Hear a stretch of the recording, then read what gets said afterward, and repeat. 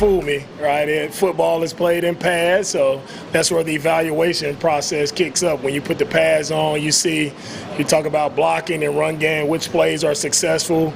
You don't have to have any guess when you put the pads on. You know who won a rep and who didn't win a rep. And the pads go on today, baby. The pads go on out here at the Methodist Training Center. Welcome in, everybody, on a Monday morning. Good to be with you. Sean Pendergast and Seth Payne, day 5 of Texans training camp, and that's just the beginning of what's going on today. There's a lot going on. There's a lot going on, for those man. of you who missed it, you're just enjoying winning the silver boot and whatnot. The Texans signed 2 defensive linemen, Mario Edwards and Jadeveon Clowney. 2 reunions. Jadeveon Clowney back in the fold. This is becoming, you know what, it's becoming a thing because they've done this with Sheldon Rankins. The defensive linemen, they go out into the world, they sow their oats, and then they come back into the fold. Yeah. There's no place like playing on this D'Amico Ryans defense. Clowney's been on quite the journey. Clowney's been on the Odyssey. He's been yeah. He had to put wax in his ears and to come down I-45 from Dallas to get here. Sheldon barely got to the county line. Yeah, Clowney's been circumnavigating the globe. Over the last 10 years or whatever. Well, he's done on 4. This now his 5th team in the last 5 years. Yeah. And he's still a very, very good football player. And last year led the Cowboys in sacks. I mean, they were a pathetic defense, but I went back and I watched 4 of his complete games. I put together a highlight reel from his whole season yesterday. And I actually did that yesterday morning because you and I had an inkling that this might happen. Yeah. So I was excited about it. Screens. And honestly, look, I knew he'd still been playing well, and I'd watched him here and there. But really, in going back and watching complete games and going back and watching all his sacks and pressures and tackles, he's still – here's the thing about 2 things, size and height and length. Those things don't change. I should say strength. He's still strong as hell, and he's still a freakishly large human being who at times makes plays that other people can't, either because he's getting to it pretty quickly or because he's just so long that he takes one step and he makes a tackle for a loss, coming down from a wide alignment defensive end down to the opposite side guard. He's making these tackles for a loss. He's fun to watch. And look, as a guy, for him to be your 3rd guy rotating in with Danielle Hunter and Will Anderson and maybe being in there on 1st and 2nd down to stuff the run because he's still very, very good against the run. This is the rich getting richer. Remember how people said that about the Texans signing Caden McDonald? Yeah. And that's a draft pick. Yeah. People around the league saw that the Texans got Caden McDonald, and they were like, oh, great. Guy that could have been a 1st rounder. The Texans get him, of course. This is Jadeveon Clowney, who's a proven football player. Proven commodity, yeah. Proven commodity. Well, and I think, okay, so there may be people waking up not knowing the details of this. As Seth pointed out, Mario Edwards Jr. back.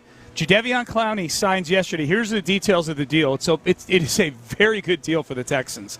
It's 1 year, $5.5 million base with a chance for him to earn up to $8 million. So presumably incentives in there for sacks and TFLs or whatever. He had 8.5 sacks last year for the Cowboys. He led the Cowboys in sacks last year. Age 33, as Seth pointed out, he's still a very, very productive player.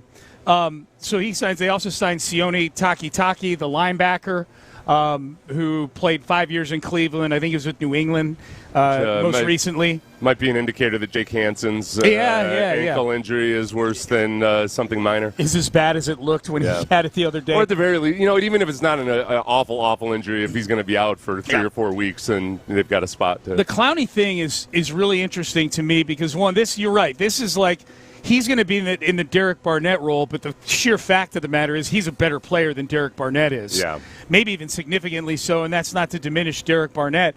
But Barnett was the guy who was sort of the 3rd man in that defensive line rotation, played about 300 to 350 snaps last year. And Clowney said yesterday, some of the quotes that are interesting from the article in the Chronicle, and I think are worth noting here for Texan fans who may have a certain impression of Clowney in their minds. You know, maybe the fact that Bill O'Brien didn't want him here anymore and traded him for a third-round pick still sticks with Texan fans. Maybe there's Texan fans who were following Clowney in Cleveland a couple of years ago when he had issues with the way he was being used in Cleveland. Hey, you're letting Myles Garrett line up all over the formation. Why didn't you let me line up all over the formation like you do with Myles Garrett? It felt like he'd earned that, yeah. You know, he's the Defensive Player of the Year. That's why. Yeah. But some of the quotes I think were interesting, Seth, in the Chronicle article about this. Quotes like this: I've grown up and learned the game a lot more since leaving. I feel I can help the younger guys. I've learned how to lead. It was a really easy decision. It wasn't about the money. These are quotes that are very indicative of somebody who's much more mature than the Clowney that we knew when he left here. Not that he was a cancer, right, or that he was a bad guy or anything like that. He was just kind of an immature goofball. In a way. Yeah, he's a lovable goofball. If you didn't attach it to some of the performances of the Texans, you'd say in the contrast between him and Bill O'Brien, in hindsight, is hilarious. At the time, it was kind of stressful. Yes. No, I think that's the thing that you got to be careful about. Is sometimes people put any kind of either football character or maturity or anything, they put it all into one bucket and act like C.J. Gardner-Johnson and Jadeveon Clowney are the same guy. Couldn't be more night and day when it comes to whatever issues Bill O'Brien had with Jadeveon Clowney. They weren't like the types of issues C.J. Gardner-Johnson has had, where he's selling out teammates, where he's getting in arguments and battles and pointing fingers and all of that. Other than that one incident in Cleveland, which was also... That was kind of a weirdly reported incident, and who knows exactly what happened there. I think this is a slam dunk, awesome, potentially, honestly. And I'm saying this without trying to be a hot take artist or anything. This could end up being one of the smartest and best signings in the NFL this year. For the amount of money you're paying and for the impact you could make on a defense that's already really, really, really good. But who's one of the few questions that you had about their depth was, all right, who are your backup defensive ends and what kind of an impact You've are they been going to make? talking about that since the offseason started with them. And I think, too, look, I think you got to point out the Texans were very fortunate last year with their injury luck on the defensive side of the ball. Will Anderson Jr. and Danielle Hunter didn't miss a single game last year. And I know Danielle Hunter is a superhero, but he's in his early 30s now. That was the first season Will Anderson Jr. had where he hadn't missed any games. He'd had that ankle issue his first 2 years in the league. The fact of the matter is it's football, and there's a chance that type of luck doesn't happen again this year. Boy, if one of those guys has to miss a game or two and you're sliding Jadeveon Clowney in there to play 60 snaps, that's about as good as it gets when you're talking about third defensive ends in a 4-3 defensive end rotation. And I think if, because some of the guys who are out there, you might wonder about, like Von Miller, probably wasn't the right scheme fit. Might be useful as a third down pass rusher, but unless Will or Danielle gets injured, that's not necessarily what you're looking for. They need somebody that can rush the passer, but also be really stout against the run. Yeah. And that's where he is. Like, Sean, the whole thing about, Clowney getting older, the thing that doesn't hurt him like it might others, Clowney's always been kind of stiffer. One of the reasons he doesn't have a boatload of sacks is he doesn't have great bend at the top of his pass rush. It's kind of stiff. Yeah. But it doesn't matter because he plays with a higher pad level than most defensive ends. Yeah, that's what he's always done. Mm-hmm. And one of his biggest strengths is he's so ridiculously strong that he kind of just stands there. There's some plays on his highlights that look like he's Hodor, where he almost just there's almost nobody that can knock him backwards or side. Yeah. The other thing, though, the one big misconception about Clowney that goes back to the scouting process that still angers me to this day is that people love to have this story about Clowney that he doesn't play hard all the time. And I can remember when you knew the Texans were going to draft him, I went back and I watched every snap of his final year in college. And I'm trying to find these moments where he's slacking, and he doesn't. He plays his butt off on Sundays. He chased Xavier Worthy 20 yards downfield and tackled him. He plays with a lot of swarm. Honestly, is he swarmy? That's what I was going to ask. He's incredibly swarmy. That's the question. The question was always when he was here with Bill O'Brien, and he said himself, he's more mature now.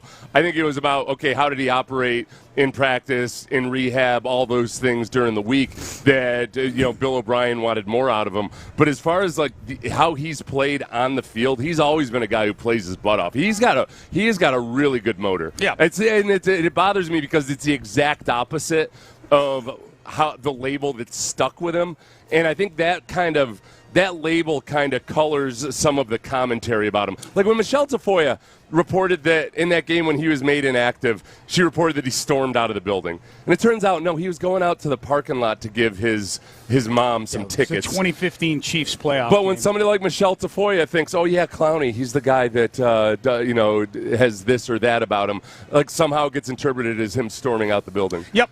And if we're being honest, Seth, some of that may be the reason why you're able to get him for 1 year, $5.5 million. All hail the label. All hail the label. Yeah. I've never been happier about a mislabel than this one. Keep perpetuating the narrative so you can bring him back next year on the same team. Yeah. So Jadeveon Clowney, I love this summary of it. This is by somebody named Max Loeb, who I didn't know who he was until yesterday, but I love the tweet. It's third down. You couldn't run the ball on first or second down against this Texans front seven. You now have to protect your QB on third and long against Will Anderson Jr., Danielle Hunter, and Jadeveon Clowney. And I think it's interesting because we've seen Will do it, and we saw Clowney do it when he was here. Maybe there are some packages on third down where they line one of them up inside, line them up over a guard or a center and use their quickness to their advantage. But just to finish the tweet, you now have to protect your QB against Will Anderson, Danielle Hunter, and Jadeveon Clowney while your wide receivers and tight ends are trying to get open against Derek Stingley, Kamari Lassiter, Reed Blankenship, Kalen Bullock, and Jalen Petrie. I added to that and said yes, and Azeez Al-Shaair is lurking in the middle of the field if anybody dare go through the kill zone. It's a stacked defense, man. I mean, the things they did, it was already – so you put the Seahawks and the Texans up there at the very top of the NFL. The Seahawks lose a few guys this offseason. The Texans gain Reed Blankenship, Caden McDonald, and now Jadeveon Clowney. Yeah. I mean, it's really and everybody else is back. Right. Everybody else. Every is starter back. is back except for the one position that didn't have a starter last year. Your revolving door safety opposite Kalen Bullock. Now you've got an actual starter there. You've added a different body type to the defensive line with Caden McDonald. Now you've brought you brought Edwards back, and then you've also added Jadeveon Clowney into the fold. Yeah, man. It really is, like, for anybody that said all offseason long, man, all they need is above-average play by C.J. Stroud, or just in that Patriots game, obviously, just average QB play wins you that game. But it really it makes it that much more of a dynamic that, man, if the offense can be a functioning offense, if they can be a threatening offense, especially, then it's a really, really hard team to beat. Yep. So then shifting gears, we're 4 practices in, and I think I agree with you. That was my thought this morning, Seth, just in thinking through this Clowney thing, driving down here. This puts even more pressure on the offense now. Yeah. In my mind, with the Texans, like, okay, Clowney, this is a guy who's, Clowney is coming here. This is one of those signings that Super Bowl contenders make. Clowney said that he had other places for more money he could have gone to. I wholeheartedly believe him. He was a productive player in Dallas last year, and he was their leading sack guy last year. Yeah. He got the attention on a bad defense and still had 8.5 sacks last year at age 32. So I think this actually amps up the pressure on the offense even more this year. That you're making additions like this on the defensive side of the ball says exactly what you're saying. The offense doesn't need to be great, but it needs to be good. And so 4 practices in, just shifting gears for a second, what have you seen from the offense? Okay, so from the offense, like I know a lot of people were depressed and concerned about the fact that the first couple of periods didn't go well for the offense on Saturday. And, I've been praising some of the progress, just how the offense is made from all the pre-snap stuff, from being sharp with all of their pre-snap motions and a lot of these tight end shifts they're using. CJ's been completing passes, and it hasn't been an aerial highlight show or anything, but they're going against the best defense in the league. It's a functional offense right now. They're doing all of the little things right, but they haven't had pads on. The first couple of periods on Saturday, I think the one thing that's really important to remember is that the defense, this defense was kind of vanilla last year. Remember, they didn't disguise a whole bunch or have a bunch of wrinkles in it. There's going to be wrinkles this year. And, there was one of CJ's nicer throws to Jared Wayne on Saturday. Will Anderson was out in coverage. Just for that alone, and I'll say, I'll describe that play because it's out there on the internet and fans took shots of it and everything. the defense is going to be a little bit more complex. It doesn't have to be crazy. It doesn't have to be like a Brian Flores type of defense or anything.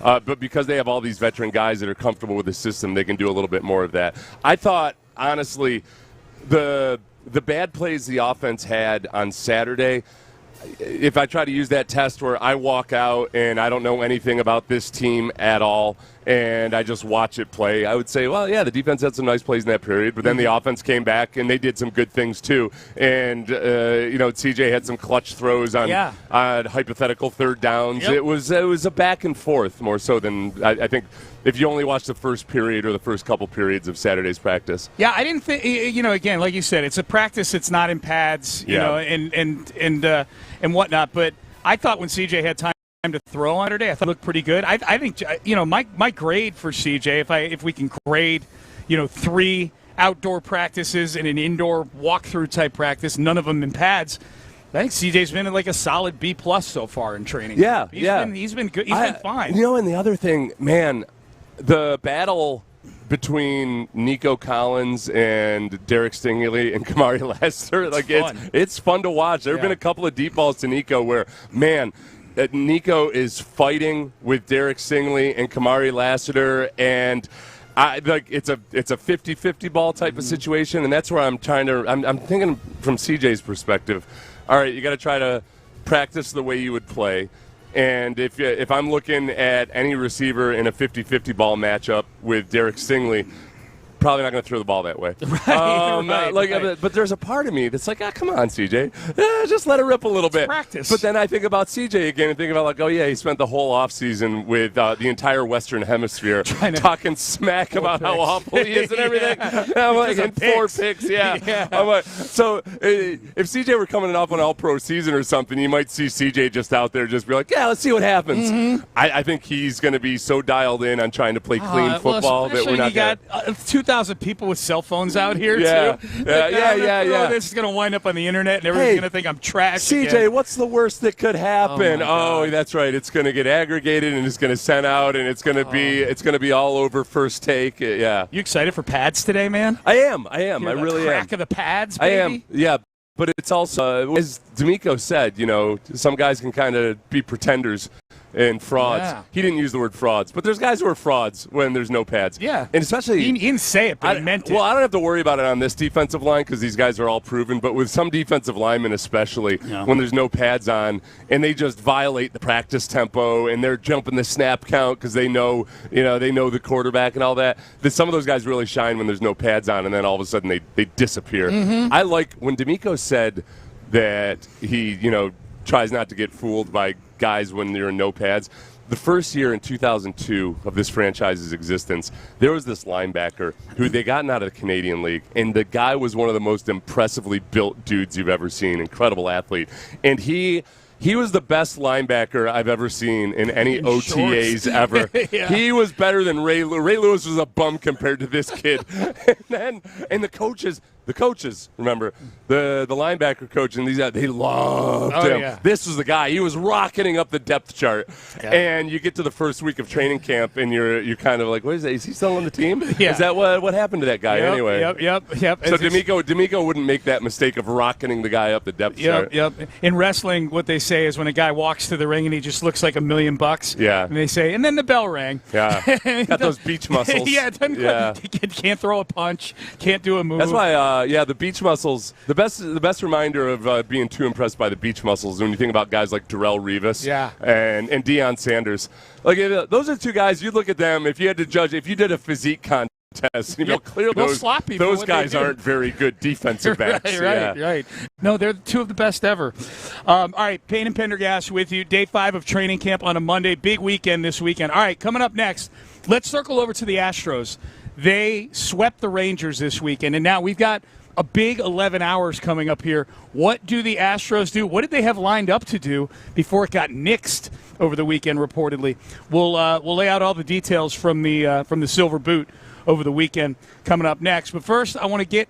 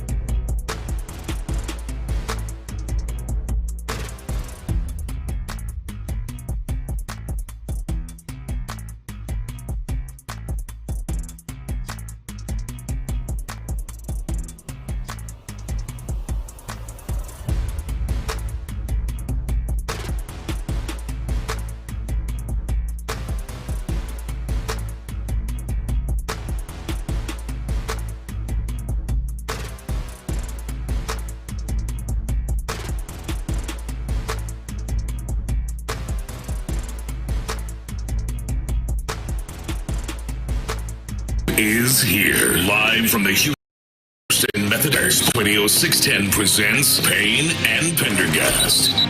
All right, we should mention that in the aftermath of Jadeveon Clowney's return to Houston, a couple other signings that Texans made as well. Mario Edwards returning, Sione Takitaki, linebacker, signing with the Texans, that we will be able to discuss all of these transactions and a whole lot more tomorrow morning at 7:15 when we are joined by Texans Executive Vice President and General Manager Nick Caserio. So he will join us for about 40 minutes tomorrow morning to talk about everything going on, both transactionally and with the Texans on the field. And again, today, first day of padded practice. So busy time for GMs in this town. It's going to be hopefully a busy next 11 hours for Dana Brown. I can't believe I'm saying hopefully it's busy because I feel like it was just like a week and a half ago where I was like, sell, Mortimer, sell. But here we are, and the Astros have won 11 out of 12 games.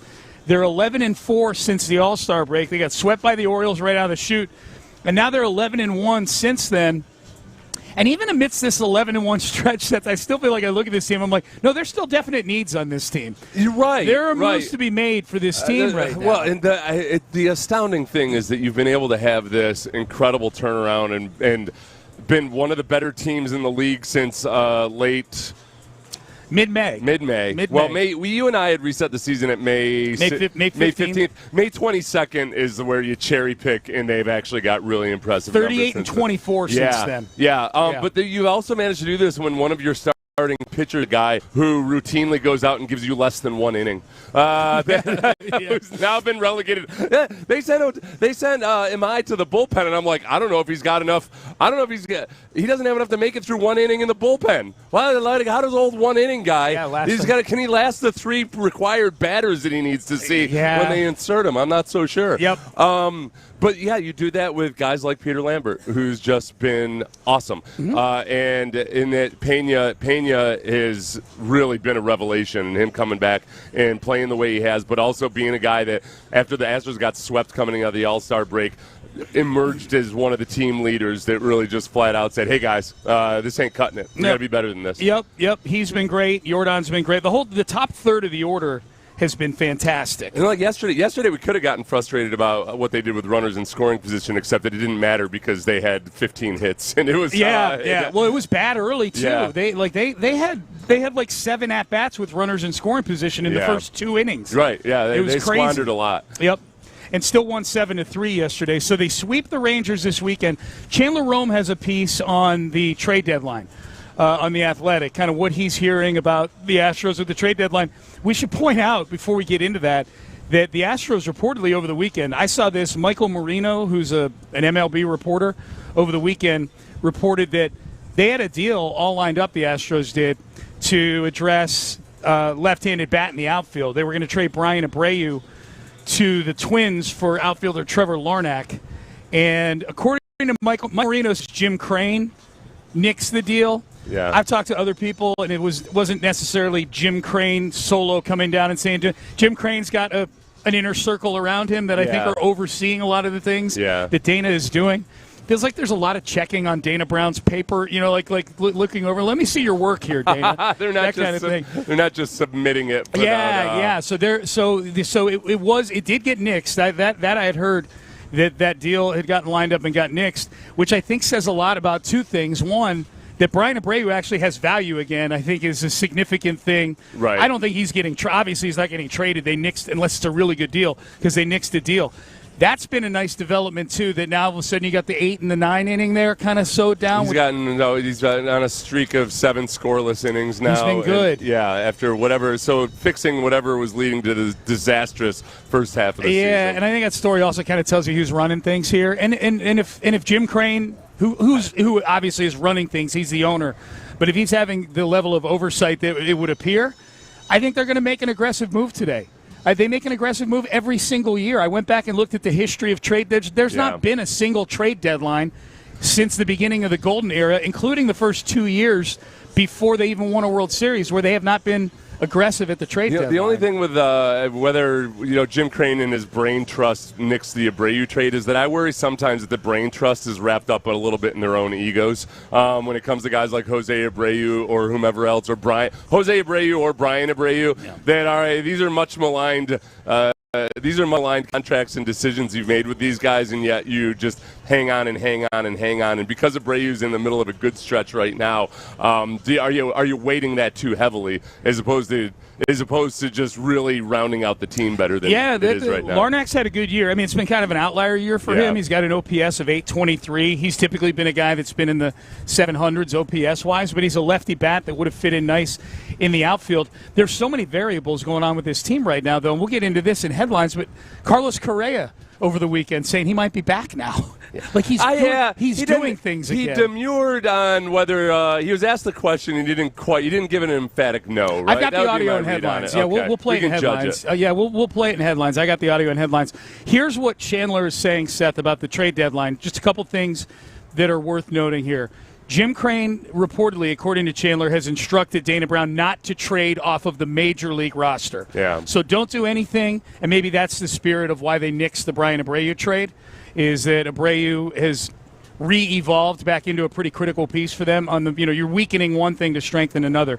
So according to Chandler, no trading off of the major league roster, and it sounds like their major prospects, which in their system would be Kevin Alvarez and Xavier Nayens, are believed to have a very low chance of being moved. They're the equivalent of Kyle Tucker back in 2018 or something like that. Yeah. I guess the only thing I worry about sometimes with the Astros is the way they operate when, forever, even after the Astros didn't have the incredible farm system that they had, the rings of the Astros farm system would fall down way below the actual guys that they got out of that farm system because their player development was so good. Mm-hmm. And because they scouted Latin American players so well, that the Astros farm system would be ranked as not all that great, and then all of a sudden you got guys like Javier and Blanco and everybody else showing up. I just don't know if the Astros are that same organization anymore when it comes to player development. I don't know when you're throwing away prospects, and I don't know if they have that edge when it comes to scouting prospects either.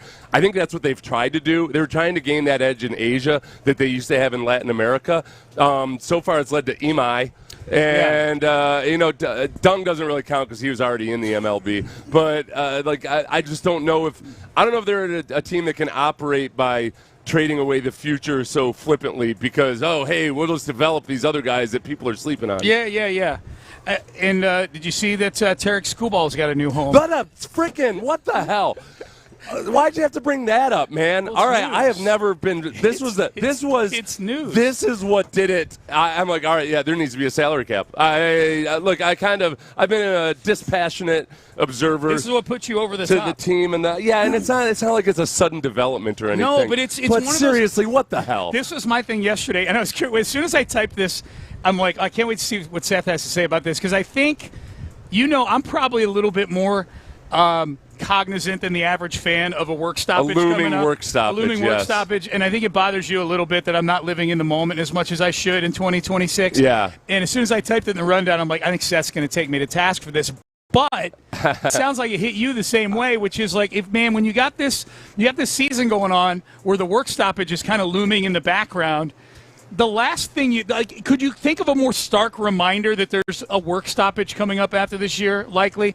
Than the Dodgers picking up the best pitcher in baseball over the last 2 years. I don't begrudge you thinking about it or worrying about it being interesting. Yeah. But by and large, the one thing I've noticed in my 15 years in this industry is that the public at large doesn't care about this stuff nearly as much as the either talking heads or like the diehard baseball fans. I agree with you, but this was a tipping point for a lot of people yesterday. That's true. Yeah, exactly. Yeah. This is a big tipping point for a lot of people. I think, and it's just when it comes down to, you've got some teams that are operating in such a different environment where when there's no cap, the amount of revenue that they make, like the Dodgers make $752 million in revenue per year. Their local TV deals are the difference. The Astros make $494, and they're no paupers. No, they're pretty good. Yeah. But like when you're talking about almost $300 million more per year in revenue out of one of the team that's able to spend on guys like Tarek Skubal. Yeah, it's hard to compete. And then add to that those big time teams like the Dodgers, the Mets especially, have owners that really don't care about running in the red. Yeah, they don't care about. Jim Crane wants to have a profitable business. Yeah,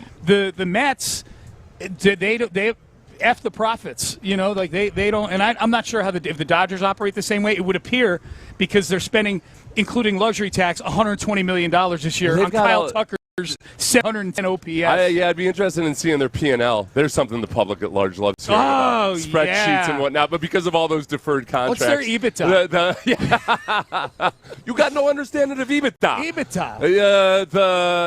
The whole thing about the Dodgers, too, is they've got all those deferred contracts, too. Yes. So, I don't know whether they're running in the red operationally or not. But, good point.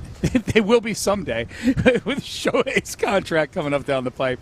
All right, headlines coming up next. We've got big Texans news that we hit in the open. We'll hit it again. By the way, baseball talk on Sports Radio 610, presented by Xfinity. Score the most reliable Wi-Fi, one price, 5 years, guaranteed. Xfinity. Imagine that. Texans news and headlines. We will circle back to the Astros. We'll have that Correa audio that we promised as well. And another Texan, former Texan, I think a lot of people want back, that didn't see the news of what he's going to be doing moving forward over the weekend. We'll get to that as well. That's coming up next. Stay there. Coach D'Amico shared his thoughts after day one of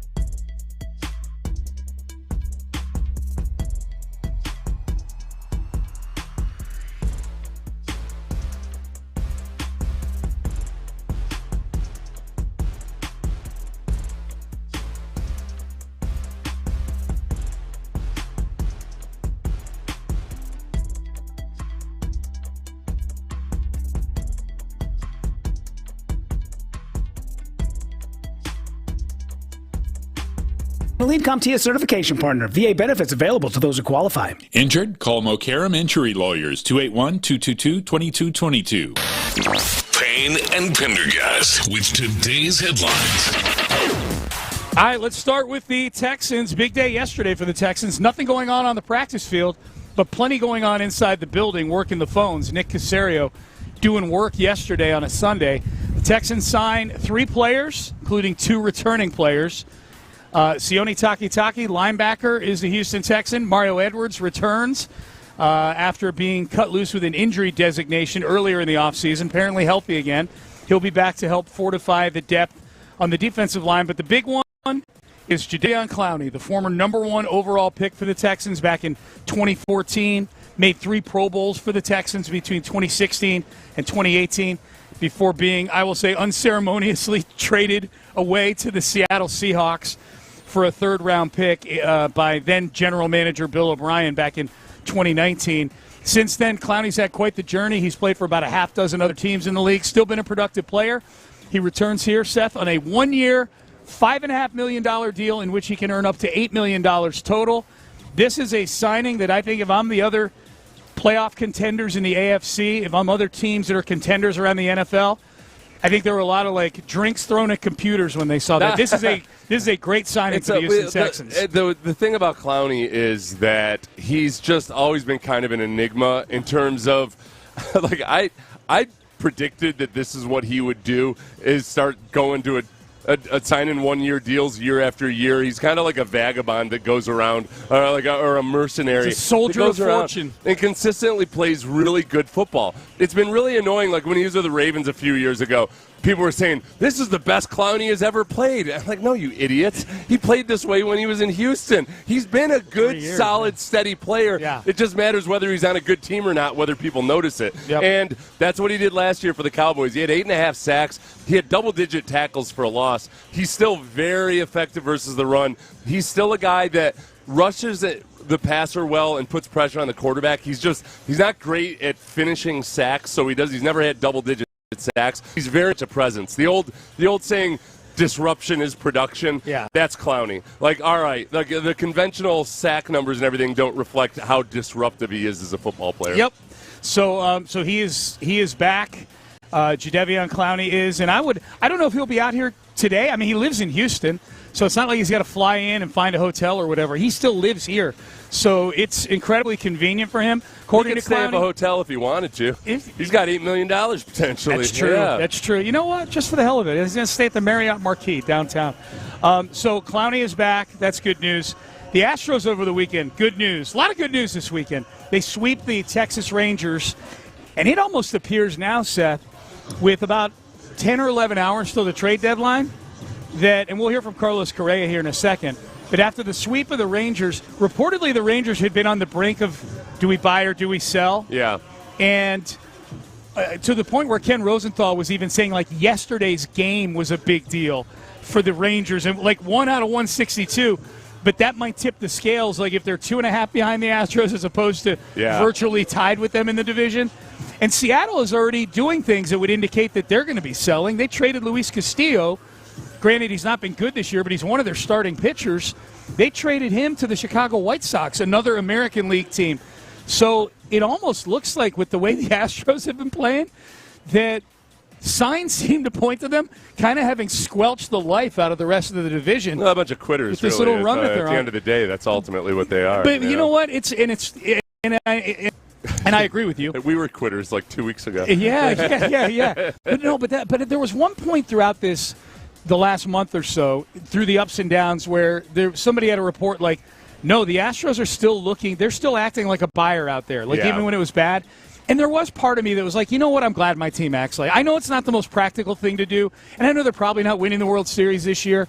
But as a fan, I'm just looking at Texas and Seattle. I'm they're just giving up. They're within shouting distance. Especially right when, it's the old, if you just make it into the tournament, anything can happen. And everybody, I'm old enough to remember 2019, Sean, and what the Nationals were able to do in a year where it looked like they were a nothing before the trade deadline or before in the first half of the season, man. And ended up winning a World Series versus a pretty good baseball team. In my memory, I don't remember that one. I blocked that one out. They were pretty good. So Carlos Correa was at Dyken Park yesterday, and he was doing things. He was running. He wasn't hitting yet, but he was taking grounders on one knee.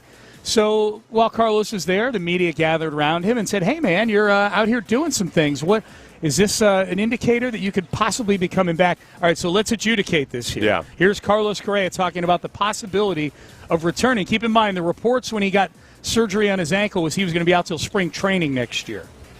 Things are going well. Things are going real well. That's where I will leave it at. Is there a chance you play again this season? We'll see. I wouldn't be doing all this work if I didn't think there was a chance. Recovery progressed faster than you thought it would initially, or just where are you at compared to where you maybe not? I'm in a really good spot. I don't feel it. We've been progressing into running and sprinting, and everything feels great. Are you at all surprised at how fast you're progressing? Well, as soon as I got hurt, I got on this protocol, and I started looking for all the information I could into how to speed up the process and the things that I needed to eat, and how I needed to sleep, and the type of treatment that I needed. And we've been doing a great job at that, so we're in a good spot.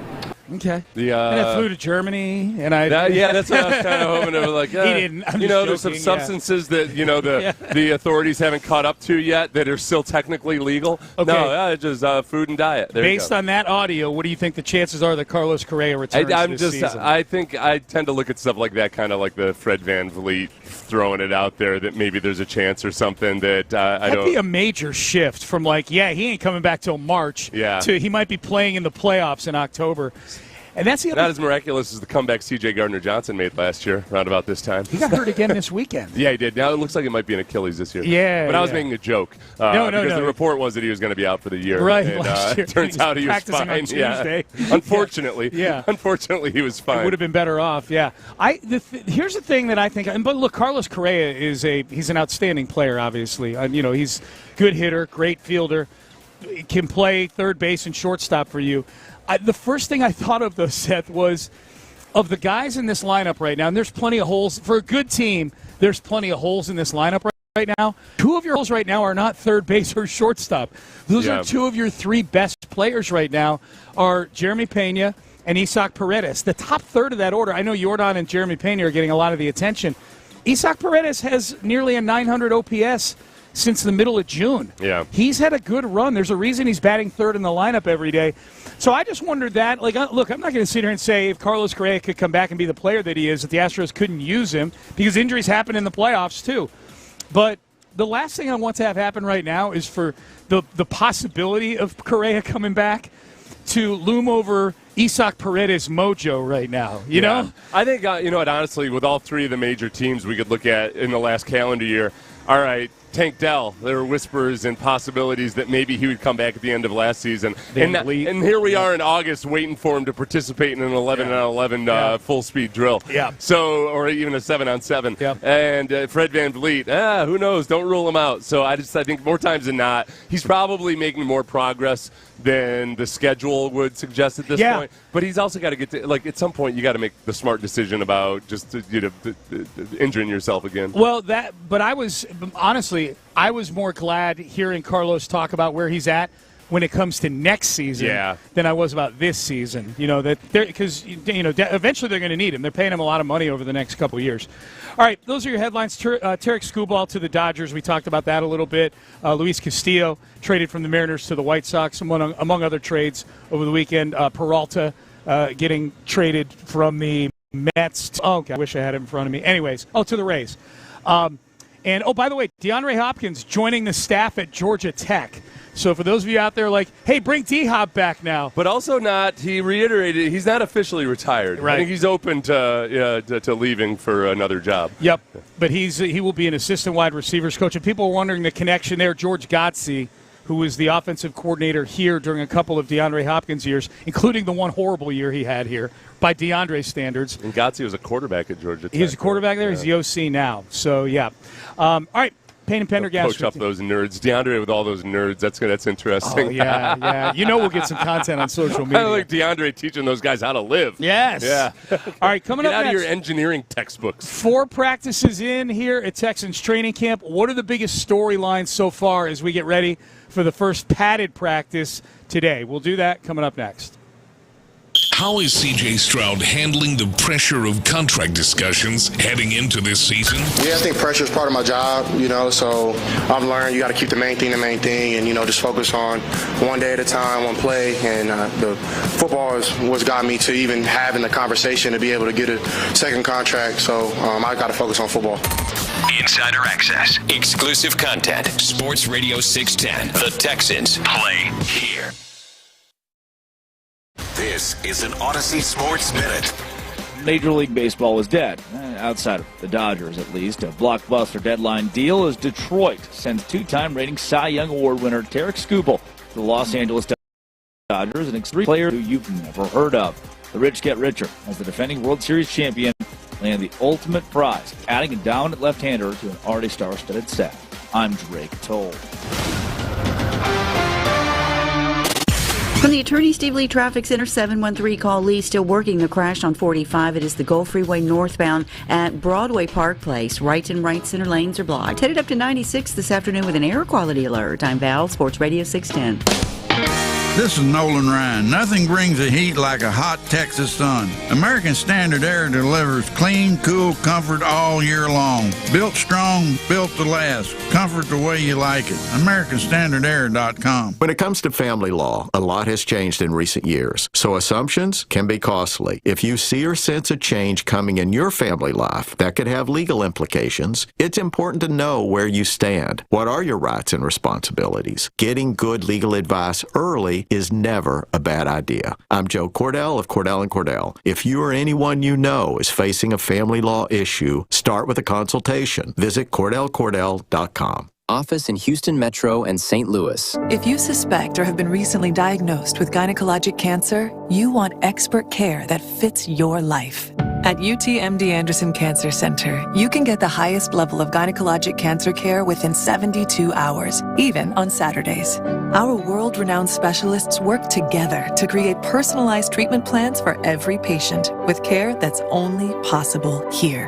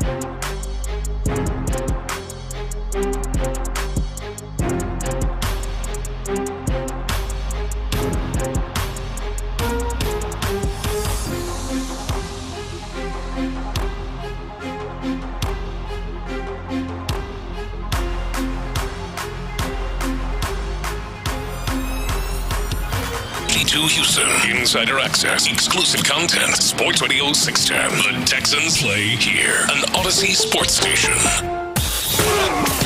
Texans training camp is here. Live from the Houston Methodist Training Center, Sports Radio 610 presents Payne and Pendergast. All right, a few administrative things before we get into the big storyline have evolved over the first 4 practices here at Texans training camp. Number one, we've had a few people ask this, what number is Clowney going to wear? He's going to wear his old number 90. So if you have an old number 90 Clowney jersey, probably not good for revenue generation because a new number would have meant new jerseys for people, but he's getting his old 90 back. He's already hurting the team. He's already hurting the bottom line. Well, he took a hometown discount. So okay. All right. Balances out, maybe. Yeah, balances out. No, and the other thing, too, is when you look at his draft photo, I've got a nice picture of Rick Smith and Bill O'Brien as Clowney holds up the jersey. It's in front of a backdrop that says Reliance Stadium. Yeah. I wonder if they changed the name back to the stadium when they figured out we'll probably sign Clowney. All those old photos will still be valid. Pictures popping up. Yeah. So he'll wear number 90. A few programming notes. About this time tomorrow, 15 minutes from now, Nick Caserio will join Seth and I out here at Texans training camp. So we'll get the skinny on how the whole Clowney thing went down and talk more about everything going on with the Texans. You guys can spend your 2 minutes talking about WrestleMania 4003 or something. SummerSlam over the weekend. Okay. Yeah, it was a big affair over the weekend, SummerSlam.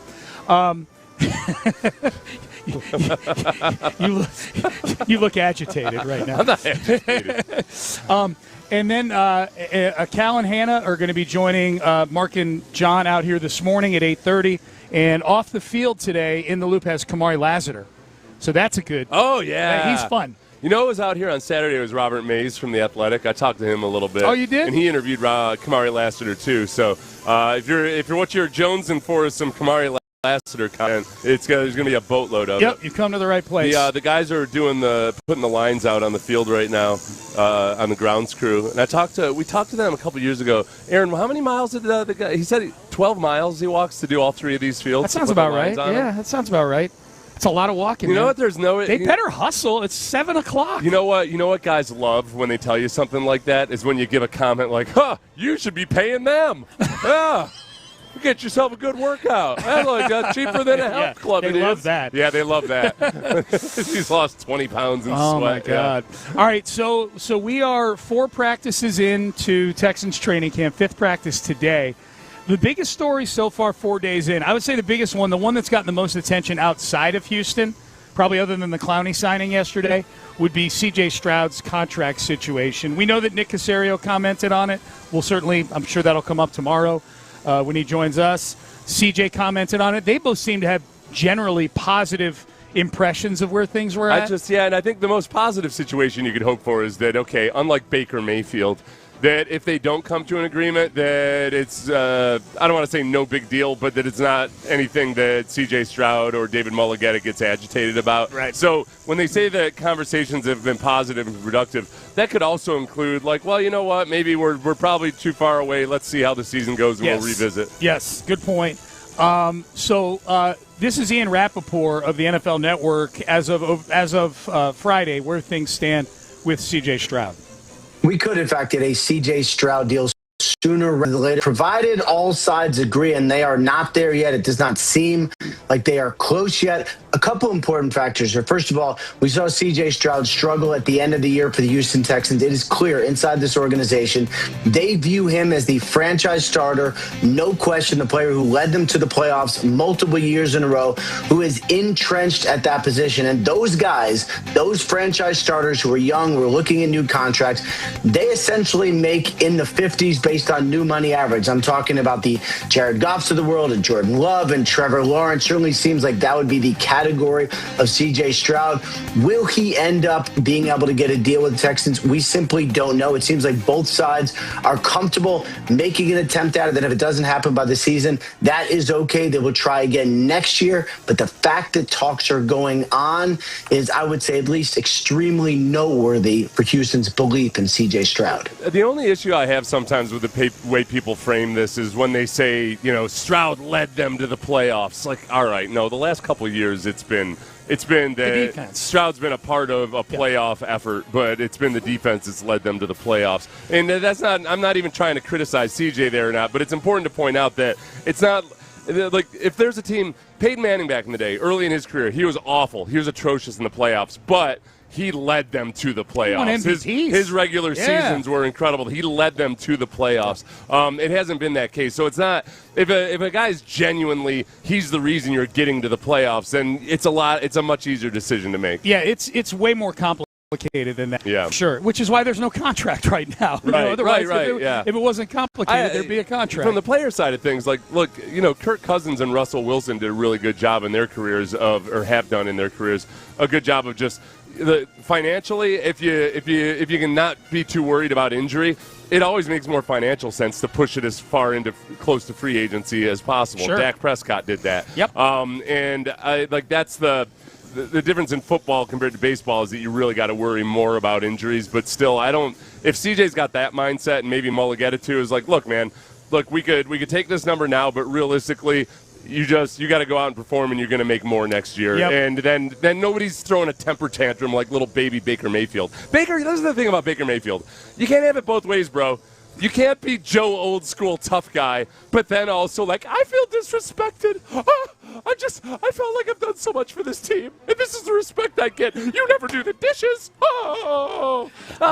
Shut up. I didn't think we were going to get a drive-by on Baker Mayfield when we were talking about don't be this. so emo, man. Yeah, don't be so just settle down. I'm with you. CJ's doing a really good job of not being all emo about it. 100%. That's why I love the Baker audio, because I think it highlights how well CJ's handling things right now. Storyline number 2, 4 days into training camp. I think we should go into this one just because it's very much tied to CJ's contract situation. He's looked good so far in training camp. The offense is actually winning some reps this year. This was Steve Smith on his podcast that he does with James Palmer, talking about how the Texans have not CJ Stroud enough. Now, they didn't do a really good job of holding themselves accountable of not putting C.J. Stroud in bad situations, because they literally just said they were going to line up, put him in shotgun, and, hey, you beat them. Didn't have check downs, didn't have adjustments, just didn't do a really good job, in my humble opinion, of setting C.J. Stroud up to not be considered, right, the Achilles heel at times. If you look at that it's a very complex situation when it comes to, okay, how much did the offense help out the quarterback, or how much did the coaching help out the quarterbacks? And there were a few things that went on last year where, yes, Nick Haley needs to be better as an offensive coordinator in his second year as an offensive coordinator, to be sure. But whenever, it's way too easy for people on the outside to say, well, I can't believe the offensive coordinator isn't doing this for the quarterback, when sometimes the quarterback is the obstacle. A lot of the really cool, funky, fun stuff that you want to do needs to be with the quarterback handling it competently. And there were times last year where I think, because the operation isn't always just on everybody except CJ. CJ directs the operation and needs to make those checks. And there are also times where, look, there's receivers that should have adjusted to either blitzes or coverages and become the hot route who didn't do it. So CJ's looking for eyes to throw to when there's pressure and there's nobody looking at him. And so how many times was it CJ's fault? How many times was it Nick Haley's fault? How many times was it Jaden Higgins or Jalen Knowles' fault? It's impossible to say, other than the sum total was, yeah, it wasn't. And then the big overarching one is when you can't run the football, your quarterback is put in 2nd and 10 and 3rd and 10 way too often. And he statistically was put in it more than almost anybody else. Right, so no matter who you are as a quarterback, it doesn't matter if you're Tom Brady or anybody else, you're 3rd and 10, you're more times than not, you're screwed. It's really, really hard to convert. Yep. But it's looked better at camp this year. It's year 2 in the system. It's year 2 for CJ with Nick Haley. I think they've done a better job of going out and getting good offensive linemen this year than they did last year. I mean, some of the stuff that was going on with the offensive line last year, between giving Cam Robinson a bunch of money and then he's not even starting for you. Yeah. I mean, it's a good thing Ariante Ursery developed last year to a degree. I mean, he's still got, he's still got room to improve, obviously, in his second year. But, I mean, if that hadn't happened, boy, they would have really been sunk last year. Well, on the offensive line. like last year, it felt like, okay, this is going to be a 2-year process on the offensive line. And I would have preferred that they were aggressive the way the Bears were. The Bears were incredibly aggressive in the offseason 2 years ago and ended up being one of the better offensive lines in football.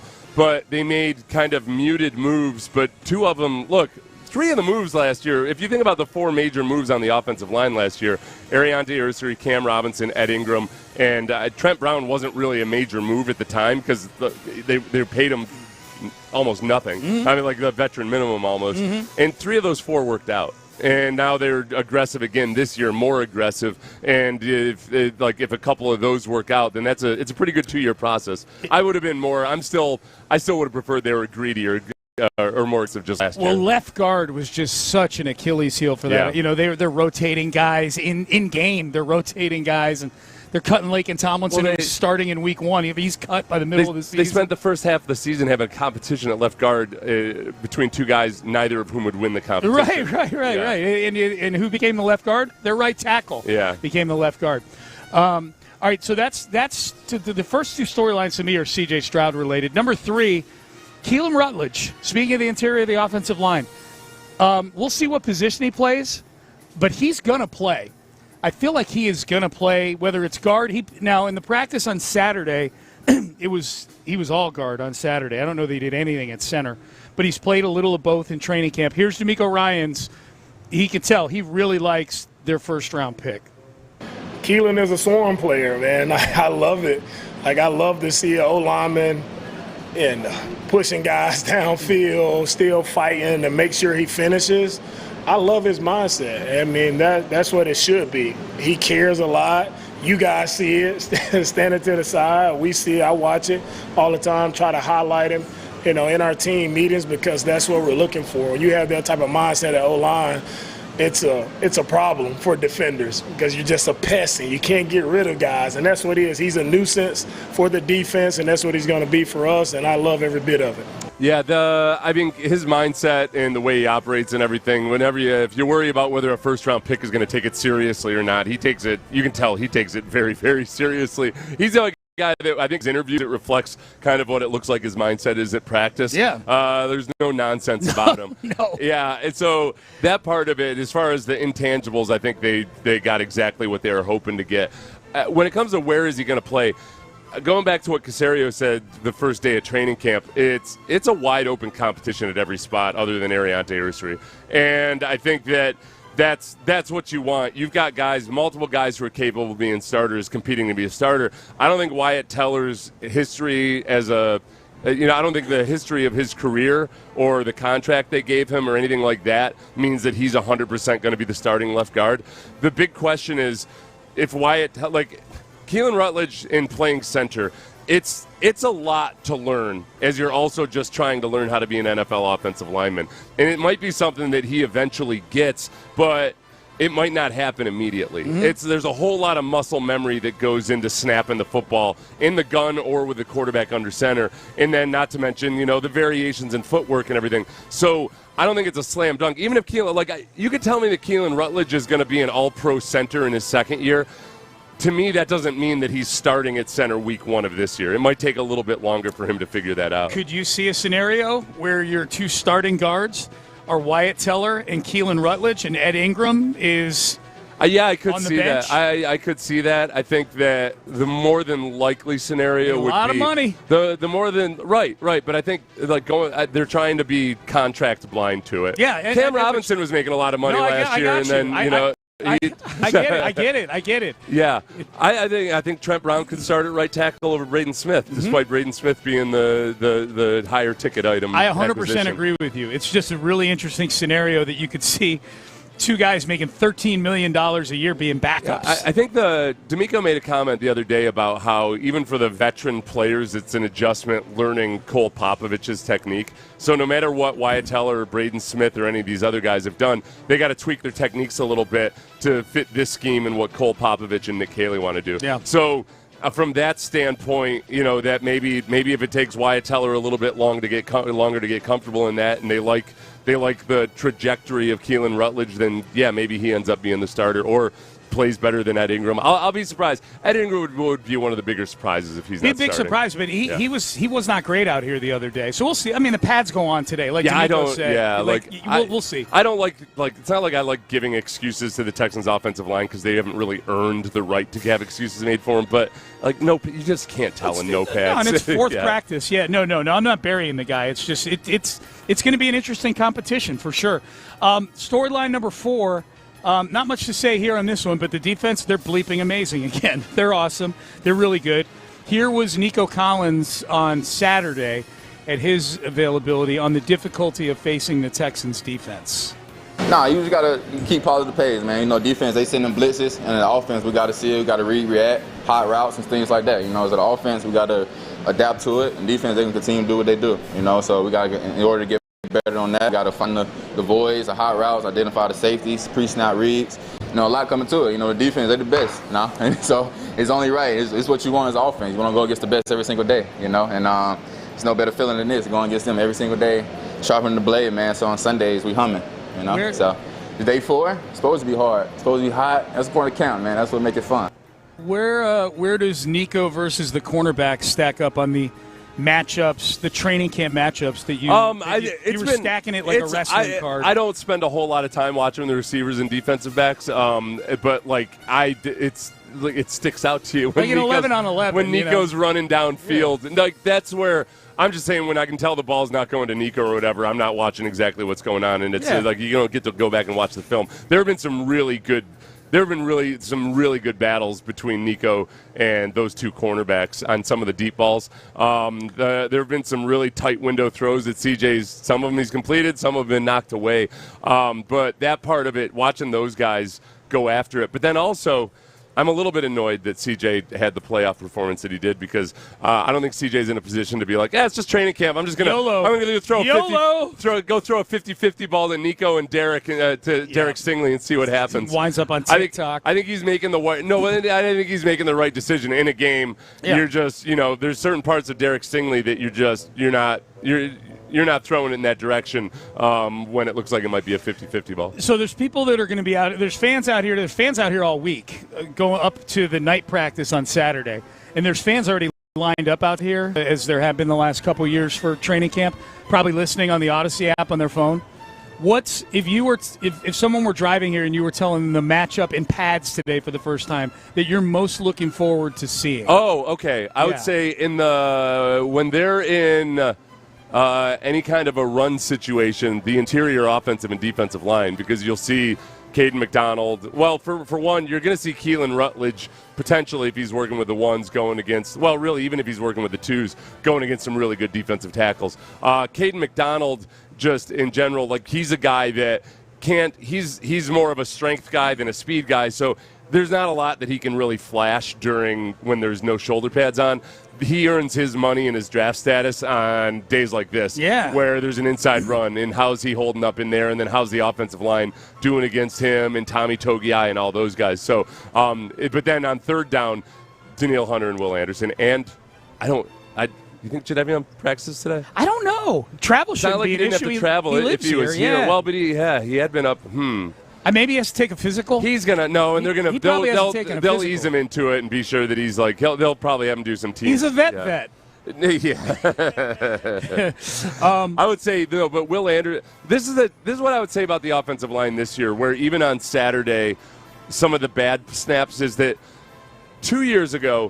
last year. Guys weren't even in position to lose the physical battles because the O-line was so stupid mentally. This year, at times, you know what? Yeah, Ariante Ursary is going to lose to Danielle Hunter or Will Anderson. But he's had some good reps, too. And, Trent Brown had a really nice rep, and one of the ones that kind of went viral on social media. Yeah. Trent Brown had a really nice rep versus Will Anderson. Yep. But it was all with no pads. So watching today in pads, watching those edge rushers, which is a lot easier to see if you're at practice watching from the stands. It's hard to watch the interior offensive and defensive line, but you can watch those edge rushers. Yep. We'll get to Acknowledge Me in a second. Last one, storylines from camp. Number 5 for me, Tank Dell is the most popular player on a near 2-year hiatus that I've ever seen in my life. Yeah, Did you hear the how response that he gets is almost like a young J.J. Watt when he come out for training camp. He got a pop the other day out here, man. And Tank isn't really doing much out here. He's, catching off the jugs machine. He's doing some walkthrough stuff. But Tank Dell is a popular dude. He'll walk out here today. I'm sure he'll get another big pop. I think people are also giving him emotional support.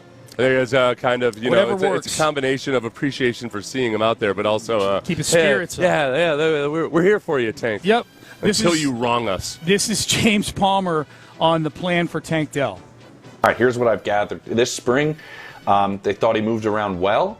They thought he moved around, it was positive. I'd say they're cautiously optimistic because of this. He was running most of the spring at about 70%. He was not going full go. That's good. And so that's kind of where he was at there. I don't think there is a timetable in place right now. And I think that's also good. Hey, you got to be back for this. No, let's see how this goes. This could be, and I told this in a couple days ago prepping for this, it could be pretty wide-ranging. He could show up at camp and go, oh, he's ahead. He put in a ton of work. All right, let's do this. Or it could be, hey, he might not be ready for the start of the season. Yeah, so I think when people ask what's the plan for Tank Dell, the team's not going to be able to give you, if they were being completely open and transparent, they can't give you a real solid plan other than that we're going to try to take it step by step. We're going to see how he does, and we're going to see how he recovers when we advance a little bit. To clarify, when James Palmer says, he was running at 70%. That doesn't mean that he never runs 100%. No, it's just he's in three-quarter speed drills, kind of like the ones we saw out there. That they're tamping him back and making sure that he just goes step by step through the process. The fact that they are in that wait and see mode, or just not trying to put a specific timetable on it, it makes it even more encouraging though that they didn't put him on the PUP because they could easily at that point say, well, if we don't know if he's going to be ready by week 1, we want to reserve the right to put him on PUP keep him on PUP at the start of the season. To not have him on PUP at the start of training camp, you're kind of pushing your chips in and saying, we got to see him out here in practice and see, and then maybe we're in an uncomfortable situation with roster spots, but it's worth the risk and it's worth the gamble. They are betting on him being healthy. Yeah. That's what not being on PUP. It's a little bit of a gamble on him. Yeah, they're kind of betting. If they had to toss a coin, it feels like it's a weighted coin that it's a better than 50% chance that he's ready week 1. That would seem to be. That would seem to be. All right, let's get to Acknowledge Me. Big performances, big news, other things from over the weekend. I will say a name, or in the case of the first one, a series of names. And Byron, who's back in the studio producing today, will play Roman Reigns. Acknowledge me. Tribal Chief, who won at SummerSlam last night. He beat Seth Rollins. And we'll acknowledge big performances. All right, here we go. Hey, can I ask you real quick? Sure. So on ESPN, are they actually breaking down WWE? Is this what I saw? I saw people all upset about something. I think that's what it was. They're actually breaking down WWE. Yeah, and the week leading up to it, they have Joe Tessitore, who's one of the voices of WWE, in studio, breaking down the matches with Mike Greenberg on Get Up. Why would people be upset about that? Why would I see so many tweets about, this is where we are right now, I guess. Yeah. I love it. Oh, God. I love it. I might have to start watching ESPN again. And I don't even care about wrestling, but I'm intrigued to watch what everybody is so pissed about. You need to watch the reaction is what you need to watch, Will Anderson Jr., Danielle Hunter, Derek Stingley, and Nico Collins. Acknowledge me. These are the 4 Texans with a Madden score of 90 or higher, Seth. That's what it's all about, Sean. Big deal to the kids Just like out there. WWE, this is the stuff that matters, damn it. It is. Kind of does from a team standpoint, like a business standpoint. You want people out there playing with your players and everything. Yeah. And, Well, it is. I mean, it is. Bring the young folk up to be lifelong Texans fans. Look, I will say this.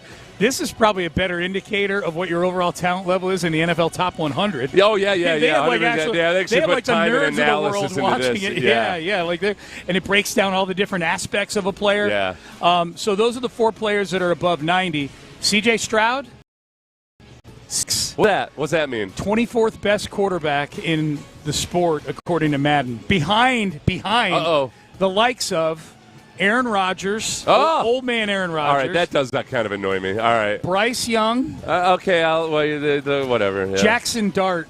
Huh. Well, I wonder, factoring in running ability and everything. I guess. I mean, I would. Boy, who took it to Jackson Dart last year? Jadeveon Clowney. Yeah. He bounced his head off the turf a couple of times. Yeah. I had Brian Daboll probably ignored, pulled him out of the tent multiple times after Jadeveon Clowney hits. Which slight do you think CJ takes the most offense to? Not making the NFL's top 100. I know the top 100 is not over yet, but it looks like he's not going to make it. Not making the player-voted NFL top 100. Only getting one vote in that ESPN thing that were coaches and front office people. Or a 76 score on Madden that puts him behind Aaron Rodgers and Bryce Young. You know, the 76 score is the one that comes up in nature the most. Like people approaching you and everything. And he probably plays video games. There's kids that want to play with C.J. Stroud. They probably come up to him and is like, I love you so much, but I just can't. I can't ever win at Madden. Yeah. And you're kind of like, what am I going to do? Tell this kid to bleep off and go viral? Probably Madden. It's probably one that affects him the most, just walking around when he's at the Kroger. Yeah. Kids coming up to him. I got to play with Jackson Dart now. And it's always nice when you do have a high Madden score and kids come up to you. Yeah. Because that happens for generations. Yeah. Sometimes the Madden score will be a little too generous, and kids will come up to you and be like, man, I'll tell you what, and in such and such year, you were a machine, and I played with you every game. Yeah. Did you ever know what your Madden score was? No, I never had a clue. Okay. I was always criminally underrated. I know, but there was like a glitch in a couple of years where I had like one move that was unstoppable. Really? Yeah, it was, and I had guys always, and I never bothered. Football? Don't be a jerk, man. Yeah, no, like to this day, I was at an airport rental car counter in Buffalo, and this kid, he was like 23 years old. And he was looking at my license and my reservation. He's like, "Are you the guy you played for the Jaguars and the Texans back in the day?"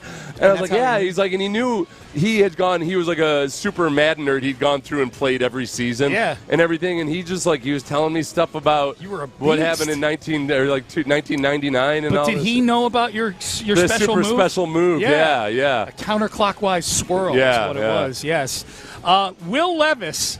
Acknowledge me. I am going to acknowledge Will Levis for this 5-star level of delusion that he had. Will Levis had a press conference last week. Mm-hmm. He is the backup quarterback in Tennessee to Cam Ward. This is Will Levis talking about where he thinks he stands among other quarterbacks in the NFL. I know I've put the tape out there already that I'm a dang good quarterback in this league, and I'm even better than I ever have been. So. The faith that you have a future as a starter in this league? 100%. I know I'm, I think there are not 32 quarterbacks in this league better than me. I know that for sure. So he's a confident young man. I'd say he's every bit as stupid as Jackson Dart, but without all the physical prowess to make up for it. Levis might be one of the dumbest football players I've ever seen. Is he one of the 32 best quarterbacks walking the planet? That's the question. I don't know. There's some bad quarterbacks out there. I don't know. Let's see. Last year with his 13 touchdowns and 12 interceptions, and his 2000. Or this was 2024, not last year. Yeah. No, I would have to say that I don't think it's a slam dunk that he's better than 32 guys out there. Can I just tell you, Aaron Raybald, who's out here on site, pulled up your Madden scores from your career. Yeah. You aged like a fine wine. Yeah. Your 3 best Madden scores were your last 3 years in football. Yeah, but I don't know. They weren't good Madden scores. You were 87. Is that good? That's good. Is it? 87's good. If you're in the high 80s, dude. You know what's so bogus about that, though, is so much of that's based on probably how many, because I had a couple years where for a nose tackle I had 5 sacks, which is so. But it wasn't like I was better that year or anything. You know what's funny? And I think you'll take most offense to this because you had a pretty good vertical leap for a big guy. Yeah. They added jumping ability in 2001. Jumping ability for a nose tackle. 11. Yeah. Oh, is that out of 100? Yes. but then the next 6 years you were in the 40s. So clearly they just... That was race-based right there. Yeah, they judged a book by its cover. I had a really good... No, it's like... I remember... Then they started watching, like, wow, look at the hops on that guy. My combine stat, my 40 times sucked. But as far as my vertical, my horizontal, and all that stuff, I was pretty damn explosive. Yeah, man. And they had all these coaches being like, you ever think about playing O-line? And I'm like, I feel like I can play defensive tackle. Why are you asking me this question? Dude, an 11 jumping. What the hell? You may as well be wearing some shoes. Well, that was also after a couple of ACLs and a torn patellar tendon. That was it. Oh, no. But that was before that was in Jacksonville. Yeah. No, I tore my patellar tendon my rookie year. Oh, you did? Yeah. Oh, that's right. Well, I played with it for 2 years. You didn't know about it. I played with a partially torn patellar tendon. That's your psychological connection with Jordan Alvarez. Yeah. Because he played with a couple of them. It's not fun. Hey, by the way, They didn't know that it was partially torn. Back then, they would do an MRI, and it was just, I'm pretty sure they would just, use a Polaroid and guess. Yeah. Look, here's the outside of your knee. Yeah. Speaking of Jordan Alvarez, Acknowledge me. Yordan Alvarez, who is way out in front for American League MVP right now. My favorite thing about when the Astros play the Rangers, Seth, is we get at least one hilarious Yordan Alvarez graphic during a game about how he's destroyed the Rangers to the same degree that whole teams have. Yeah. Or that he's hit as many home runs in that ballpark as guys on the Rangers who are leading them in home runs, things like that. This was the funny graphic from over the weekend. Most home runs against the Rangers in 2026. The Mariners with 9, the Yankees with 9, the Braves with 9, Yordan Alvarez with 8. He is there. He is to. By the way, the Astros, 25 home runs against the Rangers this year. How about that? Yeah. Go ahead. I interrupted. Bunch of losers. Yeah. So I was almost to say Yordan is to the Rangers kind of what T.Y. Hilton was to the Texans. Difference is, though, that T.Y. Hilton wasn't nearly as good a football player as he was when he was versus the Texans. Right. He was way better versus the Texans than he was the rest of the time, whereas Yordan is one of the best players in the league. So he's kind of like Derrick Henry was to the Texans for a long time. Yeah, that's a good answer. Until D'Amico got here. And now D'Amico's had – the Texans, since D'Amico's gotten here, have delivered Derrick Henry a couple of the worst games of his career. They have. But he's still like when Derrick Henry had just remember, like he had basically rushed for a mile against the Texans. He was like 3 200-yard games in a row or something like that. Yeah. All right, J.J. Watt. Did they sign him now, too? No, that would be fun, though. That would be great. This happened over the weekend. He is getting bumped up, at least on an interim basis, to the A team on CBS. Yeah. So that would seem to indicate to me that Tony Romo, by the way, Tony Romo, who's been put on indefinite leave by CBS in the aftermath of his OWI arrest up in Wisconsin. It's DWI to you and me. J.J. Watt is getting bumped up. He's going to be with Jim Nantz for the foreseeable future on CBS. I'm with you. I really liked him with an Iron Eagle. I do too. And I thought they were a great pair. Yep. And I don't know, maybe really Jim Nantz and Tony Romo together as a package have really not been a great broadcast crew. But I think Jim Nantz has been dragged down by Tony Romo just deciding to not pay attention to the game he's watching. Des Bryant had a tweet this weekend about how smart Romo is and how he sees the game and everything. And I wanted to say, yes, I agree with you. Those things are probably true. But he's devoting none of that intelligence towards actually preparing for or watching the game while he's out there. This was the dumbest. I have his tweet, Des Bryant. Des Bryant's actually been on Twitter. Yeah. And he's taken up for Tony Romo. I get it. The dumbest thing in this tweet was when he says, the knowledge Tony rarely shows the world is on another level. And so I retweeted. I said, Des, he's a broadcaster. I would suggest he show that knowledge. He rarely shows it to the world. Yeah. It is. You knew from his first couple of years as a broadcaster that, oh, cool. Yeah. He sees the game differently. I thought people took the calling out the plays a little too far because, for one, he was wrong way more than people realized, but two, it was just annoying. Yep. And but he just steadily, over time, looked like everything that if I were a Cowboys fan, I would be like, oh, this is why he never really capitalized on his potential as a player. Yep. It doesn't seem like he's really working all that hard at it. Here's my question to you. Yeah. These are the CBS Week 1 games, because Bills-Texans is a good game. Yeah. That's the game. It's noon Sunday, Week 1. These are the 6 CBS games. Do you think we get Jim Nantz and J.J. Watt? Bills-Texans, Jets-Titans, no chance that they get him. Yeah. Ravens-Colts, I think Bills-Texans better than that, I would say. Yeah. Browns-Jaguars. Likely not. Likely not. Okay. Yeah, no, definitely likely not. You've got a bad team versus a good team, but the good team is one of the smallest markets. Yeah. Yep. And then the 2 late window games. I'll get this one out of the way. They're not doing Cardinals-Chargers. No. But 3:25 window, which is a big window for CBS. Yeah. That's oftentimes where you see the A team on there. Packers-Vikings. Ooh, Do you think it's gonna Nantz and Watt get Texans-Bills noon or Packers-Vikings late window? I think it probably ends up being Packers-Vikings. I think games in the late window for a reason. Yeah. You know what I mean? Right. Yeah. Well, the Bills-Texans, man. No. Bills-Texans is if you base it purely on Vikings didn't make the playoffs pure last football matchup, 2 of the favorites in the AFC, et cetera, et cetera. The 2 big-name quarterbacks, all of that. And whereas the Vikings, you don't even know what the hell's going on with the quarterback situation. No, by pure football standards, it should be Texans versus the Bills, or Bills versus Texans, but the Packers are the Packers, and it's a divisional matchup with and it's a late afternoon. That's the window. biggest thing. If that Packers-Vikings were at noon, I'd be like, oh yeah, no, they'll do Bills-Texans. But that late window to me is that what's the latest scuttlebutt? J.J. McCarthy is actually in the lead now in the quarterback competition. That's not what I've seen. That's not what you've seen. I haven't been following it close. I just see various tweets, so who knows? I haven't read an article or anything. Yeah. So they're saying Kyler Murray's the favorite now? I thought after the first week it looked like, well, this is what I saw. It's like, okay, J.J. McCarthy looks like a guy who's been in the system for a year and knows what he's doing, whereas Kyler Murray, it's still more of a Again, when I work in say I progress. haven't seen, I've not followed it at all. So, I'm just not. Yeah, I had heard good things about Kyler Murray through the spring, but, this is where the rubber meets the road.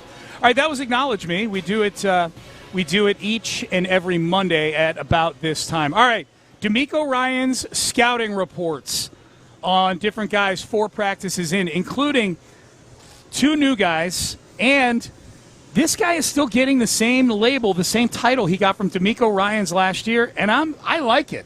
I wonder if this guy's going to be around for a long time. We'll see. But we got D'Amico Ryan's scouting reports as we get you ready for today's first padded practice out here at Texans training camp. That's coming up next.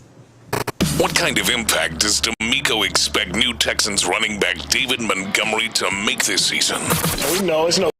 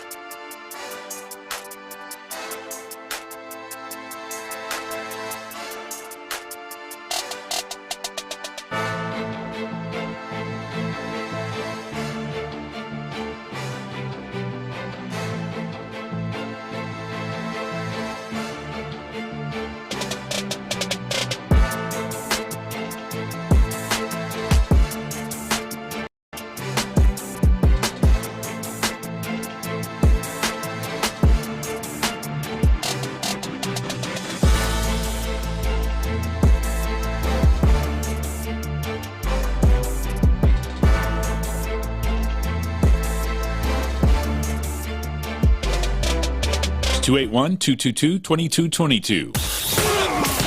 Texans training camp is here. Live from the Houston Methodist Training Center, Sports Radio 610 presents Payne and Pendergast. All right, Payne and Pendergast. All right, Seth, so we just, in Acknowledge Me, acknowledge. You know what? We should have acknowledged Seth, Byron. Can we give Seth Payne an Acknowledge Me real quick? Acknowledge me. You were an 87 on Madden overall your last 3 years in the NFL. Yeah. Like a fine wine. Which you tell me is good.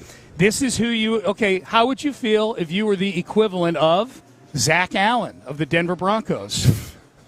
You had to go the white guy, huh? Yeah. You're sandwiched in between Leonard Williams and Milton Williams. I was, that's cool. One point behind Leonard Williams. He's really good. Yeah, I know. It's always such a shock to people like you when you find out that I was a respected football You accept player. praise like you're being handed a diagnosis. No, of a clap it's or well, you always act like incredibly surprised. Like, hey, look at I'm this. excited for you. Not surprised. I don't like. You were a good player. I don't like being singled out for stuff. Okay, but yes, thank you. Yeah, Okay. I'll acknowledge that I was a good player. Okay, good. We've got 10 minutes left in the show. I shall now read all the 2026 defensive linemen that Seth Payne was better than. Grover Stewart, Kobe Turner, Byron Murphy, DJ Reader, 84. Deron Payne, your brother, he is 84 also. Yeah. All right, I won't keep going. All right, so D'Amico Ryans met with the media over the weekend, as he always does, and it was kind of cool. He gave like sort of some scouting thumbnails on some of the guys. Kalen Bullock met with the media too. This was D'Amico Ryan. I think Kalen Bullock's one of the guys people are real excited about in year 3. I know you've said this with Reed Blankenship back there now. Maybe it unlocks a different level with Kalen Bullock. This was D'Amico on Kalen Bullock this weekend. Kalen's done a really good job of just working on his communication skills. We all know Kalen's greatest asset is just being able to take the football away. That's where he truly shines, one of the best in the league at taking the football away. And I've seen him take a jump in his tackling. Like every year, the kid has gotten better, and he's putting in the work to do that. So this year has just been the communication, moving him around a little bit more. He's well versed in what we're doing defensively. Now continuing to work with his disguises and showing one thing, giving him another. So the more he can really own that role, the better he'll be, the better our defense will be. Is he another one of these guys, Seth, that benefits from something you were talking about earlier in the show, which is this is a defense that's just going to have more wrinkles to it this year? Yeah. Bullock? Yeah, 100%. For one, all these guys have been in the system now for a couple of years, at least a couple of years. We look at Kamari Lassiter and Kalen Bullock.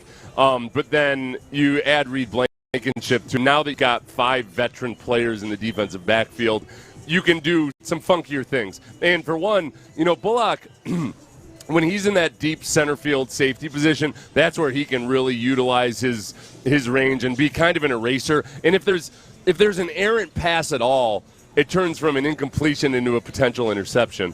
But they also, because you have Reed Blankenship, it frees them up to maybe move Kalen Bullock up near the line of scrimmage at times and have Reed Blankenship play deep and take advantage of Bullock's speed and versatility down there. Fun, man. Yeah, and there will be more wrinkles this year just because if you look at last year, having a revolving door at safety next to Kalen, there's just only so much you can do in terms of disguising without screwing everything up because it's just more on the plate of a rookie or a guy that you just signed to try to disguise or to do anything funky. It's just there's going to be more mental errors when you can't trust everybody back there. So as long as everybody's healthy, or like if Jalen Petrie got injured, for instance, hypothetically, they can move Reed Blankenship around, or some of those younger guys are now a year older that it doesn't have to disrupt you as much. So yeah, I think this year they'll be really freed up to take advantage of everything that Kalen Bullock offers athletically. I think one of the more interesting guys on the defense that we haven't talked about a ton is Logan Hall because of the versatility he brings to the defensive line. Who knows if the Clowney signing impacts how they envision using him eventually, because I think there had been a notion that they were so thin at the backup defensive end that Logan Hall could give you some snaps there. We'll see how that works out. But this was D'Amico, and this is obviously before Clowney signing, but this was D'Amico on Logan Hall. With Logan, he's done a good job of just, working himself back, getting out to playing football. he had surgery there in the offseason, so he's been, doing a good job of working with our guys on the side and now getting integrated back to football. He just has to get used to the techniques and the things we're asking the D-line to do, as we know. Completely different scheme from what he's used to, so it'll take some time for him to get caught up with what we're doing. So we'll see how he continues to grow with that, but he's done a great job in his first 4 days. So Logan Hall, we've talked a lot about how, Logan Hall in some ways can be the replacement for Danico Autry, who's kind of he's more of a combo defensive end / defensive tackle, played defensive end in a 3-4. That's kind of like an interior defensive lineman. So, but I think more so than Danico Autry, they'd be more comfortable having him play defensive tackle in more situations. So it's going to be a game plan by game plan thing, or based on injuries. He gives you a lot more ability that, look, he can be a replacement for, not a direct replacement, but if Will Anderson goes down, or both of them went down. If Will Anderson and Danielle Hunter both went down, you've got Jadeveon Clowney and Logan Hall as your defensive ends, and you can roll with that. You're not going to be as good, obviously, but you can roll with that. But likewise, if you have a bunch of injuries at defensive tackle, Logan Hall can play a lot more defensive tackle in normal situations. Autry was kind of a guy that might play defensive tackle in passing situations, or in specific other situations. Logan Hall's more of a genuinely versatile inside-outside player. All right, last one here. The title of most consistent player last year. This shocked a lot of people when D'Amico said it a year ago. Said the most consistent Houston Texan is Tommy Togiai, and this is before Togiai had evolved into what he became this past season. Does he still hold the belt for most consistent Houston Texan? Tommy is just always the most consistent guy. He's always here working out, always one of our best guys in the weight room, and it shows on the field. When he steps on the field, he doesn't surprise us. He's made a play today on the screen in the backfield. He's just smart, aware, not just running with his eyes closed. He's aware of what's going on. Really good feel, really great instincts inside, and that's what's allowed him to shine, as a player for us. And he's, again, gotten better each and every year. And he's looking the best that I've seen him look here in training camp. So excited to see the type of season that he'll have. This is, I'm going to show you something that I texted to you and Nick Caserio after the last time we had Caserio on, because he was talking about Togiai being as explosive as he is. And it's a spider chart. If you ever go to Mock Draftable, it's a fun thing to do. And they'll show how a player looks based on his combine stats, relative to other things. Togiai, you might wonder, how's a guy who's in the 92nd percentile of the three-cone drill, 77th percentile of 20-yard shuttle. He's in the 80th percentile of vertical jump. Looks like a pretty explosive guy. Yeah. He's a mid-round draft pick. Arm length, 9th percentile. No arms. Hand size, 2nd percentile. He's trying to play defensive tackle without any arms. Height and weight. He's at the top of the lower quartile. Right. Well, no, it's stand to reason that when you have no arms, your hand size would also be very small. He's a smaller guy, so he's almost like, hands. And he's not quite as impressive as Aaron Donald was. It could overcome. That's a wild-looking spider. He's he doesn't have the length that guys feel comfortable with.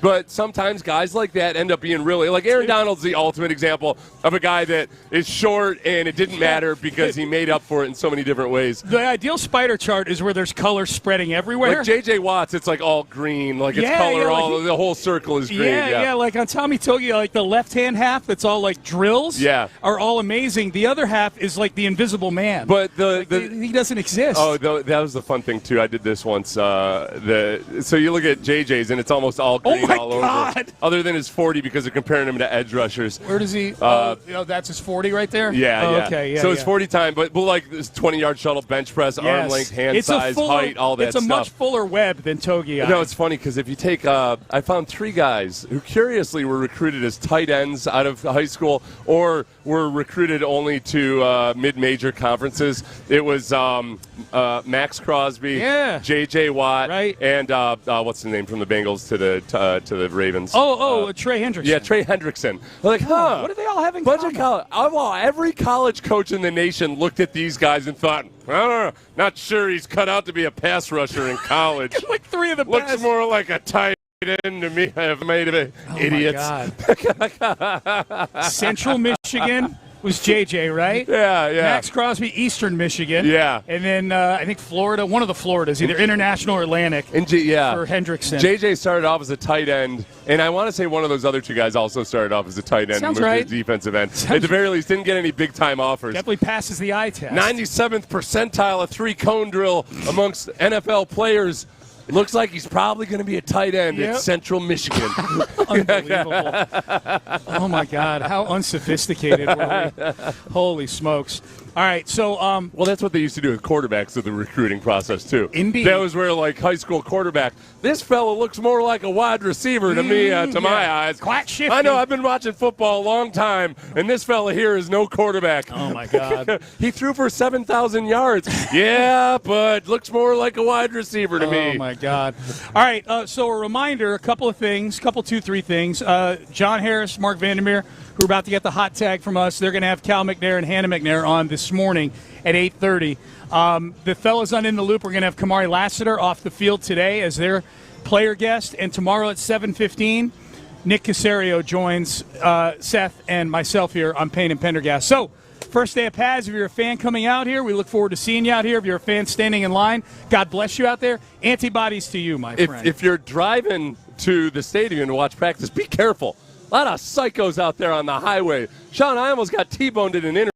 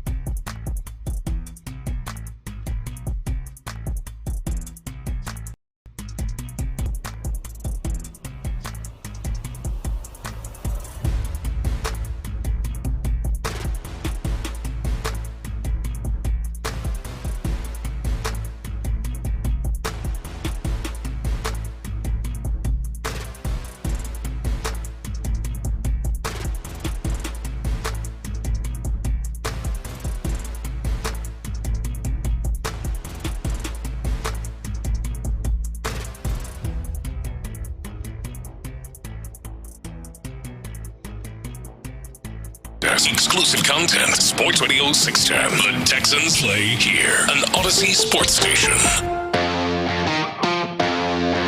It's time Here we go! to get back to the grind Let's go to work, baby! and prepare for the season. Go, go, go, go! It's Texans Training Camp Live. Here's Mark Vandermeer and John Harris. Hello, Texans. It is day 5 of training camp. Ooh, already? Already, Johnny, because day 4 was Saturday. Yeah. We were not on the air that day, but we got a lot to talk about. That was a good practice. We're going to have a great one today, and a lot of news to go over as we are at the Houston Methodist Training Center, and fans in the stands today for this one, filing in, filling up the bleachers here. 8 a.m. Are all the doors open? I think the doors are open. So at 8 a.m. This is worth noting. I think there's a huge line outside, though. They're making their way in. There's another private party section. This place gets packed. It was electric on Saturday. Lots of cool plays. David Montgomery, shake and bake among them. You saw that on Twitter. A fan got a really good look at that. Sometimes the fans get the best videos, much better than the media, because first of all, they're shooting when the media is shut down. Right. You can't think the cameras away from the fans. It's not like fans. One of those concerts you go to where they put your phone in a bag. They don't do that here. So you're able to see a lot of stuff. I wait to let it kind of marinate a bit. And Saturday night, Sunday morning, I start looking at the fan content, and there's some good stuff. They caught that Montgomery shake and bake. I don't know if we put that one out on Texan social media. We did. We did? Because we got a great ground floor look at it. Yep. And it's brilliant. It's brilliant. I said this to you, and I said it in Harris Hits, so go check out Harris Hits. Texans.com. Go check out the Vander blog. We put a lot of written content up. Oh, so I wrote something, for a change. How about that? That's how I'm pumping it up. Thank you. It was that run was the beginning of the team, the fourth team period. Yeah. And I said to you, and I started thinking about this. So I got in the building in 2014. So I got right near the end of Arian. But if I remember correctly, 2014, I don't remember Arian doing a ton of training camp. But either way, Montgomery on that zone run. It was a zone run to the right. Everybody can see that. But the great thing about a zone run is you have 3 things you can do: bang it, bounce it, bend it. Well, he took that and he bent it back like Arian used to. Arian would take 2-3 steps, and then all of a sudden he'd see that cut-up angle right back on the furthest lineman. So all the group moving this way, he would find the angle right off the butt of this lineman, and he'd hit it. And I'm telling you, I have not seen in a training camp for the Texans. And look, no pads, I get it. But I even, without pads, have not seen a running back hit a zone run like that. And as he did, the secondary then closed, and then he went, ha, and then just gave him a little, the what for, and then just juked, and then got upfield and was like, yo, I haven't seen that. Johnny, I haven't seen that training camp. I haven't seen that training camp ever. It's too soon for Haven't this. seen it. But you've known me for a long time. What 2 words came into my mind once I saw Montgomery go off in practice? Bubble wrap. Bubble wrap. Bubble wrap. Bubble wrap. Bubble but wrap. I want to see it in pads. Don't pop the bubbles. So I got to see it. I got to see it this week in pads, then bubble wrap. How about that? I agree with you. But, man, I'm telling you, just seeing that run and how explosive Demo was on that run, it was like, whoa. I mean, I was writing in my notebook, and I was just kind of shaking a little bit like, I haven't seen this. Yeah. I haven't seen this. And then you think about what that can all mean. I said this for this offense. I don't know if you read Vanderblog, but I did say this. This has a chance to be, as far as veteran acquisition in the offseason, either trade or acquisition signing, it has a chance to be one of the very best in Texans history. I mean, I can't say the best. Like Matt Schaub, huge acquisition. Right. You had several others, and we can go over them. I mean, Lamar Miller once upon a time was a pretty big acquisition for you. Laramie Tunsil was a pretty big acquisition for you Labor Day weekend. But I'm saying this was a big acquisition and has a chance to be transformative for the offense. But let's get to the big news of the weekend with hot reads. Okay, the Texans get guys in on defense. 3 players come in. 1.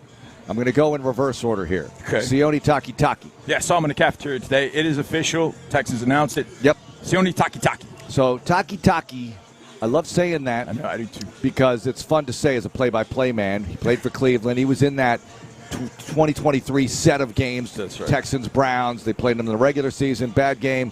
Playoffs, excellent game. Sione Takitaki. Need linebacker depth. Next player, welcome back Mario Edwards Jr. Rio's back. Love Mario. And on that D-line, those defensive tackles, you know Mario can start if you need him to. You know he can play. Whatever role you need him to play, he's available. He's here. That's cool to have him back. We'll talk more about that. We got the general on later today, John McClain. We've got the McNairs coming up at about 8:45-ish. All right, so Cal and Hannah McNair will be here. Got a lot to talk to them about, so that's going to be fun. But let's get to the big news. Reportedly, over the weekend, it broke yesterday. Oh, my goodness. The number one pick in 2014. In fact, how did it sound that night when the Texans had the number one overall selection in 2014, the first year of the Bill O'Brien era? With the first pick in the 2014 NFL Draft, the Houston Texans select Jadeveon Clowney, defensive end, South Carolina. All right, so Clowney became one overall pick. The Texans have had three in their history: David Carr, Mario Williams, and Jadeveon Clowney. Clowney played here through 2018, had some really great moments. Ooh. It's hard to live up to number one pick in the draft building. I think we were talking about this just last week, and Clowney and Mario and that kind of thing. You have to live up to the hype. You know, we talked about Trayvon Walker in Jacksonville. It's hard to live up to that hype to be the number one overall guy. And they almost had the number one overall pick in 2023. We know the history. But here's Clowney back, and Clowney can still play, Johnny. And especially in this defense, you're talking about a role player. You're talking about a guy who plays some snaps at defensive end. You can line him up. You feel like they can line him up in a variety of ways, and you compared it to a player they had on the roster last year. Yeah, I think there are a couple of roles, and this is the thing about JD. He can play a couple of roles here. I think he can, obviously, JD's not, and he knows it. He's not going to supplant Willington Neal as a starter. But he comes in, they get the first, I'm trying to remember how exactly they did the rotation last year, but a lot of times it would be first two series, Willington Neal at defensive end, and then Barnett and Horton would come in at that point. I think JD gets those snaps in place of, at this point, Derek Barnett.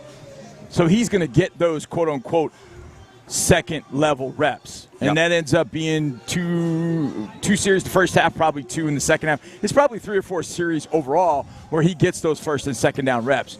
But I think because of the way Clowney can rush on the inside, I think he becomes your Danico Autry replacement. So I think he satisfies a couple. He scratches a couple of itches, if you will, because his ability on third down to go inside and do some things inside, and we've seen that forever. Dating back to the time when he really got on the field in 2016, we saw Romeo Crennel would use him. He would stand him up over the center, and you had guys on the outside. Your Whitney would be on the outside, whoever else you had with J.J. Hurt on the outside, and then J.D. would stand up over the center. And then he'd go wherever he wanted to against the center. I remember the playoff game against New England. Romeo put him over the center. They screwed up the blocking protection, and Clowney almost killed Tom Brady. So you can put Clowney inside. You can work games. Clowney's best move has always been his inside counter. He is so good slipping inside. As an interior rusher, he can do that even more in a guard. Now you've got JD, Willington Neal on the outside, and then you can have Mario or Sheldon or Tommy, whomever in that fourth spot rushing. And that's really what they got great with at the end of last year. You'd get the third down, and you'd see 51, 55, and 96 all going in the game, and then Sheldon would stay out there or Tommy would stay out there, and then they'd go rush the quarterback, and away you go. Now, if Willington Neal been getting a rest, they go in with Clowney, Sheldon stays, and you can rush 4 all night and feel like you're going to get as much pressure as you could with 5 or 6. Relative to the defensive line or the defense in general, Johnny, it's like the Heat getting Ray Allen, the 86 Celtics getting Bill Walton. I mean, this is a guy who's got some individual pelts. He's wrecked games. He's never had double-digit sacks, but it's not about that necessarily with him. Great edge setter, run stopper, TFL racker-upper, Jadeveon Clowney. Now let's do it. We're going to run through it real fast. Okay. JD, 2014 through 2018 here in Houston, the top 5 plays. Look, many games he would put together stat sheet filler, right? Yeah. In a good way. Yeah. You fill up the stat sheet. Yeah. So it's sometimes hard to come up with individual plays, but there were games that he absolutely dominated and he was frightening to the opponent. One of them was a loss, but this was a moment against the Philadelphia Eagles in 2018. Here you come down the stretch. Nick Foles has the ball. You need it. He got it. Here are the Eagles with a 2nd and 6 at their 14-yard line. Doesn't feed Adams. Instead, he gets sacked by Clowney. The ball is out, and the Texans say they have it. They do! And they would score moments later against the Philadelphia Eagles. Now, the Eagles got the ball late. That was a rough one, but great game up at the Link, site of former Veterans Stadium. All right, let's get to number 4 here. Against the Patriots, it's 2017, it's week 3. It's a revelation game because you are lighting it up on the scoreboard against the New England Patriots. The offense got a lot of accolades that day, but Clowney got one of the TDs. 2nd down and 7 from the New England 28.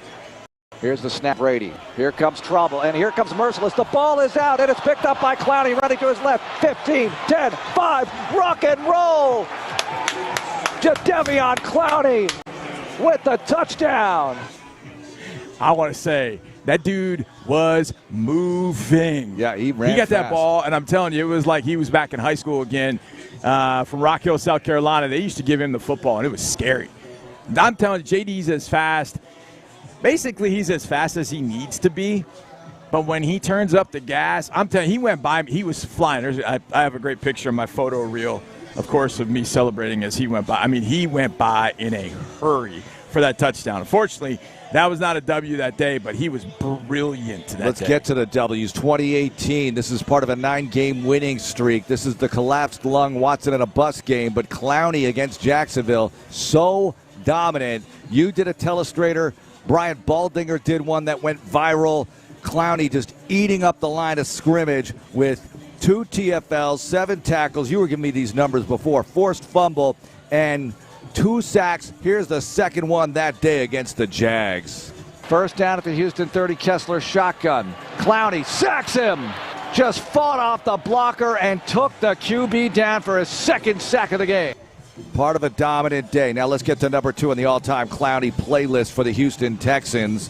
He's made others around this league, but we're focusing on the Texans, of course. This is Indianapolis 2016. This is a huge game. You go up there with Brock. You need this win badly. You were right, 3-game losing streak. Are you going to be able to win the division again? You need a big play because Andrew Luck and company are about to take it in, but Clowney said, no, you're not. 3rd and goal from the 3. Luck in the gun.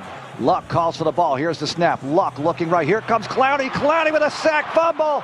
It's loose, and the Texans have it. They recover. Luck coughs it up on the hit by Clowney.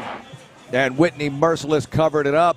Awesome. Those two were outstanding in 2016, the number 1 defense in the NFL in yards per game that year. And that leads us to the number 1 play in JD's career. Could have scored, could have, would have, should have, but he got the ball. This is in the playoffs, 2016. There you are at Reliant Stadium trying to win your 3rd playoff game all time. Remember the year before you got blown out by the Colts, or no, that was the Chiefs that blew you out in 2015. Chiefs. The Colts beat in 2018. Yeah. But the Chiefs shut you out, and now you're playing the Raiders, and Clowney makes a huge play to really set the tone. An electric atmosphere for this playoff game. 3rd and 12 Raiders from their 21-yard line. Cook in the gun, puts the leg down, gets the snap. Cook running to the right, sets up the screen, left side, tipped and intercepted. Jadeveon Clowney, he's down inside the 10. A tip and a pick, and the Texans have the ball. Number 1 play for Jadeveon Clowney, but there were so many here for the Houston Texans, and now he's back. We don't want to oversell it. I don't know what's going to happen, but it's cool to see Johnny. He's one of, and you brought this up to me, one of several boomerang players for the Texans. Guys who were here, left, and they come back, and we'll see what this one results in. We'll do the boomerang bunch later. Yeah, exactly. I started thinking about this as I was driving in this morning, thinking about, I was listening to Bruce Hornsby, The Way It Is. Just, I like the way he plays the piano. It just made me feel good at 5 o'clock in the morning. It was really good. Before I was listening to Sean and Seth, and they kind of hit on it. They didn't use the word, but thinking of players that have been with the Texans and then returned to the Texans, it's not a long list. Obviously, being a young franchise, it's not a long list. Now, the best boomerang of all is DeMeco Ryans, but I'm talking about player boomerang. Yeah. And JD, hopefully, can be that guy. Hopefully, at the end of this year, we're saying, oh, yeah, without a doubt, the best boomerang there is. And look, JD's got plenty left in the tank, but he's driving a different car.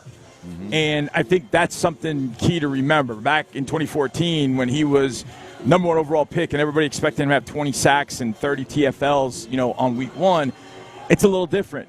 And the expectations for him are a little bit different because the heat really is on Will and Daniil, like, oh, those are the two guys. And Clowney can just fit right in with the way that he plays.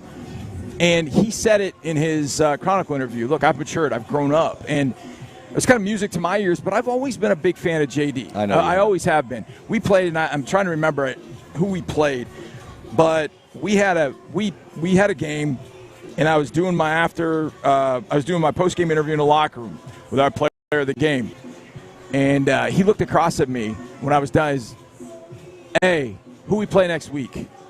And I said, the Colts. I'll see you next week. And I was like, okay. Like, he's a guy who could call his shot. He was that good. That game against Philly, I remember he was going off the field and he was walking with Anthony Weaver. And I could always tell when JD had a little pep in his step, when he had just a little bounce, and he was kind of playful with Anthony going off the field. I remember Weave kind of looking at him with a smile because I think Weave knew the same thing, like, okay, JD's in this thing. Like, he's ready to go. He, in that game, and I would tell people, after that game, I said, you go watch that game, take the numbers off, and you tell me who's J.J. Watt and who's Jadeveon Clowney. I mean, J.D. was dominant in that game. Now, a lot of people remember the 15-yard penalty at the end, which I thought was bogus. He hit Nick Foles too hard, and they threw a flag, whatever. But in that game, Philadelphia, with a really good offensive line, had no answers for Jadeveon Clowney. The moments, like you played 5 actual plays that showed up on a stat sheet. But there were a lot of times the story of JD were things that went viral that weren't going to show up on a stat sheet. 2016 against the Bengals. Brandon LaFell catches that little short pass and gets free, and it's like, Brandon LaFell's 4'3". He can fly. They just took the lead. God dang it. And all of a sudden, you see 90 fly from the other side. I feel like he's going to catch him. You can see it, like he's going to catch him. And then J-Joe was coming from a different angle, and J-Joe kind of got in front. Brandon LaFell ends up scoring. But I just remember seeing Clowney run all that way. That was notable. That was very notable. And then the playoff game against the Patriots, I mentioned it a little bit ago.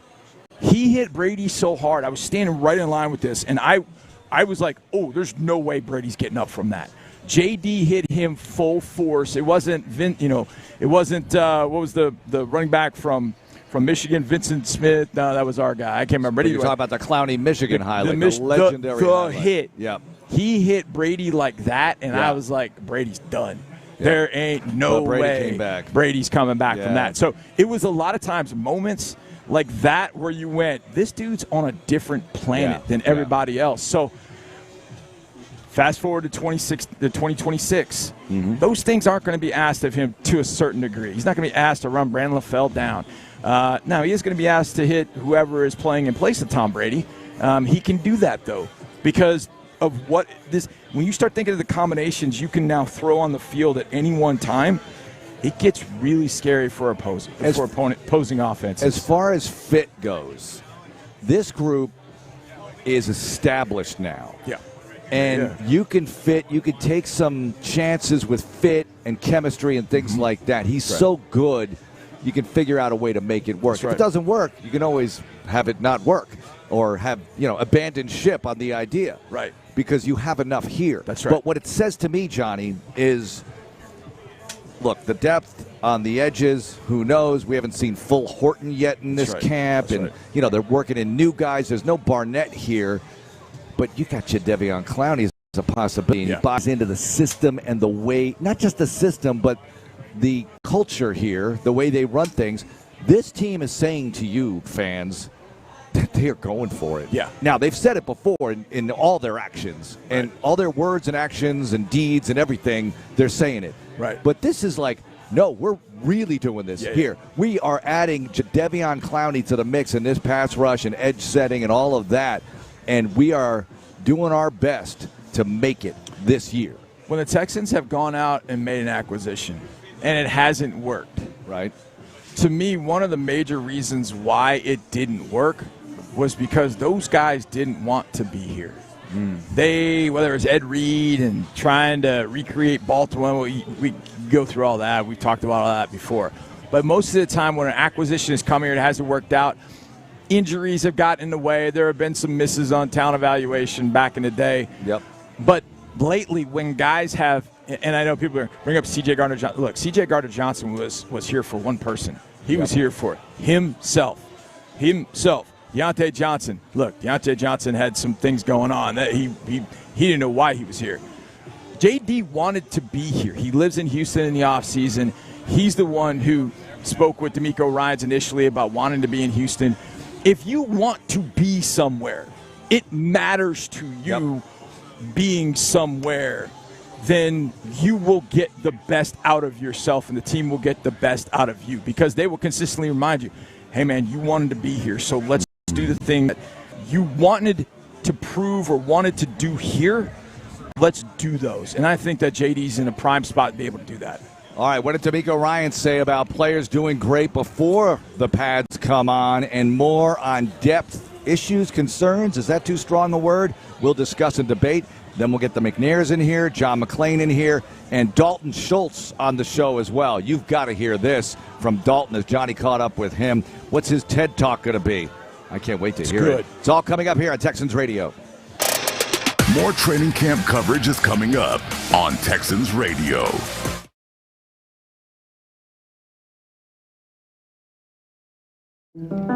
Balancing your work, family, and health is a lot to manage. Houston Methodist has a lot to offer. Convenient primary care checkups, personalized orthopedics to keep you moving, and experts in specialties like cardiology, neurology, and GI, all in one manageable system, so you can stay healthy and strong. That's the difference between practicing medicine and leading it for you. Houston Methodist, leading medicine. Welcome to business banking that meets you where you are and supports where you're going. At Amity Bank, our business checking account options come with the tools, resources, and local knowledge to support you and your business on your financial journey, from beginning to breakthrough. Visit us in a local branch or at amitybank.com/grow to find the right fit for your business. Amity Bank is a division of Zions Bank Corporation, N.A. member FDIC.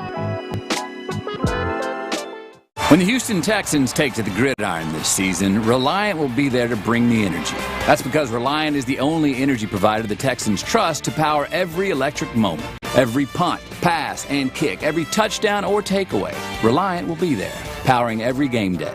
And when you have Reliant and Vivint, they're smarter together, giving you the power to manage your electricity and your smart home all in one place. Reliant, proud to be the official energy provider of the Houston Texans.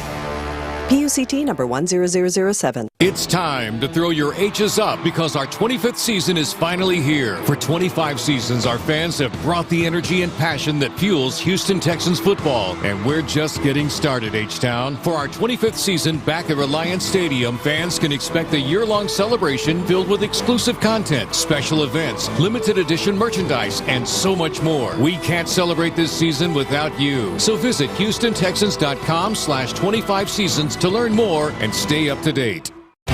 More Texans Radio is on the way. It's bigger. It's better. It's Coshada Casino Resort like you've never seen it before. Introducing the all-new Legacy Tower with 204 beautiful rooms, 100 suites, and a stunning new lobby entrance. Just steps from the largest gaming floor in the Lake Charles area with new gaming, better slots, top-rated golf, and the Dream Pool and Lazy River. It's all at Coshada, Louisiana's best bet. It's game day instant. On the field or off the field, injuries can change the whole season. When life hits you like a blindside sack, call the team that Houston trusts. Sheriff Injury Lawyers, the official personal injury law firm of the Houston Texans. They fight for you like it's 4th and goal in overtime. No fee unless they win.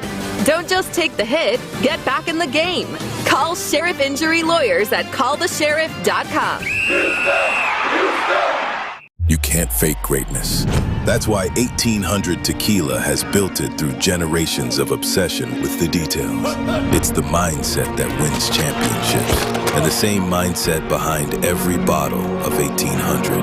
That's how we became the world's most awarded tequila. So when the final whistle blows, raise a glass worthy of victory.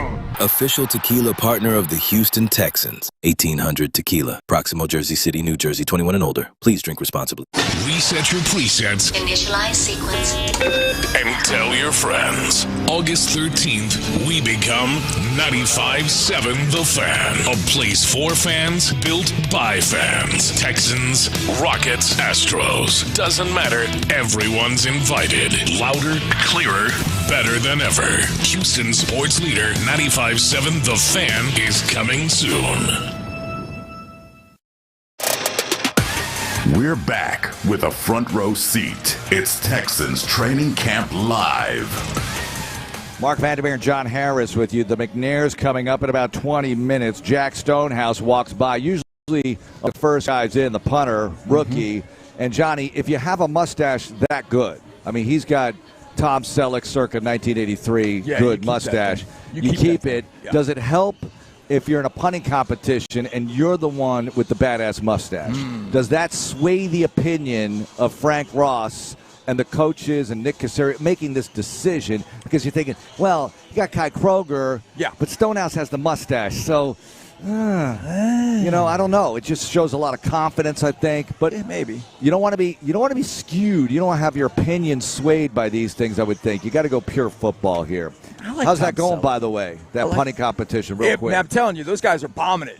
I mean, they are bombing it. There was one day where they were. I think Stonehouse went first, then Kai went after that, and they were hitting rockets. There was one punt that Kai didn't hit right or correctly, and it kind of fluttered. But other than that, well, the good thing is they are hitting bombs. You can play this out in the preseason games. You don't have to make that cut until after the third one. Well, I think Frank Ross, special teams coordinator, had a great comment. He was asked about the punting competition. He goes, "I'm not deciding it. They'll decide it. They'll decide it." I was like, "That was great. well put." Takes all the pressure off, Coach. That's exactly right. And today they're coming in with pads. See Solomon Byrd walking by our broadcast position right here, southeast corner of the facility at the Houston Methodist Training Center. The USO guys are in attendance today, and the fans in the stands. And in pads means so much because this is where the real evaluation starts of the players. This is where you're going to see that. How's it going? What's the first page of the progress report? What does that look like? Here's D'Amico Ryans on guys doing well pre-pads and what he's expecting after pads. Happy when real football starts. It's a lot of all-stars in shorts, and that happens a lot. So I don't let anybody in shorts fool me, right? Football is played in pads, so that's where the evaluation process kicks up. When you put the pads on, you talk about blocking and run game, which plays are successful. You don't have to have any guesswork when you put the pads on. You know who won a rep and who didn't win a rep. I've got an example in my own family of this, by the way, Johnny. Luke Vandermeer, 8th grade football, okay? Yeah. In flag football, he was pretty good receiver, but we had other guys who were really, really talented on that team. Some guys went on to play D1 football. But when you put him in pads on his middle school team, he started catching everything and touchdowns. And I thought, maybe he just likes it. Now, on defense, it was one business decision after another, okay? It was after you, sir. After you, guys bigger than him. You go right ahead. Yeah, I'm going to just tap you a little bit, make it look good. Goodbye. But, because some guys are like that football-wise. Absolutely. Now, the younger Vander kid gets the helmet on today at practice, and we'll see how he does. He's never played football before. Some flag, but this is going to be interesting. I have a sneaky suspicion that he won't be that way. I think his business decision is, hey, that kid was talking about me, or he said something about me, I'm going to go make him pay. Yeah. That's the way I was. I channeled my inner Bobby Boucher because I was a kid from Wisconsin, and so I got made fun of for everything. So I'm like, all right, I kept my cool until I got on the field and made people pay. I think the Bobby Boucher thing is real, even for these guys, right? I mean, absolutely. I think J.J. Watt, they said this about me. They're looking for that little Kobe Bryant. You name them, they're looking for that. They're looking for that adrenaline edge because it's human nature. Think about some days if you work out, Some days if you're like a little angry about something, you work out harder. You have more adrenaline flowing through your veins. The workout is easier somehow. Right. When I do my exercises in the morning, something's on my mind that's bugging me. I'm like, "Grr." That's just natural stuff. So some of these athletes, as good as they are, as great as they are, to get that extra blood flowing, they'll make up whatever they have to manufacture that. I mean, Kamari Lassiter's got a bag of chips on his shoulder. He doesn't just have a chip on his shoulder. He's got a bag of chips. I mean, Johnny Manziel wanted to say that he had, a full Dorito bag of chips. He didn't. He was too busy gambling and chasing you-know-what. He didn't have that. These guys have it. Jalen Petrie will walk over here. How you guys doing? You guys are great. It's good to see you guys. How's everything happening? I saw Jalen with one of our football ops families, kids. I mean, the kids ran up to him, hugged him, whatever, and they looked like the softest teddy bear ever. Go ask Rasheed Rice how soft Jalen Petrie is and the level to which he goes. I mean, it's pretty amazing. Okay, that's a tell right there. Okay, that's Dominic Bailey going across the field. Yeah. Why don't you look at your roster? Okay. What number is Dominic Bailey? 70. Oh, wait a minute. No, look at your roster. What does your roster say? 79. No. Look at your roster. What does Dominic Bailey say? Oh, he gave up the number. Thank you. He had 96, so that means Clowney's getting 96. Well, there you go. There's your first cue right there, because he's got 73. So 79. But you I'm got to looking look for at cues. 79 is Ursery, and I'm like, wait a minute, No, we're going to that's go 73. double number here because it's preseason. No double numbers. No, that was 73. It was. Are you sure it's 73? Pretty sure. Yeah, you're right. 73 was available. Yeah, 73 it's got to be is 73. available. Because Yeah. I was wondering what number Clowney would get. Yeah, I was too. Because I can't remember who Logan put it out Hall's there. got 90. What's Mario Edwards going to get? Maybe Mario Edwards has 96. Maybe Mario too. Edwards has 96. That's a good point. Wait, what else is available in the 90s? Now, JD wore 42 last year with the Cowboys, and that's available because Evan Hull was released to get Mario on the roster. He might do that. You might be onto something. We might be onto something. Mario Edwards, all right, let's bet right now, just for fun. I'll bet you a cup of coffee. I'm going to go Edwards is 96. And JD, if he can get his number back from the Cowboys, he led them in sacks last year. Yeah, Look, no one's throwing a parade over that because the Cowboys were terrible on defense, but he had 8.5. Didn't he have 9.5 the year before? Yeah. Clowney, look, even though he's never been to double-digit sacks, the TFLs, the edge setting, you've got to be able to do the fundamentals at defensive end in this defense. Otherwise, you're not going to be able to stay on the field. Rod Wright and Frank Okam, by the way, we got Frank on the show a little bit later. They're not going to put up with that. No. I don't care who you are. No. Watt could come in here himself. Well, they might actually make a pass for him. But you got to be able to stay within the system. No, that's exactly right. I mean, this system has been way too effective for guys, especially guys not named Will Anderson Jr. and Daniil Hunter. Those guys have followed it. And, I mean, they're making plays. I mean, that's the one thing that, as a player, you want to know. Coach, can you put me in position to make plays that maybe I've never made before, plays I'm capable of making that I haven't made before?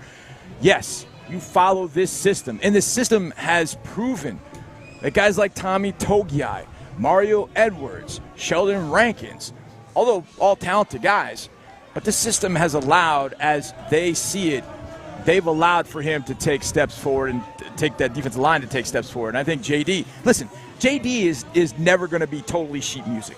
He's not. He's not going to be totally sheet music. He's going to play some solos. But he knows the notes. He knows the layout. Yeah.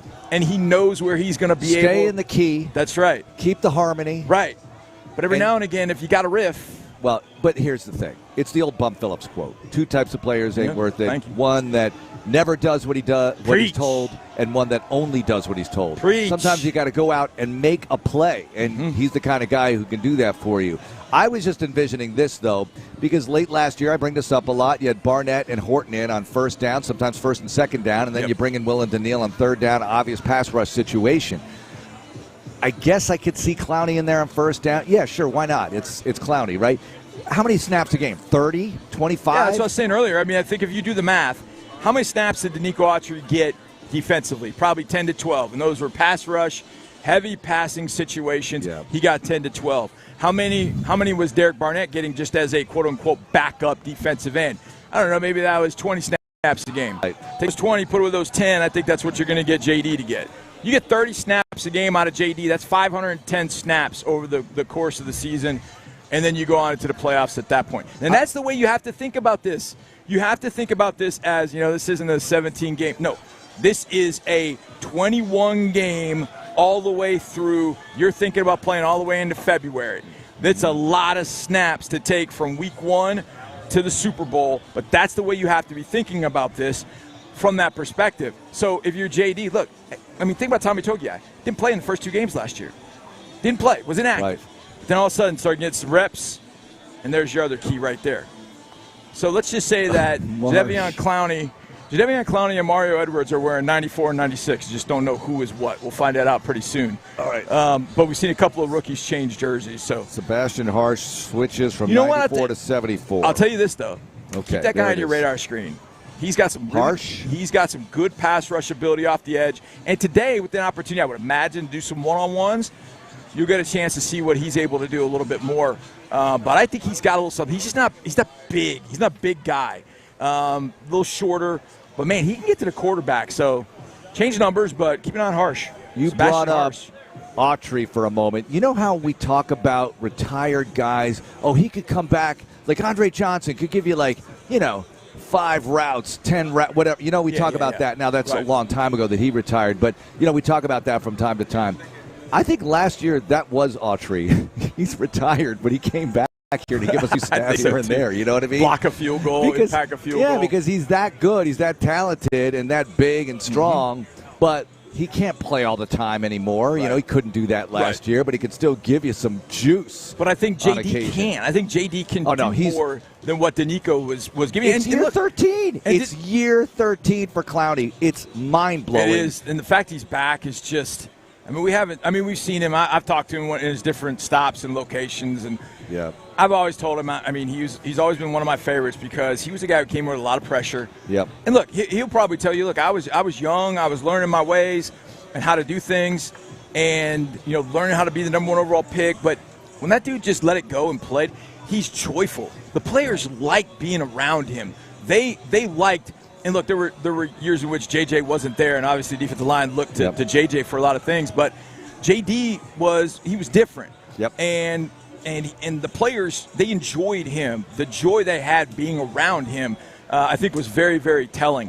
So I can't wait to see what he brings to this for not only today but for a full season. All right, coming up, the McNairs are going to join us. Cal and Hannah, can't wait for that visit. John McClain, and we'll pick up a conversation with a Texans legend later. Dalton Schultz scheduled to appear because we have that interview already, but we got a lot to go over before the close of business for us at 10. In the Loop will be with you after 10, and they'll have a great player on as well on their program live here from the Houston Methodist Training Center. It's Texans Training Camp Live.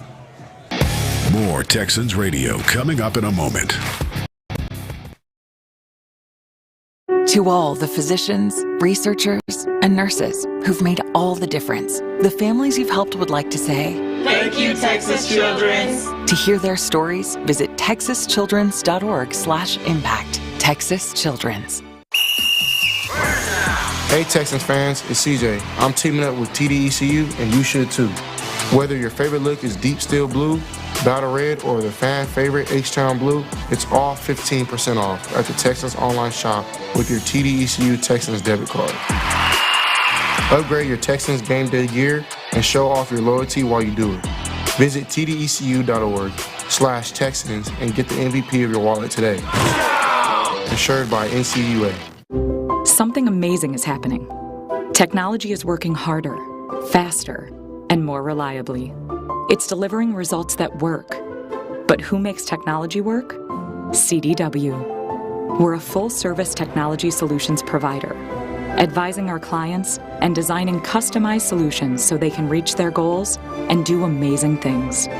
CDW. Make amazing happen. Find out more at cdw.com. Reset your presets. Initialize sequence. And tell your friends. August 13th, we become 95.7 The Fan. A place for fans, built by fans. Texans, Rockets, Astros. Doesn't matter. Everyone's invited. Louder, clearer, better than ever. Houston sports leader 95.7 The Fan is coming soon. More Texans Radio is on the way. In Texas, we say yeehaw. In Monaco, we say enchanté. We got pickup trucks. We have super yachts. But now you can have both. Get the best of both worlds with Monaco scratch tickets from the Texas Lottery. Play for a shot at top prizes up to $1 million. Or enter for a chance to win a VIP trip to Monaco where you could become a millionaire. That is a lot of money. You've got that right. Au revoir. Must be 18 or older. Play responsibly. Relax and let Kroger Pickup handle your grocery shopping this week. We start with only the freshest items, then choose your favorites, carefully pack everything up, and load it right into your trunk so you can feel confident it's what you ordered. Fresh groceries your way with Kroger Pickup and Delivery. And right now, you can save $20 on your first pickup or delivery order. Kroger, fresh for everyone. At Mastro's Restaurants, we know the best things in life can't be rushed. That's why our beautifully marbled steaks are aged for 28 days, delivering tenderness and rich flavor in every decadent bite. Recognized among the nation's most extraordinary steakhouses and ocean clubs, Mastro's brings style, superior service, and an indulgent menu of steak, seafood, handcrafted cocktails, and world-class wine. Mastro's Restaurants, an unparalleled dining experience. Visit Mastro's.com for locations and reservations. The Houston Texans Campeón de la Comunidad Award, presented by Modelo, honors an outstanding leader in the Hispanic community who is making a positive impact in the city of Houston through service and dedication to a local nonprofit. The winner will receive a $25,000 grant benefiting the nonprofit of their choice and attend a VIP reception in their honor. Visit HoustonTexans.com/Campeón to nominate a deserving leader in the Hispanic community who's making a positive impact in Houston today. Don't wait, nominations close on Monday, August 10th.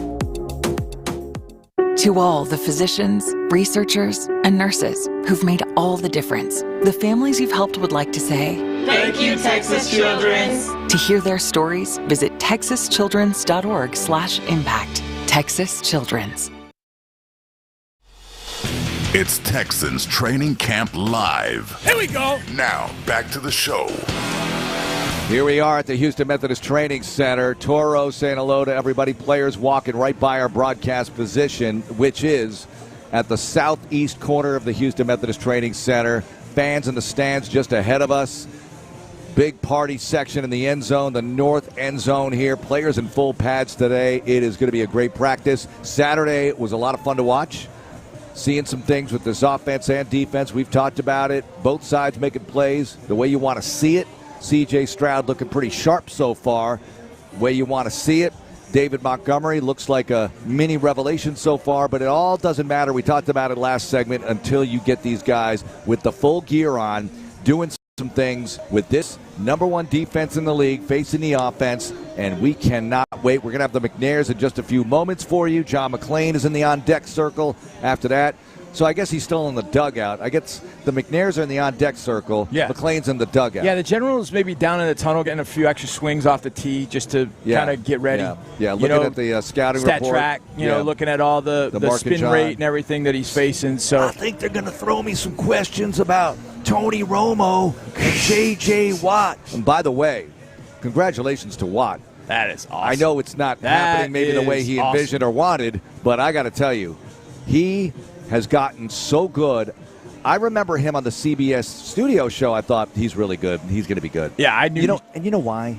He freaking works at it. He does. He's working at it. He does. He's putting all his work ethic stuff into the broadcast side of things, and it's really shown. Yeah.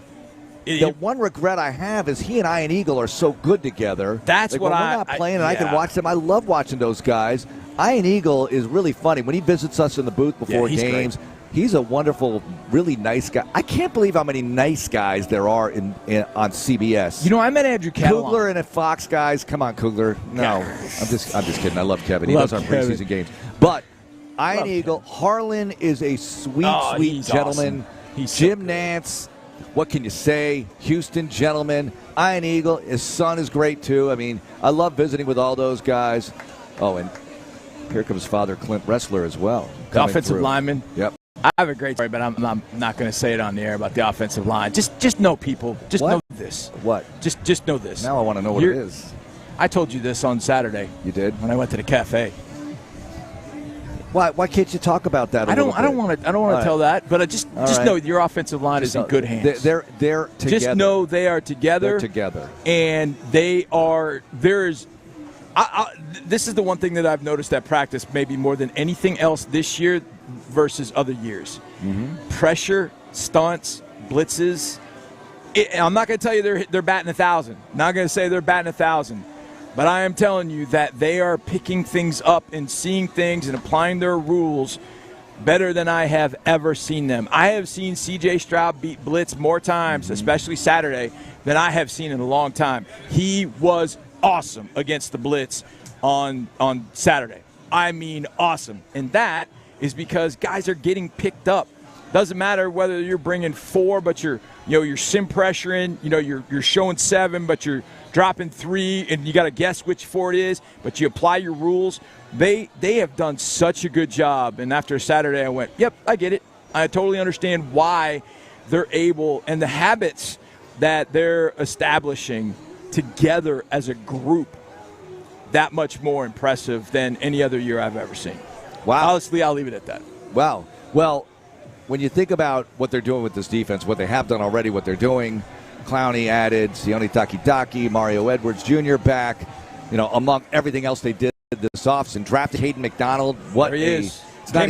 It's not even a sneaky hot pick. It's a hot pick because he could have been a first-rounder, and here he is. You caught up with him. We haven't played that conversation yet, but we will. Yep. We have a big training camp special Sunday night at 11 on ABC 13, so you'll get a chance to see that, and you'll hear it here before that. It'll be up on YouTube as well if it's not up there already, as Will Anderson Jr.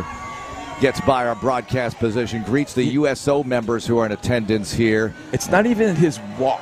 I don't even know what you call it. Now he's jogging over to go get some reps. Yep. On the far field, but it's not. He doesn't walk out here. There's a different word for what Will does because he has such a demeanor on his face. As in, when he gets over that bridge, it's like he turns into. There's Mr. Anderson and there's Dr. Anderson and Mr. Anderson. Yeah. The Jekyll and Hyde, he turns into a totally different individual. Yeah. He's got that game face on. He's got that game face on. A smile will light up the world, but yeah, he's not going to smile when he's in game face mode. No. He's just not going to do it. So. Oh, we got more answers.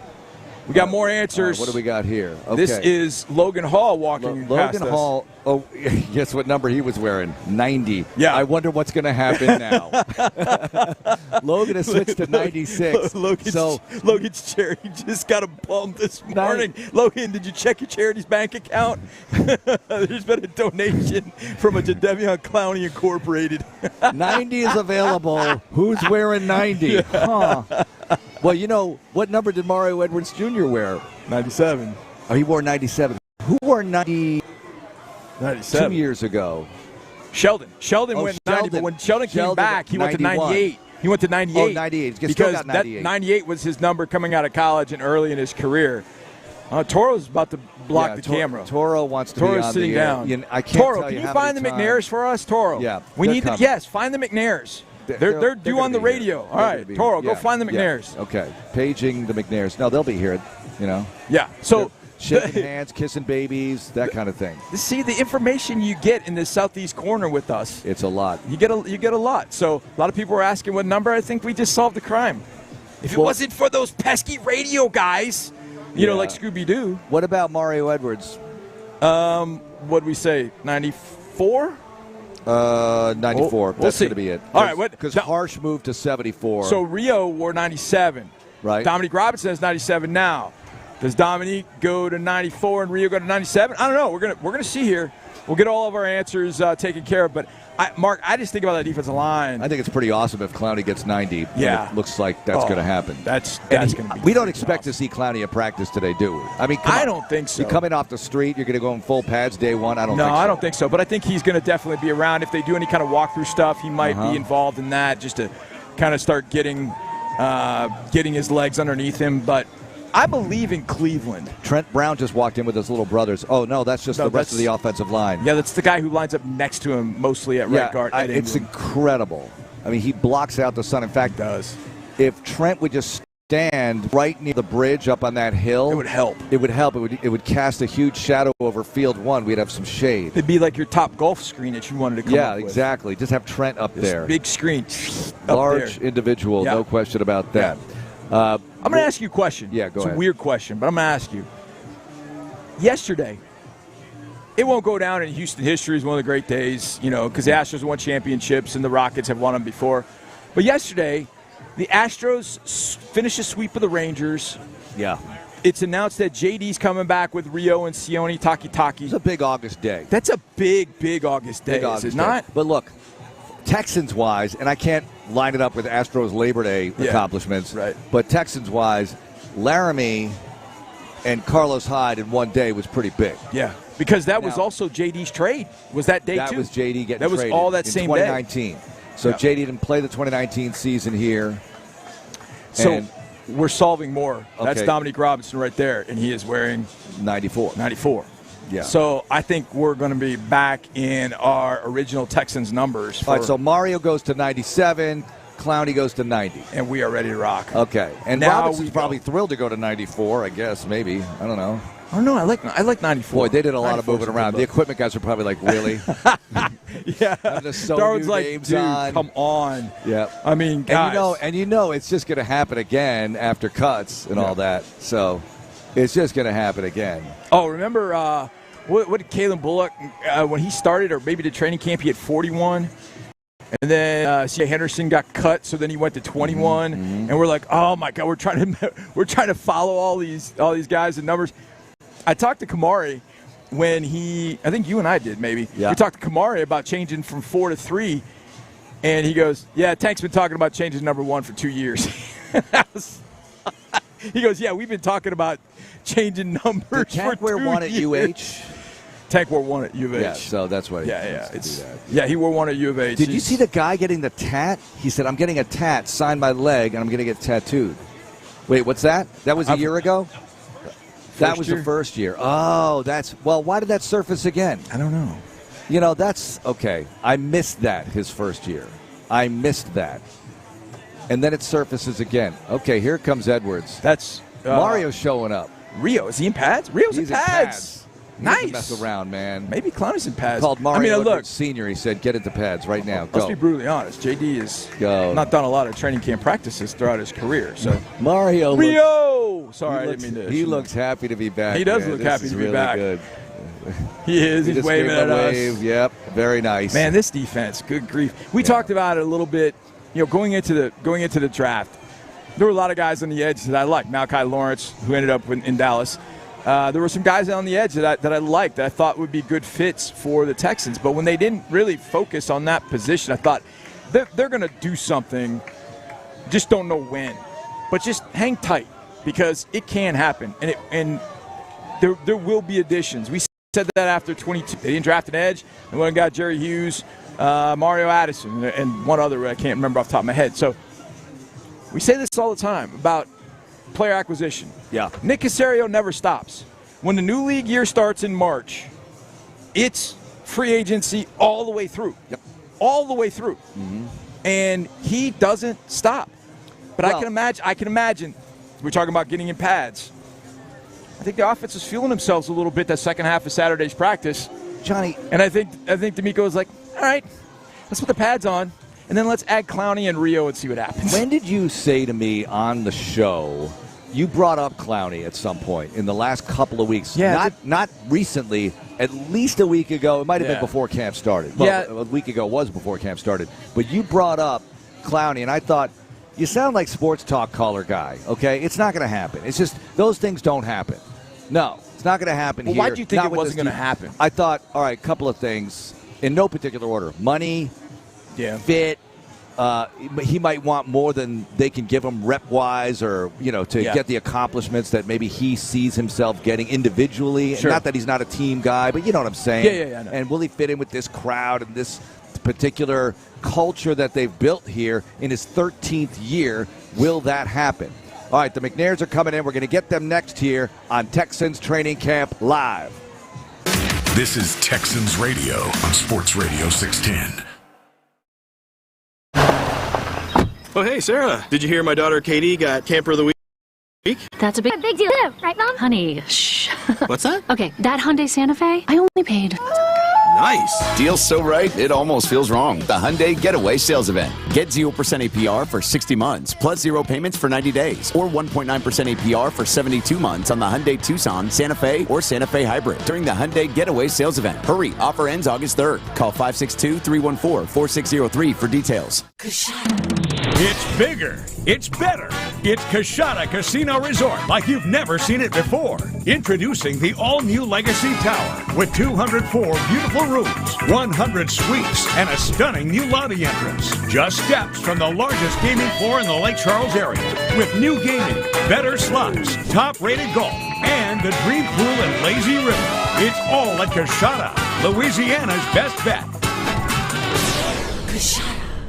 H-Town, the Houston Texans, ConocoPhillips, and Coca-Cola Southwest Beverages awarded grants of up to $50,000 to local nonprofits through the 2025 Inspire Change Grant. These incredible nonprofits are breaking barriers, driving social justice, and creating new opportunities in our community. Meet the winners and learn more about their inspiring work at HoustonTexans.com/Inspire Change Grant. That's HoustonTexans.com/Inspire Change Grant. Let's celebrate their success and keep inspiring change together.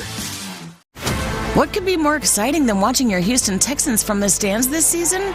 Watching the exciting matchups with 10 or more of your friends and family. Plus, get exclusive benefits like preferred pricing, game day experience packages, and more.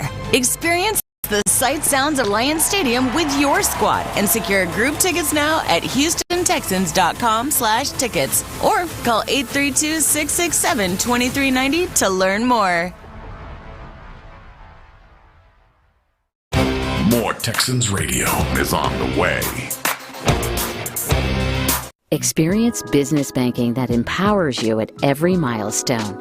At Amity Bank, our business checking accounts are built to help you turn big goals into sustainable success. As your business evolves, your banking can too. With a local team who knows your business, understands your market, and cares about your goals. Visit us in a local branch or at amitybank.com/grow to open an account today. Amity Bank is a division of Zions Bank Corporation, N.A., member FDIC. Sound familiar? At Mattress Firm, we understand there are many problems that can keep you up at night, like snoring, aches and pains, or sleeping hot. Our sleep experts have the unrivaled know-how to match you with a mattress that can help. And now at Mattress Firm, save up to $700, plus get a free adjustable base with select Sealy Posturepedic mattresses. For the great sleep you deserve, visit Mattress Firm. We make sleep easy. Restrictions apply. See store or website for details. Chevron and the Houston Texans are proud to call Houston home. That's why we've partnered together since 2017, working together to support the community in our hometown. Join us on Sunday, November 29th at the Salute to Service game, presented by Chevron, honoring the United States Armed Forces and families. Show your support for military members, veterans, and the hometown team as the Houston Texans take on the Baltimore Ravens. Listen up, y'all. Game day is locked in this New Year's Eve for the 2026 Kinder's Texas Bowl, when the Big 12 takes on the SEC at Reliant Stadium on Thursday, December 31st at 6:30 p.m. Kinder's Texas Bowl has welcomed top college football teams from across the nation for over 2 decades, and we're ready to host even bigger events and better moments. This will be a Texas-sized celebration you cannot miss. Join the wait list now at kinderstexasbowl.com to be the first to know when tickets go on sale this December. That's kinderstexasbowl.com. KILT FM HD2 Houston. Insider access, exclusive content. Sports Radio 610. The Texans play here. An Odyssey sports station. We're a few feet away from your Texans. Nice! Way to run! On Texans Training Camp Live. At Texans Training Camp, the Houston Methodist Training Center, Mark Vandermeer, John Harris with you, and we are joined by the McNairs, Chair and CEO Cal McNair, Chief Community Officer and Vice President of the Houston Texans Foundation, Hannah McNair. Welcome to the show, McNairs. Thanks for having us. Great morning. Hey, can you hear me? Yeah, we got you. So you forgot a little something on Hannah, is NFL has created a new flag. Oh, she's saying don't talk about it? Oh, he's trying to drop news on our show, Yeah, Hannah. he's trying. Breaking news. Breaking that been news on the announced? show. Can we announce that she's on? Never mind. So something involved with the league, but it's Okay, gonna I'll be tell you what. She's Listeners, doing great. it's a show job Yes. here at the Texans. There you go. Yeah, well, great job. Man, that is a hell of a tease, Cal. Nice job. Cal, I definitely forgot something else, though. Host of the popular podcast On the 50. That's what I was going to say. Hannah doesn't know this, but it is my dream to be a guest on the 50. Oh, me too. No way. Yes. No, I want to be on I the want to 50. be on there. Are you kidding? We always have to ask all the questions. serious? You looked at me and said you have questions. I have things I want to talk to you about. I would love to be on that show because I would love the questions. I said it first. I know, but both of us, I'd love for people to ask questions. It's so fun. We have a good time on that show. I can't wait for some of the guests this year that we have in mind. And some will surprise you probably. The two sitting next to you, maybe? You might have to change the schedule a little bit to fit us in. I think you're on the list somewhere. Okay. When you you haven't quite all- made it to You may not be at the top of the list, but you're on the list. On the list. Listen, I just need to be in the door, Cal. That's it. I just need to be somewhere in the vicinity. I'll be waving in the back. I don't care. I'm good. When you had your sisters on. We totally derailed this. No, that was good. It's good. This is When the way you had our your sisters conversation on the Saved podcast. That was amazing. Oh, because my of all- sisters. How well you know each other and everything. You were playing kind of newlywed game thing, like testing each other. That was There awesome. was a lot that got edited out, and rightly so. Well, that's the stuff we want to see, though. Yeah. All right, well, thoughts? 25th season, Cal. How special is this? And I know that the banner hangs here in the end zone, honoring your mother, honoring our co-founder, and Hannah said the mother of the Texans on Saturday. What a great tribute as well. And I know that's got to be so bittersweet, for lack of a better word, but your thoughts on the whole situation? A little bit overwhelming. It's going to be an incredible season for a lot of reasons. The top of my mind is Mom and celebrating her. And we'll start that off with our Liberty White game, the first game. We'll stencil up the field. We'll have some tributes. She loved Liberty White She game. loved Liberty White game.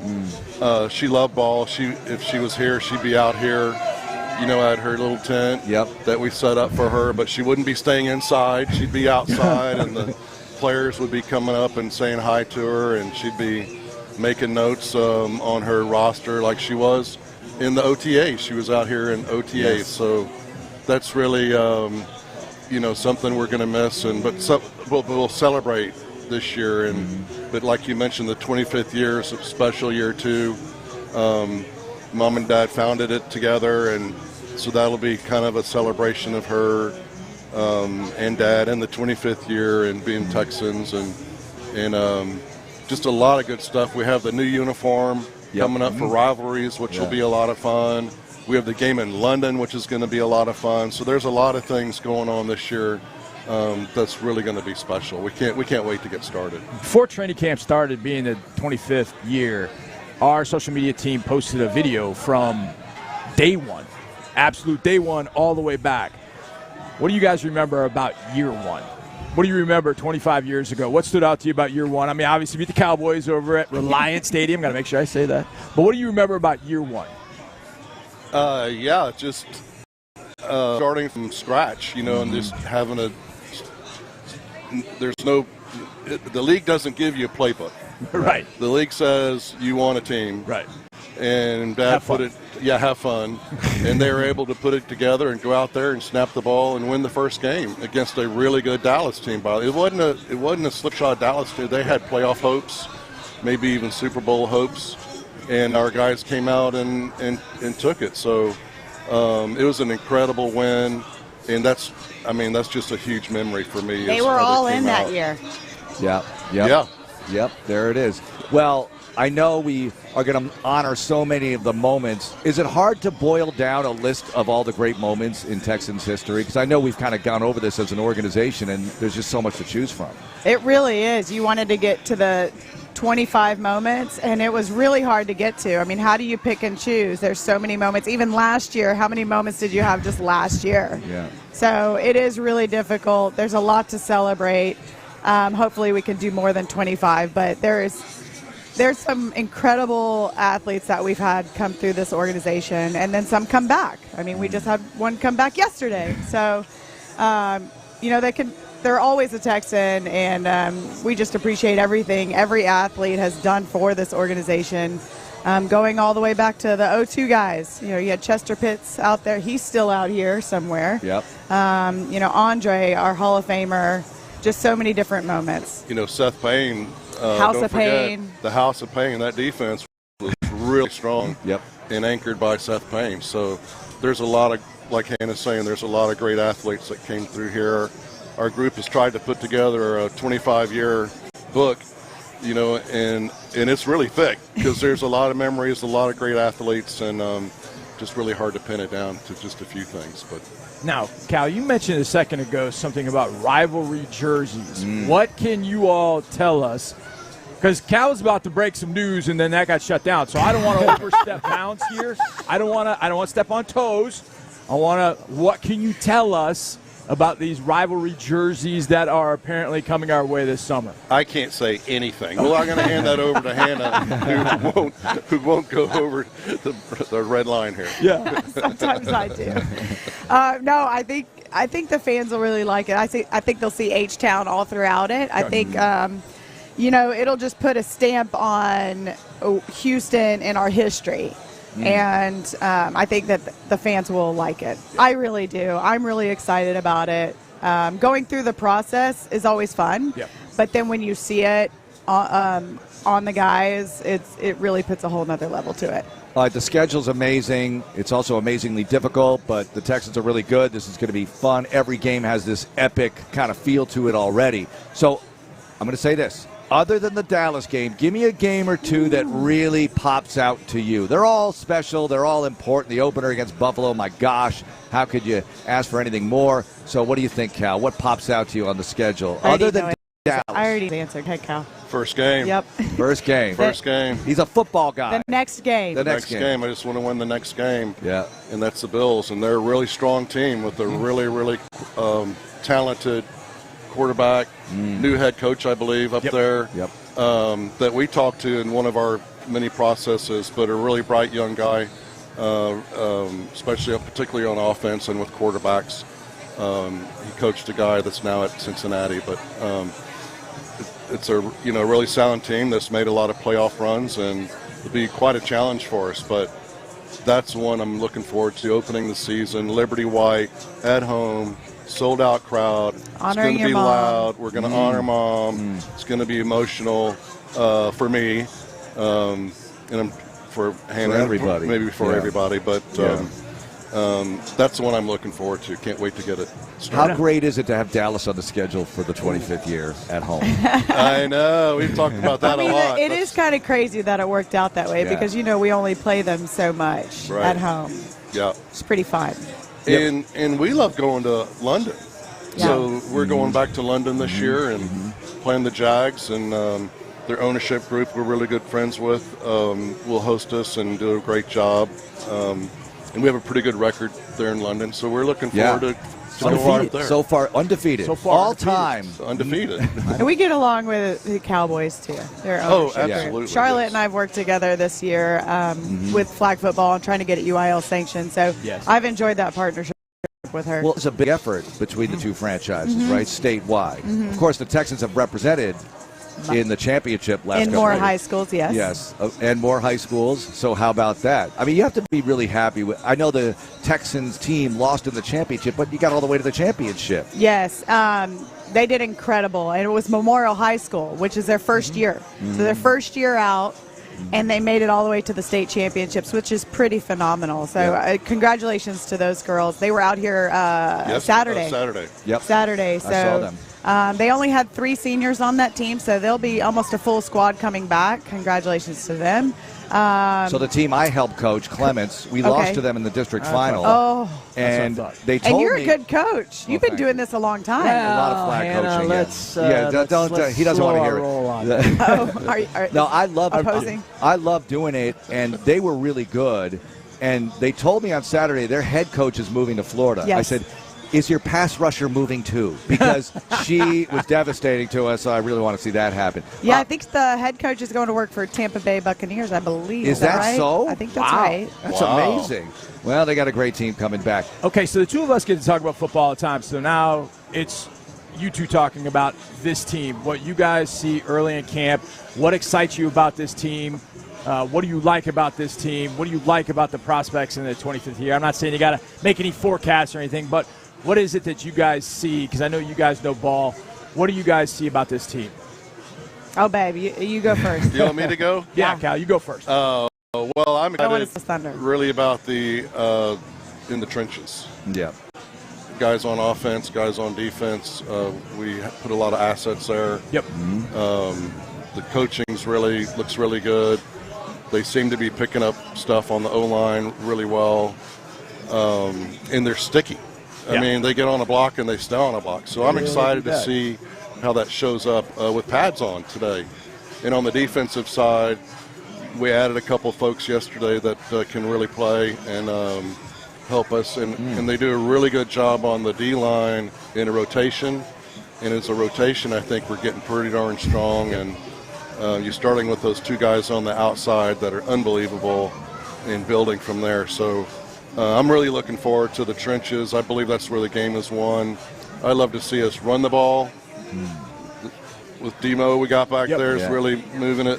And I love to see us stop the run on defense. So when we go one-on-ones, it's really a challenge because one side makes a play, and you're going, and you go, wait, what about the other side? Because they're both really coming along, and I'm really excited about the trenches this year. I think that's one of the things I've noticed in this camp thus far. And I told this to Mark after the first day, but after 4 days, just I've seen it. Instead of capital DEFENSE and lowercase offense, it's been more even. It's been more swapping punches. One time it's the offense getting it, then it's the defense. It feels more even in the attack. Hannah, your thoughts about what you've seen, adding on to what Cal said. So just adding on to the trenches, I mean, our rookies are looking good out there. Yeah. You have McDonald, you have Rutledge, and that's exciting to see in the young guys. Really coming out and making a statement, and you really like to see that. I think we've got some good vets on the line that are going to help them grow into the players they can be, but they're really talented, and you're seeing that come out. I wanted to bring on defense. You have on each level, you have some really, really unbelievable players on all three levels. So, and that's coming along on offense too. So, I mean, that's where you want to be. And our tight end crew is pretty. I mean, that's what I mean. There's a lot of depth in a lot of different areas, and I was excited to see us add 2 yesterday because we did lose 2 in the offseason to free agency. So that's exciting to see those guys. Well, it shows you're never done building a football team, right? No. Acquisitions can happen at any time, and they can be really good. And you're not done building Love Volleyball. It's year 3 of Love Houston.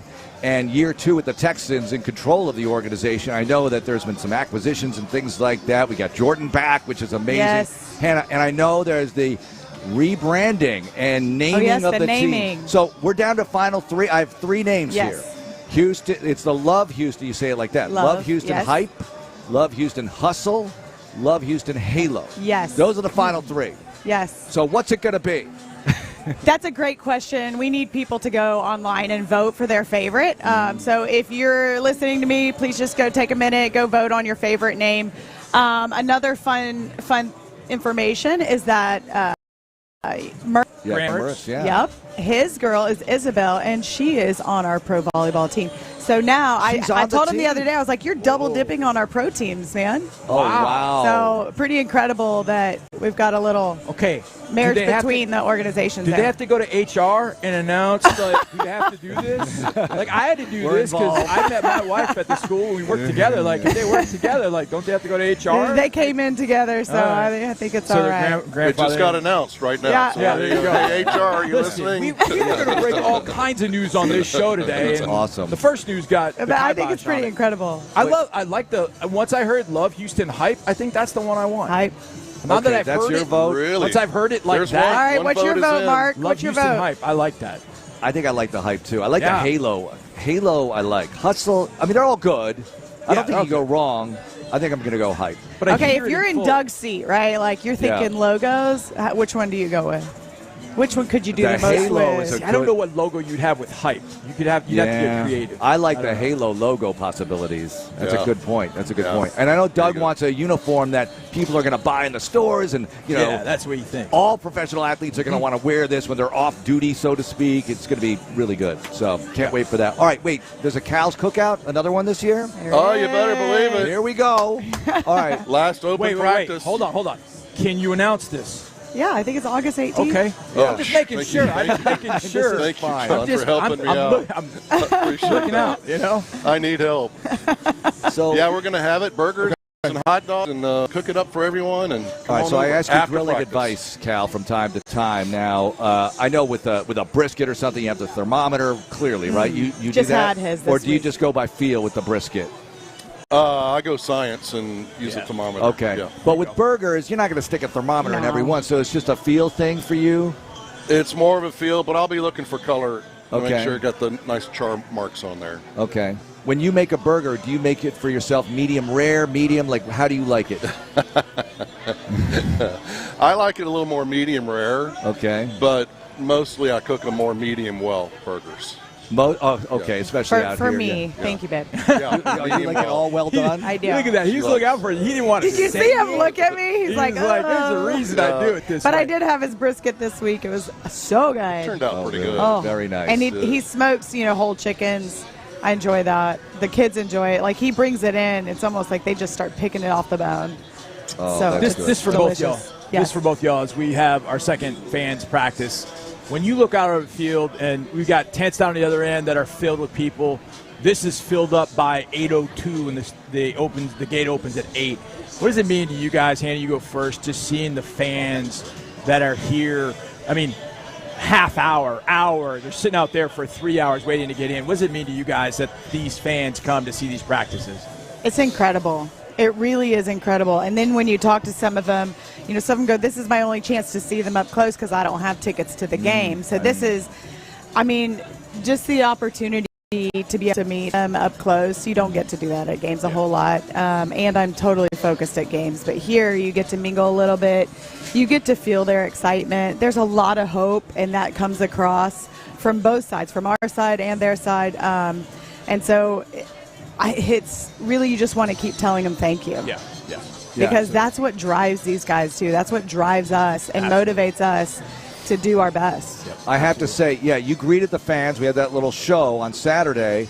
And then, I don't know, a long time went by, and I looked, and you two were still saying hello to fans along the stands and making the rounds and really committing your time to getting personal with the fans. That was special, I thought. Well, it's special that they're out here, and they're out here in the heat, and they come early, and they stay late, and their passion really comes across, and that's what gets me, and it just fuels a fire to go, we want to win.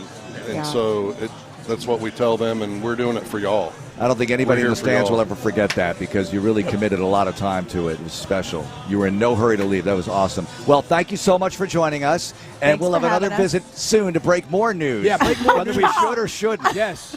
Let's break I have more one news more too. thing to say. I was sitting here going, do you know something? Has it been announced? I don't know this. Did Omar say something? Someone told me. I know. I don't think it's out there. All right. Yeah. Thanks so Okay, much she'll for come being back with us. soon to be on. Yes. Thank y'all very much. And I'll see you on the 50. I don't know, whenever it happens. Yes. You're on the list. You're on the list. On the list. Go Texans. Not high. Fire up. Go Texans. Rock and roll, Cal. All right, thank you, Cal and Hannah. John McClain coming up next here. It's Texans Training Camp Live. More training camp coverage is coming up on Texans Radio. To all the physicians, researchers, and nurses who've made all the difference, the families you've helped would like to say, Thank you, Texas Children's. To hear their stories, visit texaschildrens.org/impact. Texas Children's. It's the summer sales event with the Ford crew. Anna, what says summer to you? Sunshine, road trips, camping. And? Ford being #1 in new vehicle quality among mainstream brands according to J.D. Power. And low APR offers with Ford credit financing on a select lineup of Ford trucks and SUVs. my kind of summer. For APR offer information, visit Ford.com or your local Ford dealer. For J.D. Power 2026 U.S. Initial Quality Study Award information, visit jdpower.com/awards. Awards based on 2026 model year. Relax and let Kroger Pickup handle your grocery shopping this week. We start with only the freshest items, then choose your favorites, carefully pack everything up, and load it right into your trunk so you can feel confident it's what you ordered. Fresh groceries your way with Kroger Pickup and Delivery. And right now, you can save $20 on your first pickup or delivery order. Kroger, fresh for everyone. Attention H-Town, 2026 season tickets are on sale now. Secure your seat in the stands for every Houston Texans home game this year. By becoming a season ticket member, you'll get access to 26 mail tickets, exclusive access to unforgettable game day experiences, exciting offers from select Texans partners throughout the year, and more. Don't wait. Call us now at 832-667-2390. That's 832-667-2390. Or visit HoustonTexans.com/tickets. More Texans Radio is on the way. Introducing the Gold Checking Account from Amity Bank, a bold new approach to taking exceptional care of our clients. As a Gold Checking Account holder, you'll enjoy access to premium features and benefits, including unlimited ATM withdrawals, rate discounts on new loans, and an interest rate bonus on select savings accounts. Ready to get started? Find a local branch at amitybank.com. Please refer to the deposit account agreement and the Gold Account product disclosure. Loan subject to credit approval. When the Houston Texans take to the gridiron this season, Reliant will be there to bring the energy. That's because Reliant is the only energy provider the Texans trust to power every electric moment, every punt, pass, and kick, every touchdown or takeaway. Reliant will be there, powering every game day.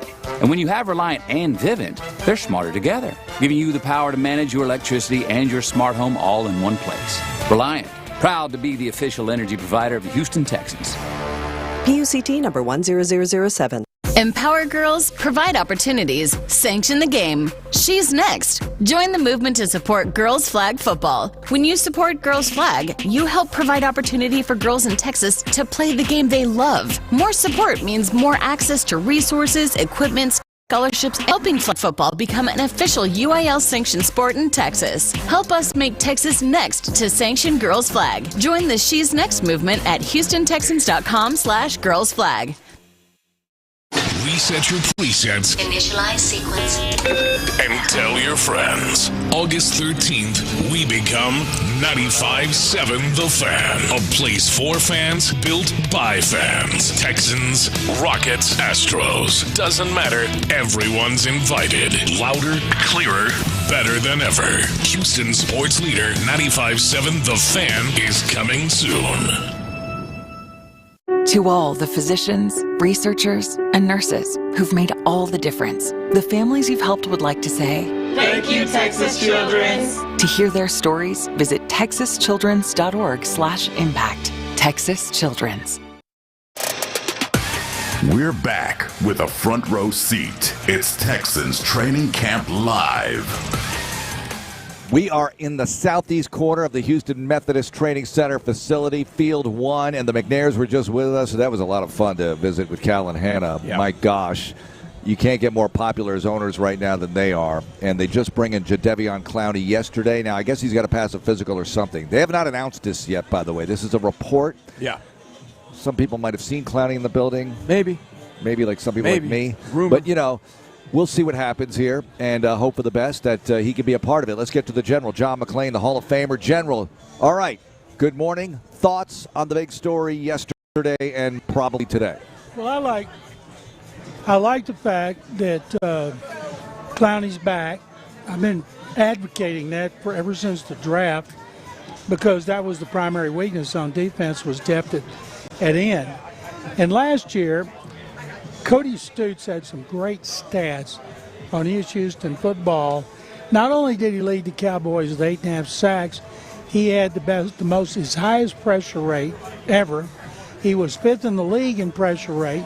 He only played in 13 games. He only had 379 snaps, which was fewer than Derek Barnett in a full season. And I really liked Barnett and hoped he was coming back. But, boy, and you guys know, Clowney can play the run. And he's fired up. Yeah, he's going to love playing for D'Amico and Matt Burke and Rod Wright and Frank Oakham compared to Bill O'Brien. So he's going to be pumped. He's going to be fresh every time he comes in. Great move. Bringing back Mario Edwards was a good move, too. Now we don't need to talk about any depth issues in the defensive line. Well, the offense went out and got all the toys in the offseason, and the defense was like, hey, what about us? Now they got reblanket and they did a couple other things, but you're right, they had to address the depth. I think Derek Barnett is the name that automatically comes up because it's defensive end for defensive end, but I think, John, where Clowney helps even more is in the Nico Autry role. As that interior guy, he's built not as big as Autry, but he's rushed a lot and done a lot of things from the inside. So if you let those two animals on the outside do their thing and then he goes in the inside, I think that's what people are missing is like he's more of a replacement for Nico Autry, almost even more than he is for Derek Barnett. And he's about 25 pounds less than Autry, and it was a huge disappointment last season. I thought in his whole tenure here, I thought he was going to do so much better. He blocked kicks. And this, yes, he did. And Clowney, still tall and thin, 33 years old. It's amazing. A lot of people thought his career was over with a microfracture surgery, 2 subsequent surgeries, and here he is going into, his 13th season. And if he could do in a part-time role anywhere near what he did for the Cowboys last season, which went overlooked because their defense was so bad, but it was not because of Devin Clowney, because he played really well. All right, General, other thoughts, observations, what stands out to you so far? First day in pads today, so we've been pre-pad. What do you think? What's your pre-pad review, 30,000 feet training camp, 4 days in? The offense was behind the defense, as we all knew it would be. The offensive line is still a work in progress. And because when they hit with pads, they don't full tackle and take people to the ground, but they go to the ground a lot because they get knocked off balance. It's not the way it was when Wade Smith was playing on the best offensive line in history, in which only one player missed one game that season, and that was Brandon Brooks, one game in Buffalo. If they could get anywhere near that kind of continuity and know who they're going to be and keep them, that would be great. The player I want to see, we're not going to see him really until they get to Buffalo, is David Montgomery. Montgomery, with Woody Marks entering his second season, is going to be so good for this offense, and the beneficiary is going to be C.J. Stroud. But I love watching the defense, but there are no questions really about this defense that's the best in the NFL, and the questions are all on offense. But the offenses look better, John. It has looked better. They're doing things better than they did last year. They're picking up stunts and pressures and sim pressures a lot better. They're protecting CJ. I know they don't have pads on, but there have been times that CJ has beaten the blitz this training camp way more than he ever did in any of the other training camps. They feel like it's a much more cohesive. It's not there. Don't trust me. Last year was elementary school. This year it's graduating from junior high. It's moving in the right direction. Would you at least give them that? Yeah, because they don't. I shouldn't say it can't be as bad as it was last year. Yeah, I'll say that. It can't be as bad as it was last year. Nick Caley was a first-time coordinator, first-time play caller. Stroud had everything on his plate because Caley coaches like Sean McVay and Josh McDaniels. Everything is on the quarterback's plate. Stroud struggled with that, and then he got better near the end of the year, but the efficiency of this offense has to be better to give Stroud time when he's looking over the defense, making the protection calls and everything. And we're not going to really know until they Buffalo how much they've improved, but people are very fired up about it. And Stroud ought to be the most fired up because they've done everything they can to try to help him with Montgomery trade, 2 veteran defensive linemen, 1st and 4th round picks, and I think Caley and Stroud together, we're going to see marked improvement. Couple of league-wide things here, John, and the Texans are relevant to this. J.J. Watt, #1 CBS analyst right now. Romo sidelined. What do you make of it? Your reaction? They will never get Watt out of that role. A lot of people want him with Ian Eagle, who's great. They're not going to do that to Jim Nantz. And I know Jim Nantz and Tony Romo are really close. Mike Florio keeps talking about the legal problem. You got a morals clause. You try to get out of $72 million. But we know JJ's going to be great because he's been great, and he's great at everything he does. I can't wait to see him, and I'm going to predict he's not getting that job back. When Romo comes back, he maybe takes JJ's place. General, how was the event with Kenny Houston the other night? You talked about that last time we were on. How was that event? It was unbelievable. It was at Oakhurst Golf Club, David Preisler. The owner turned it over to us, Rob Lynch, Steve Underwood from the Titans. Everybody had a blast. I think there were like 15 former Oilers, 7 or 8 Hall of Famers. Warren Moon came in. We had some great speeches. Kenny knew he was going for this party, but he didn't know the extent. His wife Gusty invited like 200 people. Oh, wow. It was packed. Everybody's wearing Kenny Houston shirts. They did a first-class job. Anybody that likes the NFL would have loved to have been at Oakhurst Golf Club. And Kenny, whose health is not good, can't go to Canton. Only other time he hadn't been to Canton, it was his 40-year anniversary of his induction in '86. And the only time he couldn't go before is when he had cancer, which kept him in the hospital for months. And so Gusty and Rob Lynch wanted to do this for him, and they went above and beyond. It was even more than I could have imagined. It was great seeing all those old Oilers.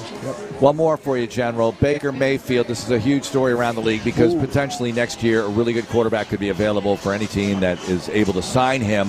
Who's right and who's wrong in this fight? He wants more than a 2-year deal. Supposedly the story that was leaked, they offered him a little more than $50 million a year, but he wanted more years. So I'm going to guess they'll end it with adding another year. Give him a third one. He wants it all guaranteed, too. He was hurt a lot last year. They weren't as good. A lot of people think New Orleans and Carolina are passing him up. I'm still going with the Buccaneers. They let Mike Evans go because of money. They've made some personnel changes. Villa wants more money. And they've got the money. They've never been cheap. I think they'll get the problems worked out. Baker will play well, and he will lead them to the division title. General, thanks a lot for visiting this week. Guys, thank you very much, as always. All right, coming up, Wade Smith, Texans legend, Pro Bowl offensive lineman, part of the greatest line in Texans history, and we'll talk about how this one's looking. Coming up next here on Texans Radio. More Texans Radio coming up in a moment. Balancing your work, family, and health is a lot to manage. Houston Methodist has a lot to offer. Convenient primary care checkups, personalized orthopedics to keep you moving, and experts in specialties like cardiology, neurology, and GI, all in one manageable system, so you can stay healthy and strong. That's the difference between practicing medicine and leading it for you. Houston Methodist, leading medicine. In Texas, we say yeehaw. In Monaco, we say enchanté. We got pickup trucks. We have super yachts. But now you can have both. Get the best of both worlds with Monaco scratch tickets from the Texas Lottery. Play for a shot at top prizes up to $1 million. Or enter for a chance to win a VIP trip to Monaco where you could become a millionaire. That is a lot of money. You've got that right. Au revoir. Must be 18 or older. Play responsibly. Oh, hey, Sarah. Did you hear my daughter Katie got Camper of the Week? That's a big deal. We got a big deal, too. Right, Mom? Honey, shh. What's that? Okay, that Hyundai Santa Fe, I only paid... Nice. Deal's so right, it almost feels wrong. The Hyundai Getaway Sales Event. Get 0% APR for 60 months, plus 0 payments for 90 days, or 1.9% APR for 22 months on the Hyundai Tucson, Santa Fe, or Santa Fe Hybrid during the Hyundai Getaway Sales Event. Hurry, offer ends August 3rd. Call 562-314-4603 for details. Reset your presets. Initialize sequence. And tell your friends. August 13th, we become 95.7 The Fan. A place for fans, built by fans. Texans, Rockets, Astros. Doesn't matter. Everyone's invited. Louder, clearer, better than ever. Houston sports leader 95.7 The Fan is coming soon. More Texans Radio is on the way. Hey Texans fans, it's CJ. I'm teaming up with TDECU and you should too. Whether your favorite look is deep steel blue, battle red, or the fan favorite H-Town blue, it's all 15% off at the Texans online shop with your TDECU Texans debit card. Upgrade your Texans game day gear and show off your loyalty while you do it. Visit tdecu.org/Texans and get the MVP of your wallet today. Insured by NCUA. Tito's Handmade Vodka is America's favorite vodka for a reason. From the first legal distillery in Texas, Tito's is 6 times distilled till it's just right, and naturally gluten-free, making it a high-quality spirit that mixes with just about anything, from the smoothest martinis to the best Bloody Marys. Tito's is known for giving back, teaming up with nonprofits to serve its communities and do good for dogs. Make your next cocktail with Tito's. Distilled and bottled by 5th Generation Inc., Austin, Texas. 40% alcohol by volume. Savor responsibly. Something amazing is happening. Technology is working harder, faster, and more reliably. It's delivering results that work. But who makes technology work? CDW. We're a full-service technology solutions provider, advising our clients and designing customized solutions so they can reach their goals and do amazing things. CDW. Make amazing happen. Find out more at cdw.com. Hey Texans fans, do you know a deserving small business in the Houston area that needs a boost? The Houston Texans and Amagi Bank are awarding 4 small businesses a $5,000 grant plus marketing support from the Houston Texans. Since 2020, they have awarded 29 businesses grants totaling $125,000. Visit HoustonTexans.com/small business boost to nominate a small business before October 19th. Amagi Bank, a division of Zions Bank Corporation, N.A., member FDIC. It's Texans Training Camp Live. Here we go. Now, back to the show. At the Houston Methodist Training Center, we are live, and in the loop is after us. Mark Vandermeer, John Harris with Wade Smith now, Pro Bowl guard for your Texans, back in the day with the greatest line ever, and this one's going to try to beat it. But, Wade, we were talking off the air, so it's been a few years since you've been in training camp. How does it feel to be here and just see this thing going on? Well, it's nice and sticky out here, you know. And it's Legends Day. It's Legends Day here with the Texans, and so they knew the right day to have us come. It's the first day in full pads. Sorry to see these guys out here, but when I'm out here in this weather, I think to myself, like, how was I able to go through this day in and day out and function and thrive in weather like this? But that's the cool thing about the human body and just being a competitor and being a professional. You figure out a way to adapt to whatever situation, and so this is no different. And back in the day, you were doing it twice a day. Oh, yeah, there was real two-a-days back then. But real two. I will say this, though. I was here with the Texans in 2010, and it was like that. But then we had the CBA came in 2011, and so then there were no more two-a-days. It was a practice, and then it was a walkthrough. And so that's what things are like now. So my first 8-9 years of my career, it was straight up two-a-days, sometimes 3-a-days, depending on where you're at. So how was that different? I mean, clearly it's different because you don't have 2 practices, but did that affect the way you prepared and played ultimately during the regular season? Do you think it took some things away, or did it help you? How did you see it? It definitely helped me because I was an older player at that time. I was in year 9, I think 9, 10 in my career. And so anytime you can take that wear and tear off of your body as far as being in full pads, I think is helpful. And when you're getting the mental reps when it comes to walkthroughs and going through that stuff, that's a big part of you getting your repetitions you need to succeed. Now, if you're a younger player, I could see how it could work the other way for you, where you're trying to get caught up with the speed of the game and the physicality of the game at this level as opposed to being in college. But I think overall, I think it's helpful for the guys. Wade, when people hear walkthrough, I think they hear walk and they're like, oh, they're not really a lot. But how important actually are walkthroughs for the players, for the team? It's very important, and there's a good tempo to it. It's not like you're just standing around. Right. You're going through all the techniques, the adjustments, the communication that has to be done before the play, while the cadence is going, and then after the snap. Yep. And you're getting all of those reps. You're just not running and bashing into the people every play, and so it takes that wear and tear part of your body. Very good. So I want to get your reaction after this practice, but what's your reaction to some of the acquisitions, the way they're building this offensive line? Some veterans. You got the rookie with Rutledge. You got the other rookie with Weewu. What do you think overall, Wade? They've identified the type of guys that they want up front, and they're going out and getting them. I think Rutledge is a guy that they want swarm guys on this team, period. Mm-hmm. So they want more swarm guys on the offensive line, and so they bring in a guy like Rutledge, a guy that you have to say, whoa, a guy that you have to slow down, as opposed to a guy that you got to push and prod to be physical. And so the more guys that you get like that in the the locker room that you get on the field, it translates to how you play the game. You bring in a guy like Montgomery, who's a running back that comes from a place like that where you're physical up front, and so all those things go hand in hand. And like, hey, you're going to be physical, you're going to run the ball down people's throat, you're going to be able to play action them, and we're going to play great defense. And so it all works hand in hand, complementary football. Wait, I want to try something. I think about this all the time as I watch camp, and I see fingers pointed, and I see the center squat down, and he's doing this, and I see heads turned on the offensive line. Can you take through a situation or take us through a play that you guys call? Is it whatever you guys called zone left? So you were at left guard, zone to the left, and you guys go up to the line of scrimmage. What's the communication like at that point for you and for the offensive line? What is all going on? Because it's not you hear the play call, you get up to the line of scrimmage, put your head down, ball, said hut, and you guys go.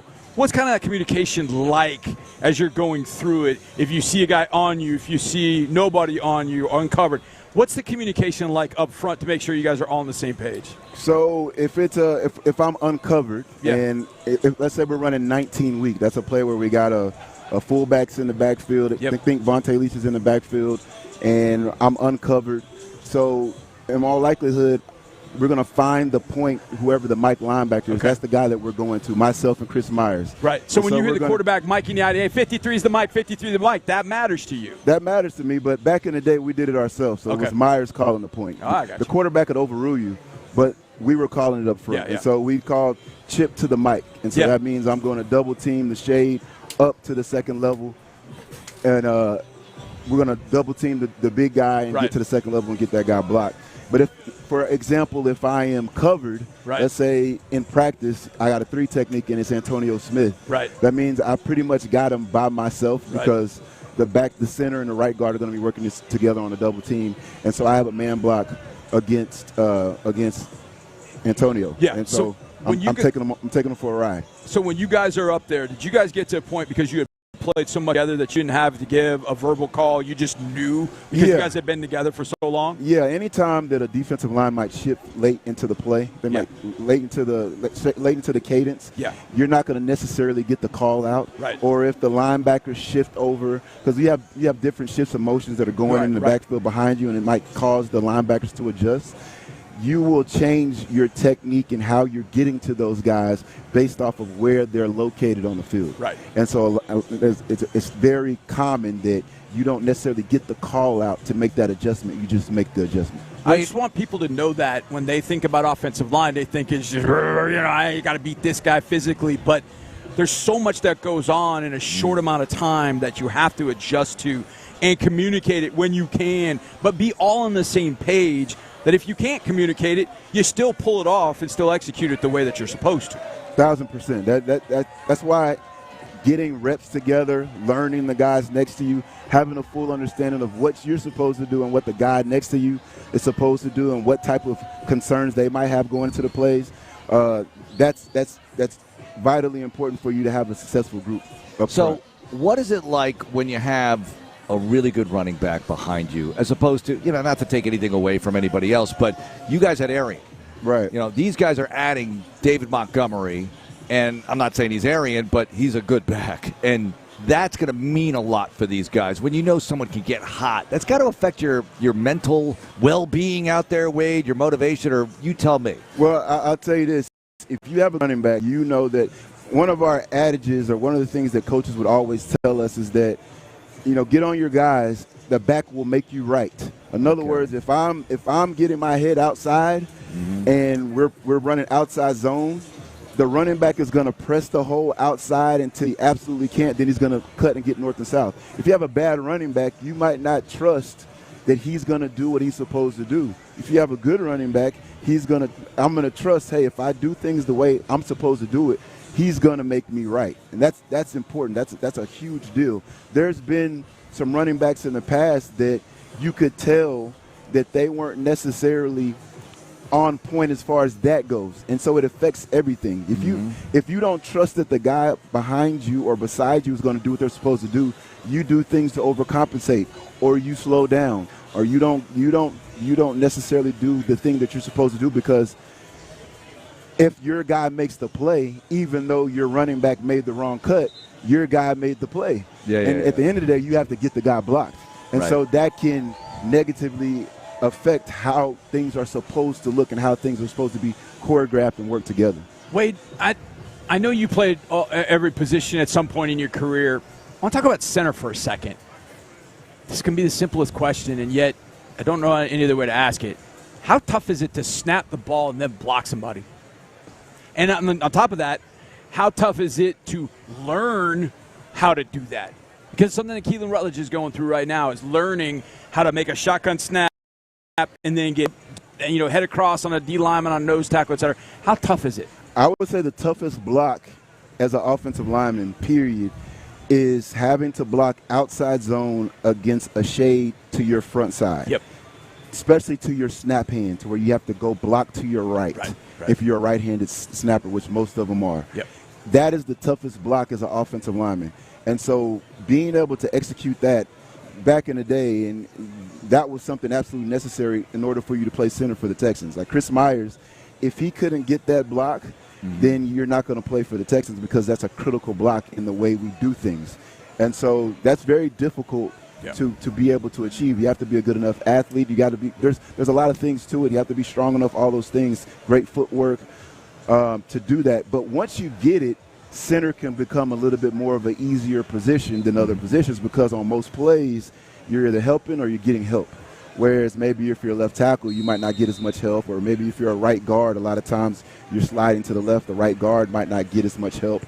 And so there's a lot of one-on-one blocks. But, yeah, being a center, taking the mental aspect out of it, which is a huge part of it, but just physically there's certain blocks that it's very difficult to do, especially if you haven't done it in a while. And I think you're probably referring to Rutledge coming in here that's been a guard in college, and now he's moving to center. That is a difficult transition to make, but I do think once you kind of get the hang of it, you get the hang of it. And once you got it, you got it. Wade, I mean, there's so much that goes into it. Wade, tell us, reading with the pros, gearing up for another big season? Yeah, we're excited about it, finalizing dates and all of that type stuff coming up. But, Literacy Month is in September, so we're always looking forward to getting out there and read to the kids. Can I volunteer for second semester?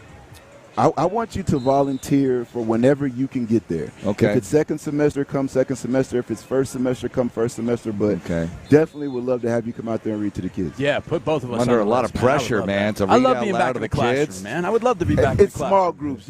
I think you can handle reading to 8-year-olds. Little legend that could. The guy that stands in front of I don't know how many thousands of people in crowds all the time. Hey, I think you'll be fine. You do this more than anybody. Those younger kids, that's a tough crowd. Tough crowd. That's a tougher crowd than you think. How am I going to get laughs? I don't know. We'll see. Yeah. Wade, thanks a lot for joining us. We appreciate it. It's always real, fellas. That's Wade Smith, Texans legend, Pro Bowl offensive lineman, and he'll be taking in practice today. Coming up, we'll wrap it up. Maybe we'll get Frank Okam on, but you never know as we wrap up the show and get you into In the Loop, which is coming up next. It's Texans Radio. You get Frank on here?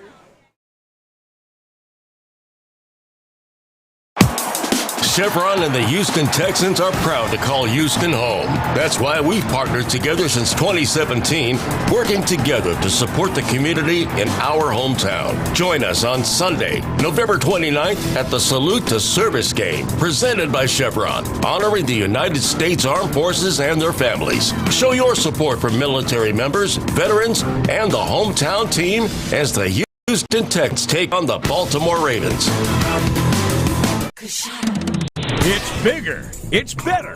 It's Coshada Casino Resort like you've never seen it before. Introducing the all-new Legacy Tower with 204 beautiful rooms, 100 suites, and a stunning new lobby entrance. Just steps from the largest gaming floor in the Lake Charles area with new gaming, better slots, top-rated golf, and the dream pool and lazy river.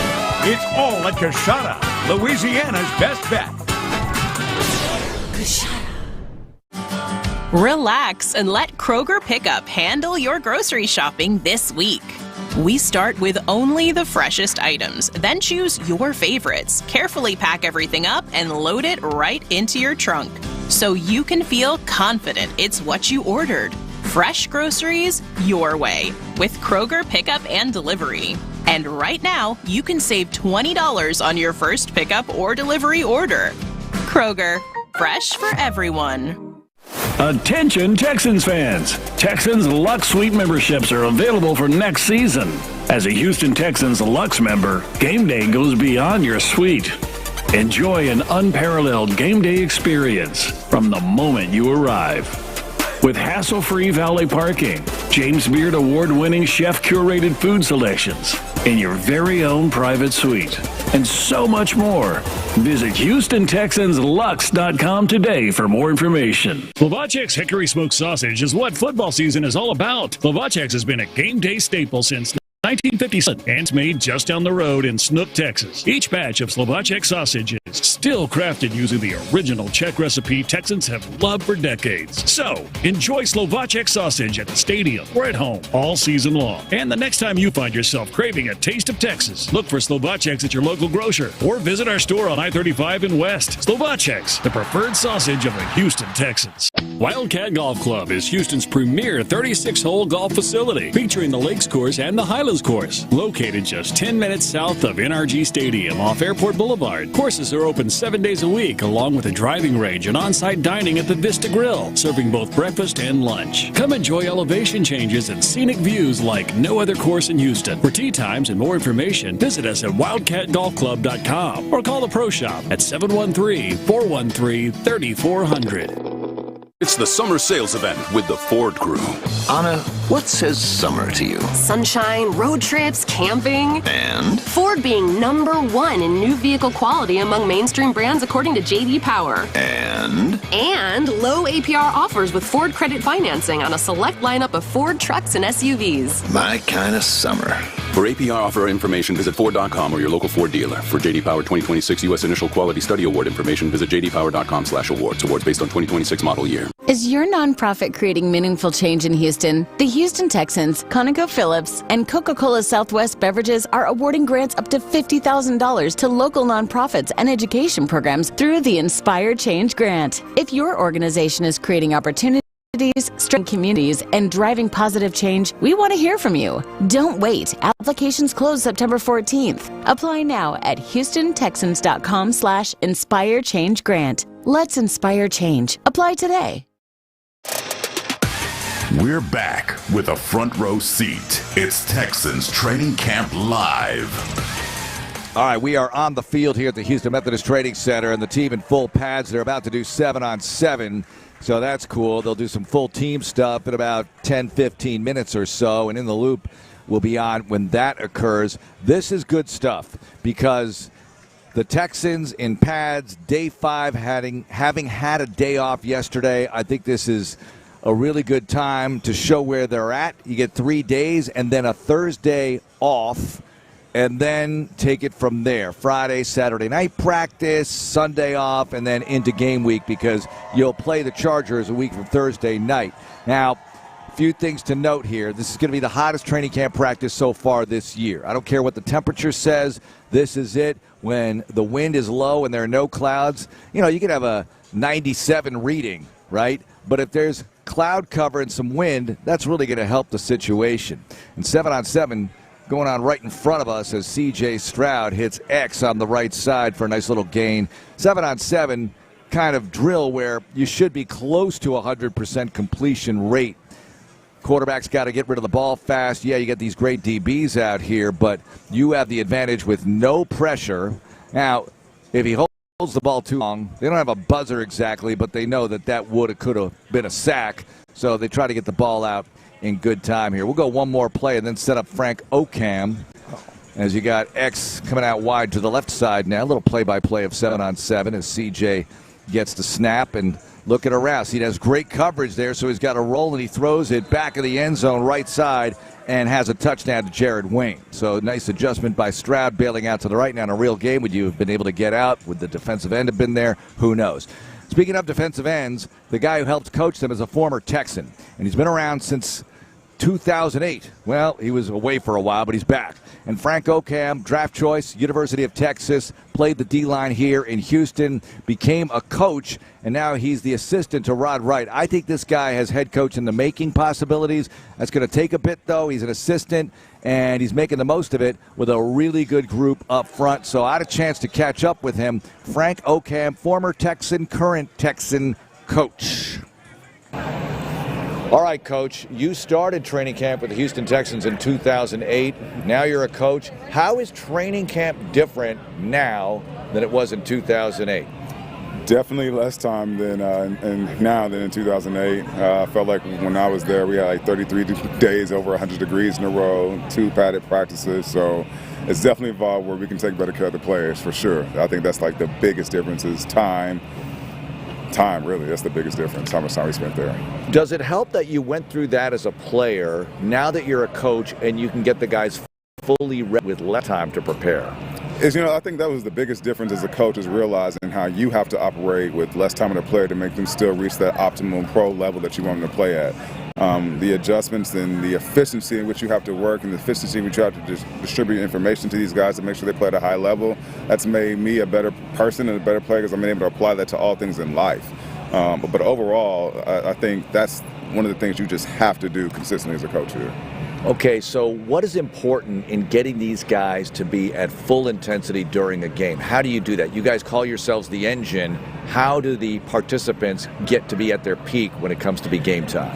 You have to do the small things and the same things every day. We just basically tell you there is no off switch on the engine. If you turn it off, the car doesn't move, the organization doesn't move. So if you want to take the organization as far as it can go, you have to work and prepare that way every single day with every choice that you make. If you get a young guy like Caden McDonald or whoever it might be coming in, these veterans have to be a big help, obviously. The coaches can coach, but it's really important for the other guys to show them the way, right? Yeah, and it's been awesome. Obviously, Will and Daniil have done a great job of pulling them under their wings, but, Sheldon and Tommy have been huge in his development and progress of just, especially interior-wise, the game's different than the edge. You see it's a different lifestyle and different mentality, but they've been able to make sure that he understands how to become a pro, what you have to do in a daily process, help him create that process, learn and master what works for him, and he's been getting a little bit better every single day because of their input. What do you think of this offensive line so far, facing it in practice? Yeah, much improved. I think the guys are doing a great job being competitive every single day. I think the other thing that you see is the communication of you can hear when you're in the sidelines of them talking. You can see the offense just trying to execute a little bit more efficiently and better. So I'm excited about that group. I'm excited to see us when we get the pads on, what it really looks like and feels like. As every line coach in the league knows, nothing really matters for us until the pads come on. I know you can't speak for all the coaches, but how do you keep your energy up during training camp? Because it's a grind for you guys, too. I know you're not practicing, but you're concentrating, and you got to keep physically and mentally fresh. I think the biggest thing is when you tell these players how to do it, you have to model yourself. So we have to be the engine as well. Make sure we're taking care of our bodies, resting, eating well, and doing everything we can to pour into these guys absolutely every single day. How often do you get back up to the 40 acres? Not as much as I would like. It's a great university. Every time I go, I'm surprised at what's built new there. I'm surprised by how they're training, what they're doing, how the players look. Everything's just sharper and cleaner and better. So excited what they're going to do on the field this fall. See what our Archman can maybe have some Vince Young magic, and maybe 20 years later they can have a chance to do what we did back in the day. Does it blow your mind to see the way college football is run now at large? Words can't describe the transient nature of college football and how weird that is for me, because it kind of takes out the legacy of, wanting to choose a university, own that, be a part of that, changing history there. It's a little different for me. I understand the nature of it because I like the fact that the players are getting taken care of. As a former player, I think that's huge because some people have different situations. But as a coach now, you just got to roll with it. It's affecting our level as well. So that's the biggest thing is like making sure that you don't get stuck behind the times and continue to rest with the group. All right, Coach. Thanks a lot. I appreciate it. All right, appreciate it. All right, great job. All right, Kara. All right, that's it. That's Frank Ocam. I guess that just bled out a little bit after the interview. And they just concluded 7-on-7. Graham Mertz hit DJ Turner in the back of the end zone. Nice catch by Turner with the toe tapper. And in the loop, they are ready to rock here. Who do you have today as your guest? One Kamari Lassiter. Jeez, you guys actually three. He's number 3. You guys have Pro Bowl. Yeah, he's number 3 now. Yeah. Pro Bowl arsenal of guests so far. Day after day. It's crazy. The interviews have been great. Well, it's easy when you got a Pro Bowl roster, isn't it? Yeah, pretty much. You start reading off the names on this defense. It's like Pro Bowler, Pro Bowler, could be a Pro Bowler. Guys got to get paid next year. Guys got to get paid next year. I mean, this team's going to have some big issues next year trying to get everybody paid. But I know you're going to give your reaction to Clowney on the show. Yeah. That's going to be fun. He's not out here right now, unless he slipped by me, but he's not out here right now. Mario Edwards is. Yes, sir. He's in pads, which is amazing, right? What else? What else are you thinking here besides it's freaking hot today, man? I mean, we're going to get into what you mentioned there and what remains to be done, but what we're seeing thus far, I mean, we had a really good Saturday practice that we haven't had the opportunity to comment on. Yeah, oh, that's right. We'll get into some of the takeaways from that as well. Yeah, it's kind of nice, and I saw you, Reggie, over there, and we were talking about it. You guys are on the air. You can see some things, no question, especially when the fans are here. Best seat in the house At least you get field 1 here, right? Yeah. Like the first couple of days when they're in fields 2 and 3, it's a little bit harder to see it in progress. But listen, you have on-air duty. We really appreciate that. We appreciate you being on that wall, no question about it. All right, so they're huddling up. They're in break. Can't wait for it. In the Loop coming your way next. Full show tomorrow. Team President Mike Toman is going to join us. We'll finally get to Dalton Schultz and a few other really cool interviews like Caden McDonald. Johnny had a chance to catch up with him. That's all going to come up. Texans All Access tonight at 6. Tomorrow, 8 to 10 a.m. with more Texans radio. It's fun. It's camp. A week from Thursday, they start off the preseason against the Chargers, and that'll be on the FM Stick 95.7 The Fan. Can't wait. Have a great day, everyone. In the Loop coming your way. Go Texans. From the West Point Lincoln and West Point Lincoln of Sugar Land Studios, KILT FM HD2 Houston. On Odyssey Sports Station, the Texans play here. Houston, let's get in the loop. You better get ready because we're going to show up and show out. With John Lopez and Reggie Atatula. Always live, always local. What do you say? I don't care about the labor, show me the baby. Don't tell me about the waves. Just bring the ship in. Okay, that's a different one. What'd you say about a baby? You said that one specifically. Don't get out. Biggie, help me out. I have not said He's that gaslighting me right now. You're in the loop on Houston Sports Leader, Sports Radio 610. Yeah, happy Monday to you. You're in the loop right here on Sports Radio 610 live from the Houston Methodist Training Center for, what is it, day 5 of Houston Texans Training Camp 2026. They are actively doing a little Team 1 right this moment on this field immediately at our broadcast location. J-Lo, how you doing today, man? I could not be better. Any better, and it would be illegal probably. Oh. It couldn't be better. Okay. We sit down, we start the show. They're going 11 on 11 right in front of us. And they are, and the best 2 words in training camp are what? Full pads. Yeah, absolutely, which we are seeing with the fellas in front of us. We'll give you the updates of what we're seeing, and obviously we'll get into some of our takeaways from this practice thus far and from Saturday. But we got big news yesterday. We got real big news yesterday. One of the big questions that we've had for training camp is, hey, man, this team does not have a lot of holes, but there's one that you could see kind of developing, which is behind Danielle Hunter and Will Anderson Jr., the engines of this defense.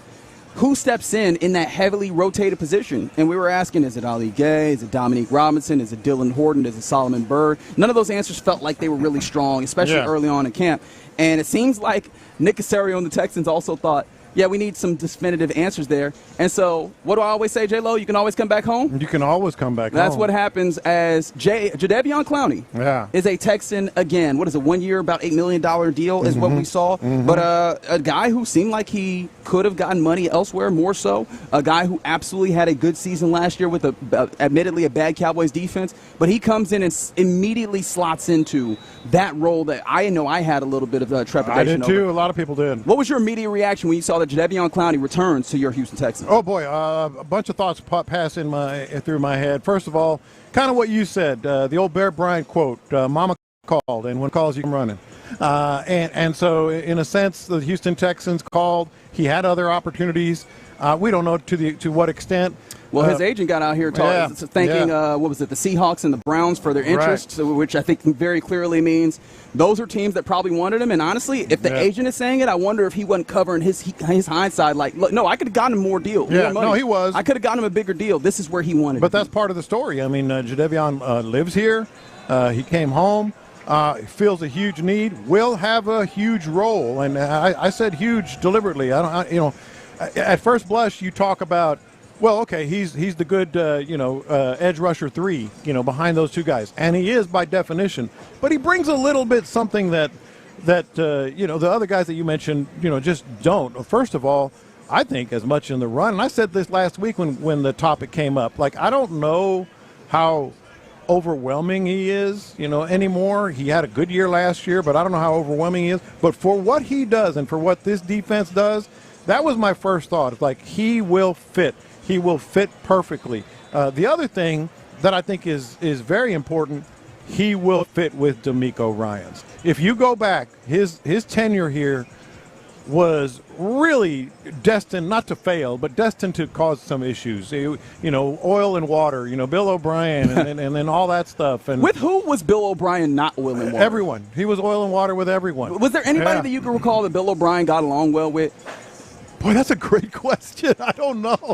Which, quite an indictment on a dude who, when you the X and O's, is a pretty damn good coach. However, this is one of those things, the people business of it. But, yeah, I think that goes so far to say what you're pointing to. This is a much different environment that Jadeveon Clowney is working with. So, I imagine if anybody has some trepidation going back, I think that definitely feels like it's off the table because of that. But also, what do we talk about, man? It's a whole bunch of leaders on this team, particularly in that room. We talked to Rod Wright, who runs the show. Yeah. He is very amenable, has a lot of respect. Will Anderson Jr., he is adding leader guy on top of previous leader guy. Daniil Hunter leads with the way that he works. Sheldon Rankins is in that room. He's a leader. You got a lot of guys that are steady, consistent, dependable, all those, right? And so whatever things that you might – and Jadeveon Clowney was never like an actual issue. He's a little quirky.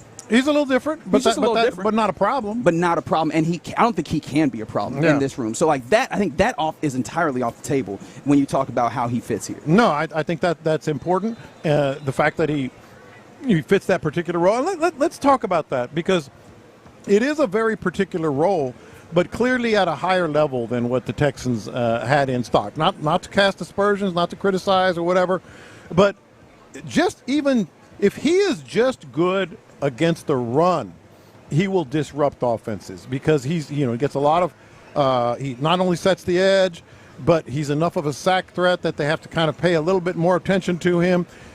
He can certainly tackles for loss or what could be an issue. He penetrates. He chases balls from the opposite side. Like all the things that they want to do just on the field, I think he just fits perfectly for it. Without question. You started alluding to how his previous tenure was one that was not quite doomed to fail, but was not a perfect fit. You were running a 3-4 defense where he is kind of in essence playing outside linebacker, and that's going to make him have to drop sometimes. And he wasn't a dude necessarily that you want to drop in coverage. You want a guy that is engaging at the football at the line of scrimmage and handling those things.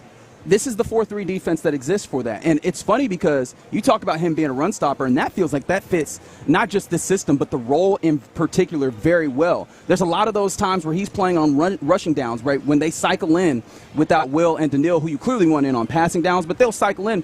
And the guys that you have as DN3, DN4, so to say, those guys are in on rushing downs. Well, this is a guy that has always excelled on setting the edge, driving that rusher up to your defensive tackles and linebackers. He's always been great at that. And if you've been paying attention, we talked about it. He also had 8.5 sacks last year. So he has progressed as a pass rusher, which, they'll have those guys in at various times. I think that this pretty much settles in my mind. The edge rusher thing, I think the defensive line in general is settled now because not only did they do that, they also bring in Mario Edwards or return Mario Edwards, which that one actually I want to talk about because that one's a little more interesting to me. This one felt like an immediate need in getting that edge, and I think that you still have Dominique Robinson and Dylan Horton and Ollie Gay. One of those guys is DN4, I love. As DN3, I wasn't sure. And, Dylan Horton was DN4 last year. Yes. Right? So I feel a lot better. I do wonder if this maybe says that Derek Barnett isn't planning on returning to football. But ultimately, I don't just like this move, J-Lo. I love this move. You mentioned, on first and second down. Well, now on first and second, let's say it's early second quarter, 2nd and 9, 2nd and 7, whatever it might be. And if the opposing team is going to run the ball, pass the ball and kind of cross you up, all of a sudden you have a threat to bring pressure onto that quarterback. Yeah. The guys that were behind Will Anderson and Daniil Hunter weren't quite the threat that Jadeveon Clowney. He is still not I would say, great pass rusher. He's never had more than 9.5 sacks in his entire career, but he's good. And he's enough of a threat that, if you decide to pass the ball on an obvious running down, he can still get to the quarterback. 100%. Yeah. 100%. And that was the thing I was looking for, especially in the modern NFL. I think I heard Dominique Foxworth talking about this, and he made an apt point, is that it feels like we're getting more pressure and fewer sacks in the league in general, whether it's, offense is obviously taking advantage of defenses. Defense is not blitzing, right? And this is a team very much that doesn't blitz. They want to get home with 4. And so if he's capable of doing that, which we've seen that he is, I think if that shows up a little bit different. But I do want to talk about Mario Edwards because that's a little bit quieter. It's not the bigger name. It's not the bigger story. What did you make of that? Because I honestly felt a lot better about the interior of this defensive line room with Rankins, with Togiai, with Caden McDonald, with Logan Hall, with Naquan Jones. I think all 5 of those names that I mentioned, I'm 100% comfortable seeing them on a Sunday in this season. And then they go add Mario Edwards, who was a second line, sometimes a starter last year for this team. What did you make of that? I think Mario Edwards is one of those players that DeMeco Ryans just can't quit. I think they love him. They love what he brings. Keep in mind, the reason that he left this squad was an injury designation, not any, performance-based issue or whatever. So I think they want to bring him in and just bring more competition on the interior defensive line. It wasn't that long ago, Reggie, we were wondering what the heck they're going to do in the interior defensive line, that it was thin. And well, now you have depth and now you have options in the middle. And I think Mario Edwards is going to actually be a pretty significant part of that rotation, presuming he wins, the competition. Way too early thoughts towards 53-man, but I was like, that cut down's not going to be fun at all. No, not at all. Obviously, Caden McDonald's going to be there. Togiai is going to be there. I don't know what, beyond that, obviously Sheldon Rankins, you've got guys that are going to be able to. You just named 3 of the 5-6 guys we're talking about here. Well, those 3 are in. Yeah. Those 3 are in. And then it becomes much more interesting. Yeah, that we just manufactured a position battle on this roster. Now, it's not one of the most pressing ones by any means, but here you go, right? All of a sudden, it does make me wonder, though, was this at all any level of – it can't be concern, right? It can't be that they looked at this and had some concern. This just had to be, an abundance of riches and a dude who wants to return, so let's throw him in here and see what we got, right? Oh, you mean in camp was it a concern, like what they've been seeing? Right. Now, that I don't know, but I think, like I said, not long ago, it was absolutely a concern just in terms of depth and who was going to be in the rotation. And that now you've got options, and so now you've got an opportunity for the best players and one they trust in Mario Edwards just to kind of rise. And not that I'd be happy to see it, but I think that this ends up being one of those possibilities where does Nick Caserio at the end of camp have another place where he can deal a 6th round, a 7th round pick? Because there's a guy who is capable of starting or playing big reps on most teams in the league that you're not going to have room for in a weird way. That's just cherry on top stuff there, and that's what he does. He loves doing that. This is where you have to give Nick Caserio his credit. He does a good job at those things, and working the roster down to the back end of it, working the trades there to add back end of the draft type assets, and you get value out of it. And so, no, that was a really, I say 7-6. The guys that we're talking about might be more. Could they not get you a 5th? Right, yeah, it's might possible. Be more. Oh man, I was very excited by both of those. That made me jump over the moon. Not just in the ability to acquire these guys, but I think sometimes we can wonder. And I'm not saying that this is definitively the answer that you come to, but sometimes we can wonder if they are seeing what we're seeing. Mm-hmm. You know what I mean? How so? How honest they are willing to be with themselves about what they're seeing with the team. And I kept looking at this. I kept looking at that edge rusher position and being like, are they really, do they really see something in Dominique Robinson and Ollie Gay and Dylan Horn to that point, especially knowing how they use it? And it was kind of encouraging outside of the actual Jadeveon Clowney himself, seeing them acknowledge that and go, no, we're bringing in this talented player to put in that position that we clearly use a lot. So I at times, our relationship with the Texans and the honesty level that they sometimes bring to things can be a little fraught. Yeah. It was kind of nice to see, from my perspective, a very clear and honest accounting of we need better at defensive end 3, and doing that in an actionable way. They absolutely were seeing it the same as us, and this is where I, kind of leaned on that old saying I always do: watch what they do, not what they say. What they did was bolster the interior defensive line, like with play, and cause people like us to wonder, oh wow, now you got a bunch of them. How's it all going to play out? Well, their actions, what they did, told us that maybe not concern is too strong. Maybe concern is too strong a word, but certainly like we need to bolster this, because here's the other part of it that is just, I feel like we're kind of almost burying the lead here. They are loading up on defense, man. They are This is a loaded defense. It was already loaded when they got to camp. It's even more loaded now with more options, more proven players.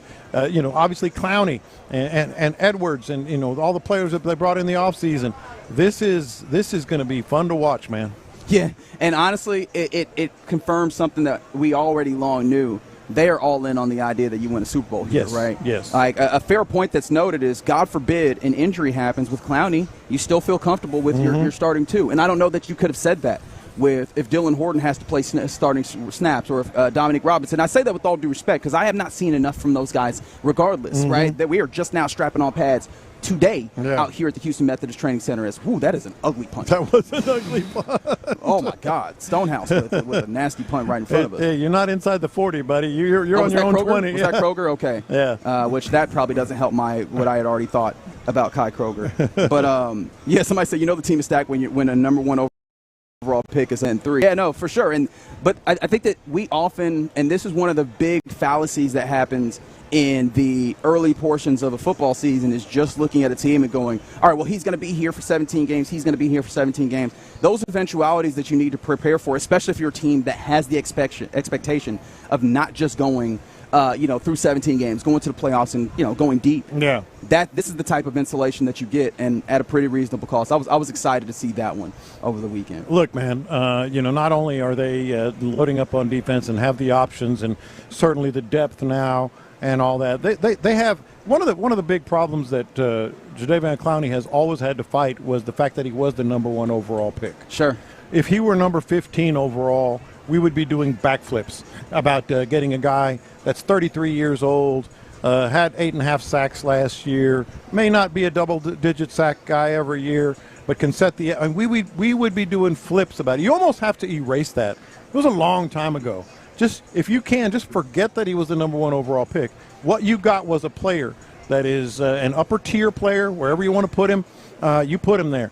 But an upper-tier player that, as the texter said, if one of these guys, heaven forbid, gets some sort of injury, then you don't have to feel the backlash so much. For sure. Now, this is where they're going to come after me. They're going to be like, oh, here come Reggie being negative Here again. comes Reggie. With this, it brings back to mind, as we're talking about it, you're clearly in the Super Bowl mode and you're trying to make accounting for all the eventualities. How do you foresee other circumstances, any other moves that you would like to see for this team? Because I see someone on the text line like, hey, now make a Clowney-type move on the offensive side of the football. Is there a place that you look at and you go, yeah, I could stand seeing whatever the equivalent of a Clowney-type move elsewhere on this team? What are the places that you're still looking at? Because I did see Robert Mays, when he was commenting about this, he was out here on Saturday. He was commenting on social media saying, well, yeah, now this defense doesn't have any things that they're concerned about. Is that true? Or are there any things on offense that you're like, hey, I would love to see an equivalent type move? Yes, I think we can all name 2 or 3, and they're probably familiar ones. We'll find out at wide receiver. Obviously, running back, or those are the 2 that I go back to consistently. But I think what this move is really telling us is we're trying to mitigate any shortcomings that we might have on offense, like we did last year, with a defense that's even better. We're not losing. We don't. It's not as if the Texans don't have confidence that this offense can rebound, that this offensive line can be better, that C.J. Stroud can rebound, that the running game will be set. It's not like they don't have confidence in that, but now they have so much confidence and so much depth in their defense that if and when those things do happen, they're still going to be able to dominate teams, even more so than last year. Yeah, maybe so. Maybe that's the way that they're handling this. Ultimately, I think this is a great weekend for the Texans, and that's before we even talked about anything that happened on the field out here. You're in the loop right here on Sports Radio 610 on a Monday. Day 5, pads are on out here at Houston Texans training camp. There's fans galore out here watching the team. In fact, they're in a break and about to get ready to get back in the team. Always appreciate getting involved with the program on the text line, 713-572-4610. Much appreciation to the Mo Care Injury Lawyers for the live streams. We keep it 100. Appreciate you, Fig. There's the YouTube page, Sports Radio 610, the Twitch chat. I think it's already migrated to 95.7, The Fan. That's coming to you in just 10 days, J-Lo. Just 10 days, and we will be clean and crisp on the FM dial for you here. Shout out to Fig back on the ones and twos. Sorry I did not say what's up to you just yet. J-Lo, how would you like to play this coming up next segment? Would you like to get into some passing thoughts from the weekend and from what we've seen today, or would you like to talk about the first place Stros? Woo, baby. That's a tough one right there. I would say let's give the Astros their due, man. All right. Let's give the Astros their due. Coming up next, let's talk about the weekend that was for your first place Astros. We'll do that on Sports Radio 610. Coach D'Amico shared his thoughts after day one of Texans training camp.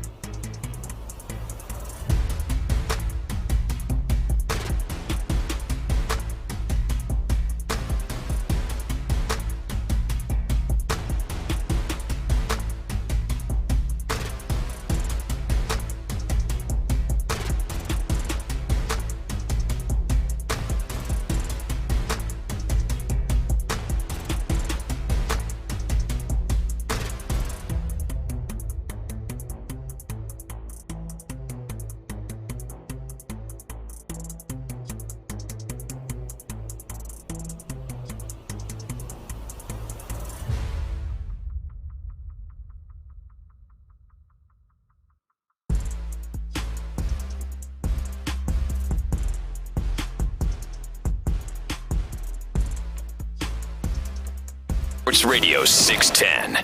Texans training camp is here. Live from the Houston Methodist Training Center, Sports Radio 610 presents In the Loop with John Lopez and Reggie Atatula. That's right. You're in the loop right here on Sports Radio 610. Houston Texans training camp, day 5 out here at the Houston Methodist Training Center. Texans in a little bit of team action, 11 on 11, and I feel bad because I start hearing it make it sound like anytime you give an update on C.J. Stroud, it sounds like you were either, gassing him up or tearing him down, and it's neither of those things. Yeah. But we did see an interception out here from C.J. Stroud. He was trying to get a slant to Nico Collins. Jumped very well by Kalen Bullock, but you could tell it wasn't a great ball, to be honest. It was one of the less good balls that I think from CJ at the very least today, but maybe over the last few days of practice. But it was very clear that the pocket was collapsing on him, and that kind of sped up the process. Key thing you said there was pocket collapsing. The defense has been doing defense things here pretty much throughout the first 2 periods. We'll have another one here coming up. Period 3 of 11 on 11. But the defense doing what it does. And I don't think that this was the reason why, but I think it is also worth noting there that snapping the football and at center, Keelan Rutledge, your first-round pick in this instance, where on Saturday he played a lot of guards. So they're still doing a lot of cross-training there, but it was notable that he was in there with the ones. We'll talk more about that as we continue to go, but we got to give a little bit of deference to the first-place team in the AL West, and, baby, that is your Houston Astros. 11 of their last 12. My God, did he stay in bounds with that one? He did stay in bounds with that one. I was talking about the Astros, and I'm looking at Nico Collins reach out with a one-handed grab away from his body, getting 2 feet in on the sideline. That dude is a freak. I'm looking at the replay right now. There are replays here. So, my God. Yeah. Nico. No big surprise. And I've said it. Even looks better than he ever has. He does. Yeah. We'll get into some more observations because I had one of those about Nico and Higgins just in a little bit of their individual as they were getting ready.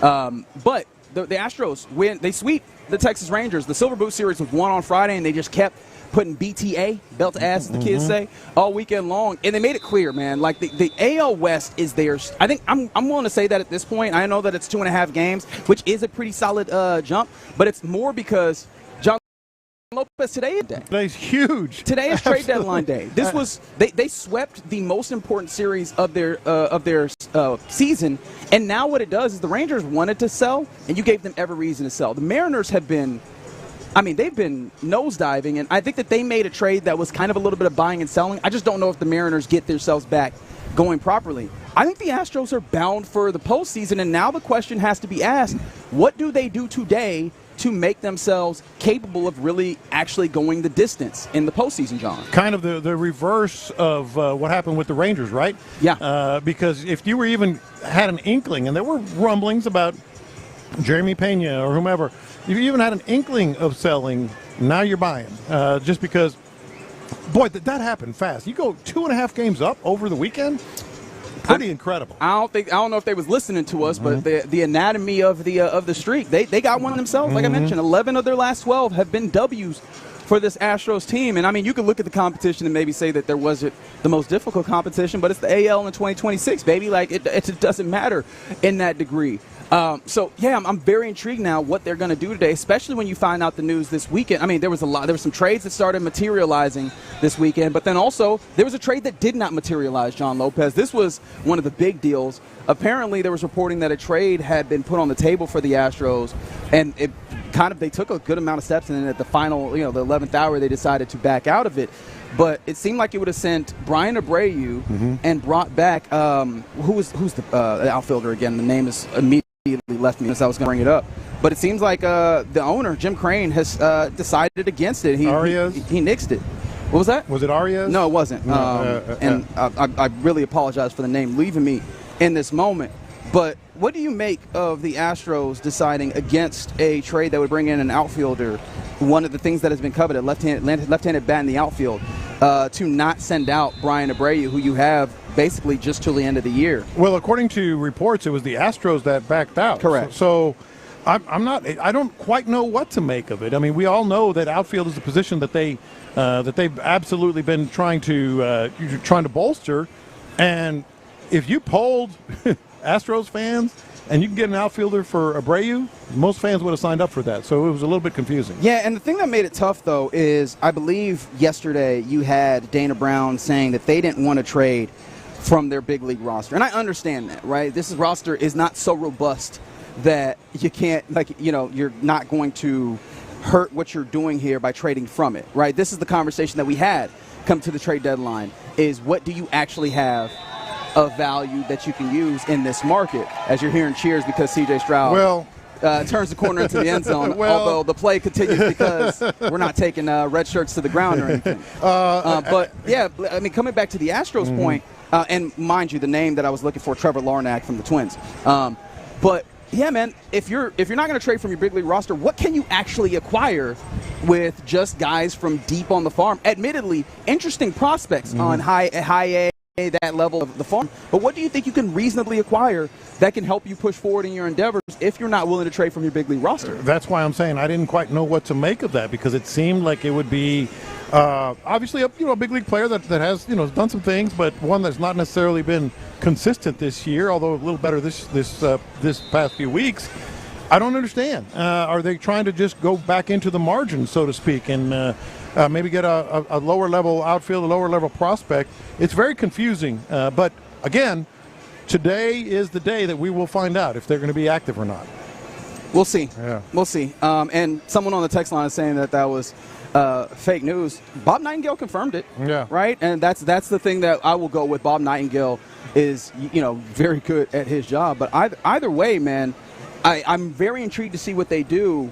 And if they're not trading from their big league roster, I do feel good about seeing how – and I understand why I wouldn't want to see Brian Abreu go, because it feels like he's found what he's doing again, and he's one of a few guys that you really trust out of the pen. I'm just very curious to see what they can actually do. I know that Bryce Matthews seems like he's on the path to possibly return before you get to the postseason, but he's not bringing a bat with him really either. Like, I'm still very curious to see what they're going to do to make this go, and apparently there's rumors that they're looking at starting pitching as well. I know a lot of our listeners are like, okay, what's going on right now at Texans training camp? We will get right back to that here momentarily, but just as a quick update with the red zone drills that they're doing right now, first team offense was controlled by the, whatever you want to call it, very much controlled by the defense in the last few plays. Batted ball at the line of scrimmage from C.J. Stroud. What a would-be sack from Will Hunter on C.J. Stroud. A scramble that we just talked about to the left where the linebacker held up so he didn't have to hit C.J. Stroud. So defense controlling things right now shouldn't be a big surprise, but we'll talk about that again a little more. On the Astros, back to the Astros. You say, obviously trade deadline today, what exactly are they going to do? I feel as if they should go bigger. Whoa. No, bigger. Not. Don't gut the farm system. No, I hear you. But bigger than just a low-level prospect at this point. I thought that Abreu deal was probably about the extent to which I would want to go. Give up a pitcher like that. You still have back end of the bullpen help. Doesn't really hurt you that much and doesn't gut the farm system. How far are you thinking? Like Nyans and Kevin Alvarez? Somewhere in that range, right? You'd be willing to give up those, clearly some of your best prospects, even though they're a little bit lower on the farm. But not a lot. That's a lot, man. That is a lot. Nyans would be, but depending on what you get, it would absolutely be something to consider. At this point, you're in it. I mean, Figgy, is the boogeyman back? Because that boogeyman was at Dyken Park this weekend, that's for damn sure. Yeah, we might not think it's back, but they sure think it's back. The division thinks it's back. Yeah, I mean, and you can't blame the way that they've played of late. It feels like that's the case. It feels like you should bolster that. Like, I've gotten to a point where if it's not a name of Nyans and Alvarez, I think I'm up. Yeah. I think I'm up for it. I think I'm up for them making that trade, assuming that there's value, or I guess other teams in the league value those prospects that are interesting, even if they're further away from the majors. Yeah. I think I'm willing to give some of those up, because I was out there at the ballpark on Saturday, and I'm looking at those golden pennants that are up there that say 17 and 22, and 26 right next to it would mean a lot. And it feels like Honestly, I think they're well, going you're to the forgetting playoffs now. a certain team in Los Angeles called the Dodgers. I'm a lot less concerned about that. We'll talk about that later as the Dodgers pulled off somehow being the best team in baseball and then also getting the best prospect or the best, Let's not get too far ahead of ourselves here, Reggie. The best player that's available at the trade deadline. But I have a feeling that where I'm a lot less concerned about that than I think some others are. But we are still out here at Houston Texans training camp, day 5, and I know people feel neglected. So coming up next, let's return to our takeaways from this practice and what we're seeing directly in front of us, but also from the weekend. We'll do that next on Sports Radio 610. How is C.J. Stroud handling the pressure of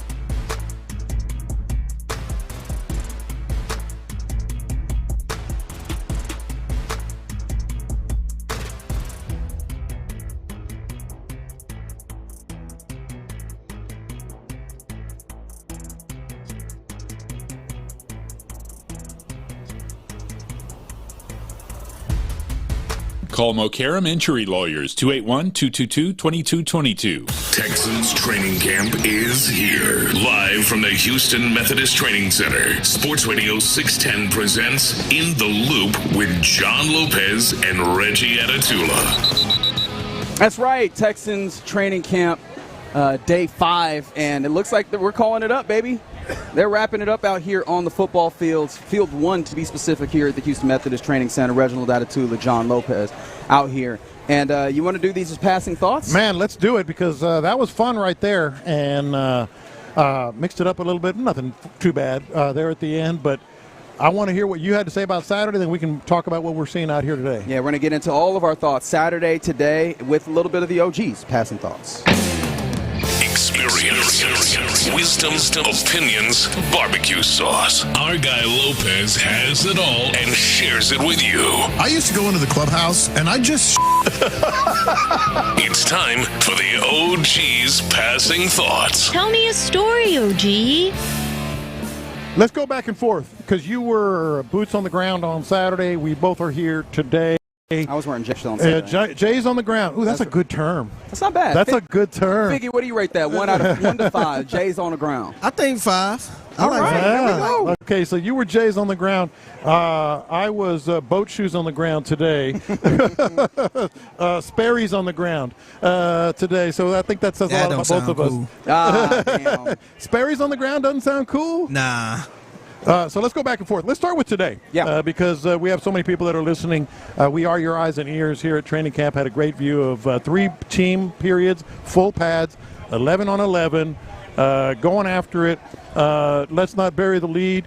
No big surprise here, but maybe there's things we can find in the midst of this. The defense controlled the day. Yeah, and it seemed like a decent amount that was, in the trenches. Yes. Which is not too surprising, right? It felt like there was more give and take in the earlier days elsewhere, but it does not surprise me at all that once we get these pads on, this defensive line, the way that it goes and it hunts, literally they talk about themselves hunting. Mm-hmm. You can see that. The offensive line needs a little bit of acclimation, and if you're going from a vacuum, that seems the way that these things would go, right? The defense starts with the punch, and then tomorrow should be the counter-punch day. Yeah. So I'm not losing my mind about it, but it was noticeable to the point where there was a pocket collapsing where CJ is standing in there, tries to get the ball to Nico Combs, and just an incredible jump from Kalen Bullock, who intercepts it. But, yeah, it was notable what was happening on the offensive line there. Kalen Bullock had the interception. There was also a batted ball at the line of scrimmage, which speaks to the trenches. And then there was a would-be sack, would have been a sack if they were going quarterback by Will Anderson, a little scramble to the left. No, I'm not going to sit here and go, oh, boy, here we go again. That is far too soon. It is far too dramatic, but it is what we're seeing, and that's what we're here for you, to tell you what's happening. On the positive side, offensively, keep that eye on Jawar Jordan. Keep that eye on Jawar Jordan. Having a good camp to this point, full pads today, had at least 1 touchdown, a couple of other plays where he seemed to have success.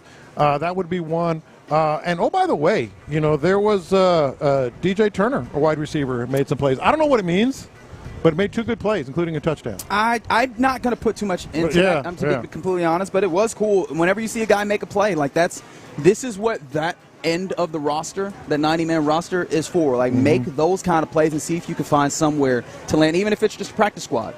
He's one of those guys that's been out here doing a lot of different things, trying to find some versatility. He's a guy who came in a little bit later. I think that you ended up bringing him in around when you realized that Jalen Knoll is not going to be out here. And mind you, Jalen Knoll, 9 in pads and everything. But, he had a great back of the end zone, goes up, toe tap down to make sure that he gets him in. Those are the types of plays that you want to see that level of the wide receiver room making. So salute to him. I just don't know if that's going to make a real difference to what Texans football you see on Saturdays, but it was a cool thing to note. I don't think it's insignificant, man. They're getting a little chippy out here. A little bit, yeah. Happened on Saturday. There was one that happens right near the stands towards this sideline here, J-Lo. And then there was one that just happened not more than 5 minutes ago in front of us here in this end zone that we were broadcast behind, and it's cool because it's the big boys. Mm-hmm. It's the big boys showing that physicality, which would make sense. Again, they're in the trenches. But on Saturday, Caden McDonald was very much involved there, and that I don't know if that gets you kind of turned up. I think it turns me up a little bit that he has that kind of energy. Here, it was a couple of guys in I guess the third team of things where James Neal is a guy. who I'm looking at to possibly see if he could be a guy that steps in and earns one of those offensive tackle depth spots. But then also Jared Kingston was in there as well. Guys who, you can tell that that's the energy that the entirety of the room is bringing, that they need that physicality, and I appreciated seeing it out And there. I don't mind it. This wasn't like throwing hands and being angry. It was like, hey, you went a little high on my back.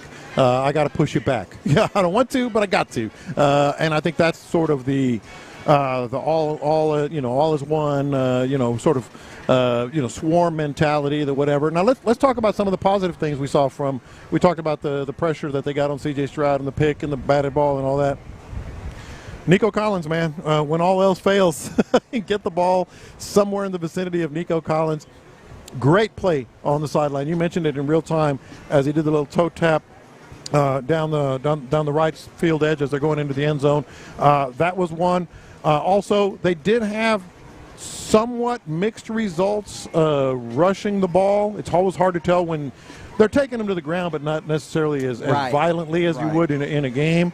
So it's kind of hard to tell, but a couple of good runs, including by one David Montgomery. So that's what you want to see. No, 100%. There were some instances where they opened up some gaps. This is kind of the thing that, I'm not going to lie, there's a little bit of concern in the back of my head, and I wonder if is that just the anxiety voice talking, or is that actually a thing where I know that they can spring some runs. Yeah. They have that capability. How consistently is the question, and today felt like one of those days where it happened every once in a while, but it wasn't super consistent. But as you mentioned, coming back, Jawar Jordan deserves some credit with some of that. Woody Marks also, but you know what those guys are capable of doing, especially with their shift. One more about today, and then I want you to tell me all about Saturday. Sure.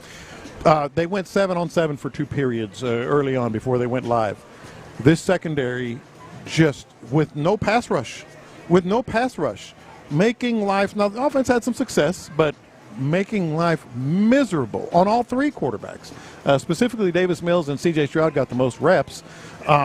But this secondary is just glue, man. I mean, absolute glue. There's a reason why this defense works, and it's not just Will and Daniil up front. It's the fact that sometimes they get sacks that are coverage sacks, and it really is notable that in 7-on-7 you can be that much, you can plaster that much. It was interesting to see during that 7-on-7 period, right? You can see the differences between the quarterbacks where at times you go Davis Mills, and it feels very quick, evident that he's like cutting the field at half sometimes and just trying to get the ball to a certain place.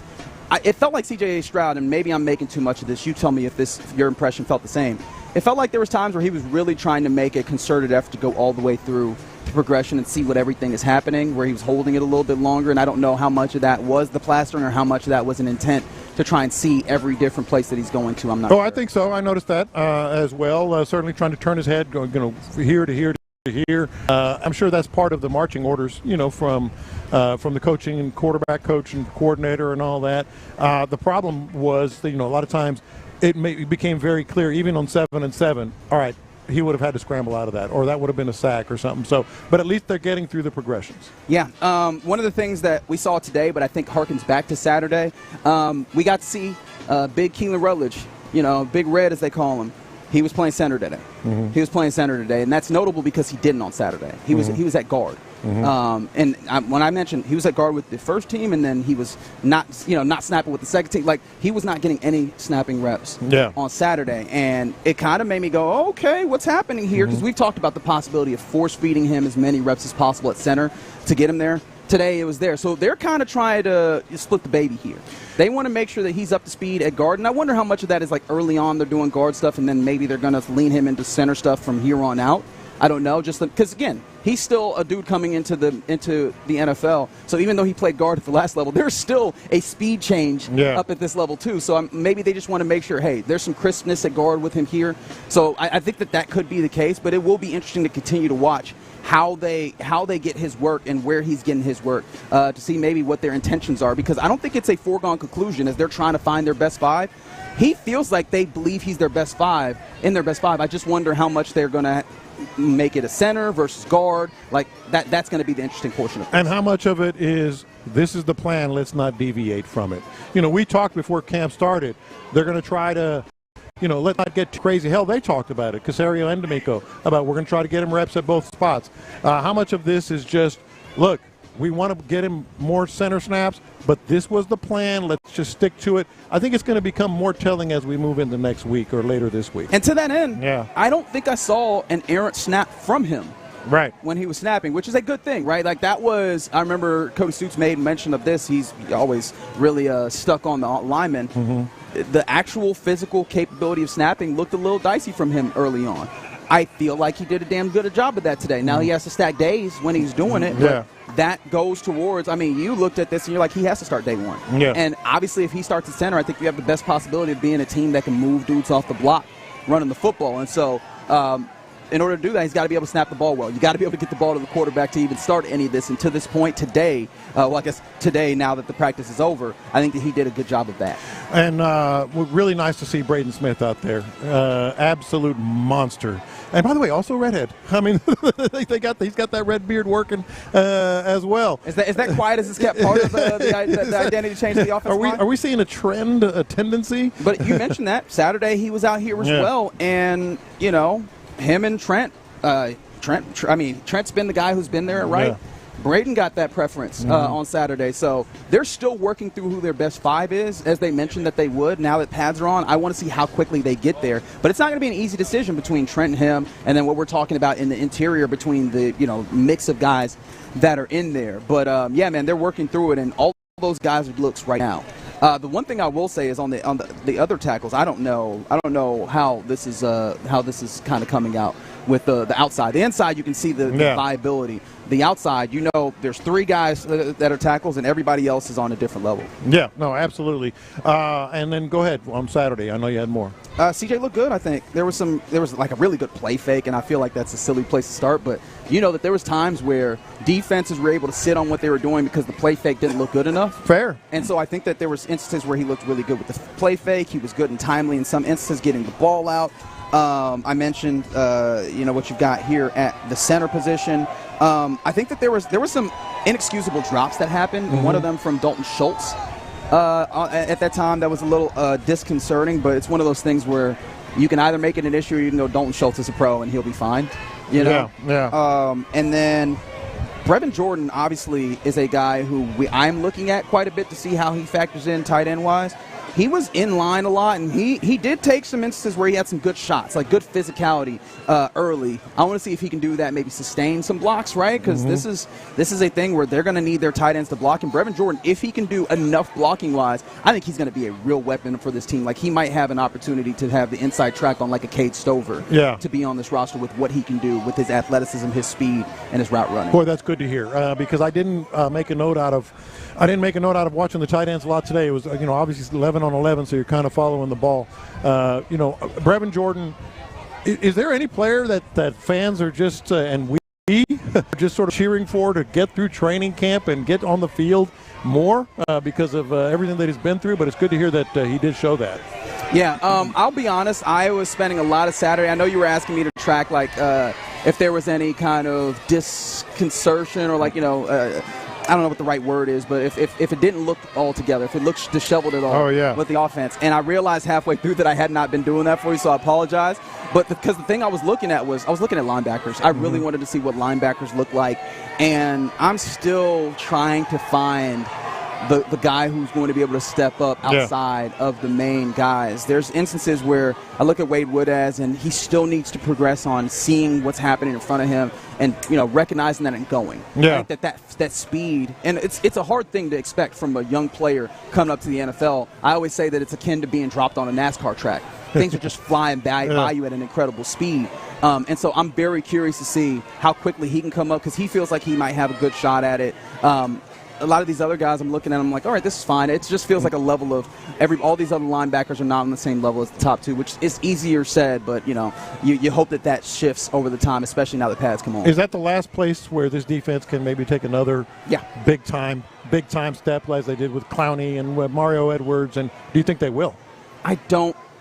I don't know. We got to see more out of these other guys, Woodaz, et cetera. I still wonder how much the addition of the various other safety type guys that can play big in those big nickels will allow them to do that, right? They like Petrie, and now they have some guys that can step in behind Petrie whether that, I mean, there was one rep where we're looking at in team just a little while ago where they slide in Kamari Lassiter, who will join us not too long from now. They slide him into where Jalen Petrie typically plays. Yeah. Here comes Jalen Smith on the outside, and Reed Blankenship in his typical strong safety self is coming up. So, like, you know. You made note of that today. They were doing that. Yeah, it might be that the third linebacker is kind of a little bit less important because they do some of those things. But I don't know. Some of the notes that we've had, and then also Tommy Togiai looks really good. Yes, like he does. He looks like he's taking yet another step. And I don't know exactly what that means, but what I can take away from that is that the defense is going to be incredible, and there's not going to be a great way to stop it. All right, just some of our takeaways here in the Loop on Sports Radio 610 live from training camp. Coming up next, we should be able to talk to Kamari Lassiter, one of your starting cornerbacks, Pro Bowl cornerback for your Houston Texans. We'll do that next on Sports Radio 610. What kind of impact does D'Amico expect new Texans running back David Montgomery to make this season? We know it's no secret that we needed to improve our running game. Since I've been here, it hasn't been good enough. So to make improvements in the running game, you have to get players who can run it. And that's what David, he's shown the success. No matter where he's been, he's always been successful running the football. Insider access. Exclusive content. Sports Radio 610. The Texans play here. I-69 highway Southwest Freeway northbound at Gessner. A truck lost its load. It's blocking the left lane and causing a backup to Beltway 8. Belfort is your alternate. Kelly Rush, Sports Radio 610. All right, it's officially the most wonderful time of the year at Staples. They've got back-to-school supplies as low as 25 cents, up to 40% off select tech, 20% off for teeth and more. Check out all the deals at staples.com/back-to-school. Staples, that was easy. Your Odyssey Sports Minute is brought to you by Zadig Jewelers. This is an Odyssey Sports Minute. Sponsored by Metal Supermarkets, the convenience store for metal. Find a store at metalsupermarkets.com. Anybody upset right now about the Los Angeles Dodgers trading for Tarek Skubal? Don't take your pleasure out on the Dodgers. The Dodgers are doing what any organization in Major League Baseball should be doing. Cultivating a farm system, spending money, and doing whatever it takes to try and win. That's what it's all about. I'm Nick Costos.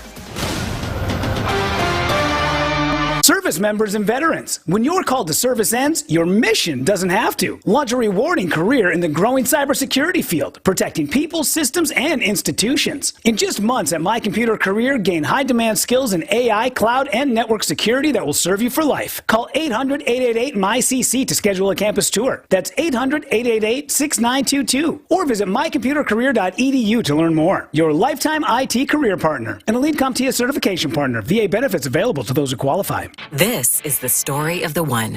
As a maintenance engineer at a beverage manufacturing plant, he starts his day knowing every line is ready to run because Grainger delivers the industrial-grade products he needs to keep mixers, conveyors, and packaging equipment moving. With Grainger's vast selection of bearings, belts, and motors, he keeps operations running smoothly, so nothing grinds to a halt. Call 1-800-GRAINGER, click Grainger.com, or just stop by. Grainger, for the ones who get it done.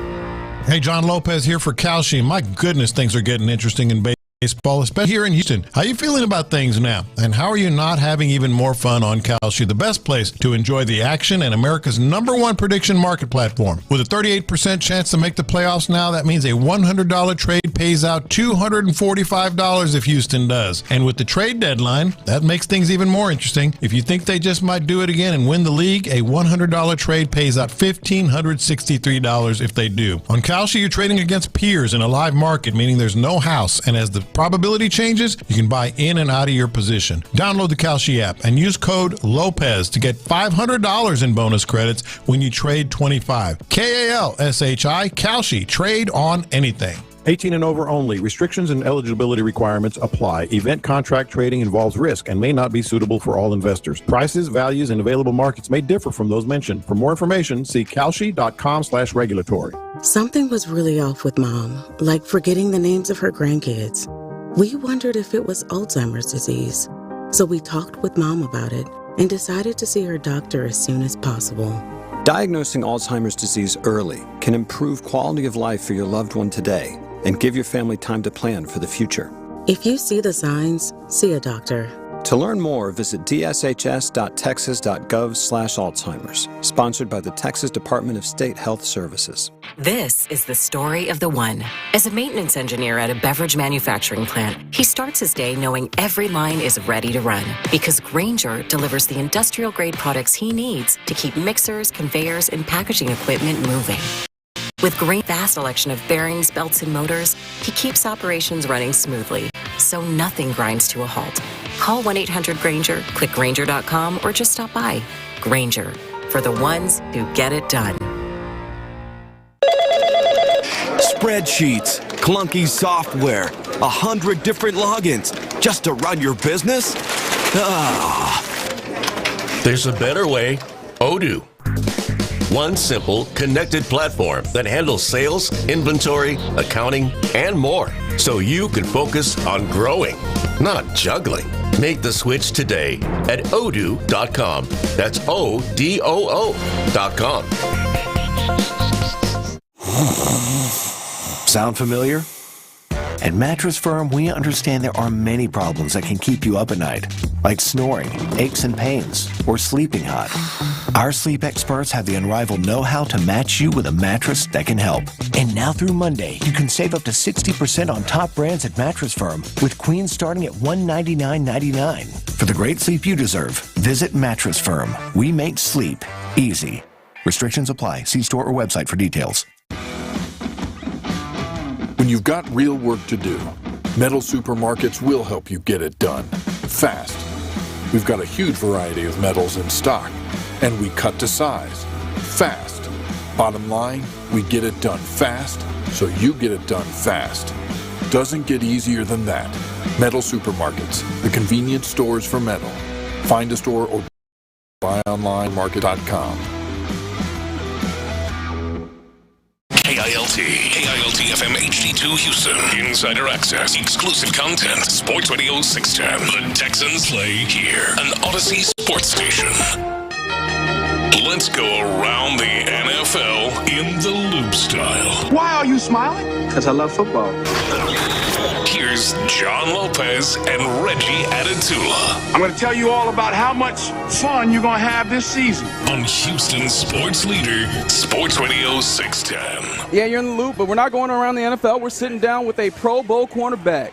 One of the ones that you love, number 3 in your program, number 1 in your hearts. His name is Kamari Lassiter. Kamari, what's happening, man? What's good? How y'all doing? Man, we're doing well. Honestly, I was doing great on Saturday when I'm sitting over there and I see you're going up with Nico Collins and you're just perfectly hand fighting with him. Nico doesn't even have an opportunity to look up at the ball, and it made me think. And after that, you also you showed it, man. You showed that you were having a good time. Yes, sir. Are you a talker on the field? It never depends. realized that. It depends. I don't talk a lot on the field unless somebody starts something with me. But I go out there, I play with confidence. I make a lot of noise. I turn my guys up. They turn me up. So yeah, I'll probably say I talk. It shows up. Who's the biggest talker that you play against? That I played against. I don't know. A lot of people really don't talk out there.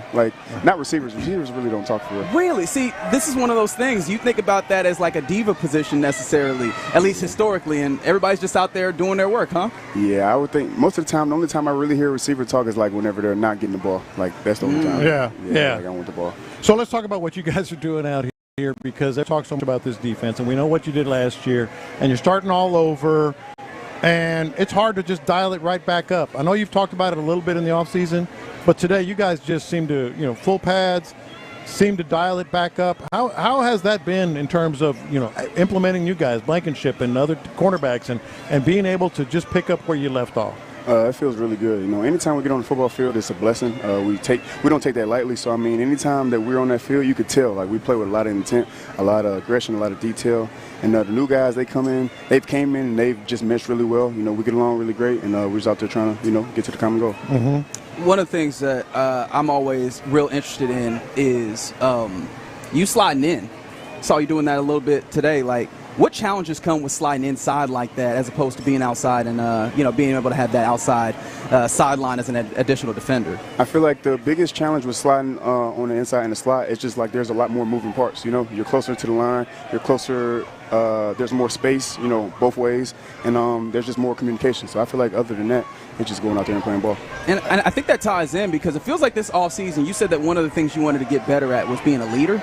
Mm-hmm. And I'm not going to lie. I heard that and I was like, damn, how many more leaders can y'all have on this team? And honestly, it makes me curious because you do have a particular brand of leadership in Will and Aziz. How do you have you been able to find how to take whatever leadership that you're building into and fit it into whatever everybody else is bringing and Reed Blankenship and Aziz and Will? I mean, yeah, I feel like, I just lead, my own way. I just do things, the way that, I'm wired. I go out there, I play ball, I play really hard, train hard, I focus in, and, if people see me, they understand that I'm working hard, so, they probably work just as hard themselves. And, guys have different ways of leadership, whether that's vocal, whether that's, by example. And I feel like I'm a little bit of both. I don't talk a whole bunch, but, like, when I do, it's important. I feel like I talk about important things, so that's just kind of my style. How much of it is you just blossoming as a person? I remember talking to you over there your first year, and everything's coming at you, and you were a little more low-key than you are now. You were pretty much straightforward. Do you feel like you're just sort of becoming more of yourself as the years pass and you're being able to fit that role more? I definitely think so. With time, going by and you're around, the same people, and they're all really good people with, the same principles, the same morals, you're able to, kind of open up a little bit and be more of yourself. When I first came in, I didn't know anybody, so I was just like, all right, let me just do my thing. And, this is my team, but, these are my teammates, but, I still got to get to learn them. Now I know everybody, everyone knows me, so we all just kind of know each other. It's a really good feeling. How about when, Derek Stingley comes in, he's got his hoodie on, he's kind of quiet, just keeps to himself. Do you kind of feel like as the other cornerback, you kind of need to maybe get him up, get the secondary up a little bit more, because he's going to be a stud no matter what. But he is kind of just his own. He hasn't gotten a lot louder, so to speak. Nah, I mean, from the moment I've met Sting has been, a really good friend of me, you know what I'm saying? So I know Sting. Sting is not a talkative person, but we talk all the time. He talks all the time to us, to the guys. So it's just like, I don't think that I have to do too much anything. We all in the corner room especially, we're all super close-knit. We all know each other. We get along with the really great. We're all good friends, inside and outside of the building. So I feel like I don't have to do too much. Is it the corner group chat? Because we saw Kalen Bullock step to the podium, and he was telling us that in the offseason, y'all are trading, trading film and stuff and talking about some of the stuff. Is that the corner group chat, or is that just you two that are sparring back and forth trying to get better that way? Me and CB shoot film with each other all the time. Sometimes he might text me at in the middle of the night, or I might text him in the middle of the night. He'll be like, "How do you see this?" I'm like, brr, and then the other way around. And then in the corner group chat, we talk about all kind of stuff. It's not just football. I mean, we make jokes, we crack on each other. It's all it's just about getting to know each other. Is Sting the guy who's just hitting the little button reply, or is he actually giving y'all thumbs up? He's giving you a thumbs up. Sting is sometimes an instigator in the group chat. Really? Yeah, I'd be surprised. Sting is funny. Sting is funny, man. He's really funny. All right, so help me out on this. I've been telling some people for these young players, hey, I'm from Georgia, I'm from Alabama. It gets hot down there, and I tell them, no, you don't understand. Houston is different. Is that true? Yeah, I mean, I'm from the South. I come from heat, but it's hot in Georgia. It's hot, but Houston is hot and it's humid at the same time. So it's there's added on heat, and if you're not used to that, it could creep up on you. Yeah, for sure. I want to talk about your position coach. Dino Vasso is a dude that, I mean, people might know a name, but I don't think that we know a little bit about or enough about as an actual coach. What has he meant to helping you become the player that you've been to this point? Dino is great. I feel like Dino is a huge part of my game, especially when he's taught me so many different things about the game, and every day I just learn something new from Dino. I feel like that's one of the greatest coaches I've ever had, in football. I'm super grateful for him. Every day it's easy for me to go into the position room because I know that he would never tell me or coach me to do anything that he didn't believe was right. Whether that's inside of football, outside of football. I mean, he's there. Whether it's football related or not, I mean, he's a really good coach, and he's been really instrumental in my growth as a football player, also as a man too. So I'm grateful for him. How is it that well, let me put it this way: we talk about. I'm not putting words in your mouth. We talk about this could be an all-time great defense. It really could. That's our opinion, not yours. But that's got to be back there somewhere. We are good. We know we're good. How much better can we get? Yeah, that's really the whole mentality. Is how can Will was just saying it today. He was like, how can we keep leveling up, And I feel like the all-time great defenses, they focus on that. They don't focus on how good they are or how good they can be. They just focus on just getting better individually, like whether that's stacking days, whether that's stacking plays. Like if you can get better every play, then eventually by the time you get to the end of the game, you're going to be playing at your best, like, you know. And I just feel like whenever you have 11 guys or 22 guys or 20 guys on defense that are all focusing on that, that's how you become great. How about this? Not only are you guys a good defense, we know that. You look up and you got Jadeveon Clowney coming in. You look up and you got Mario Edwards coming back. Yes, what does that do for you? It just adds more. It adds fuel to the fire. It adds more dogs in the pack. You know what I'm saying? You can never have two players. You can never have too many dogs. I feel like just adding those two guys, and we already know what they bring to the table, is just going to help us level up more. Yeah. And you weren't – are you very familiar with Clowney? I mean, yeah. Other than watching him, yeah. We're all familiar with him. He wasn't saying you're not involved, though. That came out bad. But, I mean, have you ever had any interaction? Do you know? Nah, I've never met him before. Well, I saw him in the building today, but I have never had the chance to meet him before. Yeah. Can I ask you this? Because it feels like, from our side looking in, your week one opponent, the Bills, y'all seen them a lot recently, and it feels like the secondary, I mean the defensive line as well, have their number. Can you explain like what contributes to a particular dominance against a team like the Bills? It's not even worrying about dominating. It's just really going out there and refusing to lose. Like we go out there, we don't want to lose a rep. So if you don't want to lose a rep, you're trying. I mean, it's going to correlate in the entire game. Like you're not losing a rep, then you're not going to lose the game, because if they don't score, they don't win. I just feel like you go out there with that mentality. You focus on the details. You make the plays that come to you. You play for your brothers. Everything just flows and it comes full circle. You guys had a good day today from where I was sitting. The defense had a really good day, and yet you want and need that offense, you know. And D'Amico was talking not long ago about, hey, maybe we're going to have to kind of call off the dogs a little bit, you know, that kind of thing. But you don't want that, I'm guessing. Just make them better with what you do. They're making us better, too. I feel like it was a really back-and-forth day. We had to meet as a defense today because we were like, that wasn't it, you know what I'm saying? So I feel like it's always going to be back and forth. We got a really good offense, and they got a lot of really good players over there. So we're just going to continue to battle until they get each other better, and it's going to be really nice. I'm curious. You sound like a 7-year vet. Somebody said it on the text line here. What do you see from yourself, from your perspective, that's different for you right now versus when you came into the league? I just feel like, time's passed. Like, I understand the game more. The game is starting to come at a slower pace. Plays are starting to move slower. I just feel like things are just flowing in the right direction, and I'm just, just trying to focus on the right now. Like, whenever you focus on where you're at right now, then you don't have to worry about the later. Like, it's going to come naturally. How big was it last year finally getting your accolades? Because the first, couple of years, it's like, hey, Derek Stingley. We're over here going, hey, look at look at Kamari.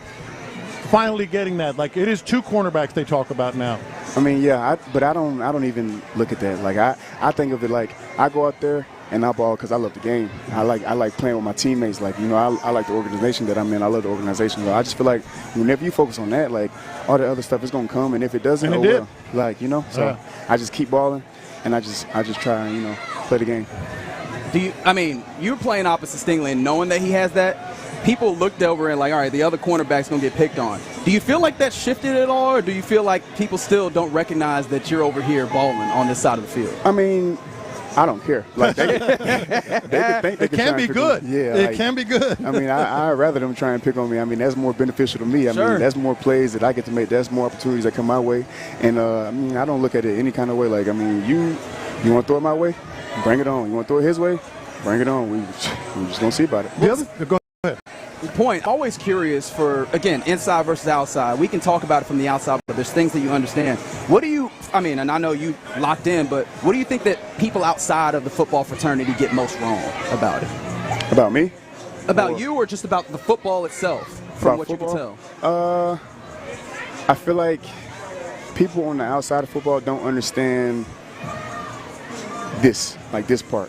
Training camp, like, people just see the games. Like, unless you come to training camp, you don't really understand football. You just think that it happens overnight. Like, you just think that whatever they showcase on the field, that's just whatever. Like, nah, it takes a lot. It's day in, day out. It's a super hard grind. Like, making plays on the field, it doesn't happen overnight. It doesn't happen over a week. It takes a long time. It takes a lot of stress. It takes a lot of, outside the building. It takes a lot of pain. It's a lot. So in the locker rooms, and we've both been in enough locker rooms, a lot of times players like to talk mess with each other, just in fun. Do you give that defensive line any trouble in terms of like, hey man, that was a coverage sack. That was a cover sack. We should get half of that sack. I joke around with Will all the time. I just like to pick at him, because we all know Will's great, and I just like to pick at him. And I get on his nerves. He gets on my nerves all the time. We'll be in practice, and I'll randomly yell his name, and he'll randomly yell my name and be like, you ain't making no noise. And I'm like, check the film. And I catch him whenever he's sitting down in the break, and I'd be like, you ain't making no noise. He'll be like, all right, check the film. So we just a little back and forth, but, that's good. One more. Go ahead. No, go ahead. You got it. All right, so on this defense, when we talk about the best players on this defense, you can go the whole roster. What is the goal? Forget the team goal, the Super Bowl, and all that stuff. When you have individuals this good, you want everybody to eat. I mean, you talk about giving them a hard time. For sure. Where do you think this defense is best? Because it's so good everywhere. What do you think makes it the best? I feel like what makes our defense the best. You know what I mean? Because you can talk about defensive line, talk about secondary, linebackers, Aziz, leadership, sacks, pressure, forcing field goals. What do you think makes this the best? The reason that it makes us like the best, or that we can be the best, is that there's no drop-off. Like, there's no drop-off from the front seven to the back end, or the back end to the front seven. Like, there's no drop-off anywhere. Like, I don't think that there's any weak link on our defense, you know? And there's not one specific place that you can just really try and pick on or attack, because after a while, even if a couple plays happen, it's football. We're playing against professionals. We're all professionals. Even after a while, plays are going to start being made by us. So I just feel like there's no drop-off anywhere. There's no weak link. Good stuff, man. Yes, sir. Absolutely. Yeah. We appreciate you giving us a little of your time. And Yes, this is sir. the thing, is I know that you're about to go and lift. You're about to go get right back into the work to make sure that when they do try you, that you're going to take it away from them. We appreciate you. It's K3. Kamari Lassiter will join us here in the Loop on Sports Radio. Appreciate it, man. Thanks. All right, coming up next, let's return, talk more about what we've seen out here at the Houston Methodist Training Center during Houston, Texas training camp. We'll do that on Sports Radio 610. Reset your presets. Initialize sequence. And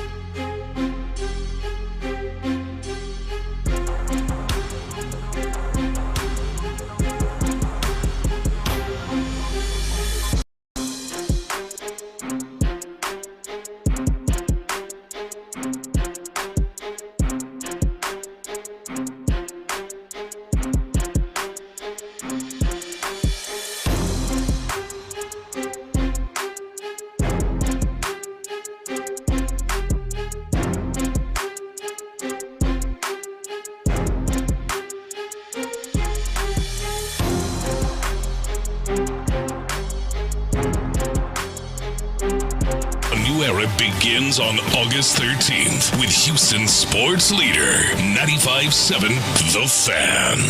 Texans training camp is here. Live from the Houston Methodist Training Center, Sports Radio 610 presents In the Loop with John Lopez and Reggie Atatula. Yeah, you're in the loop right here on Sports Radio 610. Day 5 of Texans training camp in the books. A lot of fans still out here getting signatures from anybody and everybody that they can of the Houston Texans. And you know what? This is one of those years where it's not as insane to stay out here and get anybody and everybody because there's so many stars on this football team. It's a team that has really high expectations, as we just heard from cornerback, Kamari Lassiter, Pro Bowl cornerback. I got to make sure that we put that respect on him. He let us know that, he said Saturday, right? After Saturday, which was a little bit of a give and take there. Yeah. He said the defense weighing in and was like, that's not in. And I was like, damn, so they want to just steamroll the offense every day, huh? Yes, and they look good today.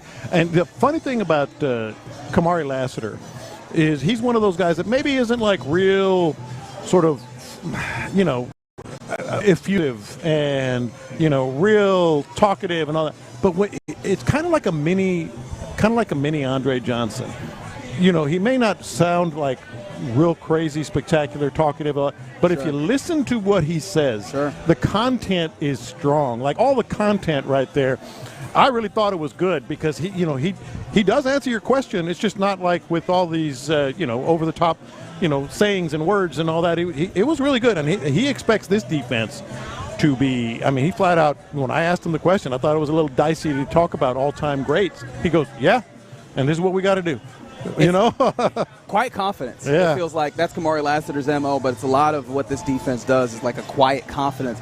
And I think it gets more confident when you add someone like a Jadeveon Clowney like they did this weekend. His face lit up on that. He did. He did. You mentioned Jadeveon Clowney, and he got super excited. In fact, he seemed to take offense to you intimated that he might not know who Jadeveon Clowney is. Like, what are you talking about? Right. I think you were asking, do you know him? Right. Like, do you know him man to man? And he will know him pretty well because he's been brought in for this Texas team. He was not out here today on the fields, but he was in the building, or at least is. I don't know if he's still there. Clearly don't have a tracker on him, but he comes in. Mario Edwards comes in. Sione Takitaki is a linebacker that I forgot to mention. He also comes in. These are notable additions to the spots that we've been talking about as being relatively lighter on this defense. This team wants to, in the similar way that Kamari Lassiter was talking about, at least when it comes to training camp days, they want to upgrade the rest of the league. Linebacker, defensive tackle, and an edge rusher are what they brought in. Yeah. I mean, that's basically, we need to stack, and that's another thing that Kamari was talking about. Like, no weak spots. Depth is never an issue. We need to stack this defense, and they are stacking it. Yeah, and the defensive line, I mean, you saw Logan Hall even get involved in the circumstances. Yeah. I told you that Tommy Togiai is adding new pass rush moves that I saw on Saturday. With that being the case, on day one of putting pads on, does that make you feel any better about the fact that the offensive line had what was probably a little bit more of a struggle of the day than you were hoping to see? It's really, I don't mean to sound like a coach or whatever, but, when you consider who they're facing, it's hard to gauge. Like, you really need to see them when they get their reps in a joint practice, which I always value more than preseason games, but also in preseason games when they get their series or whatever it might be, because this defense is that good. And you look at what they're doing against this defensive front, and it hasn't been outstanding. But again, look at who they're going against. It's a tough call, man. Especially in those pass rushing circumstances. Yeah. I'll bring you to a poll that I saw, Nate Tice, Yahoo Sports. I value his opinion, and he does a good job covering the team. But he actually just threw up a poll on social media asking which AFC South team has the best offensive line. Would you like to take a gander, or a guess rather, at which team got the most votes? By far, mind you. By far? The most votes. Ooh, not the Texans. No, not the Texans. That is correct. Jaguars? Not the Jaguars. Who? The Colts. 7% vote. The Jags, 19% of the vote, and tied at the bottom, the Texans and the Titans. And I use that as a point to tap into. This is the point. This is the part of this team that needs, or that we knew needed the most growth. It's going to be the linchpin. How are you feeling about it? Again, first day of pads is one of those days we talk about. Hey, man, you can't evaluate this until they get pads on. Well, we got pads on today. Yeah. How are you evaluating the Texans' offensive line? Clearly, the most important point on this team in order to get them where they want to be. How are you evaluating it? All right, so I don't want to go over the top or be too hasty, but if we're being fair, they did not look great. I mean, let's just be fair. Again, you have to have the context of who they're facing, but I think one of the big tells for me was the second team offensive line didn't look great also. And so that speaks to depth, and that speaks to, hey, you're not facing, Will Anderson and Danielle Hunter and all that. You're facing the second team, but they're deep. That's right. On the defensive side. So you still have to kind of grade on a curve, but let's just be honest. It was not the best day for the offensive line. If you want to just say black or white, that's the case. Yeah, and that's the thing that's a little frustrating for me, because I did have the thought on this offensive line. They're gearing it up to run the football. They're still going to need to pass the football. Yeah. And is this going to congeal? Are they going to be able to hold up? And obviously this is an incredible pass rushing team. Don't get me wrong. But I'm looking at this and I'm going, man, these next however many days of pads, I'm going to need to see that bounce. Tomorrow, I need to see that bounce back tomorrow from them. Because I know that we do this every offseason, right? Who's winning on which side, what does it say about them. But this is a side of the football that matters greatly to what you're trying to do. And as of right now, I mean, I love seeing Keelan Rowledge out there doing stuff, but, I mean, we saw enough instances where that pressure shows up for C.J. Stroud. And if you're talking about what you want to see out of C.J. Stroud, keeping him clean is part of this as well. And today, when you get these pads on, I will say, it wasn't an absolute colossal failure, which is something that we've seen before. We have seen that. But you're right. If you're grading on a curve, as I mentioned, it wasn't that. But I would absolutely love to see something better than what we saw today. The two plays that really stood out to me, and they were not great plays because you're grading the offensive line, was really the batted ball. The batted ball at the line of scrimmage was the pocket collapsing, and then Will Anderson within – I mean, C.J. Stroud had just hit his back step, and Will Anderson was in his lap. So that's flat out getting beat. Whether you're grading on a curve or not, you just flat out got beat. Now, you got beat by some great players, but you just flat out got beat. So that's something you're right. Tomorrow they have to come back and just look like a better offensive line. Now, one of the things that I can use to find me a little bit of hope with this offensive line, they've done a decent amount of mixing and matching still. Mm-hmm. Now, it's not comparable to last year, which thank God that we're not talking about the same levels of mixing and matching, but they're doing some mixing and matching, especially on the interior.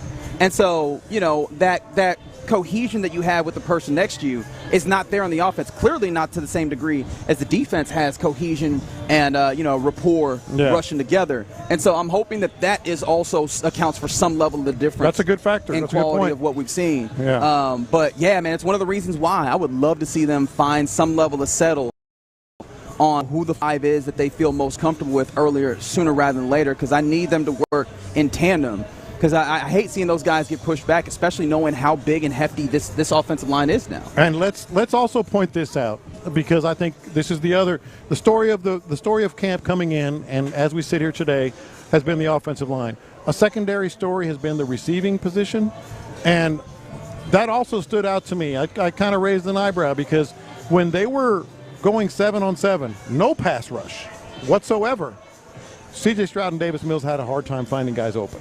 That speaks to the Texans secondary and how good it was. We talked to Kamari Lassiter about that. But let's be honest, that also speaks to the receivers. Their best receiver by far was Nico Collins. It was difficult. It was difficult for these guys to get open against this secondary. Again, this secondary, but still, the wide receivers have a responsibility here. And because I do want to talk about this wide receiver point, separation is going to be very important. But someone did ask on the text line, as a fan, I just want to know if it was better than last year at training camp. I think the answer is yes. Yeah, the answer is clearly yes. I mean, the idea that, remember last year early on, we were like, oof, okay, but can the offense find some wins? The offense in the last couple of days of practice, had a couple, they've given and taken, right? Now, give and take. It happens, and it's better than domination like what we talked about early last year, where they found more wins, but it wasn't as much. Yeah. Now we're starting at a place where they've got some wins, and they just need to find even more. So I definitely will say it's better than last year early on. I just don't know if that's the goal that I'm looking for, and I'm aiming higher, especially as you're aiming higher towards the Super Bowl. But wide receiver point, where do you find encouragement on the possibility of finding separation? Because I think for me it falls so squarely on the possibility of Tank Dell getting out and doing work, and Jaden Higgins having an uptick in his play. And it feels like when we were watching them earlier on in the bubble, I can see the clear difference in in dynamism between Nico and Higgins. And some of that is to be expected. Nico's been doing this more.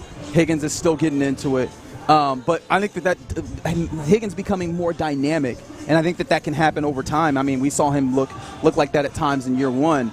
I think that also is the place where I'm placing my hope when it comes to finding some separation here. Because it's not like you're looking at Lewis Bond to be as much of the separator. I don't know if you're looking to Xavier Hutchinson to be the separator. When you're looking for separation, we're talking about the likes of Nico Collins. We're talking about Higgins. And I think that Tank Dell is one of those. It's one of the places reasons why the hope on Tank Dell exists there is because he can be a separator for you. You hit it. I mean, it's those three guys. It's Nico and then Jaden Higgins and Tank Dell. Now, that may not be really encouraging in terms of depth because, as I mentioned, the 7-on-7 was, I'm not going to say alarming, but it was an eyebrow raiser for me. Like, these guys are just they're not getting open against these guys. But if you get Jaden Higgins and Tank Dell in there, maybe things are a little different. One thing I'd like to note, though, when it comes to that 7-on-7, I think this also mitigates, and it mitigate some of the terms that we might be kind of stoking right now. It was red zone 7-on-7. Right. And there's something to be said about red zone, everything is tighter. And so being able to create separation becomes more difficult. There's not as much of a threat of getting run by down the field because I know you can't run at the back of the end zone. That's not going to help you at all. Yeah. So I do think that probably we should account for that as we're talking about, hey, they're plastering in the red zone. Now, when these guys are running back and forth across across the goal line and then not able to run away from guys, maybe you can bring that up. But I do think that matters in this as well. No, that's more than fair. But we're here to be the eyes and ears for Texans fans. Sure, that's what we're seeing. That doesn't mean that's the be all. You mentioned last year in the offensive line, there were days when you and I were looking at each other like, whew. Oh boy, that offensive line might have some issues. Let's talk about the positives. Braden Smith looks the part. Now, he was one of the guys that got beat on one of the pass rushes. I don't think it ended up being maybe it did. I don't know. It ended up being a sack. But he looks to be the part at that other tackle position, and you also have depth with Trent Brown. So there are pieces there. There's a mold there. There's clay, so to speak. And then Keelan Rutledge, where is he going to settle in? Because they're moving around, they're moving guys around, and it's not an easy thing to do when you're facing this type of defensive line. And Rutledge, whether it's been center or guard, hasn't looked out of place. Yeah, and that's not nothing, right? Looking like you belong in this place, I think, matters. On top of that, I will say, while, where we are talking about this offensive line being right now, I think that you get closer to the idea of the iron sharpening iron mattering, right? If you're giving and taking but just not winning as much as you want, going up against the defense like this is where, like, having the ankle weights and, wearing the weighted vest does matter. Like, if you wear the weighted vest but you can't, or I guess maybe the better way to do this, if you're on a bench, right, and you put up 250 or 212 on it and you can't even move that bar one bit, you're not actually building muscle, you're just straining. And that's what it felt like the offensive line has been in the past. They're moving the bar, it's just moving real slow right now. Yes. And that's when having the added difficulty of an incredible defense can actually help you get better. And so that's what I'm hoping and lean on, is that you see that this is where playing against a really good defense will be beneficial, because you're not just absolutely inept, you're just finding the ways to be better against them. No. That's what I'm hoping. Yeah. All right, you're in the loop right here on Sports Radio 610. Oh, one more thing I wanted to note here, because you brought it up, or at least it came back to my memory during the 7-on-7.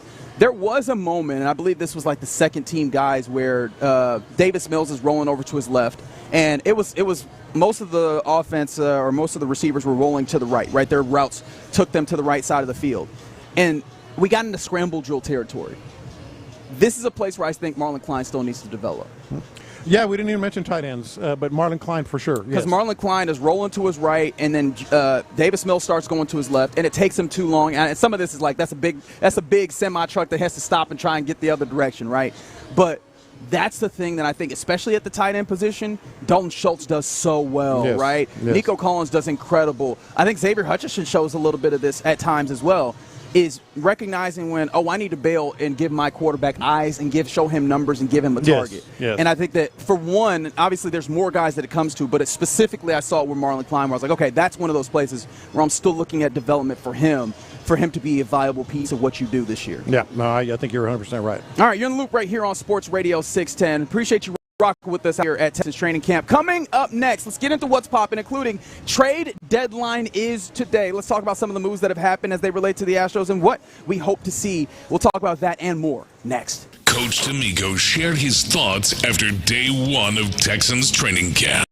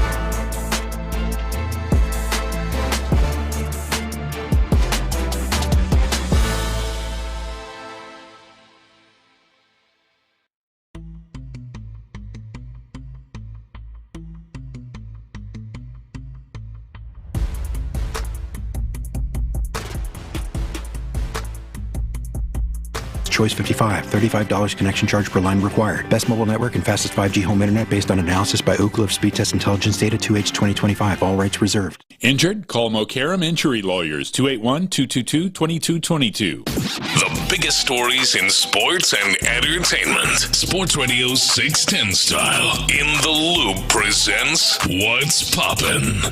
All right, let's get into What's Poppin' here in the Loop on Sports Radio 610. Got to start with an accolade, and you'll be shocked to find out who earns the accolade. Who?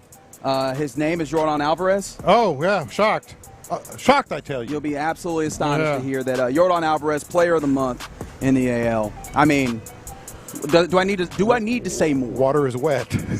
He has been. I mean, he's leading in all the Triple Crown categories, and mind you, all of them, the lead is pretty substantial. I think it's like 20 points in batting average. I saw that this morning. Yeah, it's getting better. Even. It's a number of home runs. It's just he is absolutely menacing. Mm-hmm. I mean, I think that he was talking in Spanish after this game, and he was like, "Yeah, no, I would never say I want to see someone get traded, but he wants to see him push for it." And he's like, the offense is always there. Yeah. I'm always going to have a plan going up. Like, I'm just kind of paraphrasing, of course, the translation. But the amount of confidence that he oozes talking to the media, even though he's talking in Spanish, still, it's deserved, it's earned, it's rightful, and it's one of those things that you could see it in the way that the Astros have played of late, man. You know that Yordan Alvarez is going to help make this happen, and as long as he's getting some help from get the man some help, the defense, making sure that the starting pitching, can give you anything, right? When this starting pitching has been solid, just this weekend, you see the starting pitching looks pretty solid, and what do you see? A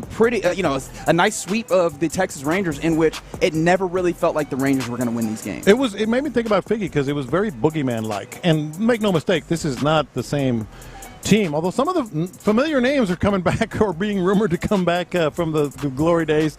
Carlos Correa, not ruling out that he may return. How did you take that? Because I saw that and I bought it. You bought it? Yeah, I bought it. Now, sometimes it's all context. Like some players you think, okay, well, they're just sort of, trying to say the right thing. Who was it? I forget exactly who it was. Fred VanVleet. Oh, yeah. You never really buy it. Carlos Correa, very direct, very honest, very, outspoken about things like this. I bought it. So, yeah, maybe that's a name that could pop back and you get some help without even realizing, without making a deal. Obviously, Spring's been mentioned here and there. But a couple of things as the trade deadline is today that are intriguing. We talked about the trade that was and then wasn't. Apparently the Astros backing out of it earlier. But now, as of the last hour, John Morosi, MLB Network, a couple of tidbits that he threw out there. The Astros are increasingly confident that they will add a left fielder today. They've had 9 different players start, there this season. 4 last week. 4 left fielders last week started. And then he added this, that he mentioned a team for which Nathan Eovaldi could waive his no-trade rights. This is where it gets really interesting, is the Houston Astros. Well, he plays for the Texas Rangers. But the Rangers have been trying to sell so much this season. I wonder if they would be willing to trade within the division, not just within the division, but to the Astros. Now we did see a trade within the division happen with that team specifically, where the Angels were sending players to Texas. Yeah, man, this is interesting. How do you like the possibility of acquiring a Nathan Eovaldi? Like, he's been a really good pitcher.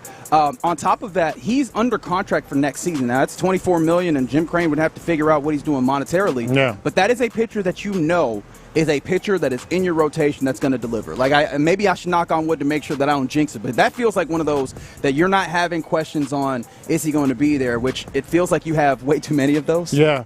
To this point. I'm in the place where I had almost 0 expectations this year, and now those expectations seem real. Do it. If they'll do it, do it. We don't know how. We didn't think it was going to last this long. Yeah. This Astros run. We're certainly not going to be confident going into next year unless something crazy happens. So if you have a chance, do it. So the streak that they've been on, 11 games in 12 days, or 12 games rather, 11 wins rather in 12 games. that has you in a place where you're willing to go like, hey, screw it. The only thing that I'll say, and I'm with you. I think I'm largely with you. Like, go ahead and make the moves. Go ahead and push your chips all in. I think it's pretty much locked in after this sweep that you're going to the postseason. Yeah. So give yourself the best opportunity to go there. I see engineer Aaron with his eyebrows raised. 2.5 game lead on the Rangers. The Rangers, I think, are going to try and sell here. We've seen it happen before. The Mariners don't seem like they're. But maybe I'm the ultimate jinx. Who knows? Yeah. But give yourself the best opportunity. The thing that I just keep thinking about him is because there was a bobblehead that happened that was relatively recently with the Jordan, and then the actual base of the bobblehead is a tweet. You remember that tweet? Yeah, that was so good. Is the tweet where, Fields? 10 years ago this weekend. Where Josh Fields gets traded to the Dodgers, and they get back this interesting prospect named Jordan Alvarez.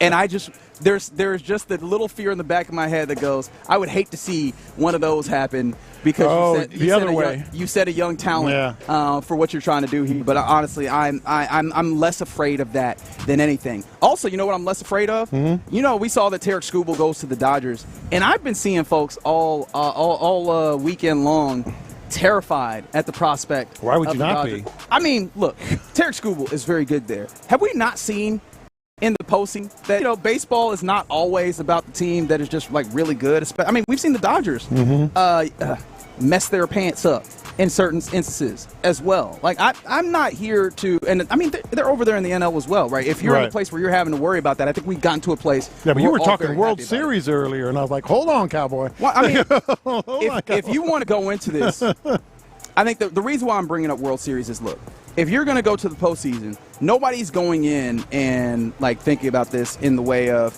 well, we hope that they can win a series or two. No, sure. Yeah, you're going in because you want to win it all. You want to have a shot. And so, in the same way, I think you got to that point as well. If you're going to go to the postseason, go ahead and make sure that when you get there, you have an opportunity to make some noise. Yeah, look, you're absolutely right. Having the best roster does not equate to being the best team. Hell, we saw that here in 2019. One of the best teams in the history of baseball didn't win the World Series. It happens. All I'm saying is I'd rather be that team than the other one. I'd rather be the team that has, Skubal and Ohtani and just go down the list than the one that doesn't. That's for dang sure. And the Dodgers, a lot of these guys are not playing. They got swept by the Red Sox this past weekend. They did. But they're not playing a lot of those guys right now. They're sort of ramping some guys up, some coming back from injury. Come postseason, you're going to see them all. Has it ever been an issue where a team has wanted, expected guys back to help them, and then guys don't come back and do those things? Yeah. Have you ever seen a team that's ever had that happen to them? Of course. All I'm saying is I'd rather be that team than the other one. But yeah, it seems like the Astros, interestingly enough, we got enough thoughts, and you mentioned Nathan Eovaldi, but also before that, I think it was it Nightingale who made the note that Robbie Ray, former Cy Young winner and two-time All-Star, is one that the Astros could be interested about. In fact, he wrote this as they would be quite pleased to acquire him from the San Francisco Giants.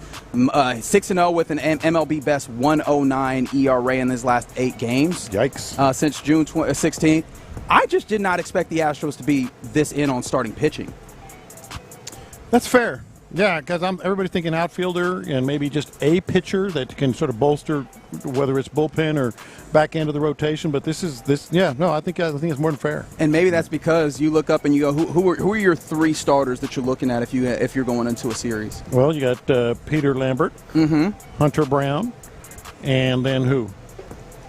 There you go. Yeah. Like that. Yeah. Maybe they're in a place where they're also, we're going to the postseason. We need to make sure that we have one of our 3 starters that we know for certain. You put them up there, and we have a great opportunity to win baseball games. I'm just surprised, but maybe it's because you look up and you go, with the actual deals that we've seen done, I think there's been at least 3 of them that have been executed that seem to have netted a lesser return than expected. Right when we were kind of doing the evaluation on the backside, so maybe they're looking around and going, it's a little bit less of a seller's market than Reggie kept, droning on about. We'll see, because today's hot and heavy. Today is hot and heavy. And more teams are going to be, the Astros are not the only ones that are thinking, hey, we got a shot here. No, they are not. So we are actively watching to see if there is something that the Astros get done for the final portion of this season.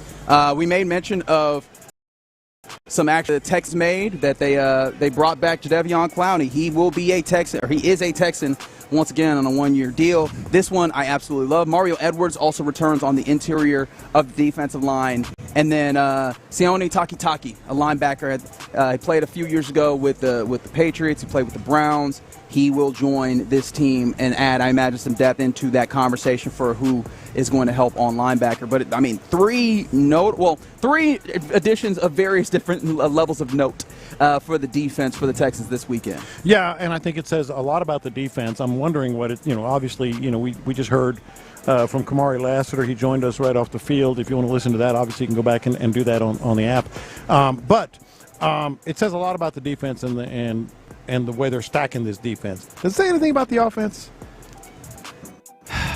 I don't know. Yeah. I don't know. I mean, obviously you just want this defense to be lights out regardless.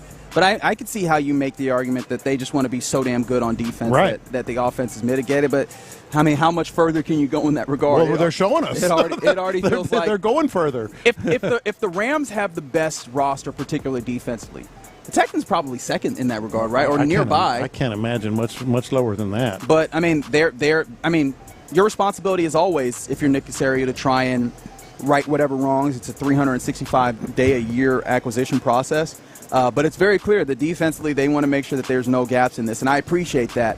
The offense, it looks like they're still looking towards development to find some answers there. And maybe that's why, right? I don't know how much development we were hoping for on the defensive side to answer some of those questions versus, I guess there wasn't really. Or from what you've seen, you haven't been that as encouraged as you might have been with some of these younger players on the offensive side. I don't know. Yeah, maybe so.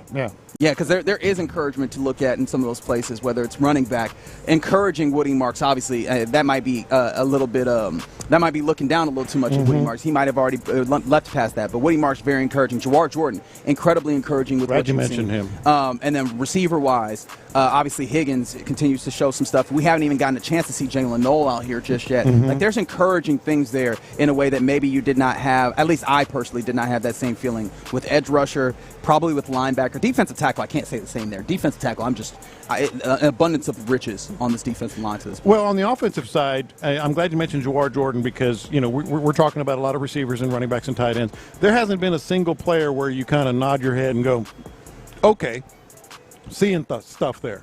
We're seeing things. But Jawar Jordan, you can't.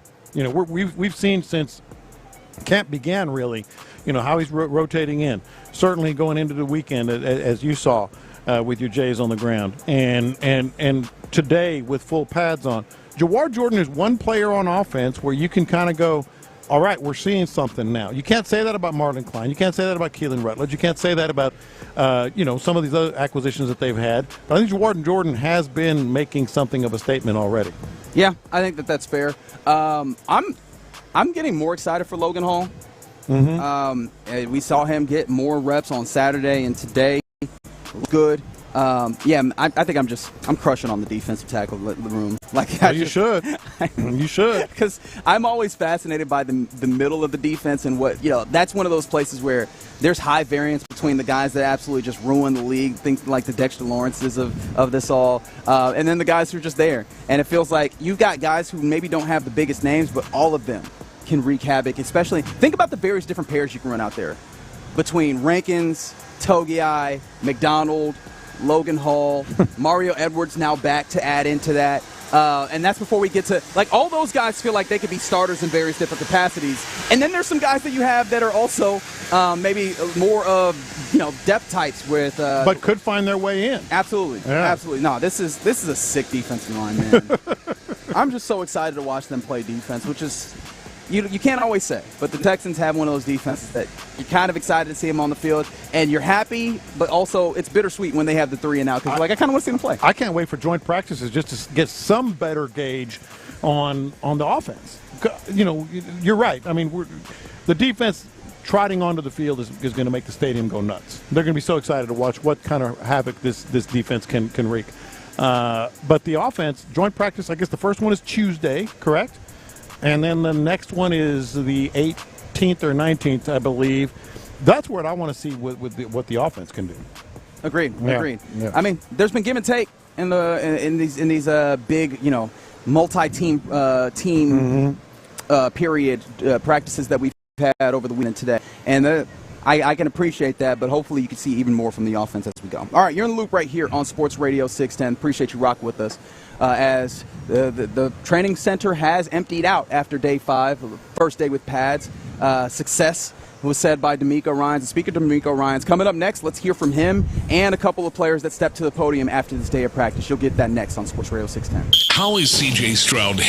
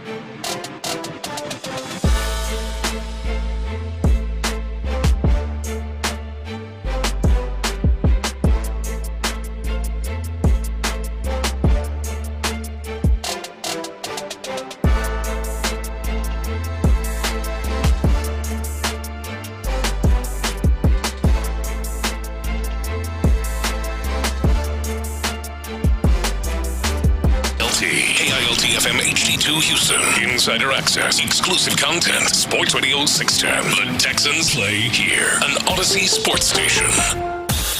Texans training camp is here. Live from the West Point Lincoln and West Point Lincoln of Sugar Land Studios. Sports Radio 610 presents In the Loop with John Lopez and Reggie Atatula. You're in the loop here on Sports Radio 610, Day 5 of Houston Texans Training Camp 2026 in the books. Good work for the fellas out here on the field with full pads in front of a pretty full amount of stands, I guess, of fans out here. So good work, a little give and take on either side of the football. To talk about this, let's get you the full accounting of all the folks that talked. We'll start with the head coach of your Houston Texans, D'Amico Ryans, right here on Sports Radio 610. First day of pads in training camp is always an exciting day. It's always an eventful day. You never know what's going to happen. One side getting the best of the other side, but overall, I thought it was a really good day. Got a little tired there at the end, and, a little scuffle broke out. Don't want to see that. As I mentioned to our guys, we want to be smart in how we prepare, how we train. So we got to be smarter there. But overall, I like the way the guys pushed through today. First day of pads was a successful day in my mind. Was it more so the hit that started it, or the fact that people got into it? Yeah, just for me, when everybody's trying to get into it, right? We'll see what happens. See what happens when we watch the film. But we just got to make smart decisions. As we all know, in football, there is no fighting on the field. You can't do that. So we just got to be smart about how we train. Last season, Woody Marks obviously made his mark in the first season. What have you seen in his growth now? Year number 2, just the comfort level you got. From Woody this year, this time around, I'm seeing a guy who's very intentional, a guy who's learned a lot as a rookie, and you're seeing that growth already from year 2.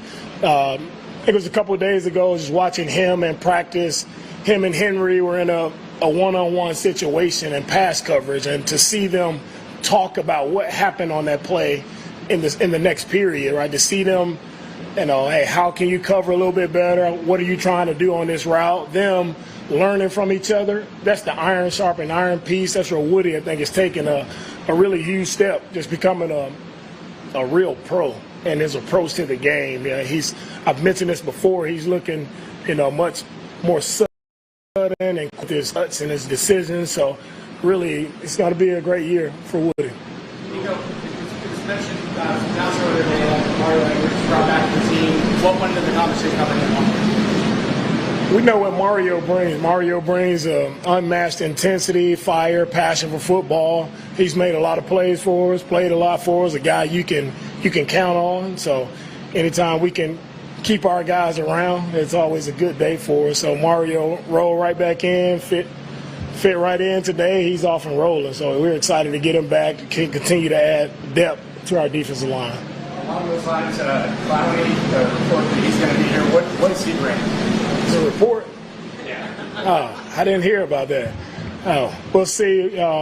See what he brings. Everybody knows Clowney was, first pick overall here in Houston, and he's been a successful player, had a successful career. He brings a physical aspect to the football game, right? To our defense, a guy who can get after the passer as well. So we'll try to get him in, get him acclimated to what we're doing, and he'll be up to speed, off and running. That's D'Amico Ryans talking to the assembled media. Now let's hear from Pro Bowl cornerback Kamari Lassiter. This is what he had to say at the podium. The offense, are you seeing them becoming more and more competitive? And that's what a lot of people hope to see, was the offense and the defense having that back and forth. I feel like just being here is going to be competitive. Any day we step on that field, they want to win, we want to win. So just being out here, being in pads, play real ball, it feels great. Everyone's got the energy flowing, everyone wants to win, so it's a great feeling. How do you guys allow that goal? You just got to realize it's a marathon, it's a long season. Training camp is the beginning, but every day you want to get better. So if we have a common goal and we're all trying to reach that goal, you take each and every day with a sense of gratitude and you attack it like you don't have the next one.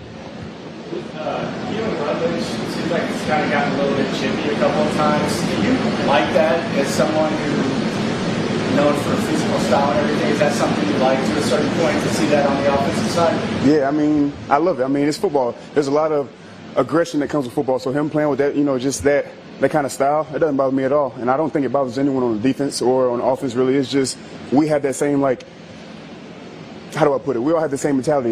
You're not going to one-up me. You're not going to outdo me on the football field. So it's just competition, and we love it. How ball has agreed in that secondary, especially for how much you guys have played together on the consistency? I couldn't hear you, my bad.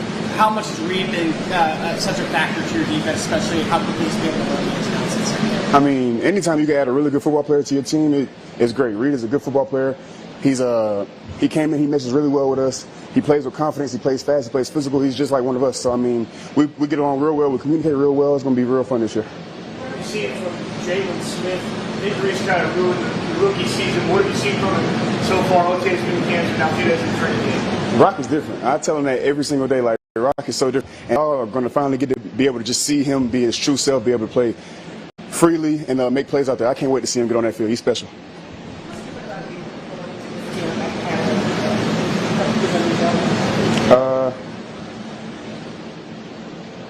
I'll just say what's different about me is the way that I'm attacking it. I'm trying to attack it from a smarter standpoint. I've got the mentality. I just want to be able to become a smarter football player, understand what's coming before it comes, understand the nuances of defenses, understand the nuances of offenses, and just try and get better.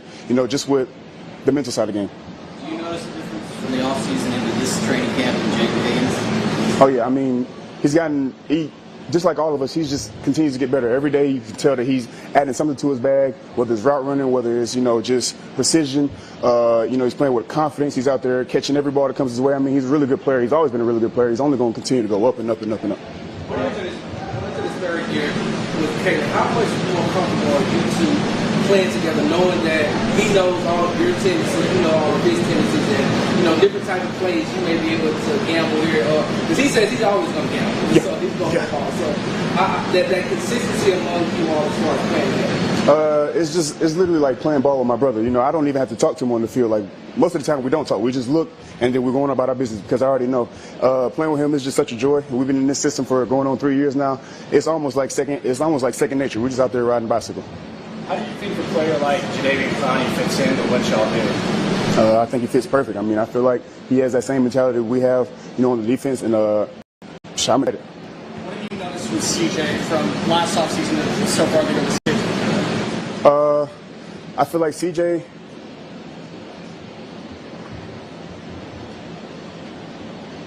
is definitely commanding more from the offense as a whole. I feel like every year I've seen him, he's always commanded a lot, but this year I feel like he's putting more of that weight on his shoulders, and I feel like it's really good. I feel like he's taking everything with a sense of super intentionality, a lot of urgency, and it's good to see. He's challenging us, he's making really good throws like he always has, but it's just you could just tell there's a little bit more to him. I could just tell. I know that players are superstitious. A lot of them have their things that they like to do. How comfortable do you feel being back in number 3? I feel great. This is my number. It's just this is really me, So I've always wanted to be in 3. I knew from the moment I got here, there's going to be a time where I got back in my number, and it just feels right. With your energy, kind of wired up, what's the process of getting to that point from when you wake up to the practice field? Is there a calm before the storm? Are you having trouble sleeping? What's the process for that? When I wake up, I'm ready. I'm not going to lie. It's as soon as I open my eyes, I'm like, all right, let's do it. You talk about so many things that stay the same. Dino as well, most of your group together. Can you start to feel those advantages as each year goes by or you get through the camp? I mean, definitely. You just definitely take the years that you put in with each other, you just use that as a competitive advantage. You understand how you're going to get coached, you understand what the coach, how coach is coming from or what point he's coming from, and coach understands what he's seeing out there. It just helps us all grow, because we all want to win. So as long as we can all get to the same common goal, it just makes it a lot easier. Everybody on the defense side of the ball says that, this year's a different year. Everything that we accomplished from last season, throw it out the window and we're coming in with the second. How do you do that? How are you all able to flush that out? Or is it really and truly a game-by-game mentality? I mean, it's easy to flush it out. I mean, you don't live off the past. The past doesn't bring you success in the present or in the future. So, I mean, if you're living off the past, then you're getting worse. You either get better or you get worse. And if you're trying to live off past success, then that's not the way to be great. Is there somebody in the secondary that's maybe been under the radar standout for you? Colin, the new rookie in our corner room, he's a really good player. He comes in every day. He's super talented, real quiet, so y'all don't really hear about him a lot, but he's out there making plays day in, day out. Since spring, he's made a lot of plays. Huzzy, let's see, Steve-O, J-Mark. You want me to just name the whole secondary? I think everybody, I'm going to name everybody, you know. I just feel like all my guys they're just really outstanding players, and, you know, everyone doesn't get the recognition that they should, but there's a lot of guys out there making plays. And going up against him in practice or OTAs, when was the first time you realized Jaden Higgins had taken another step in this game? I knew Higg was good last year. Like when he first stepped foot in his door, he was NFL ready. And you know, you take the offseason to just work on whatever you feel like you need to work on. And obviously, he's worked on a lot of things. He's bigger, he's faster, he's stronger. He's running routes the way he wants to. He's running with precision. He's running with power. He's playing with confidence. So I just feel like, you know, just really, it might be that he's gotten better. It just might be he's more comfortable in the system. He's more confident. So I just feel like he's playing with that confidence. Everybody kind of knows how much do you or you feel like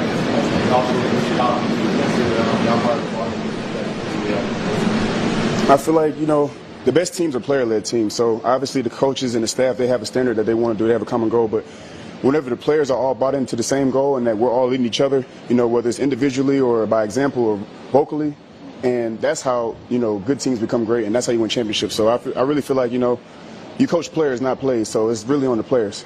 There you go, Kamari Lassiter, who also sat down with us here in the Loop on Sports Radio 610. You can use the Odyssey app and the Rewind feature to go back and hear that. But right now, you want to hear from this guy who's going to be a big factor in whether or not the Texans offense can take a jump that you want to hear. Here's wide receiver number 2, Jaden Higgins, here, talking from the podium on Sports Radio 610.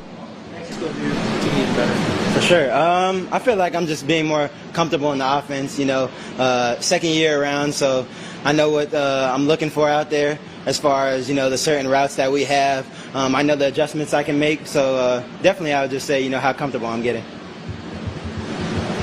Even going back to last year, playing against the duo, you're playing against the corner. Yep. How quickly did that build your confidence when you made plays? Oh, yeah, super quickly. You got to go out there and compete with those guys. I always say practice is like game day going against them. You know, those guys come out there and compete every day, and I'm going to do the same. What did you want to become better at last year or this year?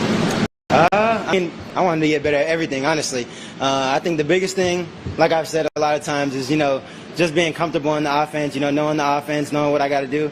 But other than that, you know, just, you know, the little intricacies as a wide receiver, you know, want to break down better, want to get in and out of routes and, you know, stretch the field. What is Keelan bringing to the team as far as mentality-wise? For sure. Mentality-wise, he's feisty. Goes out there, you know, wants to, you know, go out there and wants to dominate every play. You know, he's going to go out there and make a lot of plays for us, block for us hard, and he brings that certain energy that we need on this offense. For you, you're 1 year 2 in the Patriots offense. What's been the biggest transition?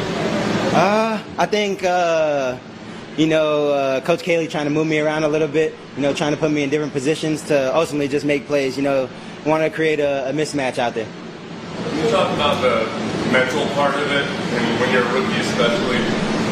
What's going through your mind, like pre-snap when you're at the line of scrimmage in the NFL compared to college? Yeah, for sure. I mean, it's just a lot more, honestly. You know, we got a lot of different, you know, side adjusts and things like that. You know, our coach does a really good job at, you know, making sure we identify our pre-snap triangle. The biggest thing is you want to go out there and be able to play fast. You know, that's all it comes down to. Go out there, play fast, and make plays. Was there a point last year where it went from maybe before you'd been kind of swimming before the snap to where all of a sudden just clicked for you? I wouldn't necessarily say a point. I would say I just grew over the year. Just got more comfortable with it, and then also, you know, just EJ believing in me out there. You know, the more comfortable you get with it, the more tasks you get at hand. So, yeah. What is the process of kind of getting on the same page with the quarterback? I know sometimes it clicks right away, sometimes it takes a little bit longer. What has it been like specifically with you and CJ? Sure, it's been good. I mean, it's a long process. It takes a lot of time, you know, not even out here in the film room, you know, watching certain things with him, certain leverages, how he wants me to, you know, take certain angles. So it's, you know, kind of a thing that's always revolving. Have you noticed anything different about him from last offseason going to the early stages of training camp? I would say, CJ's always the same guy. He comes in here, has a great mentality, lifts up the team, and just comes in here and wants to work. I would say, man, I don't know. I guess the haircut is the biggest thing, that changed for him. But, CJ's been the same guy day in and day out. Jane, have you been mentoring Lewis Bond, and what do you think of the way Lewis is running around to pitch the ball? For sure. Yeah, Lewis has been doing a really good job out there making a lot of plays. Same thing with him. He's getting really comfortable with the offense. I feel like all the rookies that we have, they've done a great job. Super smart. They all can come in and play right away. When it comes to Jalen, obviously he's chomping at the bit. We really can't wait to get out there. As his friend and longtime teammate, what do you kind of do to try to just keep his spirits up as he works his way back from the finger here? For sure. I think the biggest thing with him is always just making jokes, making him smile, make sure his morals are high.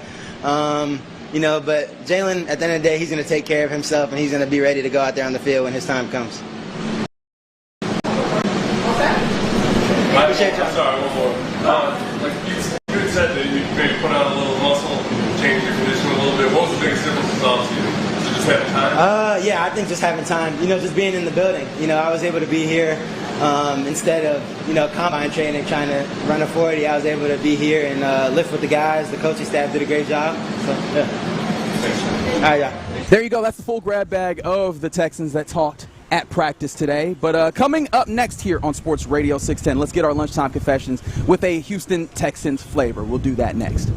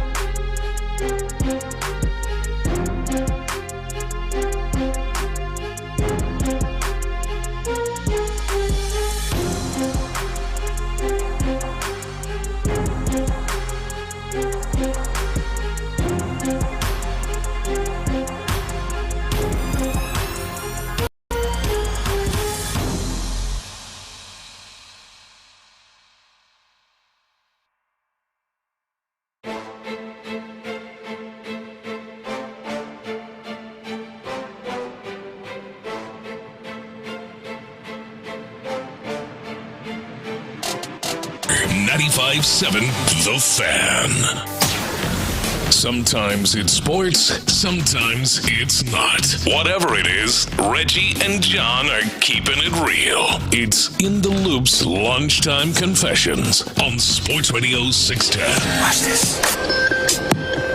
These are my confessions. All right, confessions mostly Texans camp related, and we've been talking about the offensive line. You know, who knows? We'll see. Defense had the day today, but seeing some things here and there. Here's my confession. I don't know how good Keelan Rutledge is going to be. I don't know if anybody really knows yet, but I like his attitude. I like his attitude.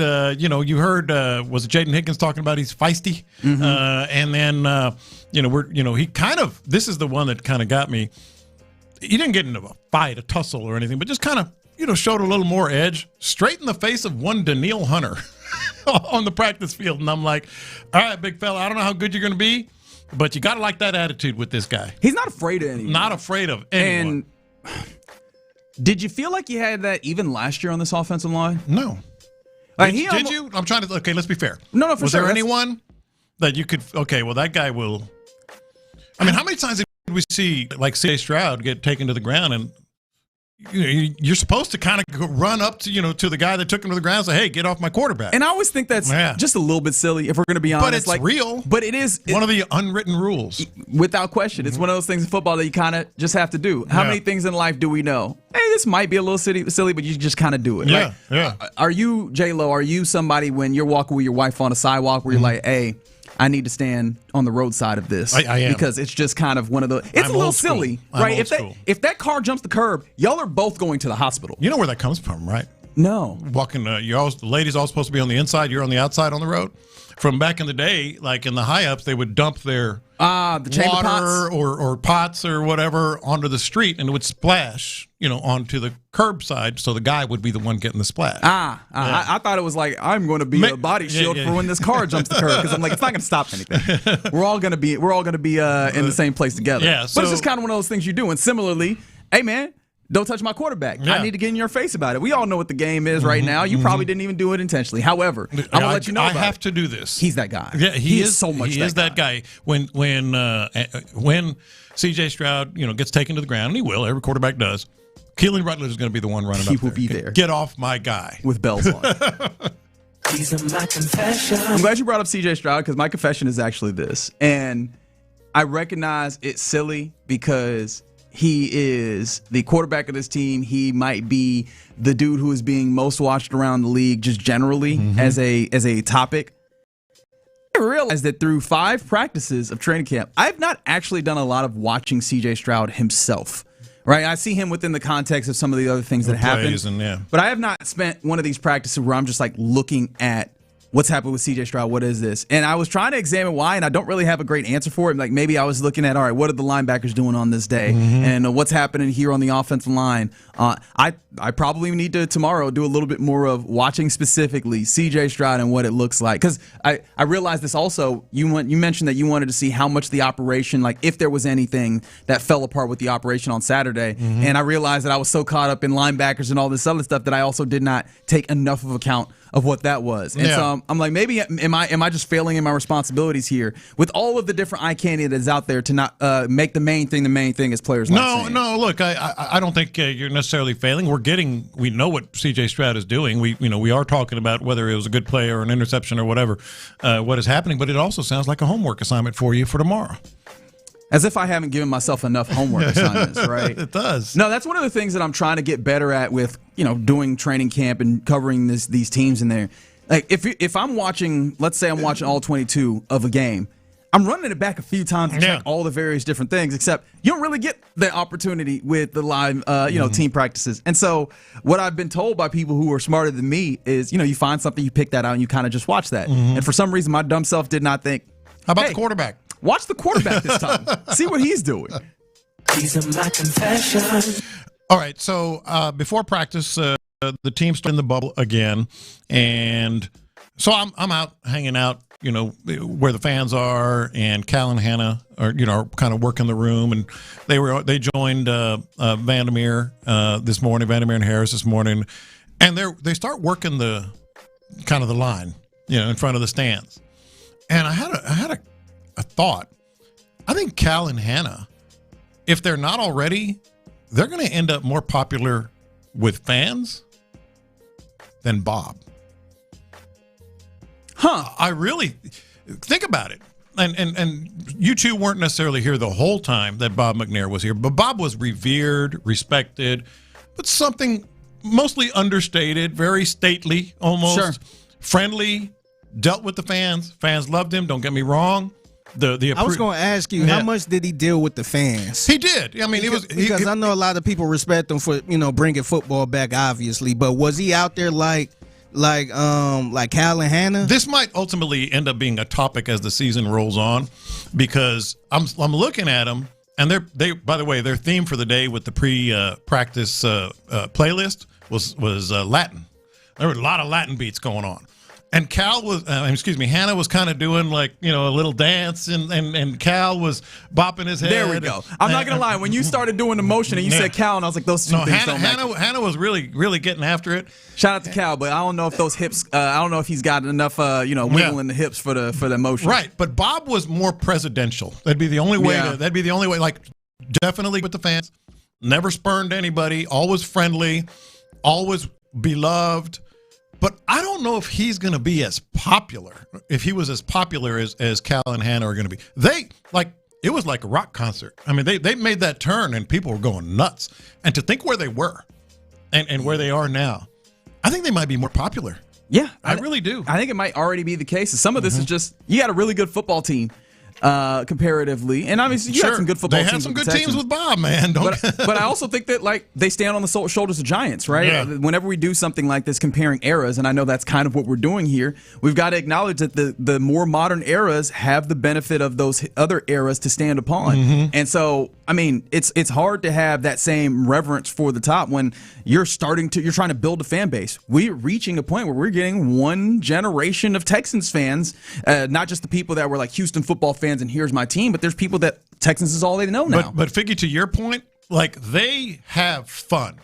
Yeah. They bring the fun with the fans. They leaning into it, and that's something a lot of these owners don't do. Mm-hmm. A lot of these owners, they're sitting in the office. They might come out, shake some hands once in a while. Yeah. But we saw Cal leaning into the whole bit when his hand got left up. Yes, that's part of it. Just they're leaning into stuff like that. They're actually out there touching the people. I know later on for camp they got cooking with Cal. Yeah. And all just that type of stuff. And selfies and handshakes and throwing jerseys and throwing up the H, just all that stuff. I know it's part of it. I know they wanted to do that more often, but remember they were doing this when the team was bad too. Yes, they faced the music. The team was bad. They got out there. They remember the infamous drop of Stephen A. Smith. Yeah, Cal, what you hiding for? Where you at? Yeah, he was.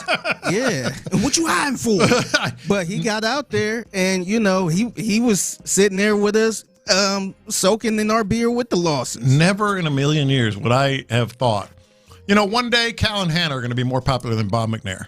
I think they are. I think that's fair. Yeah.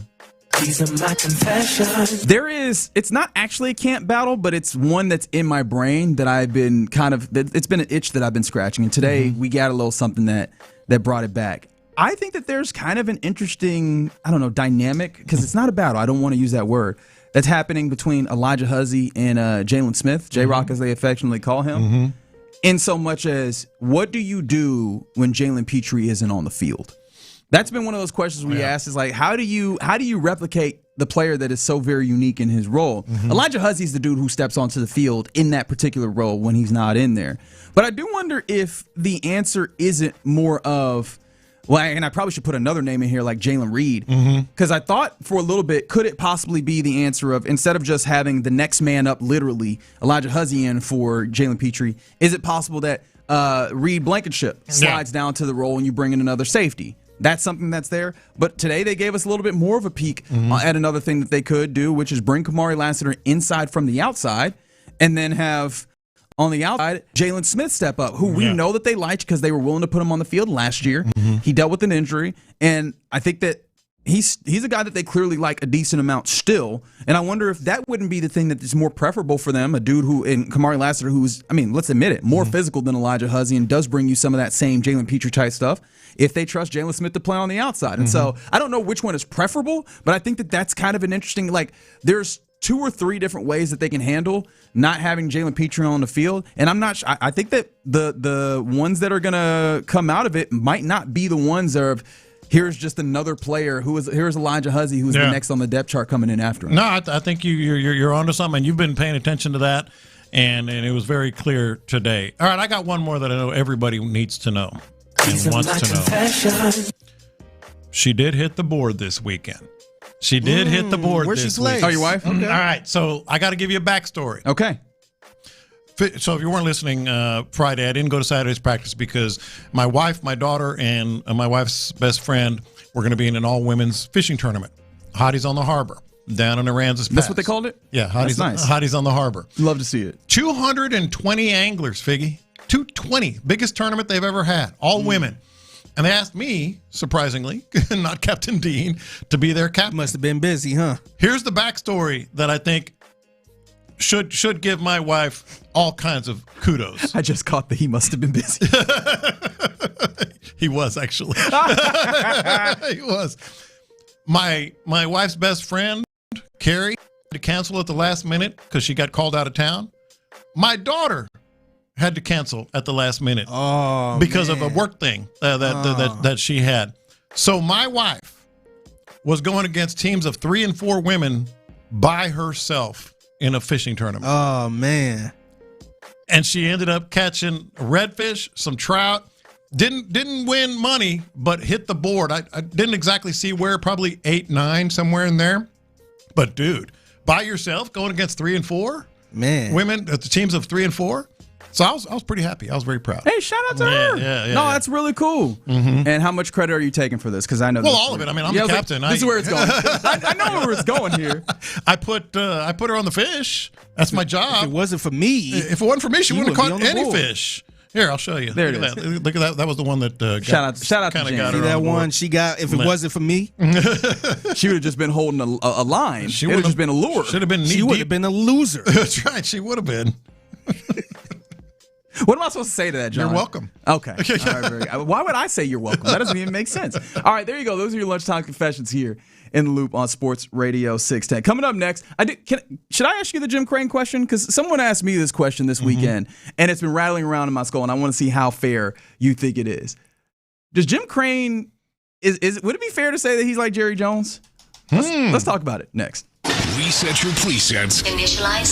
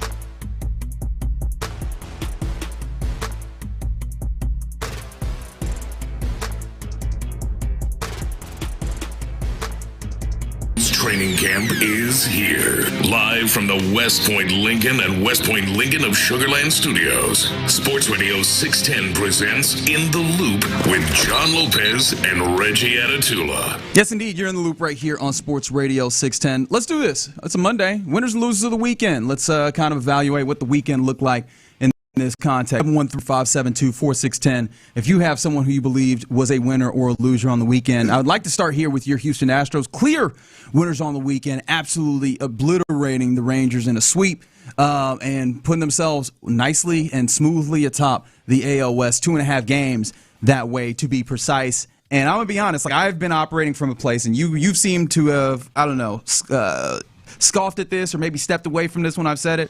I think that they have put themselves in a place where I believe they're winning the division now, like point blank period. I just think that they have a nice little lead there. The Rangers are offloading here. It seems like, I mean, if the reporting is to be believed, they might be sending away one of their starting pitchers. They're taking calls on everybody.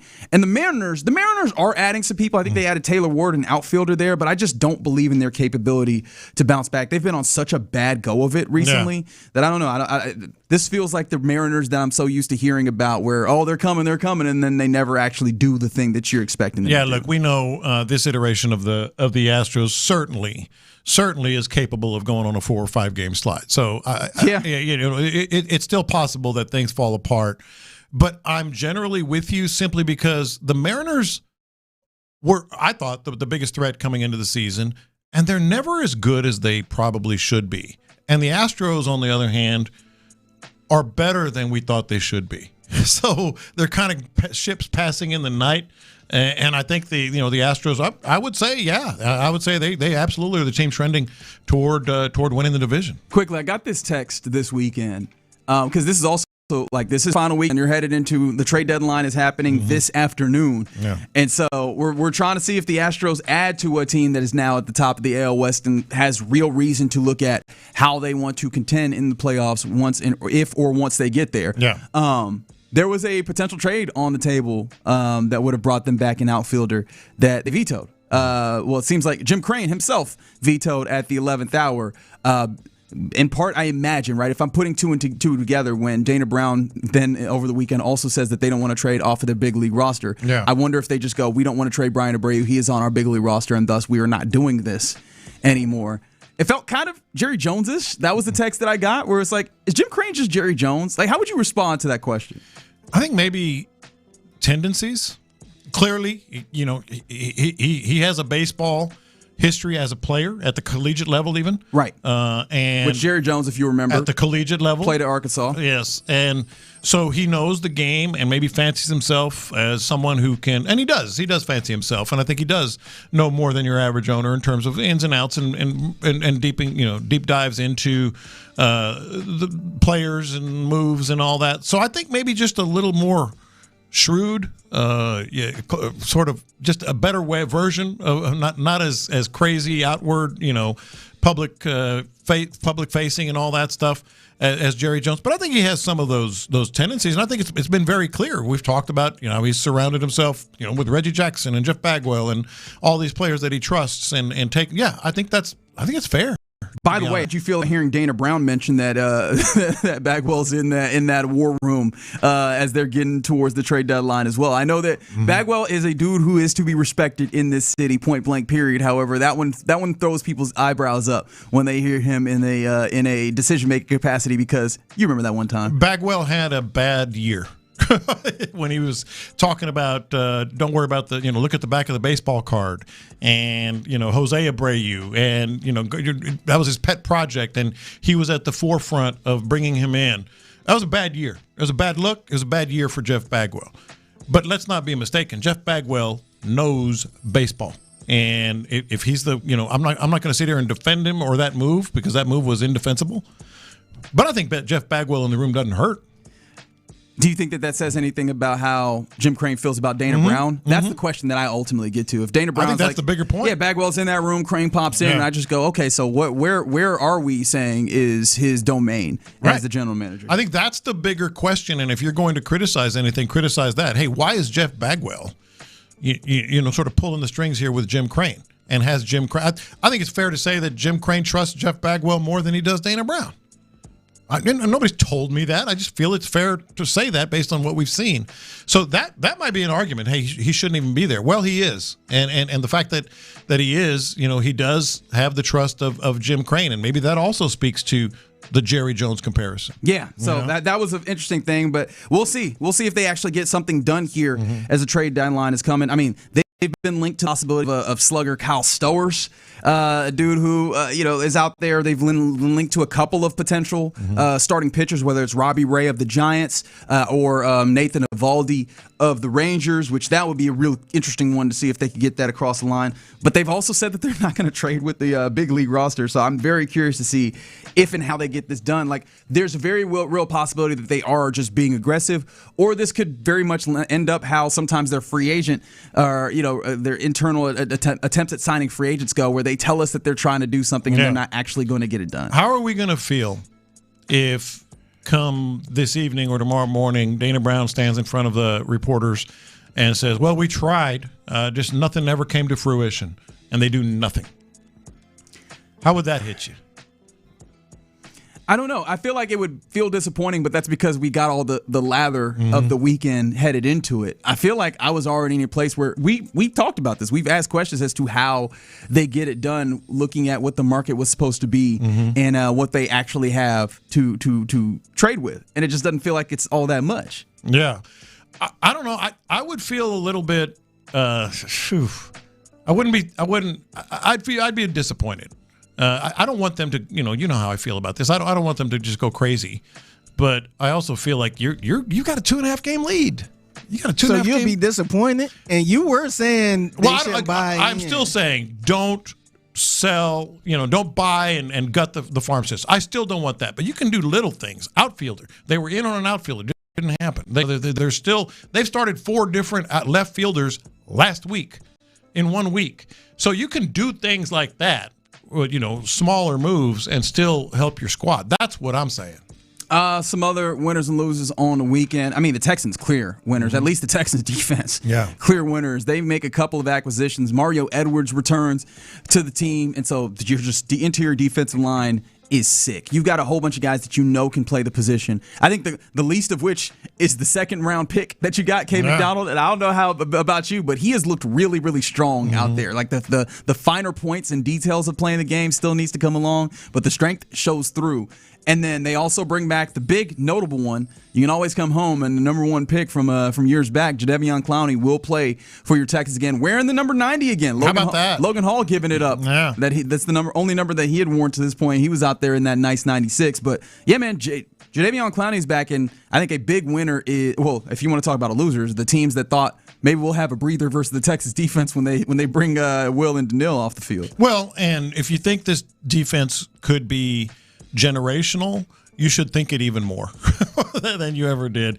It's not just, just look at the players they've brought in just from the offseason, with Blankenship and drafting Caden McDonald. That's a second-round pick. That's a high pick for a defensive tackle, so they're clearly investing there. Woodaz and some of these other guys on defense. Then you bring in Clowney. Then you bring in Mario Edwards. Then you bring in another linebacker, Takataki, which is fun to say. And so they are clearly, we had Kamari Lassiter join us right off the field, and when I was talking to him about, he didn't shy away from, okay, so can you be one of those defense, one of the greatest ever? He was like, yeah, we have the depth, we have the pieces. You can't take a break. Remember, he was talking about every level. I said, what's going to make you great? Like, what is going to make you that great? And he said, every level. You cannot pick on anyone. If you thought this could be a generational defense, you should think so even more now. That's just the way it is. Absolutely. Yeah. How about this? I think that, and maybe this is a take that people aren't going to respect, because I think that a real winner of the weekend is baseball owners, because the narrative that has gone around the Dodgers acquisition of Tarek Skubal absolutely plays into their hands. You saw the Dodgers end up with Tarek Skubal, and everybody goes, see, this is the problem with the Dodgers have all the money to spend. They had a whole bunch of deferred money that they're also still going to make happen with him. And I think this plays into the impending labor negotiation and probably lockout that we're going to see, because it furthers what the owners are trying to do in getting a salary cap, when in all reality, some of these other contenders could have put money down. Thank you. Thank you for saying that. They could have gone and tried to contend. Like, now, there is something to be said about the Brewers and the Rays are probably the two teams that you were looking at probably in that same those waters. And for them, those high value prospects that they would have had to give up to get Tarek Skubal matter more to those teams in their sustained development. Hell, let's just talk about the Rays, where they're used to getting guys, making them good, and then turning them over and developing more prospects. When you're giving up those prospects for a big player, kind of rocks the boat on what the typical churn is. That being said, they can compete. They could really compete if they want to.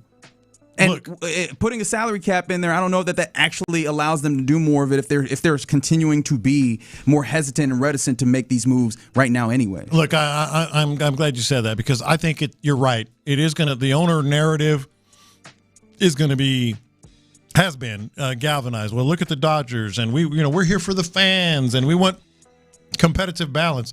The reality is the Dodgers can sit there and say, hey, y'all could have done this. Y'all could do this. You just choose not to. And I'm sure that's what the NFLPA is going to – the MLBPA is going to say. Like, you could do this. You could have $1.1 billion in deferred money like the Dodgers have, which is sick. Yeah. But it's something you can do. You're choosing not to. And yet – yeah, I think that the way the owners are going to use it. Yeah, and not just the conversations have been that I know you were out on the water, but you've been seeing social media. You see people talking about it. Everybody goes to that place. Like, here go the Dodgers, rich getting richer, and they're not wrong in that regard. But that's the conversation that absolutely helps the owners get to where they want to be here, and I think that plays into getting them a salary cap. Yeah. But yeah, there you go. Some winners and losers of the weekend here in the Loop on Sports Radio 610. Coming up next, let's return to the Texans. Now that we've got pads on, what more do you want to see in the remainder of this padded week of practice? Let's talk about that. Start setting expectations next. Coach D'Amico shared his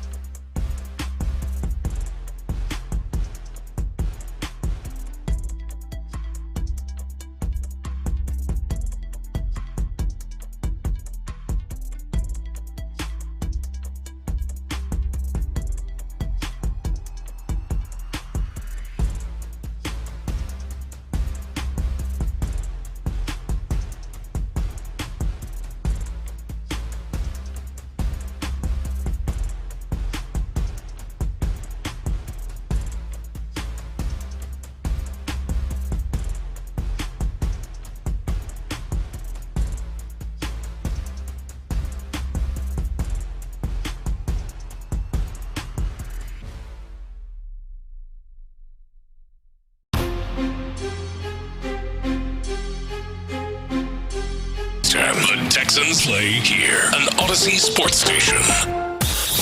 Texans training camp is here. Live from the West Point Lincoln and West Point Lincoln of Sugar Land Studios. Sports Radio 610 presents In the Loop with John Lopez and Reggie Atatula. That's right. You're in the loop here on Sports Radio 610. About to get back into some Texans talk as day 5 of practice out from the Houston Methodist Training Center is wrapped up. We talked to Kamari Lassiter. We heard from Jaden Higgins. We heard from D'Amico Ryans. But more importantly, the pads were on. Right, we got to see the first, parts of that. And D'Amico, as D'Amico said on the weekend, man, nothing really matters until the pads come on, if we're going to be entirely honest. I want to set some more expectations for that. But, man, the Blue Jays, who are indeed in town to face off against the Astros this week, this is a big matchup because it looks like the Blue Jays are going to be one of those teams that you're contending with in the AL, assuming that the Astros are capable of doing the things that they want to do by 5 p.m. Central today at the trade deadline. And I'm looking at this and I'm going, how many of these guys can make it here? Because they added Soriano, they add Josh Smith from the Rangers, who honestly, if he wanted to be here, he could be here. Like I know that they were just in town. I'm guessing that they didn't know that he was going to get traded today, so I don't think he hung around. However, he's in the Metroplex. Right, it's Dallas. He can hop in the car and be here before first pitch if he really wanted to. I'm very curious to see how many of them come along. But this is going to be a fun series to watch tonight as well. Going to be a fun series. Going to be a fun next almost 4 hours to see what, if anything, the Astros do. But you mentioned it, Blue Jays making some moves. They've acquired 2 players, correct? At least that I'm recalling. I might be missing something on a smaller scale, but I'm pretty sure it was Soriano and then Josh Smith, who I don't know how much he's going to impact the larger circumstance of things. But I mean, they add a right-handed pitcher and then they add a utility infielder. Those are the types of things that you hope to make you more malleable in the postseason. And even the Mariners made a small move. They added an outfielder, right-handed bat, which they needed. And I could easily be wrong about it. You know what? I probably am wrong about it, but I just keep looking at the Mariners and I go, these are the Mariners that y'all always tell me about? The Mariners, they're like, oh, man, this is the year that they're actually going to do something. Even the year where they kind of started doing something. It fell pretty sadly towards the end, man. They always feel like jokers and fakers to me. I'm sorry. Did you see well, I know you did because we were talking about it during the break, the Jacob deGrom stuff? Yeah. So, okay, let me ask you this. Again, we'll get to the Texans here in a moment, but this caught my attention. And it's more because this is real. I feel like, when your lady is seeing things and trying to put 2 and 2 together, you're like, hey, you're doing a lot right now. Chandler Rome, who covers the Texans for the Astros. Covers the Astros for The Athletic. There we go. Got it right. He retweeted Ken Rosenthal's, real breaking kind of coverage of the fact that Jacob deGrom, one of the Rangers pitchers, has instituted, or he's invoked. Invoked is the word I was looking. Thank you. His no trade clause. But Rosenthal does not say who he invoked his no trades clause against. I'm like, Chandler Rome, why are you retweeting this? Does this tell me that the Astros were trying to go get Jacob deGrom? I don't know. It might be a little bit of a reach. Okay. But I see where you're working there because Chandler Rome covers the Astros and retweeted that he invoked the no trade. So maybe I think the Braves were rumored to have been kind of interested in deGrom, but so nobody's certain. But deGrom isn't going anywhere, and that would have been a huge. It's a pretty big get for whoever was spurned there. Yeah, no, for sure. I know that he can give up some solo homers, but he's still got that kind of imposing arm where you throw him out there in the postseason and you're like, I like our chances. Yeah. But he will not be going anywhere. He apparently likes where he's at in the Dallas-Fort Worth area. But yeah, no, those are the things that we're continuing to watch as we head up 4 hours to the trade deadline hits. And as of yet, have not seen that move that the Astros have been talking about. One of the 3 different things that it feels like they can do: left-handed bat in the outfield, or just an outfielder to give them production in general. There's the possibility of like a reliever, although I don't know. It has not seemed like there's been a lot of those rumors coming up. And then the one that actually seems to have some smoke is starting pitching. Yeah. Whether it's Robbie Ray or who was the other name that was out there, immediately eludes my mind right now. But yeah, those are all things that we're looking for to possibly see. One of the things that we definitely want to see is more pads for the Houston Texans out there at the Houston Methodist Training Center. And today we saw a little bit of something. Like we mentioned, the defense seemed to have a little bit of the upper hand. Offense had a little bit of the give and take, but definitely, especially in the trenches, the defense was showing their strength. Now that we got pads on, what are your expectations? What do you need to see in the next few days from this team to feel like they're on the right track to do the things that you were hoping that they would? I mean, my eyes are going to be trained on the trenches, almost every snap. First of all, who's lining up where? You mentioned earlier, Keeling Rutledge lined up at center a lot on Saturday. I mean, at guard a lot on Saturday, and now he's at center exclusively, in fact, today. First of all, how they're lining up. Braden Smith looks really, really good for what it's worth. He's just a massive human being. He's had success in this league. Stepped right in Saturday and again today. So we'll see. They also had their struggles, though. They had their struggles against a hell of a defense, which we know. So I mean, number one, I'm looking at the trenches, and number two, the 7-on-7 really sort of resonated with me because there is no pass run C.J. Stroud or Davis Mills. Or Graham Mertz, for that matter, but there is no pass. It's nice of you to include Graham Mertz. You got to include Graham Mertz. He's in that group, and he's on. He's the only team. getting like 1 or 2 reps. By the way, they're giving CJ and Davis Mills the vast majority of reps, which I would too.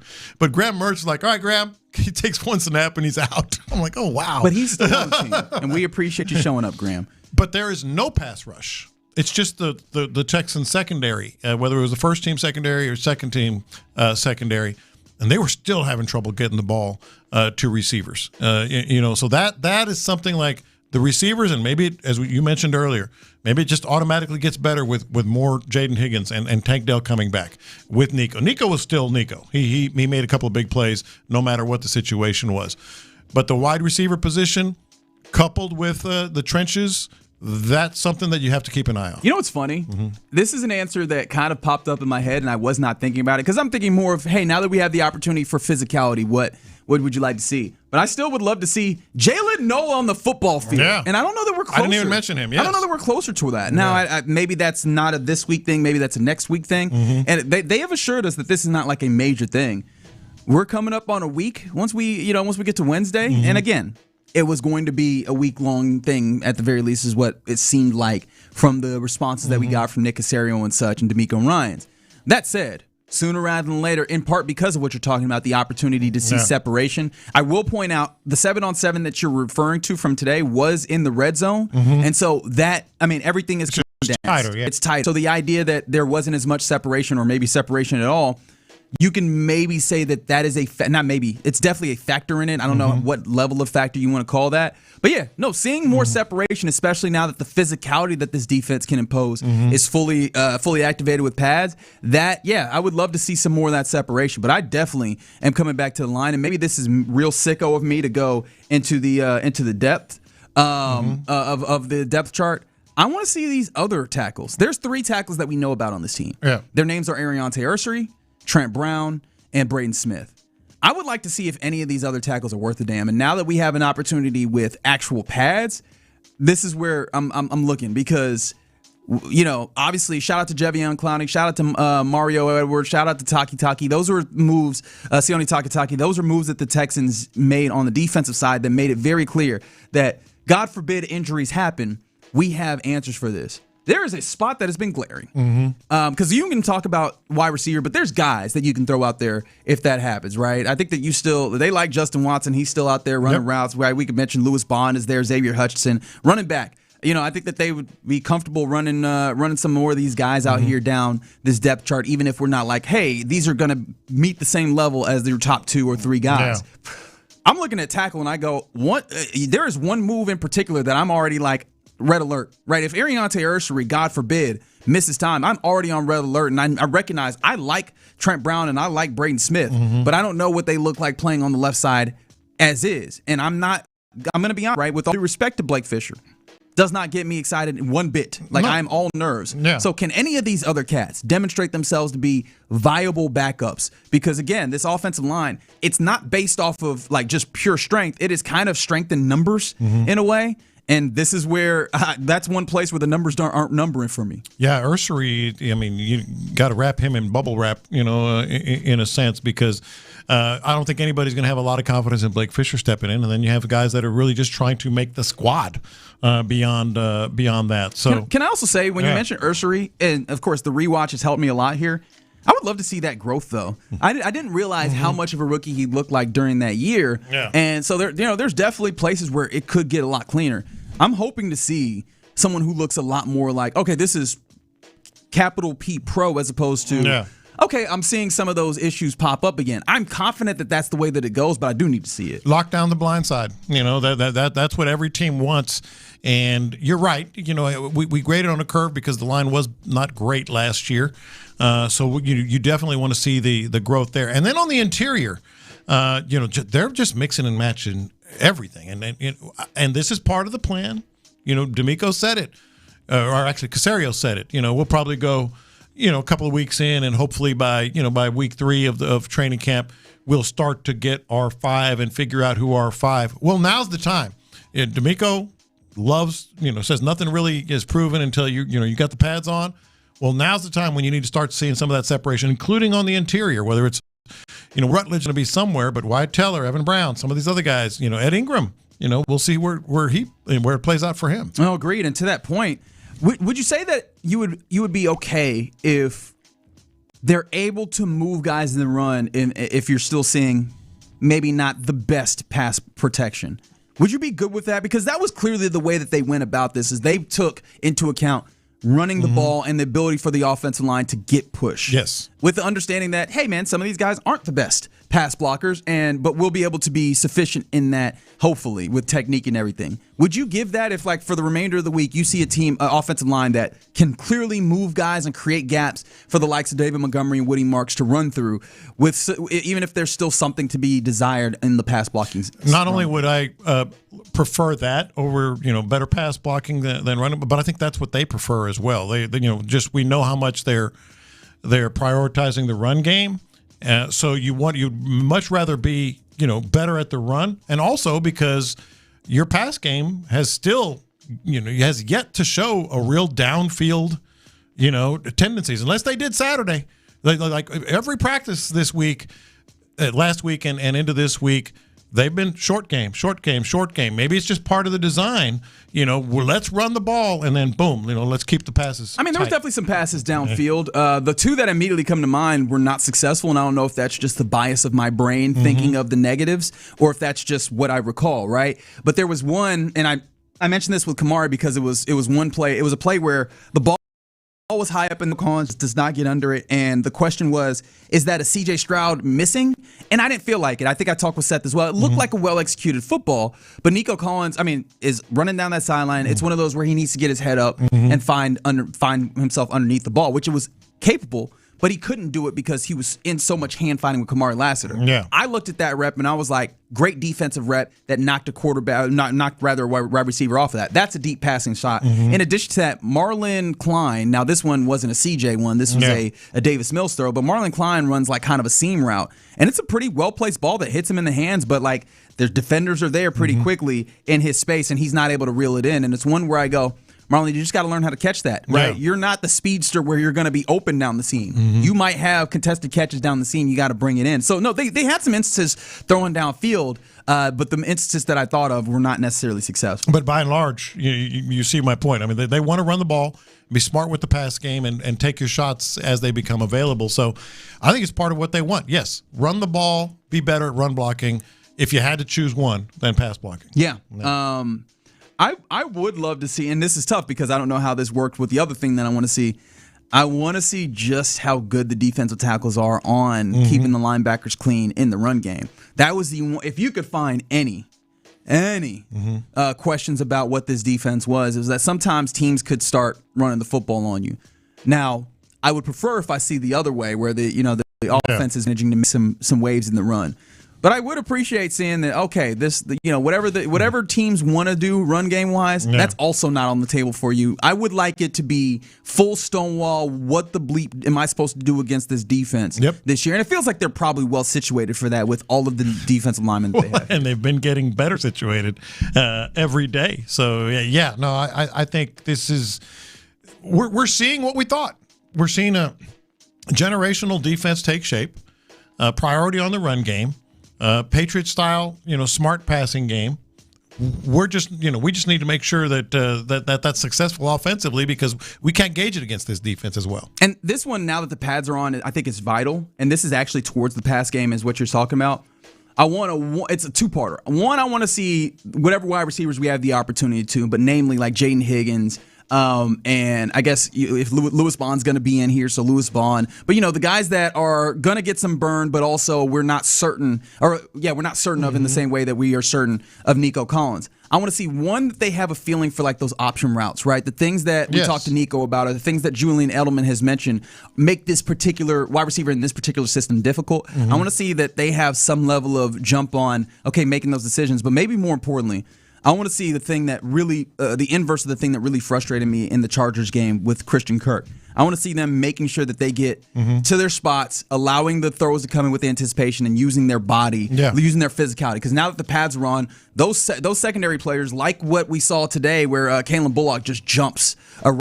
Or honestly, there's one on Saturday where Kamari Ramsey jumps a route incredibly. I want to see them physically use their bodies to be like, no, you might be getting in here on a good line. I'm going to prevent, right? It's not all on CJ Stroud to protect this football. I will also, as a receiver, protect this football with my physicality and with being in the right place. I want to see that this week. Better route running and more physical offensively. I would love to see that. Is what you need. I would love to see that. The hot stove, the trade deadline in baseball is getting exciting. I don't know how exciting it is for the Astros right now. Robbie Ray was a name that the Astros were linked to.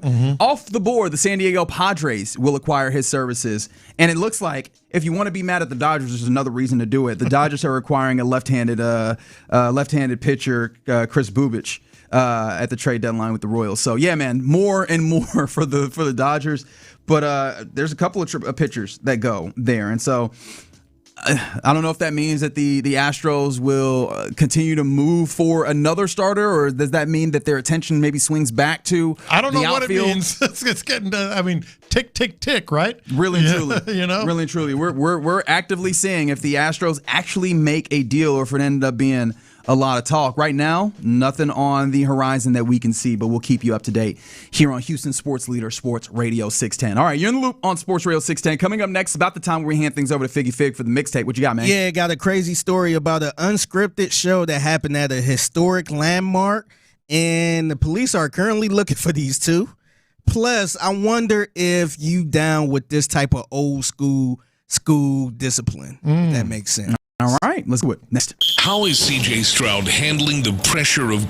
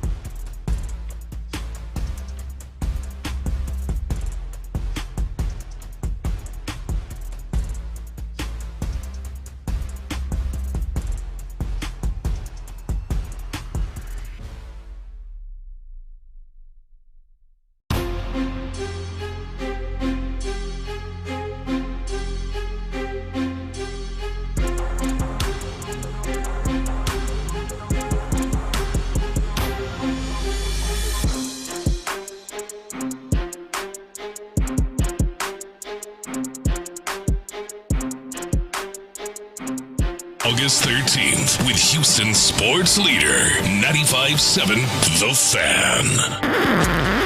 Pass the aux cord and crank up the volume. Figgy Figs in the driver's seat. Sit back, relax, and enjoy the ride. It's time for Figgy's Mixtape. Presented by Sheriff Injury Lawyers, the official personal injury law firm of the Houston Texans. On Sports Radio 610.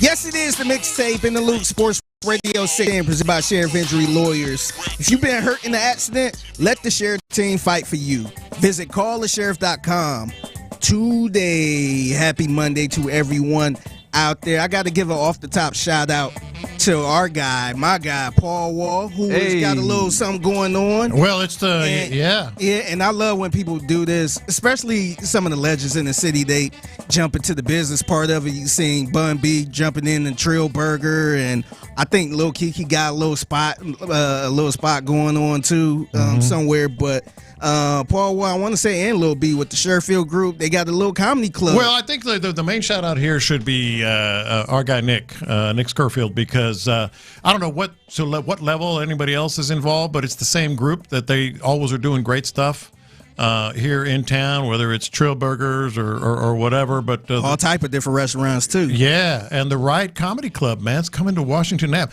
That was one of the things that, like all the great things, that Washington Avenue has. Comedy Club now. Club. The Riot Comedy Club is going to be over at 1925 Washington Avenue, and they're having a big event this week, which is going to it's going to be cool. You may not know. Do you know who Andy Huggins is? I do. I actually played a clip from one of his stand-ups on this very segment. Yeah. I got it queued up right here. Let's hear it. Here's a little sample of Andy Huggins, and mind you, he's in his 70s. Yes. Doing stand-up comedy. I just paid off my student loan. It's tough getting older. Went into an antique store, they wouldn't let me leave. I tried using that face aging app. They said, "Nah, you're good." That was just a little sample. That's funny. Everybody and mind you, and look, I'm sure he probably gets this a lot, but he looks like an older guy, like white hair. Yeah. Look like an old man up there, but he is funny as hell. Yeah. Man. So I just want to give him a shout out. I'm glad you brought that up. Grand opening, full schedule is going to be announced soon, but the Riot Comedy Club is moving to Washington Avenue. It's going to be great. Brand new, right there, 150 seats, 4,700 square foot building. It's going to be cool. Yeah. It's going to be cool. It's the Mixtape presented by Sheriff Injury Lawyers on Sports Radio 610. So apparently, speaking of different shows, I guess it was an unscripted show at the Space Needle. Mm-hmm. And I think currently they are still on the run. What? So police are looking for these guys who decided to put on the show for the people that was up visiting the Space Needle. So let's go to ABC News with this story. This is the shocking moment. Police say two men illegally climbed a glass wall on the observation deck of Seattle's iconic Space Needle and jumped off before deploying parachutes. Onlookers stunned. Oh, no. The incident unfolding just before 9 p.m. on Friday. Video showing one man standing on the ledge, doing a backflip, and then leaping from the 605-foot structure. One parachute seen descending to the ground before vanishing from camera view. Police say the pair, who they identified as base jumpers, entered the Space Needle with purchased tickets that were then scanned. Tonight, authorities are looking for the duo and are unsure of where the men landed. The two face charges of committing criminal trespass. It comes just 3 weeks after this masked couple's death-defying climb. Two Russian nationals scaling to the top of the Empire State Building in the heart of Midtown Manhattan, proposing in front of millions. So I wonder, is this going to be a trend now? Man, I hate this so much. You could hear like people inside were terrified. Yeah, and I've been in the Space Needle before. Yeah. So I couldn't even stand on the edge of it. I know. So just imagine you see some dudes out there on the outside scaling the glass and doing a backflip. Like what? Like there were kids in there just like, oh my gosh, it's stupid, man. To answer your question, I hope not. I'm surprised they didn't get caught. Yeah, that too. They still haven't been arrested yet. Damn. I don't know what to say about any of this. I really and truly don't. Like, this is one of those, one, why? Yes. Two, how? Yeah. Right? Like, usually these things are pretty well cordoned off for you to not be able to get to those places. But then also, how have they eluded being seen, especially with all the cameras that we got everywhere and the flock cameras and all this? We ain't found them? Yeah. And how did they carry parachutes up the elevator with nobody? I'm guessing they just like backpacks. Maybe. Right. Yeah. Because now that I think about it, I don't think they do like a hard security check. When you're going in there. Yeah. Well, now they're about to. Yeah. Now they Thanks ruined for it. nothing. They ruined it for everybody now. We have to take our shoes off to climb the space needle. It's going to be looking like Tisay up there now. And the other thing is, you're right. I think it will. I hope not, but I think it will be. Sitting here like this, with your arms up. Take your computer out of your backpack to go up the space needle. Get the laptop out of the bags. All electronics. Wait, is that a parachute? Look, man, and it's not going to end well. People are just inherently going to try to one-up each other. And it's gonna I'm not just end nervous well. it's going to get if somebody ain't going to make it out alive doing something silly like this. I agree. Wow. Yeah. It's the mixtape presented by Sheriff Injury Lawyers on Sports Radio 610. So Lopez, you talked about this on the show a couple times, how you grew up in elementary and the discipline. How was the discipline? Oh, I got there were paddles. From middle school. They didn't paddle us in elementary school, but middle school on through high school, you got disciplined with a board. Mm-hmm. Yeah. The Board of Education. All right.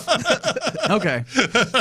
Unfortunately, I wasn't disciplined by anybody outside of my mama coming up to the school. You said unfortunately? Yeah, so I wasn't disciplined by like teachers and nothing like that. Like there were no paddles and nothing like that. But it was a mama. Who, if you embarrass her, she'll come up there. Everybody clear out the room, and she will take care of things. Wax that ass, as Clint Stoerner mom like to say. Yeah. So I wonder how you feel about this one. So a teacher kind of wanted to, I guess, take it back old school, but this one was for me. And here is this is Jazz Williams, WBRC6 in Birmingham. This is about a teacher up in Minnesota, though, and this is what happened. A 350-pound middle school teacher was stepping on the backs of his 6th grade students as a form of punishment. His name is Jason Rogers. He's 49 years old, from Minnesota, and he weighs almost 400 pounds. And he was sentenced to 2 years of probation this week after it was discovered he would step on the backs of his 6th graders during a lockdown drill to punish them. Now, according to reports, Rogers didn't feel his class was taking the drill seriously. And instead of sending home a letter or discipline that made sense, reports say Jason stood on several students' backs with both feet while they were lying on their stomachs for the drill, ignoring their crying and yelling. One of those students from Underwood School was taken to the hospital, and once police learned what happened, Jason was placed on administrative leave. And just this week, he received a sentence of probation that includes surrendering his teaching license in any state. Now, there are some other conditions of his probation that he has to follow to the letter, and if he follows all court rules, those charges will be dismissed. 350 pounds on elementary school kids' backs. Why did he think he was the big show? What the hell's his problem? My goodness. If I was a kid, I would be like, get your fat ass off of me. I'm telling my mama, get your fat ass off of me. That is so much worse than a paddle to the behind. Yes. That is like life-changing, potential, injuries, that are lasting. He was stepping on their back. Yes. What are we talking about? I wonder what made him think this is a great idea. You know what? I don't know. I ain't gonna hem you up by your shirt. I ain't gonna call your mama. I ain't gonna cuss you out. I'ma have you lay on the ground and stand on your back. Lawsuit after lawsuit after lawsuit after I'm surprised he just got the probation. Yeah. I might have been kind of disassociating in that moment. I don't know what it was that they said if he follows the rules they can drop. I was like, nah, keep all of them. Don't drop another. What? Yeah, that's insane. Hey, again, getting paddles is better than that by far. Cruel and unusual. You heard it here from Lopez. Bring the paddles back. I didn't say that, but some might. All right, it's the mixtape presented by Sheriff Injury Lawyers on Sports Radio 610. So Can I read this text real quick? Somebody said if that happened, I would be on Figgy's mixtape the next day for murder. Probably so. Probably so. I'll give you a shout out too. It's the mixtape in the Loose Sports Radio 610. So last week, remember I talked about these wild things these broadcasters were admitting on the air? Yeah. We first started with Dan Orlowski admitting that he don't do pedicures and men shouldn't get pedicures and all that stuff. And then we talked about Joe Girardi, who was on with Michael K. And Michael K stared the tee up with the arm of his glasses. Yeah. So let's go to another guy. Still so disgusting. Let's see if this one tops that. Yeah. So DJ Envy, who was a host of the Breakfast Club, had a confession on the airwaves, and this was about washing your ass. Oh God. So this is what he had to say. I used to be the type of guy that didn't, quote unquote, get up all in there. See what right? I'm saying? But I'm gonna tell you why. Acting like you don't know what the hell going on. But I never thought about it. That's not a conversation I had with the fellas at the barbershop or when we out and about. Like, hey fellas, did you wash your ass? But let me tell you. So one day me and Gia, this is a long time ago. We take showers with each other. We wash each other. Yeah. And one day she got up all in there, and I'm like, whoa.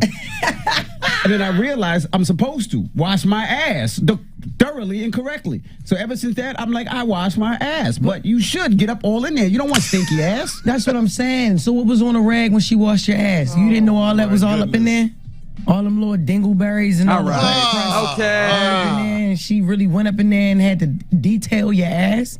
And you didn't think about it the whole time? Detailing your ass. Your boxes, your briefs wasn't crunchy at the end of the night? All right. Come on, man. Not crunchy anymore. But that was when I was younger. But she did it, and I was like, oh, I have to get up all. I wasn't thinking. I was just like, Wayne, keep it moving. So he got crushed online. He should have. I don't know. Not knowing how to, wash his ass or admitting that over the air like that. Yeah. Well, you want to defend him? He should have known by the time he was an adult. However, I think that if we're going to be honest, there are way too many of us that are grown adults that do not do that well enough. Who? And no, you'd be surprised. Who? 713-572-4610. That's the first thing you do. Hold on. Wait on.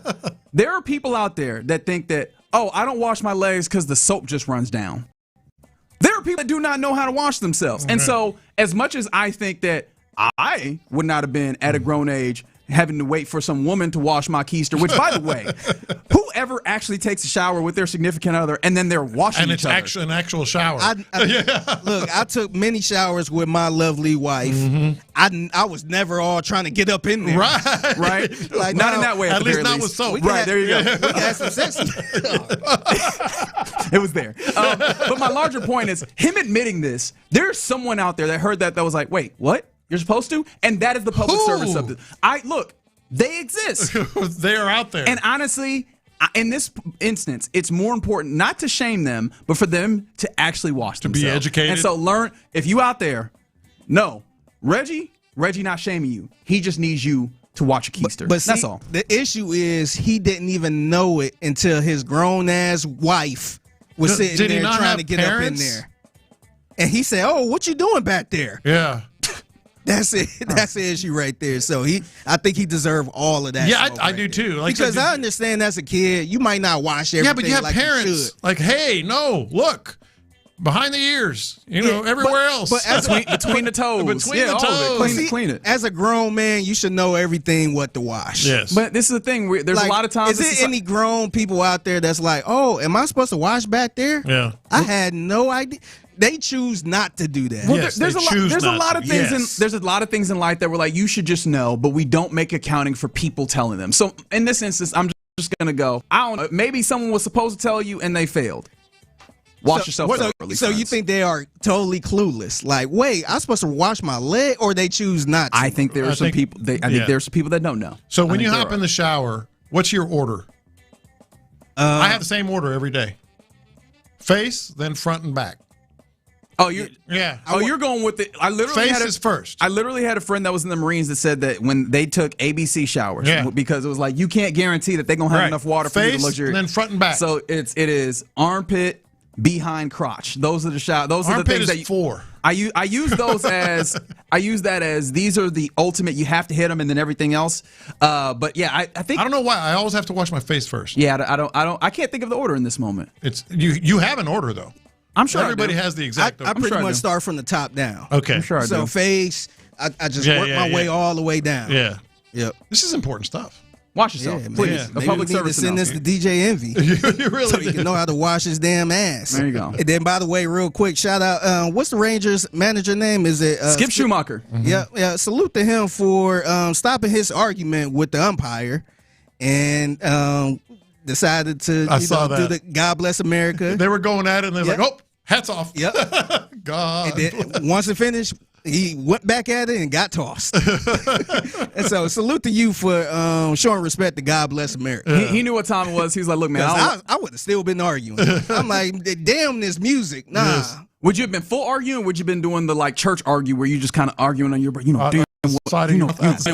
depending on what it was, I probably would have been full arguing. I don't give a damn about nothing. I don't care about what they say. I'm talking to you.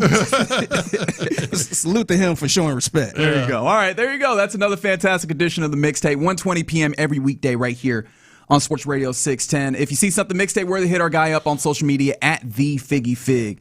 He'll make you famous, shout you out. All right, coming up next, we get ready to hand things off to the fellas of the drive. However, there's some moves happening at the trade deadline that we need to discuss. And also, there is something that a team in the NFL is doing that I actually think there's an argument for the Texans to do this year. Let's talk about it next. Yeah, he said.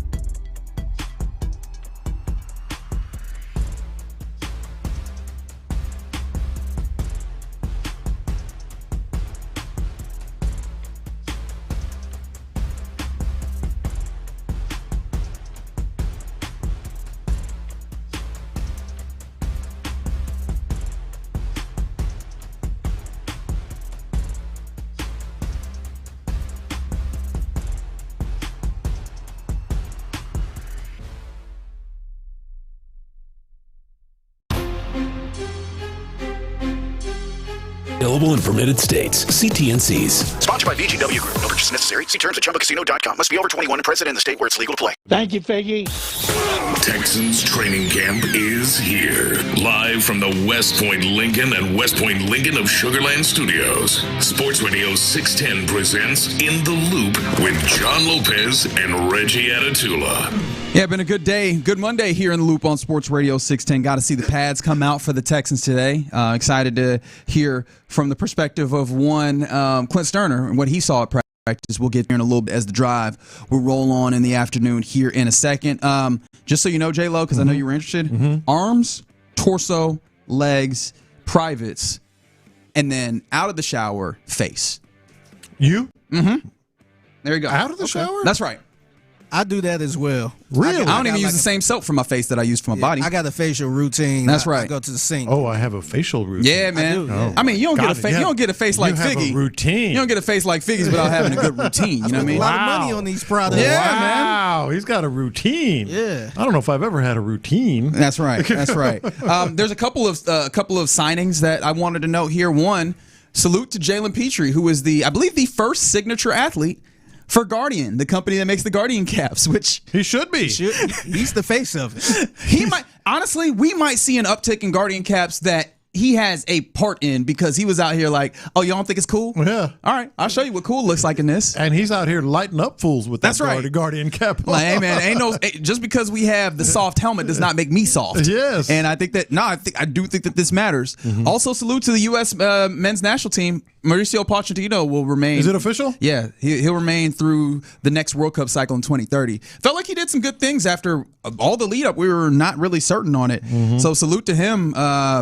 Obviously making the team look a lot better, and hopefully he's done some of the hard work so this next cycle can make it so that the men can compete deeper into the World Cup next time around. Yeah, 100%. Smart move, and we had our doubts. I know I did. Yeah.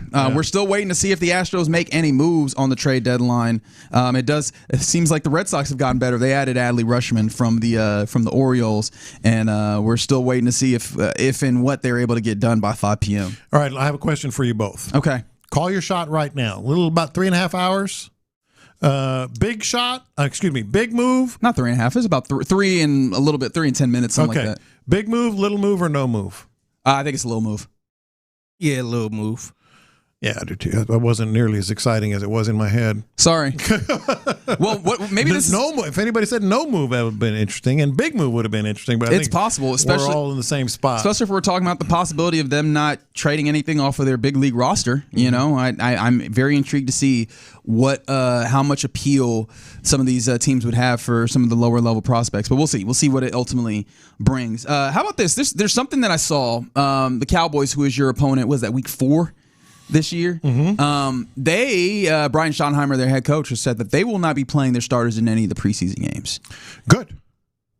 Yeah, you're a preseason hater. I guess I am.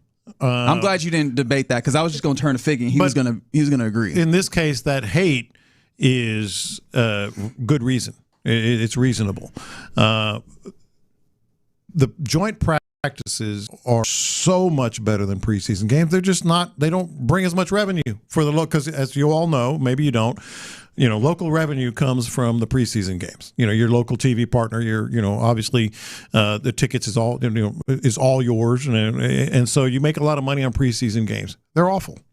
Preseason games are awful. I mean, it's still an opportunity to evaluate and get game reps, literal game reps. I know that you're talking for the back end. Joint practice, you do game like reps. I was actually saying that this might be more than any other year, a year where I think I'd be okay if D'Amico Ryans said something similar, where he goes, "Welcome to the club. We're not starting." Now, I wouldn't make it permanent, but I feel like, has there been a season in recent memory where you have been as solid on who the starters are as ever when it comes to this Texas team? No, but it's not just that. It's when they have their joint practices. And you were saying earlier, we were trying to figure out if the Chargers were going to be one. They're not. But you have the Raiders, and then you have the Panthers. Correct. You get more out of that from your starters, going against their starters. You can repeat a rep if you had to. You can say, stop, let's do that again. You can, and they go really, really hard against each other, ones versus ones, and nobody coming in and out off the field and all that stuff. It is fantastic when you have the joint practices for first team, second team, et cetera. The best thing out of preseason games is for special teamers and for back end of the lineup roster guys. No, I would 100% co-sign them not playing their starter. What do they have to prove in a preseason game? Well, I do think that there's some level of getting the feel of the football game, right? Like, I think there is the necessary, ramp up of the dress rehearsal at the very least. Mm-hmm. But my point being, this year, it feels like more so than any other year. Mm-hmm. I think you feel fairly confident, at least about who the starters are and their ability to feel out what a game is. Even the conversations you're having about C.J. Stroud aren't about can he play in week one, right? Yeah. We're talking about what does he bring to the level of a quarterback that makes in the 50s or $60 million average annual value, mm-hmm. and particularly a quarterback that is in the month of December, really in the month of January and February, right? And so those are not things that I need the preseason for, and more so, all of the questions that we have mm-hmm. when it comes to this roster is depth issues. Like, who is going to win in that safety room? Who is that third linebacker that you trust in base circumstances? Who are some of the lower levels of the tight ends? I guess lower levels is probably not a fair way of saying it, but mm-hmm. how do you fill out that tight end room? What do the rest of the running backs look like? It's all depth conversation. Who are those offensive tackles? Give me all of those reps going to those type of guys instead of the guys that we know that we feel pretty confident about with all of the starters. So I actually think that this would be a year more than any other year where I'd be 100% okay if D'Amico Ryans goes, actually, we're not playing the ones out there. We're going to 2s and 3s, and we're giving them maximum opportunity to play in a game environment, give us more data on which of those guys we roll with. I think the depth on your roster does get something out of the preseason games, but I still think it's better in joint practices. But that's just me. ¿Por qué no los dos? Right? Like, why not both? Why not both? I get it. The one interesting thing about, because it's kind of been like an unspoken thing, even last year. When are the Texans going to, actually run out their starters and go through the whole routine? What you were talking about of getting in, back into that routine and going into halftime and, doing that whole deal. I think it ended up being week 2 last year. It used to be week 3. Last year was week 2, and then they didn't play before or after. The interesting thing about what the Cowboys are doing is it's like none. Like zero of that. I think I like it, and I think that might be sort of trend-setting. I will continue to lament, though. I feel like as much as I hear what you're saying, I understand the place that you're coming from when you talk about not feeling like the preseason is as necessary. I don't want to put words in your mouth, but that's generally the concept that you're coming to. Yes, it is. Okay, I just want to make sure I'm not, building a straw man. Yeah. I do think that you feel the effects of that along with a lessened, training camp and, lead up to the season in the first few weeks of a season. I think that generally you see that the entirety of the NFL is doing a level of ramp up in the first 1, 2, 3 weeks of the season mm-hmm. that had not been quite the case. It felt like you hit the ground running more in previous years, like 10 years ago and plus. And I do feel that the only thing that I ultimately land on is that's everybody. Like nobody's unique in that case. Mm-hmm. So you do have that ramp up. But for when like the Texans 2026 season, mm-hmm. when you do have good teams early on, it does make for more variable reaction because neither of those teams is playing at 100% of what they will be by some time in the season. But isn't there also an element of self-fulfilling prophecy there? Like the teams that start out 3-0, they're not complaining about not playing. No, they're not complaining. In the preseason. I think that this is honestly more of a consumer complaint than it is a quality of play competition-wise mm-hmm. complaint. Although there is probably that in as well. It is we are watching less than stellar football in those weeks. Now, of course, compare it to preseason football that we had just gotten or no football that we had in the months prior, and we're just like happy to have it back. But I think that there's an argument to be made that you start hitting your stride in a way that is significantly better as you get a month into the season because there's not as much investment in playing preseason football to get these guys together. And honestly, in large part because there's just less time to prep headed in because of the collective bargaining. It's a tough one because, believe it or not, they used to play, is it 5 or 6 preseason? I think it was 5. They used to play 5 preseason games. And a lot of guys playing a lot of that. And I'm talking like back in the 70s. Mm-hmm. As recently as the 90s, they were playing 4. Yeah. And so is that also one of those things where if you start slow, slowly, well, then taxed. The preseason's too hard on us. You can argue it either way. It depends on what you're looking at. Yeah, no, that's a fair point to make. Someone on the text line said they know that they're delayed. They're a big no on Nathan Eovaldi. He was very outspoken against the Astros during the after the sign stealing stuff. I'm like, look, if you're still holding that against this team and this organization, then you clearly don't. You're not worried too much about playing baseball, man. Like ultimately. You go and you do the job in the place that you can do the job. Hell, so much has turned over since that time. If he would hold that against the team and being willing to play, like this would be an instance. If you want them to get over it, you get over it. I would imagine so. Yeah, I would imagine so. But yeah, that's where we are here as we get ready to hand things off to the fellas to drive. In fact, coming into the studio right now are the fellas that are taking it over for today is Clint Stoerner and Luke Morrow. Hayden asked Luke in for on the show Hughley. But again, appreciation to D&M Auto Lease for the opportunity to crosstalk and reminder that you're listening to KLT AM, KLT FM, HD2 Houston, and Odyssey Sports Station. Fellas, how you living? Hey, good. A lot going on in Houston. Yes. Talk about. Yes. Yeah. But I'm going to have to ask you, Reg, to refrain from calling my man Hayden ass Luke when I'm here. Okay, all right. You know what? I don't appreciate it. I feel like we say it ironically. Oh no, I love it. That's fine. When he's in for me, you call him what he wants. I mean, and look, be honest, we can do whatever the hell you want. But I'm just telling you, I don't know if I like it.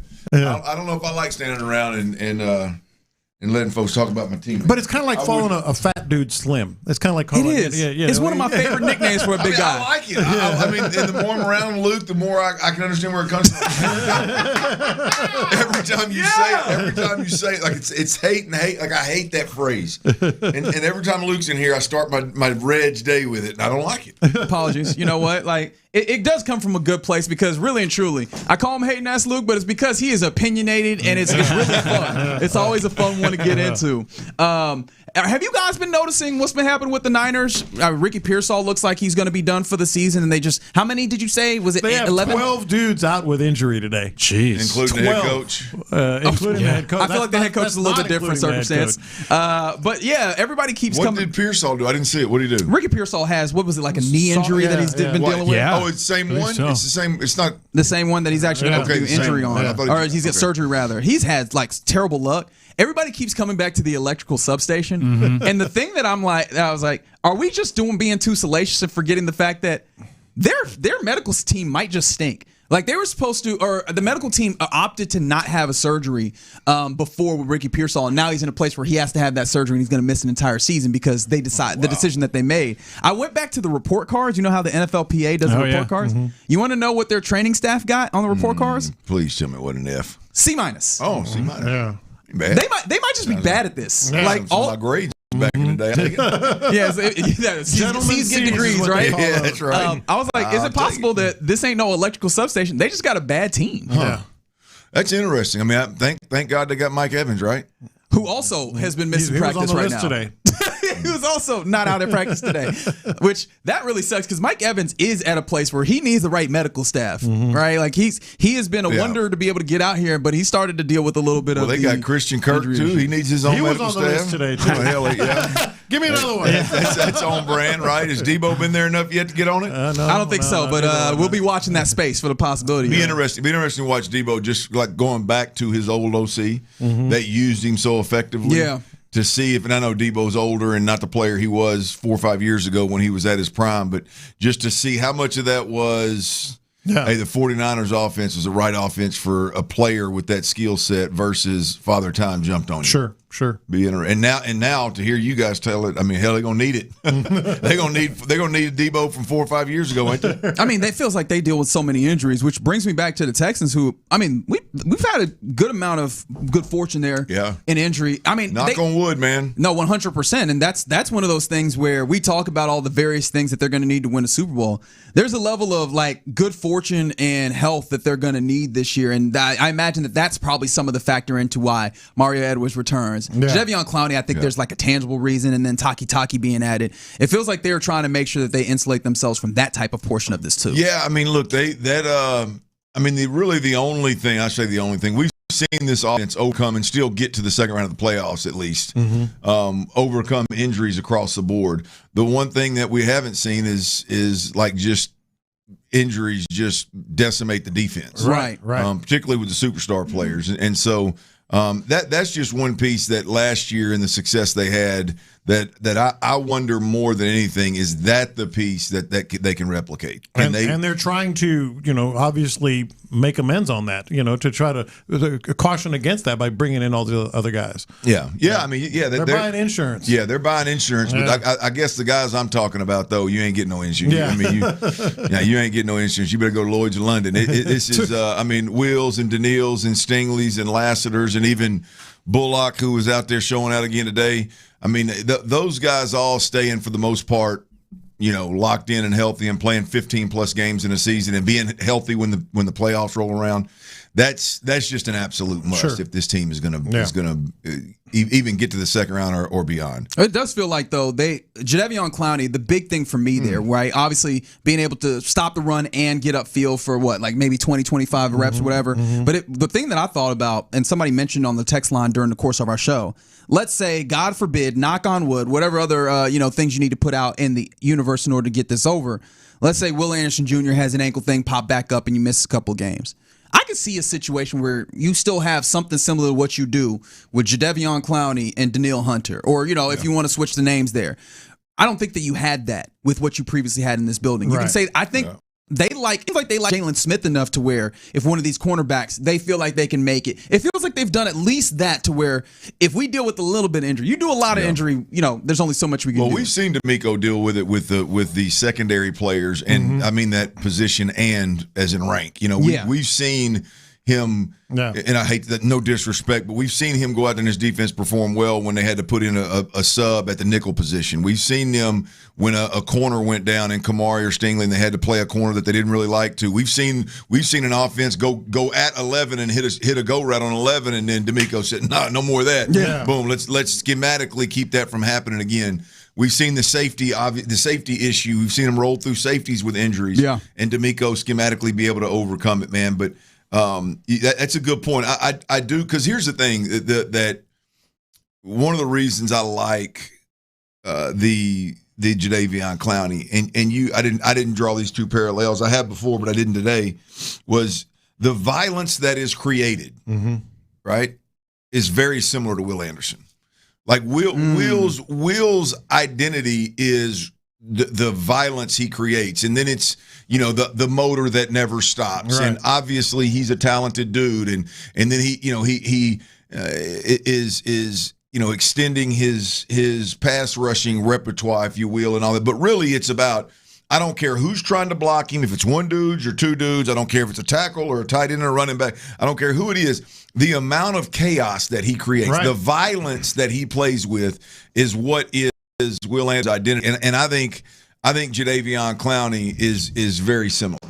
Is very similar. He has the same traits. Very similar, yeah. Now I don't know that he's going to put his hand in the dirt and do the things that these two guys can in terms of just sheer pass rushing, but when playing the defensive side of the ball and being physical and creating chaos and violence, now I don't know. I haven't studied him the last handful of years, but he has been, the times that I've seen him, as good as anybody in the league at just creating violence. You put him on the inside and rushing from depth, which I love when they do that. That was one of the things as a player that I just absolutely hated. When I went to the line of scrimmage, you're like, oh boy. Well, somebody was complete. Well, you go to the line of scrimmage, you're like, somebody's completely out of position. Like, you're just going up there and going, okay, Mike 50, I got my edge rushers, okay. But boy, you go up there, those old school Mississippi State defenses used to do it to me all the time. You go, they call it the amoeba defense. Yeah. I never knew who was going to be. I'd come up there and thered be a DB with his hand in the dirt at the D tackle position, and I'm going, what the hell's going on here? And trying to figure out, like, it just causes an added layer of confusion.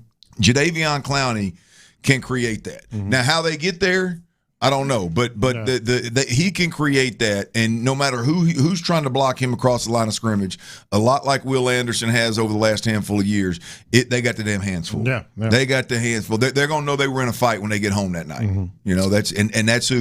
That's who they're adding to this defense, and damn, it gets me good and excited. And just to drive the point home, not that you needed this, but I was reaching out to some folks up in Dallas, and they're like, yeah, we would have loved to have him back. Yeah. So obviously you knew the girl was pretty, but when you see that her ex-boyfriend's like, hey, man, I was trying. Yeah. You go, yeah, I feel pretty good. Guys, I was looking at, I know y'all have as well, but you look at his production just from a sack perspective. His last 3 years in the league were as good as his last 3 years as a Texan. Yes. I mean, he was from a sack. I think he had the exact same number of sacks. He kind of arced back up a little bit. Yeah. So, I mean, the guy ultimately hadn't slowed down and from a production standpoint. And so I like this get, man. I like this get a lot. And there's still that Derek Barnett piece hanging out there. You still think that's alive for you? Oh yeah, I think it's alive, just like the Mario Edwards piece is alive. You know what I mean? I think there's something with D'Amico of that veteran that can come in. I mean, he's a guy that, I mean, you can bring him in the last week of camp. Yeah. And you can stash him on the inactive and let him do his thing. And then God forbid you have to have him for injuries, fine. But if by midseason, you know, he's a depth piece, and that's another. Him and Clowney are your two depth pieces. I mean, sick. That's sick. But I mean, Ali Gay was would seem to I mean, I know it wasn't with the ones, but he seemed to be opening some eyes out there today, and so. They've got. I mean, they got for a position that we were really worried about the depth. I think they're answering some of it, and they've got a lot of options, man. Yeah, a lot of options, and so I think Barnett's going to be in play until somebody picks him up. Fair enough. He's just right now. You don't need him. Right, and that's what a beautiful place to be. Yeah. Because I don't know if we felt like that just a few weeks ago or a week ago. All right, fellas. Excited to go into even more depth after day 5 of Texans training camp. J-Law, I'll catch you tomorrow for day 6. Very good. Again, appreciation to D&M Auto Lease for the crosstalk. I'll leave you in the very capable hands of the best damn afternoon show in all of Houston, Texas. All I got to say now is that the drive is live. Yeah, it is. And Ron, the show, Hughley is out. My boy Luke Morrow is in. And Luke, you okay if I address that for you? I got that handle for you. Just get that. Yeah, I appreciate it. I think either way. I think it bothers me more than it does Luke. I think Luke so, I think it kind of turns Luke on a little bit. He's getting a little bit of a reputation around here. Tyler Milner's on the ones and twos behind the glass over there. We are the drive of Sports Radio 610. Soon to be 95.7 The Fan, so we want to keep that buzz alive, make sure everybody out there is aware that we are moving over to 95.7. We'll still be here, Sports Radio 610, but we'll be making a jump to 95.7 August 13th, the day the Texans kick off the preseason, a game that night. That game will be on 95.7 The Fan. I want to make sure everybody out there knows what's going on. Last full week, man. Is it? Last full week as an AM station. Okay. That's wild. Yeah, man, that's wild. But we will be here, so all of our AM listeners, Sports Radio 610 long-timers, old-timers, hey, man, if you like the fuzz, you stay right where you're at. We're going to be here, too. But 95.7 The Fan, it's going to be more crisp. It's going to be clear. It's going to have a longer reach. We're going to be easier to find. It's going to be a beautiful thing. It's a big, big, big thing in our world, so we greatly appreciate everybody tagging along and making it important to you as well. I got in the car with old Astro Granny the other day, Luke. Mm-hmm. She said, what's that station y'all going to be on? I said, 95.7, Mom. She said, let me flip it over there. She flipped over 95.7. She said, ooh, that's clear, baby. Mm-hmm. That's clear. I said, yeah, Granny. It's going to be clear. You can hear it. There ain't no more breaking out when you go underneath the bridge or when you get in the parking garage. Not that she spends much time. We ain't got too many parking garages in Baytown, you know what I mean, T? She is absolutely excited about it. So we got a big show lined up for you today. The Astros, baby, they're hotter than fish grease right now, 1-11 of 12. Major League Baseball trade deadline is today. We got about 3 more hours, boys. We got about 3 more hours. Do the Astros add? Do they need to add? Who have they been linked to? Did Jim Crane overstep? Who are they linked to as we speak right now? And the Texans training camp is rocking and rolling. Practice number 4, day number 5. I'm going to assume D'Amico let them boys go to church yesterday. Practice number 4 is in the books. It's a second practice that was a public practice, meaning that the fans were out there. They put pads on today, and your boy Dirty was in attendance. I got a little something, got some takeaways there for you. And the Texans, they signed 2 players, both of which we've seen in a Texans uniform previously, but one of them is a monster name, and I am absolutely stoked about the ad. Love both the ads, but absolutely stoked about one of them. But, Luke, we got to get started with this trade deadline, man. Look, the Astros are up against it now. The last couple of weeks, it's been a roller coaster ride. Are they buying or are they going to sell at the trade deadline? Well, them boys got hot. won 11-12. They're 2.5 games up in the division. And I don't know if it's fool's gold. I know you think it. At least at one point you thought it was. I don't know if it's fool's gold or not, but I know right now I'm going to ride this wave, and these boys are hot as all get out. And the trade deadline is here. It'll be in the books by 5 o'clock today. We got 3 more hours. I think the Astros are obviously right now buyers on today's market. Reportedly, the Astros had a trade in place that was all but signed off, and owner Jim Creighton, he stepped in last second, vetoed that trade. That was Brian Abreu for Twins left fielder, leadoff hitter Trevor, is it Larnach or Larnach? Well, yeah, Larnach. Larnach, there you go. He had a breakout year this year, or has had a breakout year this year, slashing 286, 373, 459, 10 home runs, 41 RBIs. And then that trade was nixed by Jim Creighton. And then and Luke, I know you stayed plugged into this.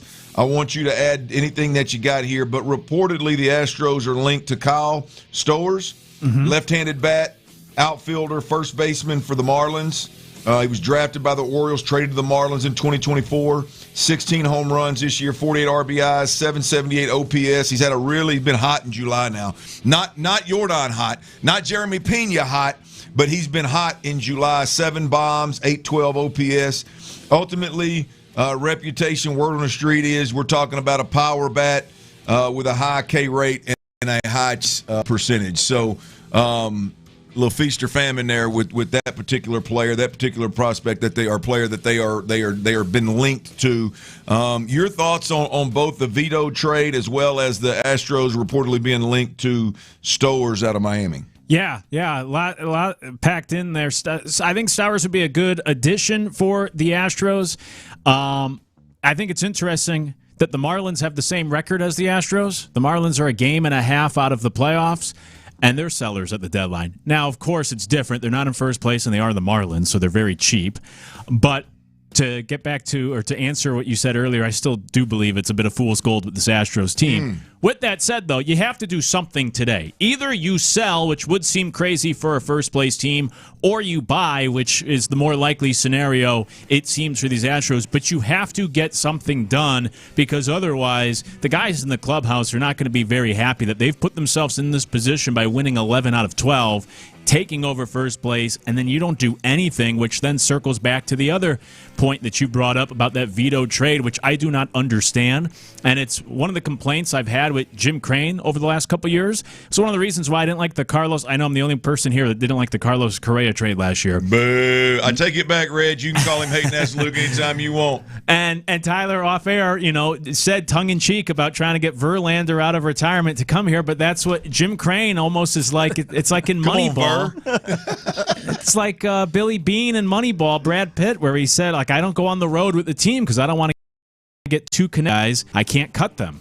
And Jim Creighton loves these guys that he knows. Brian Abreu is a free agent at the end of the year, and relievers are the most volatile players in baseball. I don't know if Abreu has a future here where Larnach has team control beyond this year, is having a good season, would fill that hole. And I know Abreu's pitching well over the past month. I get it, but you have to give up something to get something. I thought that would have been a really good trade for the Astros. I hate that it's the owner who vetoes it and doesn't let the GM who you hired to make these baseball decisions. You don't let that GM, as bad as he might be, make this decision or make this call. Dana Brown said over the weekend that Jim Creighton and Jeff Bagwell are in the war room this time of year, which I think is a mistake. Stay out of the way. Let your GM operate. But Jim Creighton also said they don't want to trade anybody on the big league roster, and they don't want to trade away their big prospects. Well, then who are you going to get rid of? So I almost feel like he gets this attachment, and he doesn't want to get rid of any of these guys because of some sort of emotional attachment. But to get better, you got to get rid of somebody, and Abreu, to me, would have been a fine candidate to get rid of to improve your outfield. Well, the one good thing, I can't disagree with anything Luke just said. But the beauty of it is Abreu pitched this weekend like he was appreciative of Jim Creighton. True, didn't he? I mean, he looked. I mean, I don't look. I haven't followed every inning that he's pitched this year, but he looked like the old Abreu, and I think he got in 2 outings this weekend, and he looked like the old Abreu. The velocity was up. Again, I put so much stock, Luke, into as I'm watching the game. What does this guy look like? I mean, does he look like he's overwhelmed? Does he look like he's lost? Does he look like he's frustrated? Perfect example. I'm $18 million worth of being patient with MI. When I watched him in that last game, it was hard enough to watch him walk bases loaded and do what he was doing. But the look on his face, and again, I'm from two different cultures, so I may be misinterpreting here, but it looked like there was either a overwhelmed like frustration or a F it, coach. I'm finna throw what I want to throw up there. I mean, the thought of just throwing strikes was out the window, and so I immediately was like, hey, I'm out on MI. So I'm big on what I'm watching, like the look of what I'm watching. And I'm gonna tell you, man, Abreu looked like his old self. So the fact that Crane did it, I don't know what to think about it, to be honest with you. But I love the way the player actually responded, and it looks like made the owner at least proud. I don't know if he made him right, but he at least made him proud. That's fair. With how he pitched this weekend in a monster series. Baseball Talk on Sports Radio 610 is presented by Xfinity, y'all. Score the most reliable Wi-Fi. One price, 5 years, guaranteed. Xfinity.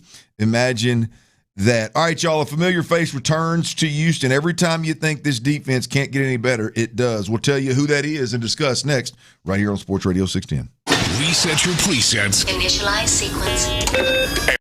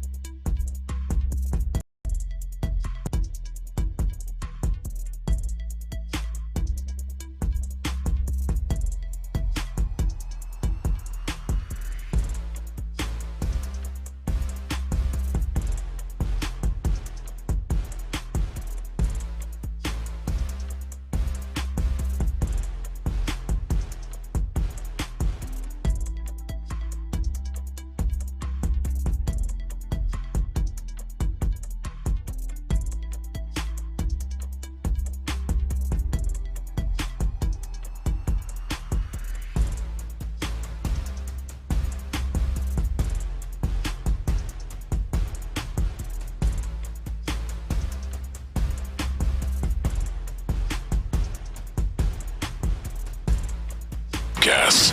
Houston's sports leader, Sports Radio 610. Texans training camp is here. Live from the West Point Lincoln and West Point Lincoln of Sugarland Studios, Sports Radio 610 presents The Drive with Stoerner and Hughley.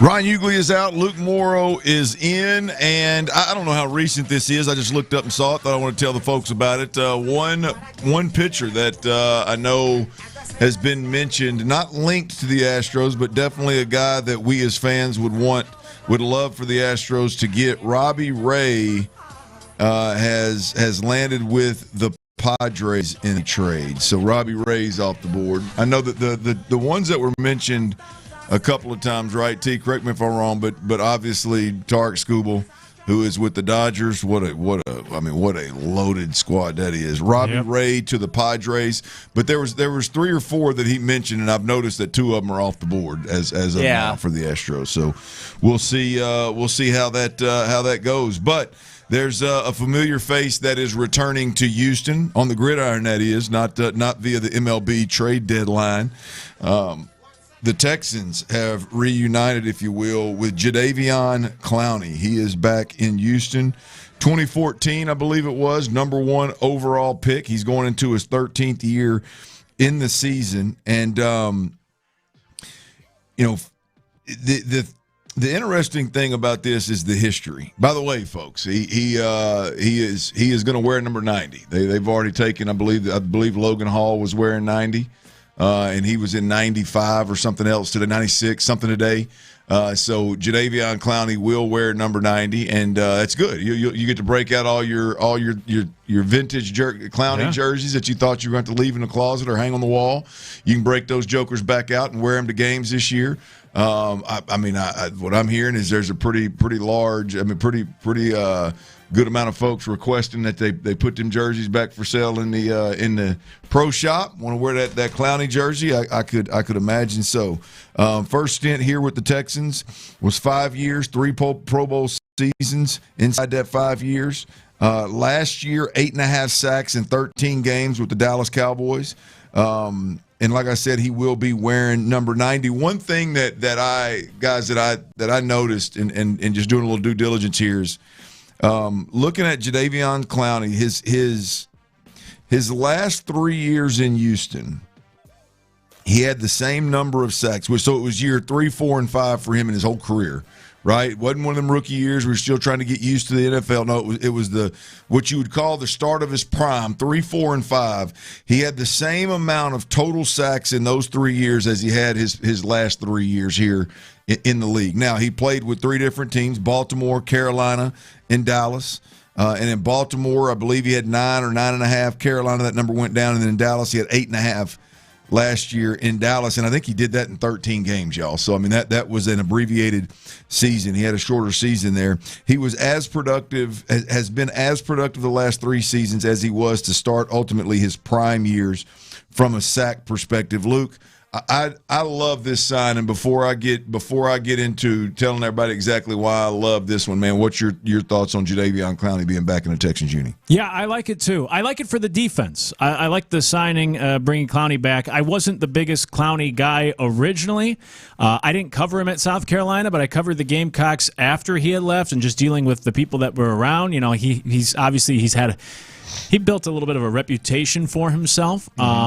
But to your point, what he's been able to do in recent years has really vitalized his career. There was one point about 3 years ago where it looked like he was going to be out of the league, and he really saved himself there in Baltimore, and then 3 different teams in 3 years, and has had success. And now you come back here to Houston, where I think the role fits him very well, not only in terms of the scheme's different than the last time he was here, but then also that you don't need him to be an every snap type of guy. And by conserving some of that energy and being more of a rotational piece, kind of like the Giants defensive line when they won those Super Bowls Eagles against the Patriots, over a decade ago. Hopefully that gets even more out of him by only using him in ideal situations or using him for partial portions of the games throughout the season. So I like it. I really like them. I have nothing negative to say about the addition for the defense. My only concern is, and it's a larger conversation, but we saw the moves made this weekend, and they brought in a couple different guys, but all on the defense, and I still have questions on the offense. And we know how good the defense is, so my concern is not so much Clowney, it's just continuing to pour more resources into an already good defense than what we're trying to figure out with this offense.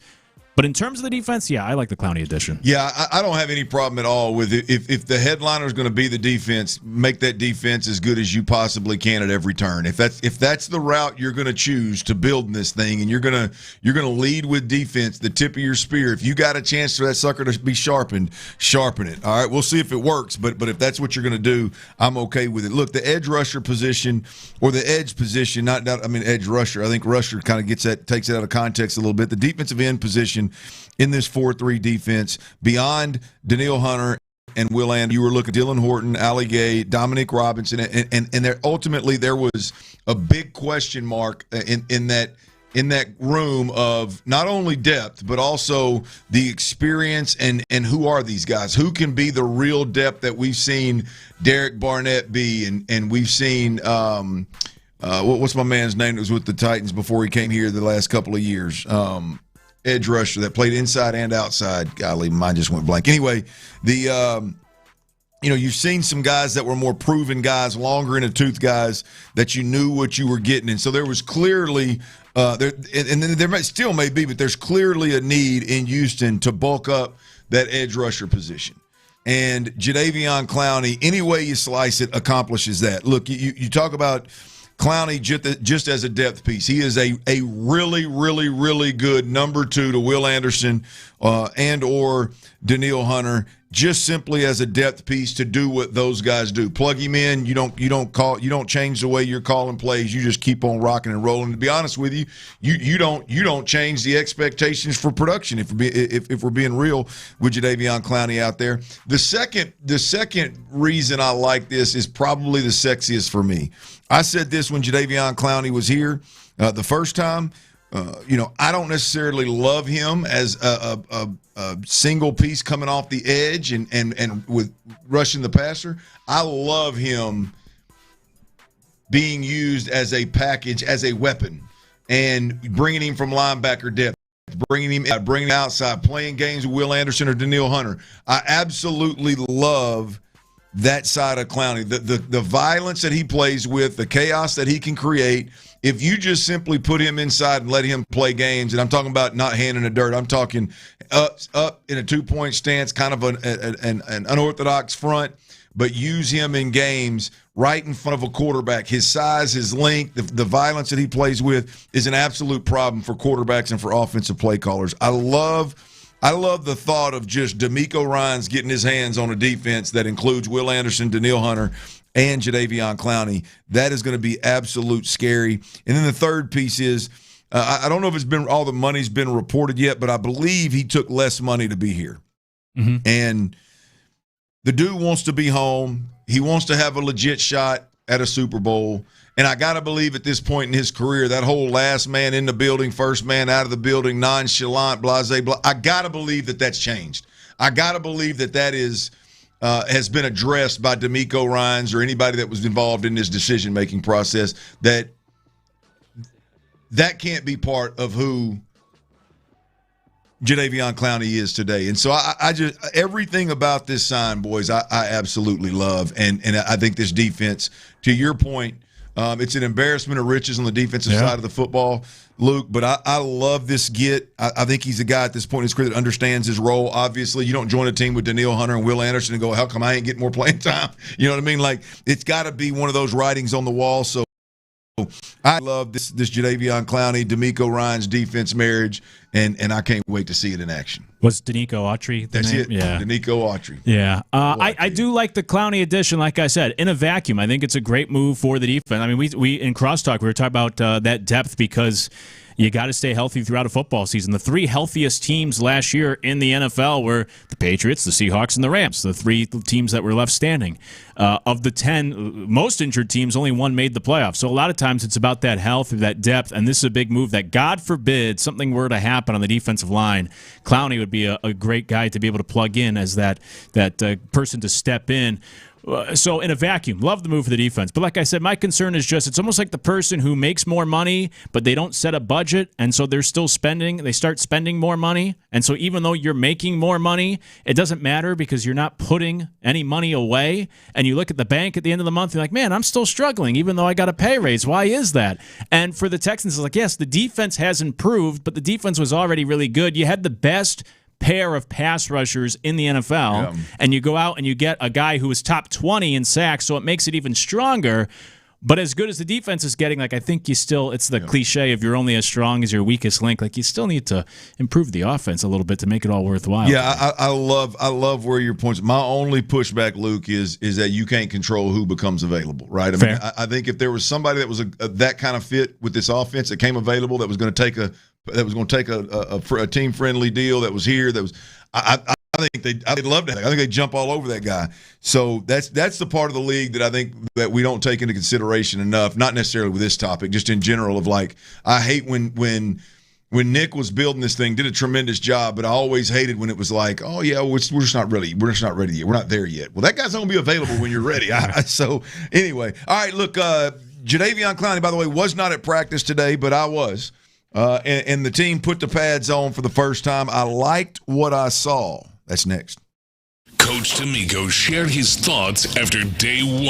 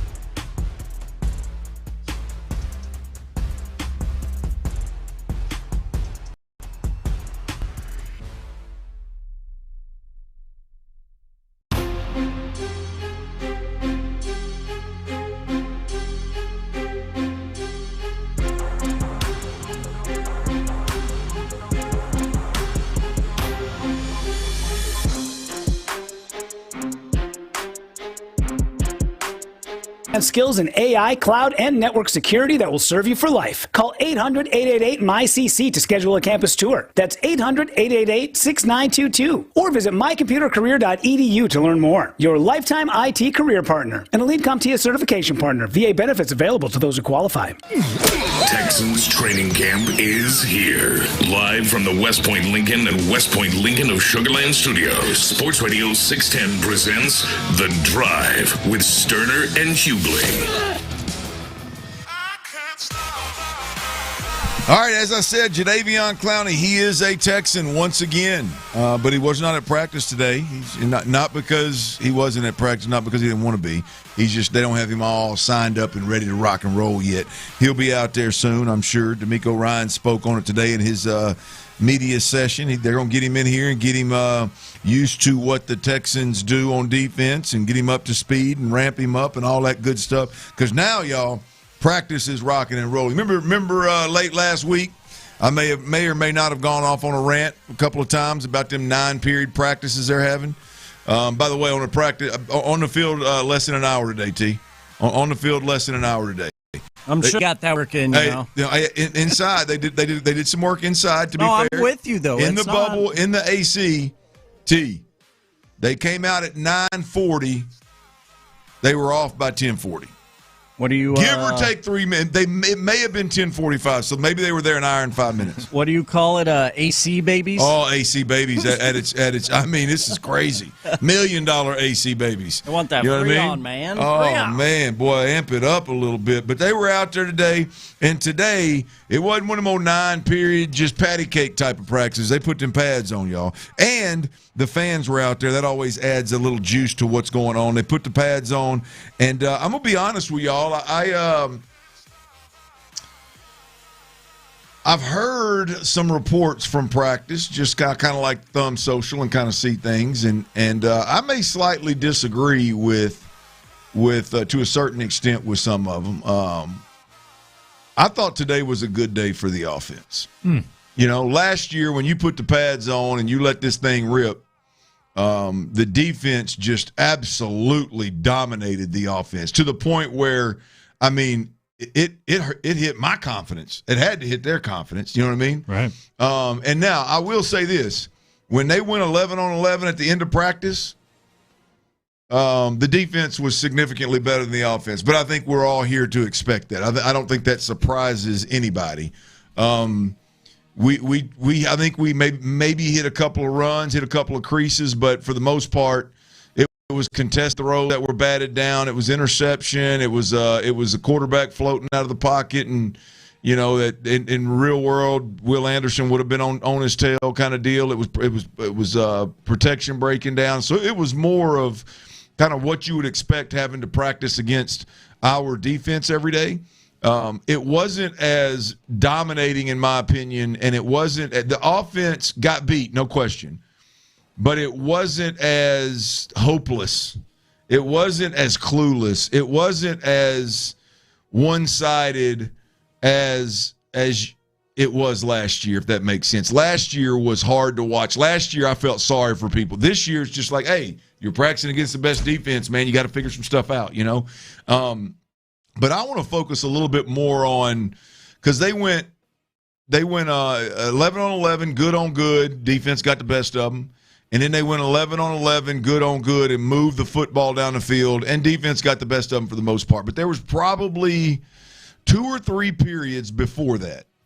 And I wasn't looking at down and distance and all that kind of jive. But as I'm watching practice, and this is all we can ask for, y'all. When I'm watching practice, there was 2 or 3 play actions, boom, where the quarterback's sitting back there, whether he threw it, whether it was intercepted, he's sitting back there with more than enough protection against our defense, right? Davis Mills a couple times as well as C.J. Stroud a couple times. And most importantly, I saw probably 3 or 4 runs, Luke, where there was a lot of space in there. There was a lot of bodies getting completely removed from where our running back was trying to run. Now, he may have got in there and tried to navigate it and make somebody miss and go, but it wasn't just running into a pile of human beings. It was clearly we're trying to run the ball off between the guard and the tackle on the left side. Boom, there's push right there. There's guys getting blocked and continuing to get blocked. There's offensive linemen that are getting on their guy, staying attached to their guy, and removing them from that area, not just hitting them and going, oh, I got my guy, and then letting him chase the running back down. It was get on him, attach, drive your feet, get him completely moved out of the hole, or get him completely removed from the play. There was 3 or 4 runs where you're like, that right there is what that improves this run game in a major way. Luke, I thought of all things that we can see, I'd love to see CJ throwing bombs. I don't think that I personally, and I was not there Saturday, I don't think I've seen a completion that was thrown over 20 yards down the field yet by anybody. But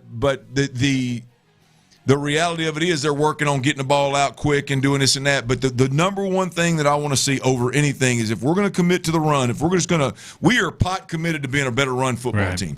And if you're going to do that, there better be runs throughout a practice, throughout an 11-on-11 where you put Jawar Jordan or you put David Montgomery or Woody Marks up in there, and he's got one guy with room to work, going to make the guy miss. And I saw 3 or 4 runs like that today in team with the ones, man. And I'm telling you, it was positive movement in the right direction. Yeah, it's good to hear. It's refreshing, promising. It's nice to hear this time of year about the offense and what they're able to do. I'm with you about the whole idea of leaning into that ground game. So then you need to see, after all the work done, need to see some of the fruit of that labor here in training camp, where you can have success with this offensive line and being able to run the football. That is good. It's kind of like the Clowney thing where I love, that's all music to my ears. I'm not going to push back on any of that. But the offensive line, we know that they're designed to be able to, they're better at moving forward than maybe moving backwards, and pass blocking as well. So happy to hear it. The next step, I want to make sure these guys can protect the quarterback and whatnot. But the first step is making sure that the running game or that there's room for the running backs because, like you said, they are leaning into that so much. I tell you, Luke, the way I like to think about it, and for the fans that care, this will be good. Like the way I like to think, like running the football is me versus you, man. Mm-hmm. I mean, you put your hand in the dirt, and I got to block the guy across from me. I got to get 2 hands on him. I got to body up. I got to drive feet. I got to move him out of the way, right? If that guy slings you, if you miss that guy, if he's stronger than you, then we're going to have problems, right? The run game is really just about it is execution, technique, and mechanic, obviously, but really me versus you, and can I move you, right? And that's not the OC. The OC, look, I mean, they've said it multiple times, and this I do like about this offense, by the way, is that they're not trying to do a million things in the run game. They're going to do a handful of things. They're going to do them really, really good. So they're not asking these guys to execute 4,000 different run blocks and techniques and mechanics. They're going to do some of the same stuff. So really, and you look across the league, you got inside zone, you got outside zone, you got G schemes. I mean, that's really, you got everybody's running the duo now where you get the 2 double teams in the middle. And you know, you've got some that lean heavy into the zone. You got some that lead heavy into the G scheme stuff. You got some that do it all. I mean, it's not rocket science. There's not a lot going on up front at any level. The high schoolers down here, that right here in Houston, are trying to run the same plays that the Texans are trying to run for the most part. And that is me versus you. The pass game you mentioned, that's where, and you and I have talked about this before. We've done enough radio together where that's why the whole time that everybody's been banging on this offensive line, and don't get me wrong, it's been bad, but there's also that's where the play caller comes in. That's where the scheme comes in. That's where the quarterback comes in, which leads me to another deal today. Second play. First play of one of the team periods, boom, get a nice little run. I couldn't tell which running back it was, get a nice little run. They come back, Luke, boom. I think I'm right here. It was a hard count by CJ. Some kind of cadence thing. Will Anderson jumps, boom, the right tackle moves when Will's across the ball, boom, we're moving. Those kind of things that CJ and Nick Caley, they've got to do to help that pass protection. So I think that's a much more complicated piece. Hell, you add in our defense and who we're having to go against, then you got a really complicated formula to try to figure out. But that run game is just where it's got to be. If you're going to put all this stock into this run game and you're going to tell everybody about it, you're going to bring David Montgomery in here and you're going to bring all these offensive linemen in here that first and foremost are road graders, damn it, you better be able to road grade. And so today, to me, first day of pads, I saw multiple times where the O-line coach is going to get up out of his seat and be saluting some offensive linemen in that meeting room when they're watching. Couple of things real quick. Other than that, Jawar Jordan's going to push Woody Marks, boys. Jawar Jordan, they're going to have a hard time keeping. Not only, hell, he's going to make the team. They're going to have a hard time keeping the ball out of Jawar Jordan's hands. There's something else there. There's a different wiggle. There's a different burst. There's a different change of direction. There's a vision. And I like all these guys, but I'm telling you, Jawar Jordan to me is the one that brings. And we saw it last year when he went over 100 yards in a game when he got some carries. But Jawar Jordan's going to be a problem. To me, he's one in this camp that's really moving. Kalen Bullock had an interception. He picked off C.J. Stroud. By the way, one of those interceptions where I know earlier in camp, first day, I said this has got to be the kind of stuff that drives D'Amico nuts. This was not one of those interceptions. It was a hybrid coverage. They disguised it perfectly. He rolled down. He jumped to throw over the middle of the field. It was one of those that, hey, it happens in football. It was a really, really, really good defensive play. It was a really good defensive disguise, and Kalen Bullock is just an absolute ball hawk. I'm going to talk this a little later in training camp. I think Higgins is untouchable on this team. I think he's not Nico Collins, but we've had conversations about, boy, if Tank Dell gets healthy, where does he fit? And does this guy come? Higgins, I saw something today at practice, boys. Higgins is untouchable. That damn Blankenship came down on a safety blitz, and Higgins was in that cut split, and it was a run the other direction.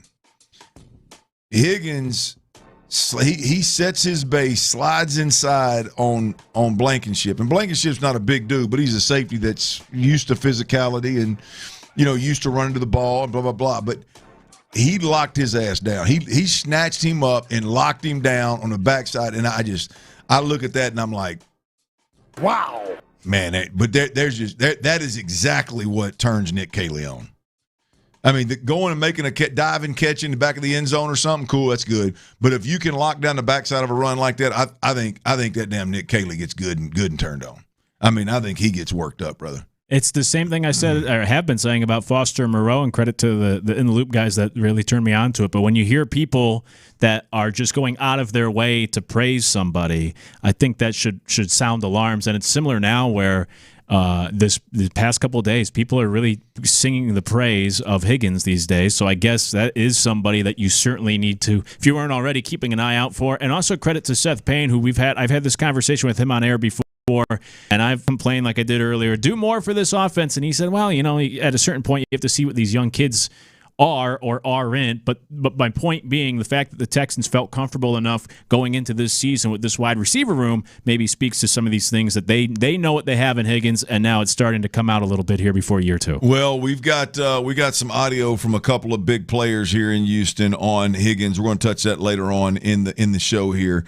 But for right now, we got to move over to the Diamond, man. These Astros, as I mentioned a little earlier, they're hotter than fish grease right now. They swept the team up north. But how good was this weekend? And I might owe somebody a little bit of an apology, Luke. I might owe somebody. I don't do this much, but, man, when I owe somebody, I like to pay up. That's next right here on Sports Radio 610. Oh, it's 3 o'clock. How is C.J. Stroud handling the pressure of contract discussion?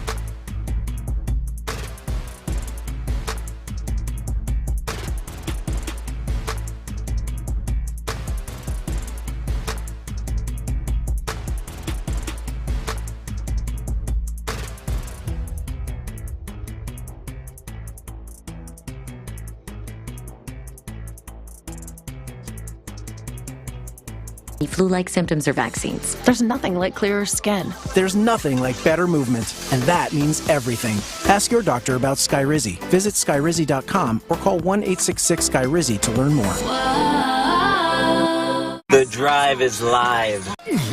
Texans training camp is here. Live from the West Point Lincoln and West Point Lincoln of Sugarland Studios. Sports Radio 610 presents The Drive with Stoerner and Hughley. Ron Hughley is out. Luke Morrow is in. T-Mills on the ones and twos, and the Major League Baseball trade deadline is 2 hours.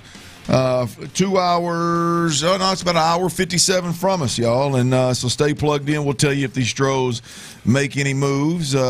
We hope they do. They're definitely put themselves in positions to be buyers at this point in time. Also, Texans training camp is rocking and rolling. They put the pads on. A couple of new Texans added to the roster. One of them that you're familiar with in Jadeveon Clowney. We'll be discussing that throughout the show as well. Right now, it's crazy to think that the Astros are as hot as they are right now. Winners of 11 of the last 12. They beat the White Sox, who are one of the better teams in the AL in that stretch right there. I think they took 2 of 3 from them. That's the only team that they didn't sweep. And then they turned around and swept the Rangers here this past weekend in a series where they started the series. They were second in the division behind the Rangers, and now they are 2.5 games up in the division. 2.5 games up on the Rangers, 3 games on the Mariners. They're 58 and 55, 3 games over 500 here. And I just want to turn it over to you, Luke Morrow. I mean, the Astros are obviously hot. They're obviously buyers at the trade deadline. The season ended today, they would be in the playoffs, and they'd be one if not the hottest team entering the playoffs. Your thoughts on how big this weekend was for the Astros? I mean, you talk about the starting pitching was off the charts. You talk about obviously the big name hitters on this team were hotter than a firecracker. The supporting cast, they came through in a big way. But just your overall thoughts on the Astros and this hot streak that they're on right now. Yeah, I mean, this weekend was huge. For the here and now, it was huge. I mean, it was a first-place showdown in your building, and you swept the Rangers, so much so that the Rangers became sellers today. So now you theoretically, you could cross them off the list. Maybe they'll get better, by addition by subtraction, but that's one less threat in the division. The Mariners are trying to make some moves today to save their season, but they've been in a tailspin as well. So the Astros took care of business, and they looked really good doing so over the weekend. The Rangers threw a couple of punches at them, and they were able to respond, by throwing punches right back and taking the lead back and holding on and getting late runs and winning those games and sweeping away the Rangers. And it put them, like you said, in a position to now buy, which is why you got to do something today to reward those players. I know someone on the text line said earlier, I have no problem if they just stand pat and we try to make a run with this team. They've been playing well. But it's more so about the morale of the guys. Garrett Cole made comments this weekend in the Yankees clubhouse. Sonny Gray made comments in the Red Sox clubhouse. Bryce Harper's been very vocal of hey, we've put ourselves in a position. Now we need a little help from the front office. And when you don't make that move, especially with the Astros going 11-1, taking over first place, they're excited. And we'll see what the final 2 hours today bring. But if nothing happens, it's man, I know we're playing well, but we could use a little more reinforcements. And the front office doesn't do enough. Right or wrong, it usually sends a bad vibe in that locker room of almost they don't believe in us. They didn't go out and get more help to make us better when we put ourselves in a position to actually go and compete. We're just a piece or two away. So that's why I said the Astros, you got to get something done today, if nothing else, just to send the right message to the guys in that clubhouse that we're behind you, we believe in you. We just brought in more help to try to get to that next level and see how long they can ride this run out. It is a bad AL, so it is theoretically wide open, but I think this is an Astros team that still needs to improve, and they have an hour 53 to try to do it. Well, what is talking about this weekend in particular? That was an impressive series, both offensively and on the mound. But one piece that I was doing a little digging before the show is Peter Lambert. He went. The thought was that potentially Christian Javier Javier would be Sunday's starter, but they end up moving up Peter Lambert. I don't know. Is that a statement from Joe Espada of this is a huge game and we need to create a little bit more separation, so we want to start a guy that has been ultimately pitched like an ace and has been lights out, who, by the way, Peter Lambert, he's allowed 2 or fewer runs in 12 of his last 13 starts, got a 3.06 ERA in those 13 starts. He's been absolutely lights out. But the thought of starting him on short rest Sunday, which obviously worked out, but just the thought there, Luke, of why you think that happened. And then number 2, just the overall Peter Lambert. Is this? I know there's a lot of, I read a lot on him, and it's a lot of the people believe that this is just a good run, like the advanced stats, if you will, that will tell you that he's getting fortunate in several instances.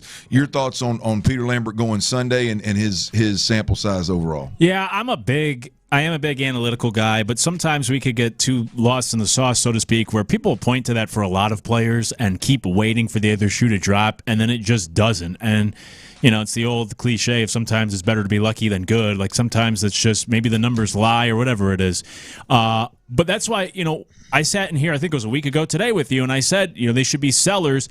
And obviously they've done nothing but win since then to take over first place. The Astros have.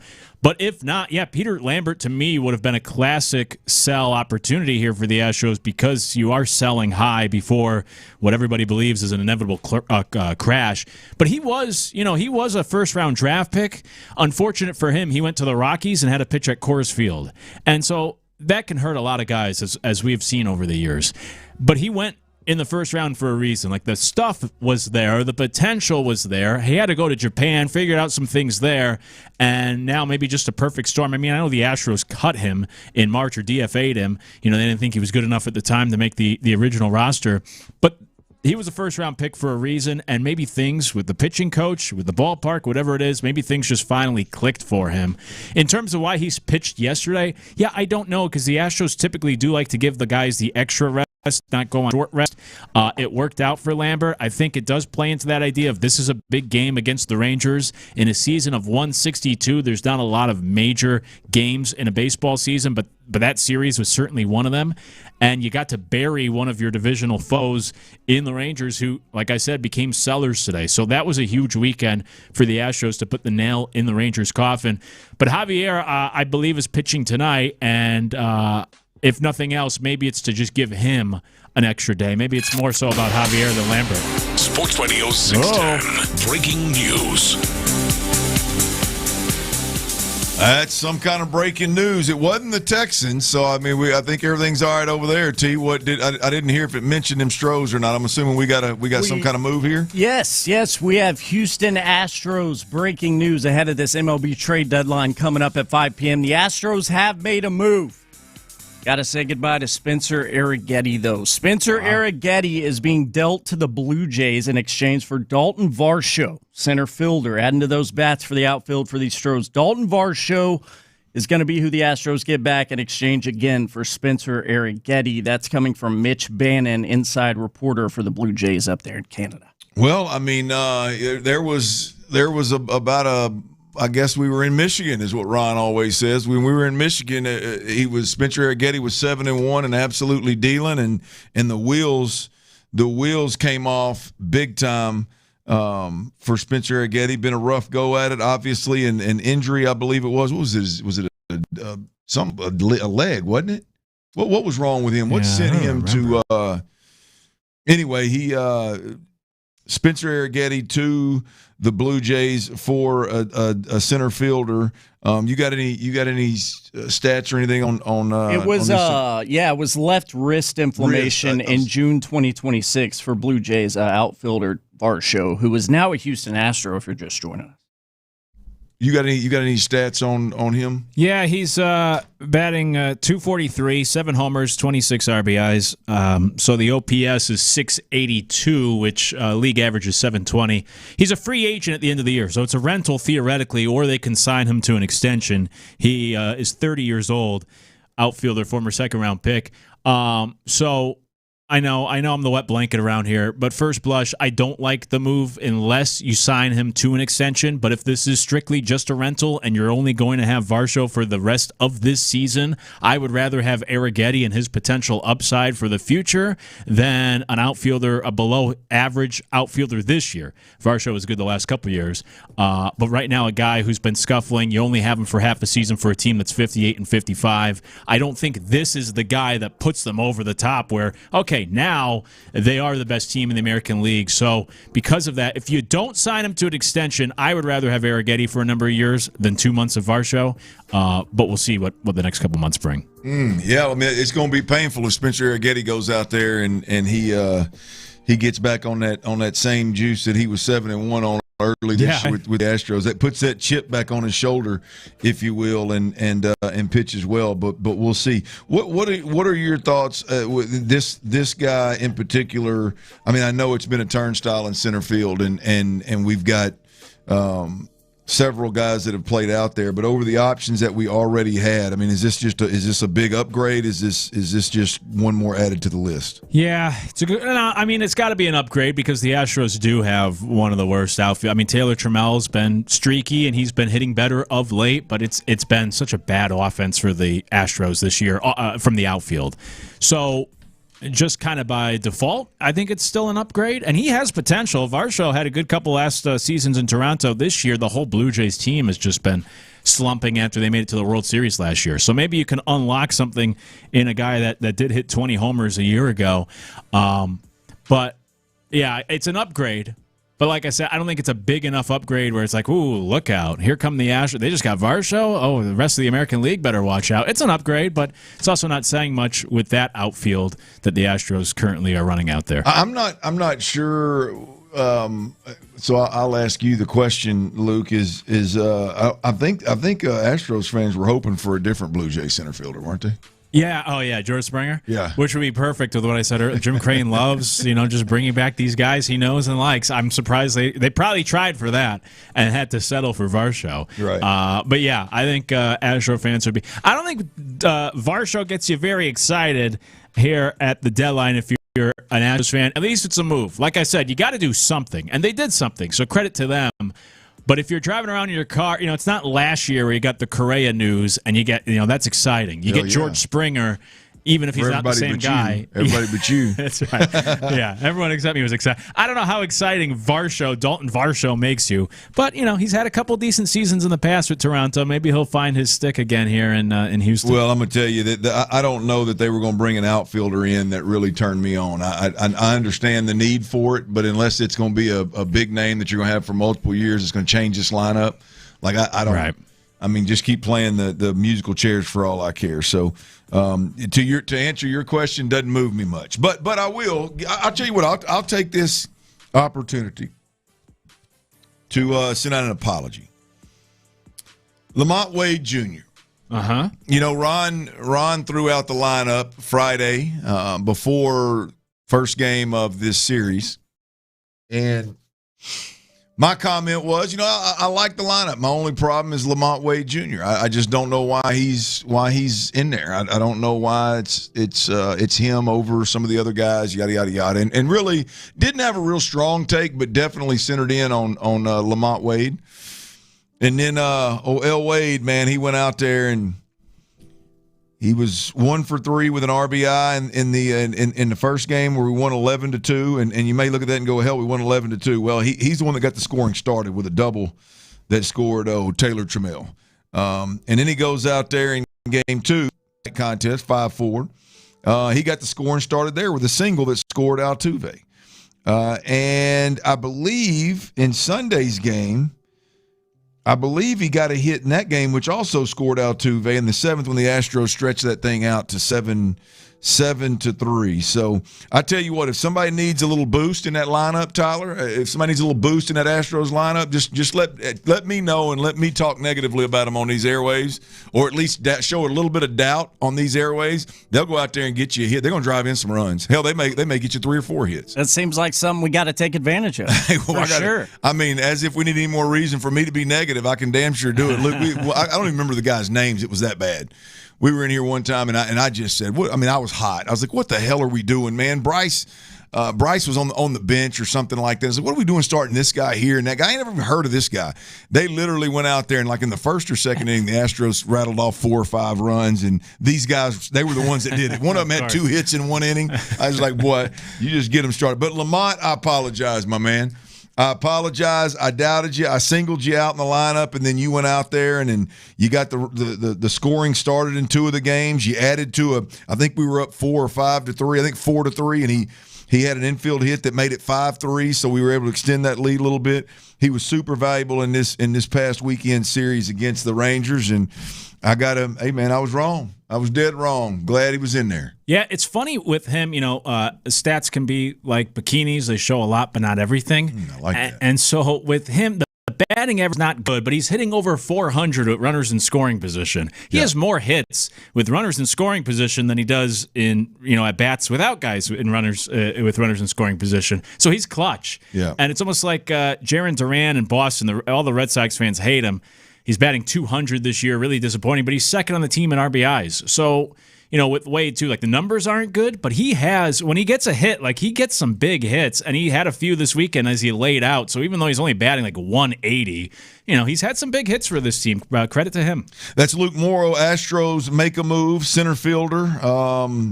Assuming he is going to be a bigger piece than just part of the rotation that's been out there.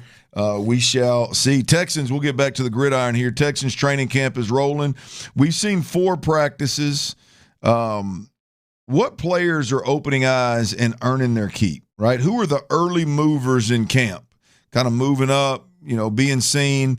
Who's in that camp right now after 4 practices? I got a few names for you. That'll be next right here on Sports Radio 610. What kind of impact does D'Amico expect new Texans running back David Montgomery to make this season? We know it's no secret.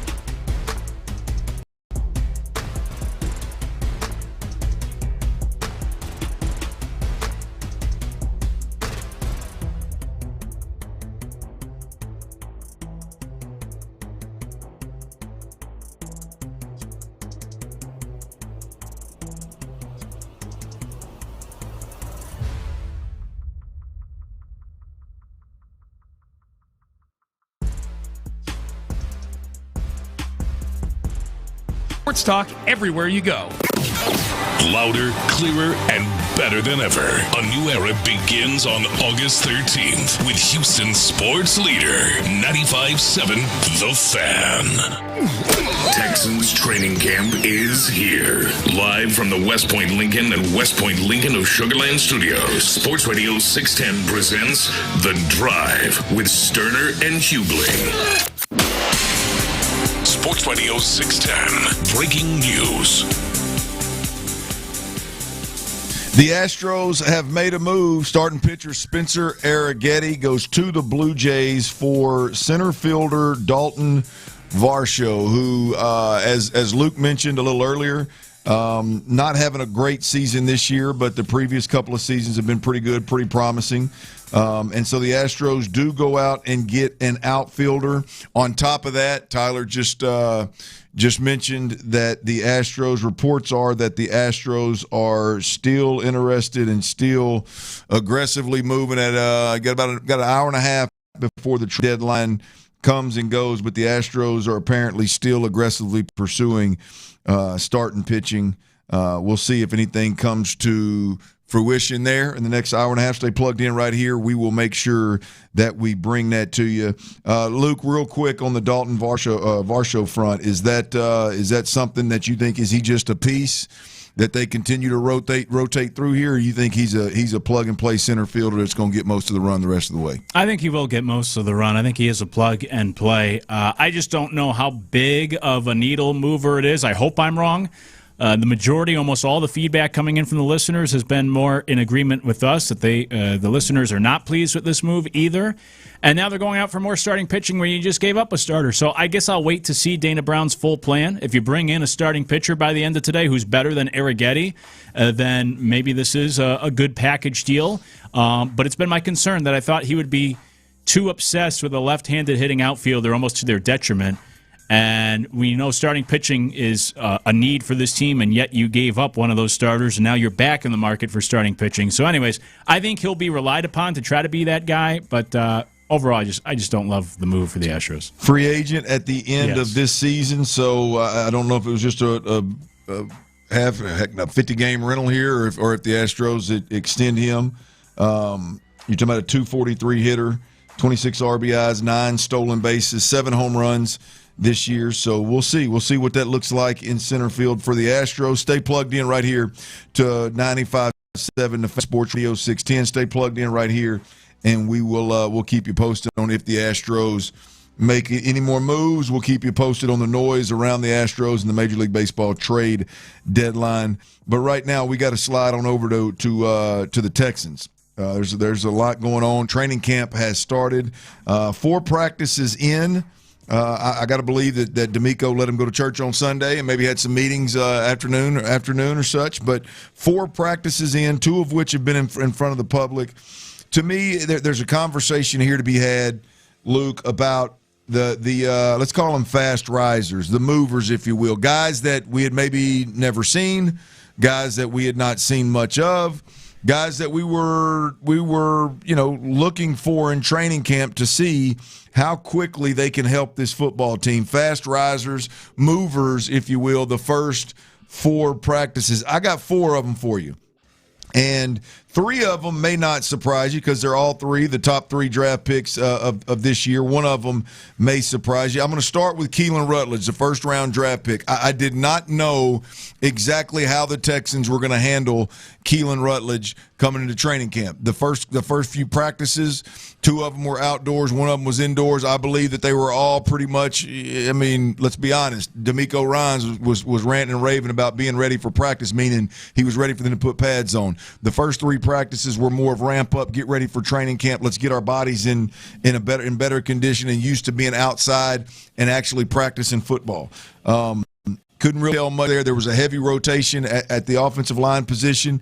You go to the Saturday scrimmage. I'm sorry, today was practice 5, wasn't it?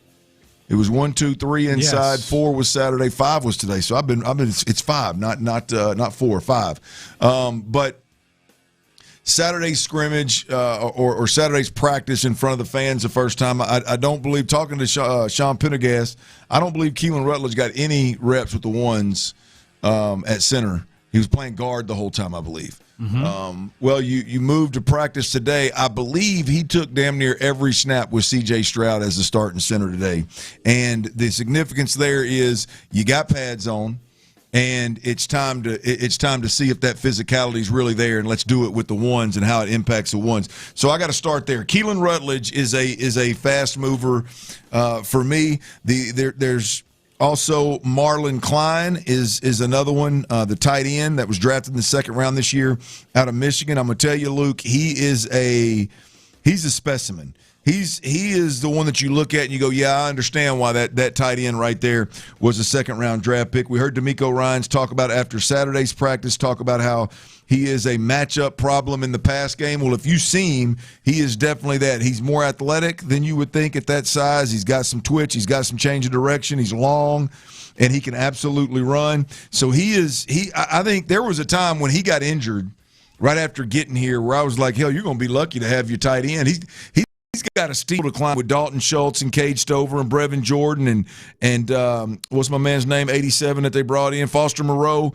He's got a steep hill to climb if he's going to get any run. Well, he got healthy, and he's one that's going to be hard, another one that's going to be hard to keep off the field, I think. Even if it's just situationally, I think it's going to be hard to keep him off the field simply because the upside with him, the matchups you have with him are just – there's nobody else in a tight end – and in the tight end room that brings those kind of matchups. You know, Dalton Schultz is a little bit more of a possession guy, a little bit more of a veteran, kind of savvy, sit in the zones, create a little separation with the sneaky wings and things like that, where Marlon Klein's going to be the guy that I could see ultimately. I don't know how soon it's going to happen, but ultimately you could see him going up and making the man versus man, I'm bigger, better than you, more athletic than you type of catches. And so Marlon Klein is coming.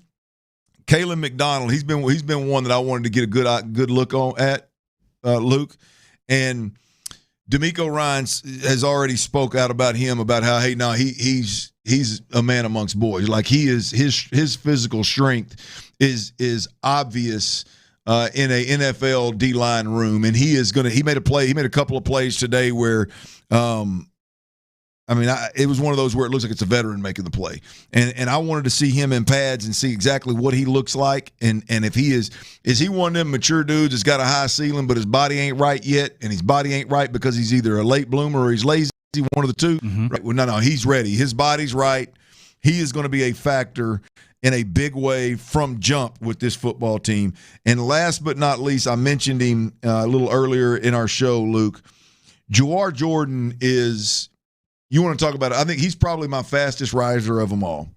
Keelan Rutledge, I don't, there's when they started. I take back a little earlier. I said Keelan Rutledge took damn near every rep with CJ. When they started moving the football, when it was ones versus ones, I think they went back to Jake Andrews with CJ Stroud. But the Jawar Jordan piece, I think he's going to push them other two running backs.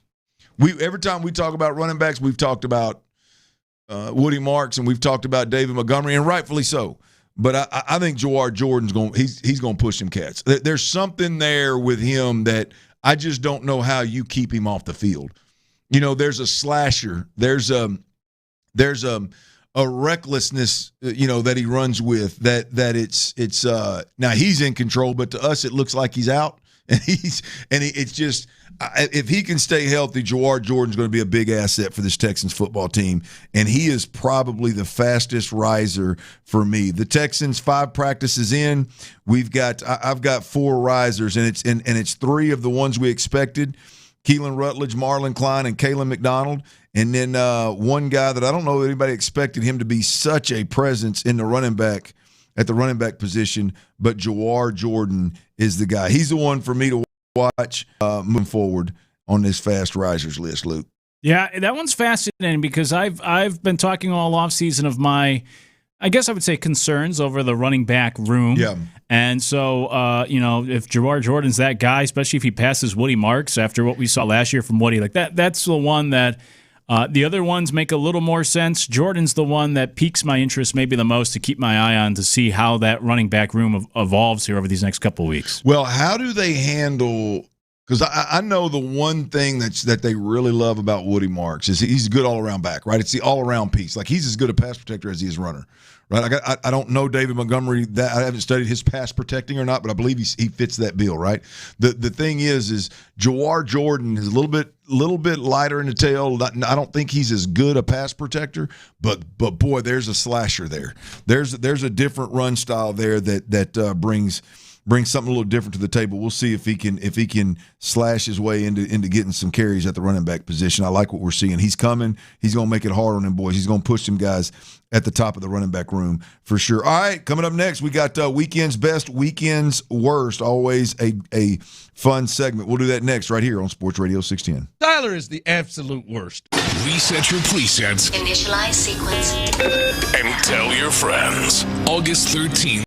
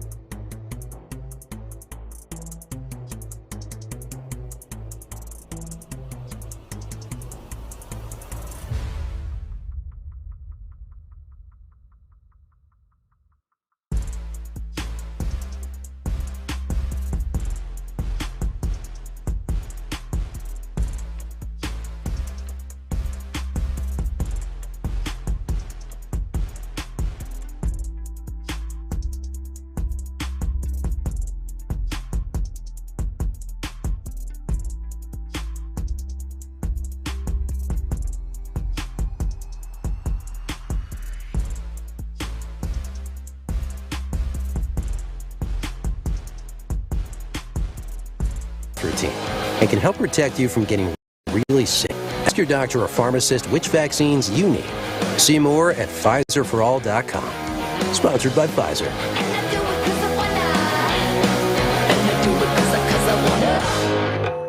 Injured? Call Mokaram Injury Lawyers, 281-222-2222. The world of sports doesn't stop just because it's everyone else's weekend. Don't worry, H-Town. Clint, Ron, and T-Mill will get you up to speed.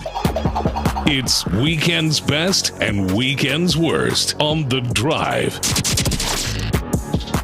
Every weekend has them, baby. The best and the worst. Ron the Show Hughley is out. Luke Morrow is in. Tyler Milner's on the ones and twos. And as you just heard, it's time for Monday's Weekend's Best, Weekend's Worst. We do it every Monday at 3:40 p.m. And I'm going to start this thing off, baby. I'm going to start this thing off. I like the bad news first. Go ahead and just get it out the way. And I'm going to tell you. I don't know the details or the impact that it has that a lot of folks are talking about in terms of what's going on in Major League Baseball. But the worst thing that I've seen is Tarek Skubal to the Dodgers.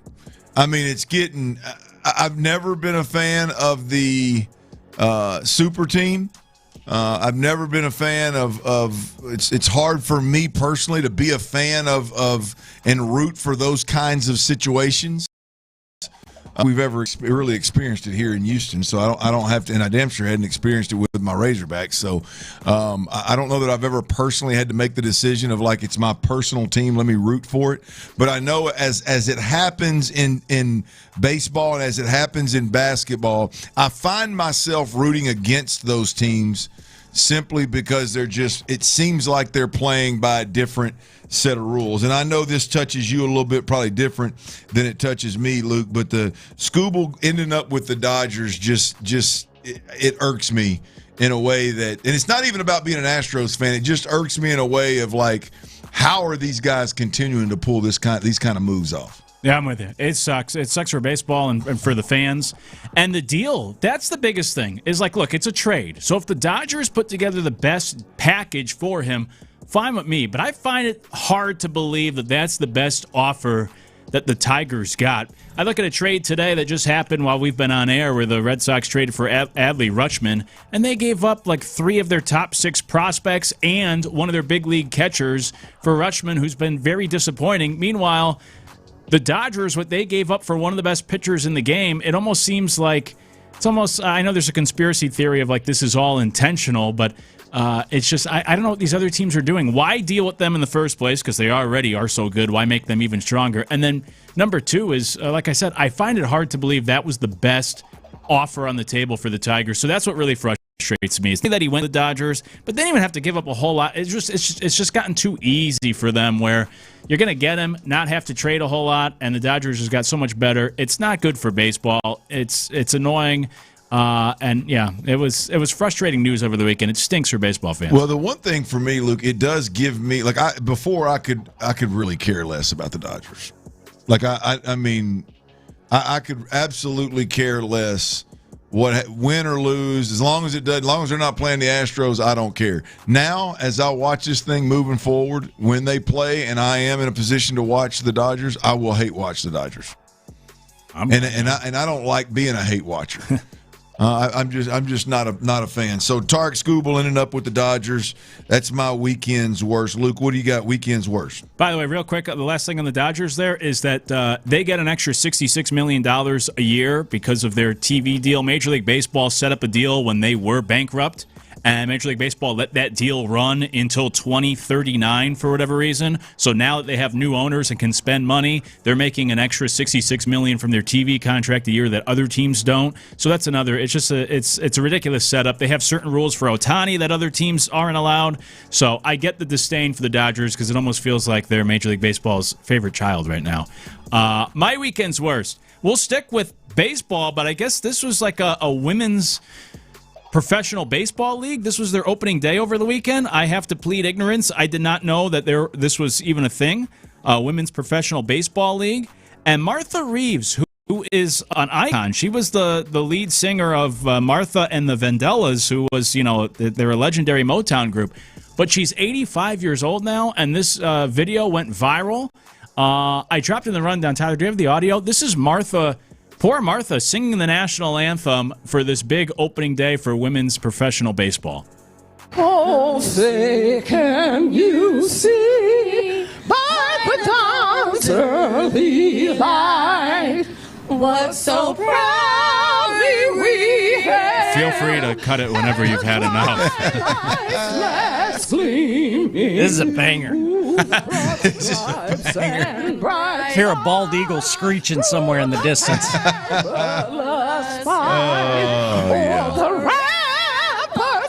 It's tough. They have those other singers for some reason. They were not in sync. If you watch the video, it's even more awkward. They were trying to cue each other. I don't know if they knew each other before this performance, but it was sad to see a legend of Martha Reeves. First of all, props to her. She's 85. She looks great. The fact that she even got out there is something. But it's sad. It's almost like never meet your heroes. It's sad to see somebody who is a legendary performer trying to perform at this big opening day, and it sounded rough like that over the weekend. It gave Roseanne Barr a run for her money. It sounds like they probably should have practiced a bit, boys. They probably should have got together and practiced a bit. All right, my weekend's best. Let's have a little fun here. My weekend's best is, no doubt about it, that man Los. Carlos Correa, the report that he is going to do everything that he can to be back and help this team, assuming that they keep playing the way they played and the season lasts long enough. Carlos Correa is progressing rapidly in his recovery from left ankle surgery and has not ruled out a return to the field before the end of 2026. Carlos Correa ultimately is his report, or his comments were, I wouldn't be doing all this work if I didn't think there was a chance to play again before the year concludes. He's ahead of schedule, Joe Espada says. Correa has resumed running at an 80 to 90% capacity and is actively fielding ground balls. So originally thought to be out 6 to 8 months, which would obviously last, would cost him the entire season. He's a couple months, almost 3 months removed from surgery, and he's at an 80 or 90% capacity from a running and fielding ground balls perspective. So I don't know if it ends up happening. I don't even know if I should believe in it, but I know I'm a Los Correa fan, and if he can get back in an Astros uniform and help his team at all in the playoffs, I'm here for it. My only question is sort of where he fits in, because when you look at this lineup, the only guys that are actually hitting are your third baseman, your shortstop, your DH, and your first baseman right now. And those would be the spots where you would put Correa. So I'd be interested to see how they play this, if and when he does come back healthy, how Joe Espada would manage the lineup. Really, it would never happen, but the best move would be to maybe have him replace Altuve at second base. Would never happen. But otherwise, it's going to be tough because Paredes is swinging well. Payne has been red hot. And obviously Jordan, you'd rather keep him in the DH spot these days with how he's swinging. So I'll be curious to see how they mix him in.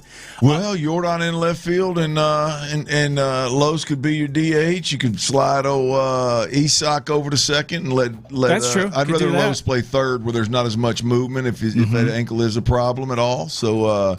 But yeah, you got plenty of options, Luke. Don't lose any sleep over that, baby. We got options. All right, we'll see. We'll see if and when we get there. But yeah, I was surprised to see him out there over the weekend. Looks to be progressing pretty well. My weekend's best. This is going to be a bit of a spin on it, I guess. I'll go back to that Skubal trade to the Dodgers. The trade is the worst, but this is the best thing for Major League Baseball's owners.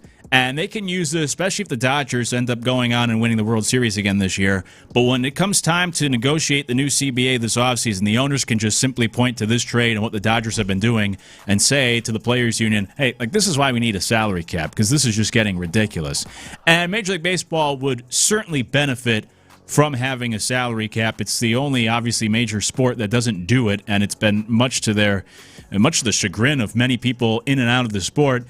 So if this leads, and it's going to get real ugly, we're going to have a lockout. We'll see if we even get baseball in 2027. Who knows? Things are going to get ugly between the two sides. But if this is that ace in the hole that the owners can use to actually get a salary cap in Major League Baseball, then I might look back on this trade and say, know what? It was worth it for baseball to right the ship. So I think the owners come out like this was the best thing for the owners this past weekend, where they say, okay, here's all the evidence we need that we need to have a salary cap. The players need to agree to this so that we can try to restrict what the Dodgers have been doing.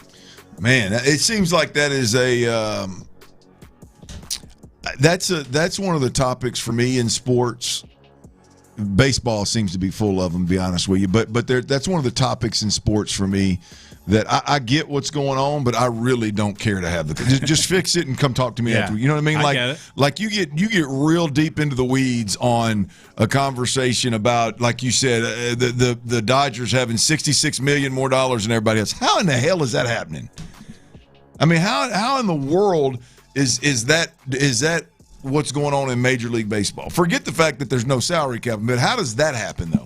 I mean, they're not just playing by a different set of the rules. Hell, they got $66 million more than anybody else. So yeah, that's just fix the problem and come back and talk to me. That's a tough conversation for me to show a whole lot of interest in Major League Baseball. All right, there is a former number 1 overall pick that the Texans have signed. Boy, the rich keep getting richer. I'll tell you who that is, and we'll discuss next right here on Sports Radio 610. Before we do that, though, I got to tell you about Serta Pro Painters. Look, I'm telling you, I've dealt with a lot of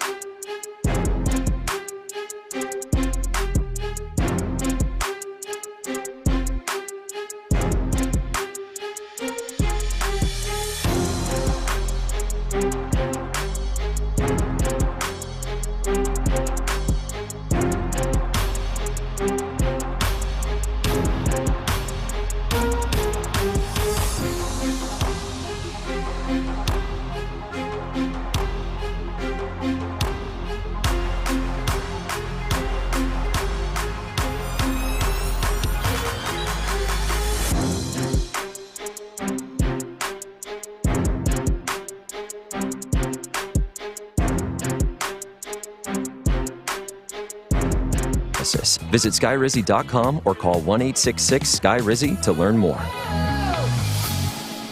KILT FM HD2 Houston. Insider access, exclusive content. Sports Radio 610. The Texans play here. Odyssey Sports Station. Dive into the mind of former NFL quarterback Clint Stoerner. I was thinking about coming out of the chute here and telling y'all about my new boots that I got on, but y'all want to talk about puppy chow? What is that, ostrich? Hell no, that's python. It's Sturdy's Daily. Before we get to that boner. On The Drive with Stoerner and Hughley.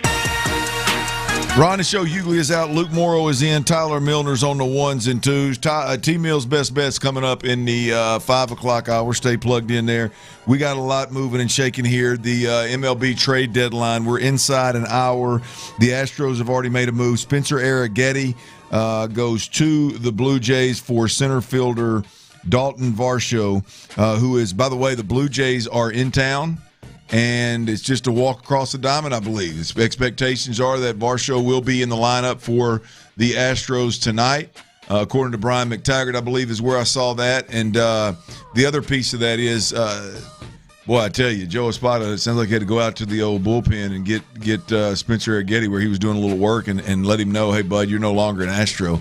I know it's part of baseball, it's part of the business, but damn, that's harsh. Yeah. Damn, I'm out there trying to get – I had a chip on my shoulder. I came in, pitched well. The wheels have come off. I had a kid somewhere along the way, I think, and now all of a sudden I'm getting traded, boy. The emotional – he's changing countries. Hey, good point. That's wild. Like, anytime you're traded to the Blue Jays, it's like, yeah, you're not only having your life upended, but you're heading north of the border and having a new home. Yeah.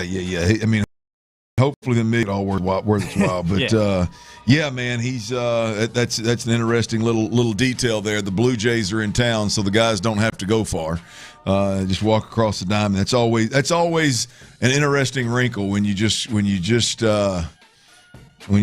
to the hotel, man. Hey, go to the hotel with the team for the next team meeting and come back to the same ballpark. But Dirty's Daily is also today powered by – I'm going to go with Kroger, man. The fresh grub at Kroger did me good today. I got put on it by Sean Pendergast and did a little sushi. The daily made fresh daily sushi over at Kroger, but also got the watermelon once again. We talk about the watermelon snack every now and then on this show. I'm gonna be honest, this probably ain't real popular, but boys, I'm a bigger fan of the cut fruit than I am eating the real fruit. I'm with you. I don't know how healthy it is. I don't know how fresh it is. I feel like they just cut it and put it in a different container because it wasn't gonna last any longer on the rind. Yeah. But watermelon's one of them. I saw a lady there today when I grabbed the little bowl of freshly cut watermelons. There was a lady that was going through the actual slices with the rind still on it. I was this close to asking, like, "Ma'am, I'm just." She was a younger, kind of attractive chick, so I didn't want to look like a creep. If you know, so the older guy that always says, "Oh, excuse some random questions," so I was like, I'm not gonna be the creep today, but I wanted to ask her, like, why the rind? Why go to? It's already cut right here. Just buy this, a little salt shaker and a fork, and you're ready to rock and roll. What, you don't like salt? Nah, you don't you like lose salt? me on the salt. I'm with you until the salt. Same. Oh, y'all don't put, neither one of y'all put salt on watermelon? Nah, it's just as good, or it's better as is. No, that just is as not the Lord true. made it. That is false. Yeah. That is absolutely false. By the way, I played golf yesterday. I'd have kicked your ass if you'd been on that golf course with me, Tyler. Probably. I'd have kicked your ass today. Watermelon, I prefer it cut, and definitely with salt, boys. My Texans, I prefer them with Jadeveon Clowney. That's right. You heard me. Former number 1 overall pick, Jadeveon Clowney, is back in Houston. I clearly think this is a much bigger deal than a lot of folks do. It's kind of a side note. For most folks, this is big news. One, I think it's cool as hell that he's coming back. I think it's cool as hell that a huge chunk of the fan base can pull out their 90 jersey, dust that thing off. Some of y'all may need to go get some new numbers put on it. They may be cracked up in the closet. But Jadeveon Clowney back in Houston as a depth piece behind Will Anderson and Danielle Hunter is absolutely. To me, it is big time, man. This adds entertainment value. It adds a lot. Before I dig too much into what I think about Jadeveon Clowney being back in this Texans uniform, here's head coach DeMeco Ryans on a little update on what to expect over the next couple of days from Jadeveon. report? Oh, I didn't hear about that. Oh, we'll see what he brings. Everybody knows Clowney was first overall here in Houston, and he's been a successful player, had a successful career, and he brings physical aspect to the football game, right, to our defense, a guy who can get after the passer as well. So we'll try to get him in, get him acclimated to what we're doing, and he'll be up to speed, off and running. It's going to be, I'm going to tell you, this is going to be a big topic. Will Anderson, Danielle Hunter, and Jadeveon Clowney. It's an embarrassment of riches. Jadeveon Clowney, as D'Amico said, 2014 number 1 overall pick to the Houston Texans. This is year 13 for Clowney in the NFL. In his 5 years here in Houston, his first stint with the Texans, 3 Pro Bowl seasons in that 5 years. Last year with the Dallas Cowboys, in 13 games, he had 8.5 sacks. He will be wearing number 90. So as I mentioned a little earlier, you can dust off them Clowney jerseys. I believe he'll be wearing number 90. Logan Hall was not in it today at practice. Doing a different, I don't remember what number it was. It was a 90-something number. So the assumption is that they freed that number up for Jadeveon Clowney, which makes perfect sense again, so people can wear their jerseys as well as buy. This is a player that sells jerseys. This is a player that is and always has been well liked in Houston, and this will be a jersey that you'll see around the stadium, no doubt. His last 3 seasons. This is an interesting. This is an interesting stat here. His last 3 seasons: Baltimore, Carolina, Dallas. Those 3 seasons combined were as productive as his last 3 seasons as a Houston Texan. So year 3, 4, and 5, which is pretty much his prime. From a sack perspective, he had the same number of sacks in year 3, 4, and 5 as he's had in year 10, 11, and 12. And so I only say that to say from a sack standpoint, the production doesn't seem to be slowing down.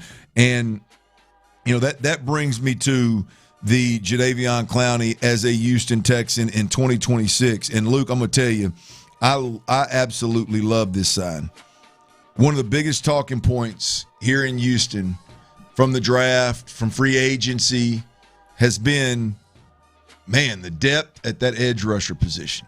The depth behind Will Anderson and Danielle Hunter is a major concern, even if they're healthy. The way that D'Amico rolls players through and rolls his whole defensive front through, who's going to get those Danico, Autry, Barnett, Derek Barnett, who's going to get those reps, and are those guys up to task? Well, Jadeveon Clowney as a depth piece is as good as you're going to get. I mean, Jadeveon Clowney behind Will Anderson and Danielle Hunter in this defense is as good as you're going to get. So if we're just talking depth, I got to believe this is one of the best players available.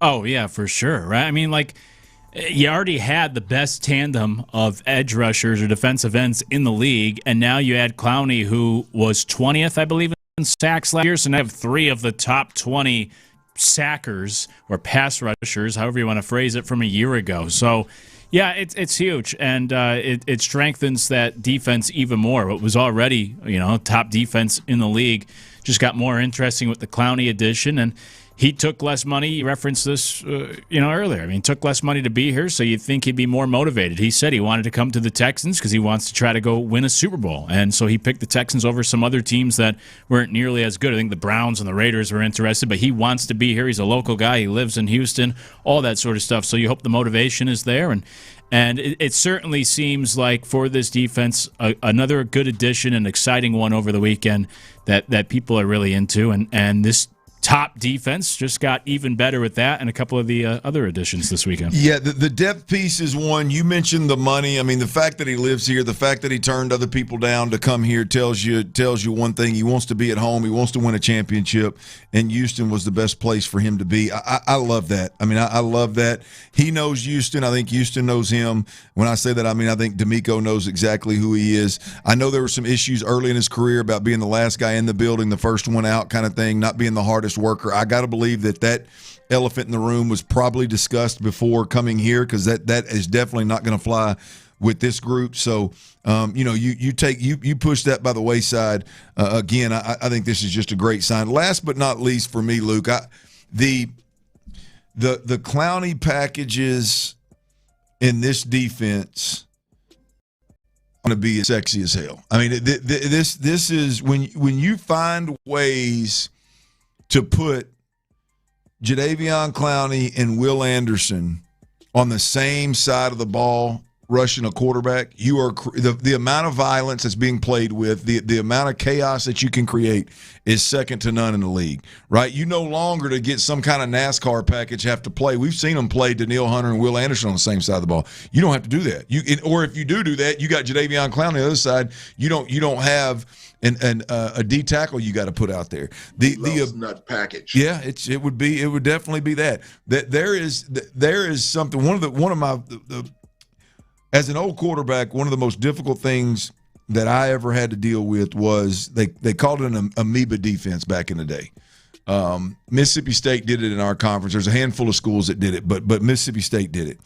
And every time you break the huddle, or even if you just do it a handful of snaps, and something out of the ordinary is over there, and you're not, whoa, we've got to check this out. What's going on here? And you got to kind of figure out the best way to address it. That's a problem. That is going to cause problems for quarterbacks and problems for offensive coordinators. It's one thing to go, okay, Jadeveon Clowney's on the field with him, but it's another thing when you have no idea where he's going to line up, right? And some of the most fun I've had watching Texans defense, I mean, there's been some good ones over the years. J.J. Watt was obviously a blast to watch, but I'm going to tell you, man, when Jadeveon Clowney was here and Jadeveon Clowney line up anywhere, and particularly what I enjoyed watching was when he lined up off the ball at almost inside linebacker depth and then had a running start to rush the passer or even stop the run. He was nasty versus the run doing that as well. That's some of the most violent football that we've seen played around here. We can talk about his, at the time when he was a standalone edge rusher, pass rusher. Talk about he just could never get to that double-digit mark. He didn't have the bend. He didn't have this, didn't have that. But as a piece in D'Amico Ryan's defense, the Clowney packages are going to be fun to watch. It's an embarrassment of riches of what's going on in Houston with adding Jadeveon Clowney. I absolutely love this. If it comes available and if your headliner is going to be the defense and you get an opportunity, somebody's available and wants to be here, give you a team-friendly deal that's going to make the headliner better, I'm here for it. Seth brought up an interesting point that while he's been out there at training camp, and I don't know if you agree or disagree, Clint, but Seth said based off of what he's seen, he believes there will be more. Everyone always talks about the Texans' defense is so good, but it's also pretty simplistic in what they're trying to do, so to speak. But he was saying he believes there's going to be more wrinkles this year. It's going to be more unique and more creative, and so, like you were just laying out, Clowney can play into that of this defense. Already as good as it is, throwing even more wrinkles, sort of like I guess it was Joe Lee Dunn. I looked up who the defensive coordinator was. I was trying to think of it myself. Joe Lee Dunn. That's exactly who. Boy, he kept me up at night. Yeah, according to Wikipedia, he was credited with inventing the 3-3-5 defensive scheme. So I never knew that. Which is super popular now that they're throwing the football and got athletic quarterbacks all over the place. The 3-3-5 is a big staple in college football. Back then, it wasn't just the 3-3-5. I mean, he would align them like I'd literally come to the line of scrimmage and there'd be one guy with his hand in the dirt. Mm-hmm. Everybody else would be standing up doing this, moving around. Yeah, and you would think like, oh, just snap the ball and run through them. But man, it was just they were so good at it, man. It was wild. So not that D'Amico's going to go to that extent, not a Joe Lee Dunn extent, but the overall point of having that piece, that chess piece where you can do things that other teams just simply can't do, especially if you get Jadeveon Clowney to play. Because I think Jadeveon's always played hard. I don't know if he's ever played swarm. You know what I mean? Like I think he's played hard and given his all. I'm not by any but there's something a little different about this whole swarm mentality. We joke and laugh about it, but there's something different about Will Anderson when he gets beat initially, or when the ball's thrown initially, or he gets fooled initially. When his chase, his response is as violent as his initial movements. If Clowney ends up in that, which I would imagine D'Amico will try to pull out of him, if he ends up doing that And as an old man, 12 years in the league, 13th year in the league, if he has that ability, boy, that could be a scary Jadeveon Clowney, something that we hadn't seen. We've seen a guy create havoc, but if we've seen a guy in Jadeveon Clowney play with that swarm on the back end of creating havoc, we'll see. Also, the Texans, it wasn't just Jadeveon Clowney ad here. Mario Edwards Jr., this is an under-the-radar sign for me. You look at the interior defensive lineman. You had Togiai, Rankins, Caden McDonald. By the way, I called him Kalen earlier. I'm sorry, no disrespect there. Mac, they call him K, I believe, is what they were calling him at practice. Mario Edwards now, Logan Hall, and Naquan Jones. But Mario Edwards obviously was a good player, a depth player when he came in to D'Amico's defense. But when he got here, I don't know statistically if it ended up being, but I know it was one of his best years of his career. And so this is a guy that D'Amico knows who they're getting. He knows he's a really good fit in the system.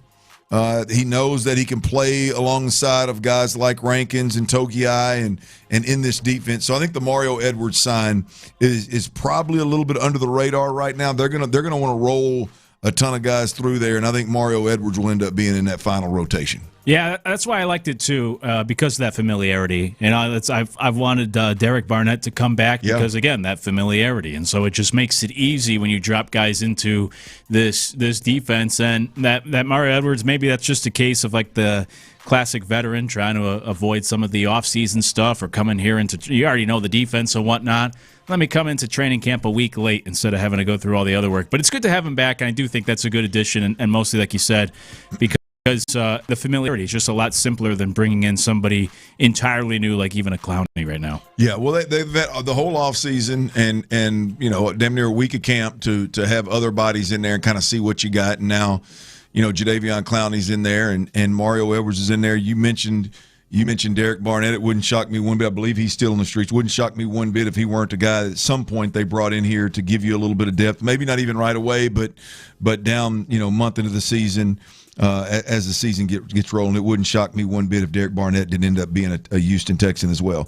All right, look, if what we're hearing about one of the Texans' pass catchers is accurate, right?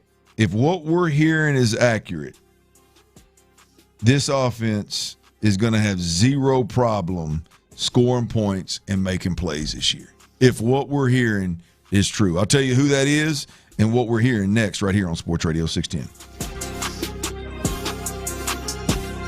What kind of impact does D'Amico expect new Texans running back David Montgomery to make this season?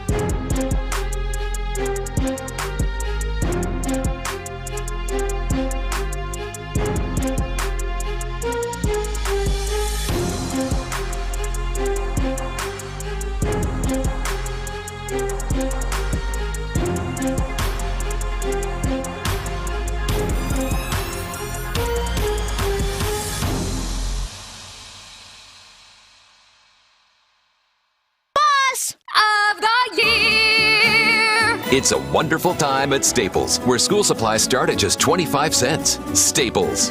That was easy. Visit your local Staples today or shop online and in the app. Ends 9/12. Exclusions apply. Injured? Call Mokaram Injury Lawyers, 281-222-2222. Houston, starting Thursday, August 13th, Sports Radio 610 is moving to the FM dial. Introducing 95.7 The Fan. Every touchdown, every tackle, every Thirsty Thursday, Football Friday, and Reaction Monday, every conversation on your drive home, static free across the entire metro area. Louder, clearer, and better than ever. A new era begins on August 13th with Houston's sports leader, 95.7 The Fan. Texans training camp is here. Live from the West Point Lincoln and West Point Lincoln of Sugarland Studios, Sports Radio 610 presents The Drive with Stoerner and Hughley. Here's the snap. CJ looking, firing deep downfield, right side end zone. Higgins with the catch. Jaden Higgins, touchdown, Houston. A bullet from Stroud to the rookie. That's Jaden Higgins, and I've tabbed him this year, boys, as one of the not one of. I mean, really the X factor, if you will. I really like Jalen Nolan, the slot, to be the guy that comes out of nowhere and just makes a huge impact. But we've talked about the receiver opposite Nico Collins, and Jaden Higgins is one that, if he is as good as D'Amico says he is, if he is as good as folks say his offseason has been, a lot of the issues with this offense, I believe, fall by the wayside. If you've got 6'4", 215 on one side that can absolutely go and is as good as they say he is, and 6'4", 220-plus on the other side that the entire NFL says is a top 10 wide receiver, look out. This offense is going to be hard to stop, whether it's play action, whether it turns into a run-heavy team with the play action, or they just got to rely on CJ and just drop back and spin the rock all over the park. Whoever the counter punch is, or the 1-2 punch is with Nico Collins, is going to be huge. Right now, I'm on record. I believe there's a lack of speed, there's a lack of twitch, there's a lack of experience, there's a lack of explosion overall with the pass catchers on this football team. We'll see if Jaden Higgins can be as good as folks believe he can be, given his offseason apparently went really, really well. Last year, you could tell, had a good year, had a good rookie year, but you could tell played pretty tentative. Right? Can Jaden Higgins, can he be the X factor? Can he actually develop and make that year 2 jump that we hear coaches talk about all the time? Bad MFer. I'm telling you, if he does, it's going to be an absolute game changer. Right? Let me let you in on a little bit of what I'm talking about here. Last year played a little tentative. Some would say that he didn't know the offense, was thinking too much. There's also a possibility that he's just a tentative player, that he's just not going to let it loose and deal with whatever comes. Right? I mean, he's just not a free player. We'll see. But here are a couple of folks that I think do their due diligence, or at least know the player really well. Here's Nico Collins, that other 6'4" receiver across the way from him. Here's Nico Collins on Jaden Higgins, and this is from camp this year. Yeah, that boy dog. You see the work he's been putting in, man, showing up on the grass field and do all the tools in the world. Man, and dude can be the face of this franchise one year, dog. And, like, his playmaking ability, his size, his disadvantage, man, he got all the tools in the world. You know, I can't wait to see him rock out this year, man. It's going to be exciting. All the tools in the world, face of the franchise one day, and that's coming from the current face of the franchise. I think he misspoke there from the disadvantage thing. I'm not sure what Nico was trying to put together there, but basically Higgins has got all the weapons, big time playmaker, face of franchise type of player. Also, here's James Palmer, who does a podcast with former NFL wide receiver Steve Smith. And they do a really good job. James, will see him at practice every now and then. But here's James talking about Higgins and what he's heard from inside the building about Higgins? He can fly. He can fly. They believe he's their fastest wide receiver. No, really? With Pat, here's the deal. This was distinctly said to me. He can blow by all of our DBs in pads. He does not lose a step when everybody goes full pads. And I think that's important to remember as we're in the off season when we have the combine and all of this stuff. They were like, he's just as fast in pads as he was running in workouts. Boys, I'm going to tell you, if he has the ability in pads to run by any one of our secondary, by the way, that's Derek Stingley Jr. and Kamari Lassiter, 2 of the top 11 corners in this league. If he legitimately has that kind of speed to talk openly about he can run by anybody out there, if he legitimately has the skill set, the talent that Nico Collins talked about to potentially be a face of the franchise, and he couples that with what I saw today at practice, boys, I saw him grab Reed Blankenship on the backside of a run and just big boy manhandle him in the run game. I mean, just put 2 grips on the chest plate of his shoulder pads and just anchor down on him. Wow. If I'm telling you right now, this is this big of a deal. I don't believe this is an overstatement or I don't think this is a hot take. If Higgins is remotely close to what all those guys are talking about, and on top of it can block and do what Nick Caley and everybody talks about, he's untouchable on this team, and he is going to solve the problems for this Houston Texans offense overnight. If he is another target that C.J. Stroud can depend on, that has run-by ability at 6'4", 215, if he can block the way that I saw him block today, and if he has the playmaking abilities of the sorts of Nico Collins, you don't have to run the ball great. It'd be nice to run it a little bit. You don't have to run the ball great, right? If he's that good at 6'4", 215, Nick Caley doesn't have to get super creative. You've got 2 man-beating, just with sheer size, you got 2 man-beaters, one on each side of your quarterback, right? You got 2 guys standing 6'4" or bigger that are going to be absolute matchup problems in the red zone. If he is who they say he is, Luke,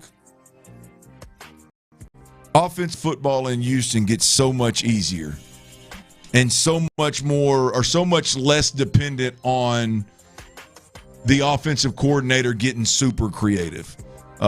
This Higgins thing is going to be something to watch unfold because, again, I saw the blocking today, and it turned me on. I know it turns Nick Caley and DeMeco Ryans on. But if he starts showing the run-by ability and the playmaking ability that they're talking about, it's going to solve a lot of problems for the Houston Texans. Yeah, a lot of high praise from people in and out of that building right now for Higgins. And, yeah, I mean, like you're saying, that's what they need. They need somebody to step up in that wide receiver room, and it would make the most sense that it would be Higgins, nearly a first-round draft pick last year. And when you look at the comps for Higgins coming into the draft in terms of like size and speed and the cone draw, all that sort of stuff, you know, what you do with the combine and everything. I mean, he was in great company where he was compared to guys like Michael Thomas and Brian Thomas Jr. and Drake London. So, like, on paper, you know, as you sort of laid out, the pieces are there. The ceiling is there. The high upside, I guess, is what I'm driving at, is there for him, and hopefully it does click from year 1 to year 2 because they need somebody in that offense outside of Nico Collins to really step up and help out C.J. Stroud. And I referenced this earlier, but I've been complaining all offseason of, you know, I think they need to do more for this wide receiver room. They brought in veterans the last 2 years, Stephon Diggs, Christian Kirk last year.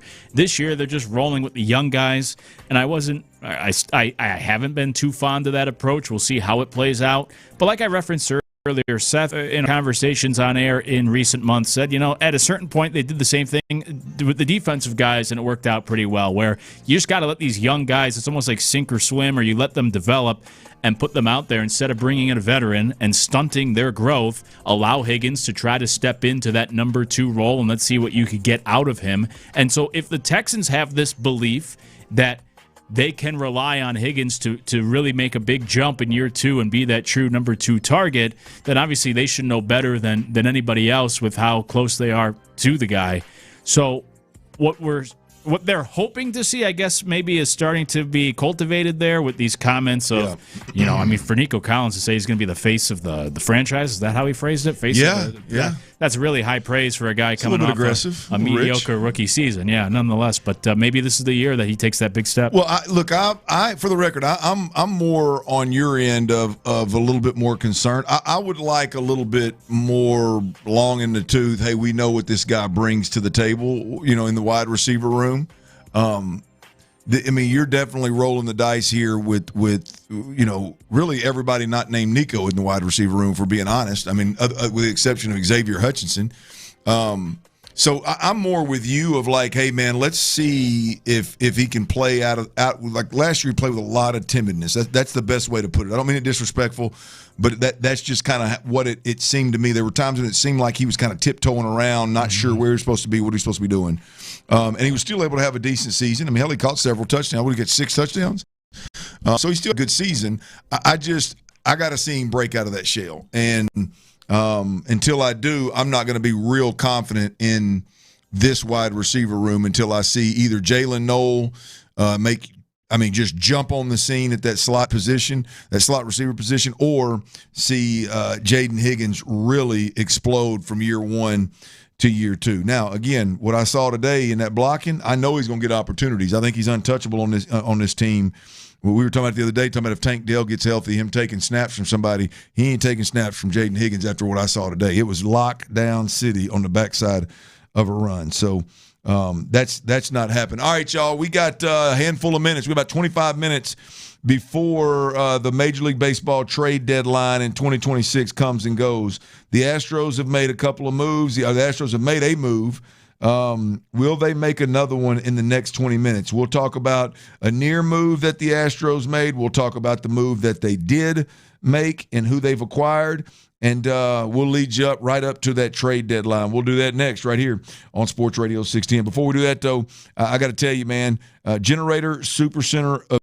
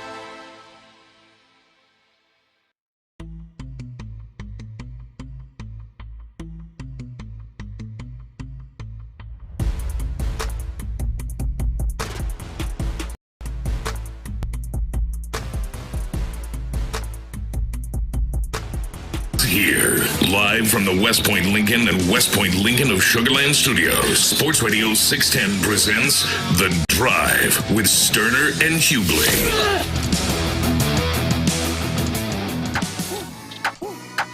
Ron the Show, Hughley is out. Luke Morrow is in. T Mills is on. T Mills, I put an S on it there. I did that for show, I guess. Some people do. T Mill is on the ones and twos behind the glass, and we are, look out now, just under 18 minutes away from the Major League Baseball trade deadline. And the Astros are obviously, thank the good Lord, are buyers at the trade deadline. They are not sellers. They are buyers, and they have made one move. About an hour ago, it was breaking news. Spencer Arrighetti was pitching out in the bullpen, getting a little session in, and Joe Espada had to go out there and let him know that he was being traded. He was being traded to the team that'll be across the diamond tonight, the Toronto Blue Jays, and the Astros will get in return center fielder Dalton Varsho. We're talking about a 30-year-old player in his final year of his contract, left-handed bat with a little bit of pop, currently hitting .243, 7 home runs, 26 RBIs, 9 stolen bases. I think, if you do a little digging, his last couple of years have been better than his current now, so there's a little history there in this move. Also thought to be an elite, not thought to be, hell, there's hardware there to prove it. Elite defensive center fielder, 2024 Gold Glove winner, currently leads all outfielders with 83 defensive runs saved since 2022. For all my defensive heads out there, I know Big Leak. I know Big Leak will appreciate that. Patrick Creighton will appreciate the defensive stats right there. So, but that's what the Astros got in return, giving up Spencer Arrighetti, who was at 1.7-1 and was rocking and rolling for the Astros. Chip on his shoulder, wasn't on the opening day roster. Damn it, he was going to prove them wrong, and then the wheels came off. It's been ugly. There's been an injury. Of some sort, but anyway, he's no longer our problem. He is the Toronto Blue Jays. Dalton Varsho is the guy. Here is Astros manager Joe Espada before tonight's game. Hell, this is hot off the press. Tyler's up there doing tremendous work. This is hot off the press, y'all. Golly, give Tyler a hand. Got to do it for the Drive Come on, family, man. you know? Come on, Do what this I is can. quick. Already in the rundown. Joe Espada right here on 95.7 The Fan, right before tonight's game. Talking from the dugout. Was he in the dugout? Is that where he was? Is this dugout news? Yes, sir. Spotter from the Pine. Espada from the Pine. I like it right there. Here's Astros manager Joe Espada on the trade, Spencer Arrighetti for Dalton Varsho. It's been busy the last couple of days. The last hour has been super busy. Excited to have Varsho to our lineup. Not only he fits a hole that we've had here for a while, but I'm excited to add him. He brings a different dynamic to our offense. Can really play center field, lefty bat. This guy was in the World Series not that long ago, so he knows what it takes. He knows what he feels like. I just had a conversation with him. Really liked the energy he brought in. Teammates were really excited to have him. We lose a really good arm, Spencer Arrighetti. Obviously, very talented. Done a lot of great things here for us. But I'm also excited for him to go and get his career started over there in Toronto. What is the sort of offensive dynamic that you had with Varsho? He's got some juice. I think his power will play really well in this ballpark. He can run, can steal some bases. He's a plus defender in center. So those are things that will fit right in. Is he strictly center field for you think? Yes, he will be. Sounds like they got their center fielder, Luke. Yeah, they think so. He's a free agent at the end of the year, so they got him for the next 2 months at least, and then we'll see what happens from there. As you said, very good defensive player. Someone pointed the text line, he's kind of like Taylor Trammell. We already have one of those. Better defender than Trammell, but OPS plus. Like Trammell's having the better offensive season than Varsho, so I don't know if he checks all or enough of the boxes. I don't think he moves the needle. And I'll also say we had that vetoed trade over the weekend where you could have given up Brian Abreu and gotten back Trevor Larnach from the Twins. I would rather have done that deal. Larnach has more team control. You would have had him beyond this year. Abreu is a free agent. Also, I'd rather have starting pitching than a reliever. And Spencer Arrighetti's under control for another 3.5 years, and he's only 26, so he's younger than Abreu. More team control with Arrighetti. I think a higher ceiling from this point moving forward. And instead of getting Larnach, who I think is the better player, certainly having the better season, you wind up with Varsho in the outfield instead. So I find that interesting as well, that I think Jim Crane vetoed the deal over the weekend. I think they settled for a worse deal today. And with about 13 minutes left, maybe it's the only deal we get for the Astros today. I don't think it's enough to move the needle or get you really excited if you're an Astros fan. Tyler, you sound like you're, as Astro buddy in there, sound like you're a little Yeah, a little let down, like Luke said, because I'm watching these minutes tick away closer to 5 o'clock and couldn't agree more. There's not been enough done by Dana Brown. Point blank period. There has not been enough done. And if this is the end, this should be the end of Dana at some point, I would hope. Well, you do wonder. You talk about Dana Brown. Luke talked about the veto trade earlier was that early today or was that last night? Over the weekend, Saturday or Sunday. So you know that makes you wonder, Tyler, about what you just said. Like, is Dana Brown really calling the shots? We know that the reports are that Crane and Bagwell are both in the war room kind of deal. Is Dana being a little bit handcuffed because he is ultimately a lame duck kind of deal? Or, what's the dynamic behind closed doors? I think the vetoed move that you mentioned, I think at least puts you in a position where you wonder what's going on and who's ultimately making the calls, and is Dana Brown really under in control of what's going on? But to your point, Tyler, even if he's not, it's time to go, right? If he's not, and those guys are vetoing moves, then I would guess that he's not going to be the long-term answer here either. Yeah, which is why I've always said, like, Dana Brown has not done a good enough job. I'm not a fan of Dana Brown. I think he should be gone at the end of this year. But I've said throughout the last 3 seasons, throughout Dana Brown's tenure, that the biggest problem is Jim Crane. It does start at the top, whether that's trying to save money these last couple of years. They've been cutting payroll 3 straight seasons. By the way, in the Varsho deal, the Blue Jays sent money to the Astros as well. So you're getting a guy on an expiring contract. You give up Spencer Arrighetti, who, theoretically you'd have to pay at some point, and you're getting money coming back, which it seems like most of the trades the Astros are doing these days, they're getting money coming back to them in the trade as well. So, I think it starts at the top, where I don't think Dana Brown is a great GM. But like you said, Clint, I also think his hands have been tied. Jim Crane has made things tougher on Dana Brown. Now, the really good GMs would still have success anyways. We've seen GMs go into Tampa and build winners with much harsher restrictions. Even like the Pirates recently. The Pirates this year have been a solid team. Ben Cherington's done a decent job there with his hands tied with payroll stuff. The Guardians, the Cleveland Guardians, always able to build a winner with a small payroll. White Sox? Yeah, White Sox this year with what Chris Getz has done the last 2 years rebuilding that thing. So it can be done. I think Jim Crane makes it a lot harder on Dana Brown or whoever GM comes next. But if you're good enough, you could still build a winner, especially with the money that's still coming out of that organization for this payroll. All that's to say, I think Jim Crane is an issue getting involved with the baseball matters, and I think the Astros turned down a better deal over the weekend for what turned out to be a lesser deal today. Well, better or worse, for better or worse, center fielder Dalton Varsho is now an Astro. I'm assuming this is all, not assuming, I know at one point it was all pending physical? Medical physicals, yeah the physicals, and the thought was that Dalton Varsho is expected to be in the starting lineup tonight for the Astros, because that interesting wrinkle that literally the Toronto Blue Jays are in town, so they're just crossing the diamond, so he's able to immediately be introduced to his new team, assuming the physical can happen right then and there, which would be no problem if there's no injuries that have to be discussed. It would be a pretty quick move, and expecting to be in the starting lineup tonight. By the way, the for what it's worth, I'm not a big deep. In fact, I've disrespected the importance of defense at the major, specifically at the center field position. Mm-hmm. But for what it's worth, this is a big upgrade in center field and defensively, at least according to my research, and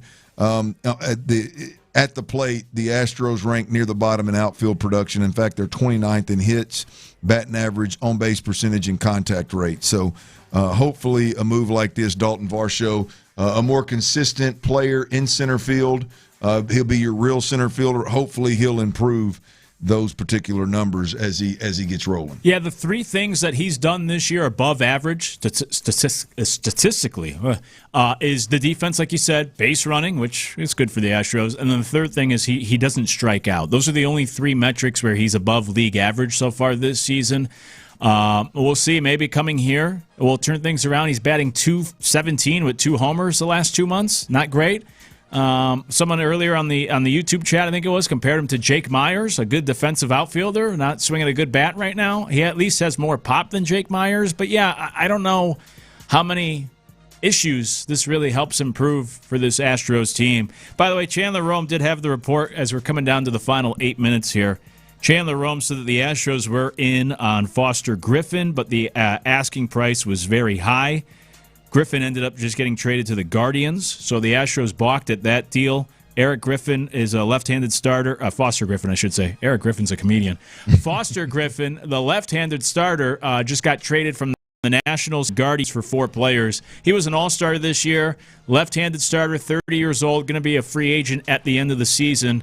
One of those guys that pitched in Japan the last couple of years, turned around his career, joined the Nationals this year, and has had an all-star year. He's like 12-3.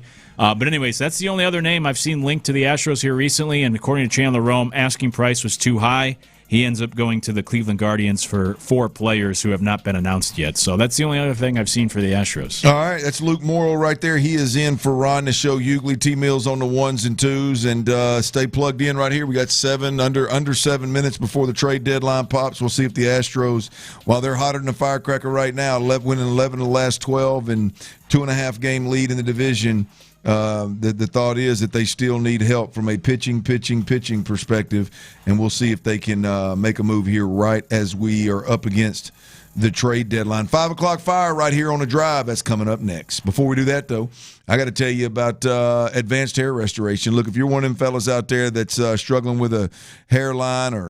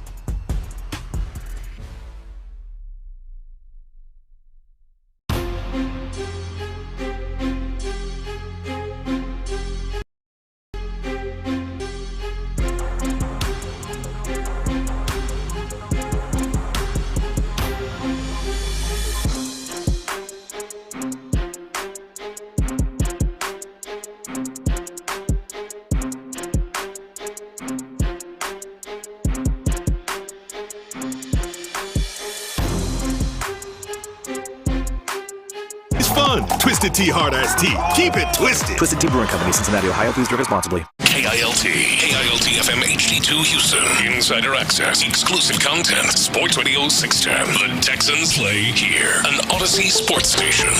Flip all these burgers. Sports Radio 610 presents The Drive with Stoerner and Hughley. It's the 5 o'clock fire.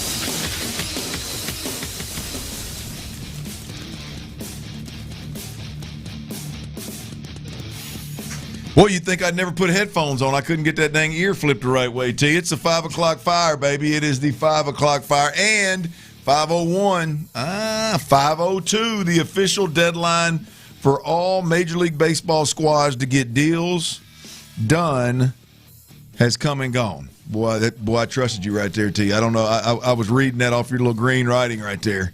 I'm glad you didn't throw an F-bomb or something in there. You would have got me. I was blindly trusting you. The Major League Baseball trade deadline, 6 o'clock Eastern, 5 o'clock Standard Time, and the Astros, they have been buyers at the trade deadline. Now, there's still a chance that something could be announced. We're close enough to the time now that if something went down last minute, something could be announced. But I don't believe Astros Nation, Luke. By the way, Luke Morrow is in for Ron the Show Hughley. I don't believe Astros Nation, all my fellow Astro buddies out there, I don't believe they're going to be happy with what the Astros have done. Dana did make one move that Jim Crane allowed him to make. The Astros have acquired center fielder Dalton Varsho and cash considerations from the Toronto Blue Jays in exchange for right-handed pitcher Spencer Arrighetti. Right here on the surface right now, which is typically where I live with the Astros, I don't mind this move. Does it blow my skirt up? Does it turn me on? Absolutely not. But I don't mind this move. I know the more you dig, you got an expiring contract in Dalton Varsho, and you had 3+ years, I believe you said it was, Luke, of control over Spencer Arrighetti. But I thought Spencer Arrighetti was going to land in a place of being a middle of a rotation starter, and boy, the wheels came off this year. So I don't know exactly how I felt about Spencer Arrighetti at this moment. I didn't think he would be moved, so it kind of took me by surprise when a team's telling you they need pitching, starting pitching. You literally trade away the guy that was arguably your best pitcher the first, 8-9 starts of the season. Right. Once he got moved up. So I'm not real sure kind of how I feel about Spencer not being here, but I know in the immediate future, it looks like for the rest of the season they got a center fielder, so the turnstile may stop in center field. He is, thought to be elite on the defensive side of it. Our production at the plate with our outfielders has been really 29th ranked across the board. So clearly, Dalton Varsho comes in, is going to be an upgrade defensively for all my defensive heads out there, and you got to believe that he's going to at least improve some of the numbers, some of the production numbers, along with at some point you get to games that matter. Yordan Alvarez is in the outfield, and instead of whoever you want to throw in left field, you got to think that improves the production as well. I don't know how they figure that, but I got to just bare bones, you got to believe that throwing Yordan Alvarez out there improves those numbers big time. But Dalton Varsho improvement with this roster, the only move that we've seen made so far. Yeah, it's an underwhelming deadline for the Astros or Astros fans. I don't think it moves the needle a whole lot. I don't think it really improves the team in a sense of like, okay, now we're amongst the very best of the American League. It makes you better. I don't know how much it makes you better if you just simply look at the outfield. I don't know if losing Arrighetti's worth it either. So, like on the 25, or I guess that'd be the 40-man roster, because, I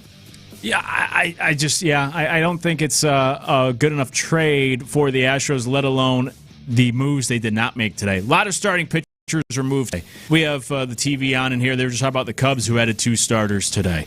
There was a lot of options. Casey Mize was just traded a moment ago, just before the deadline, I think, to the Padres. Padres added a couple guys today. A lot of starting pitchers were on the move. Astros were in on a couple of them, never got to that asking price, were never willing to give up enough to bring in a starting pitcher and instead get rid of Arrighetti. So they weren't willing to take a big enough swing.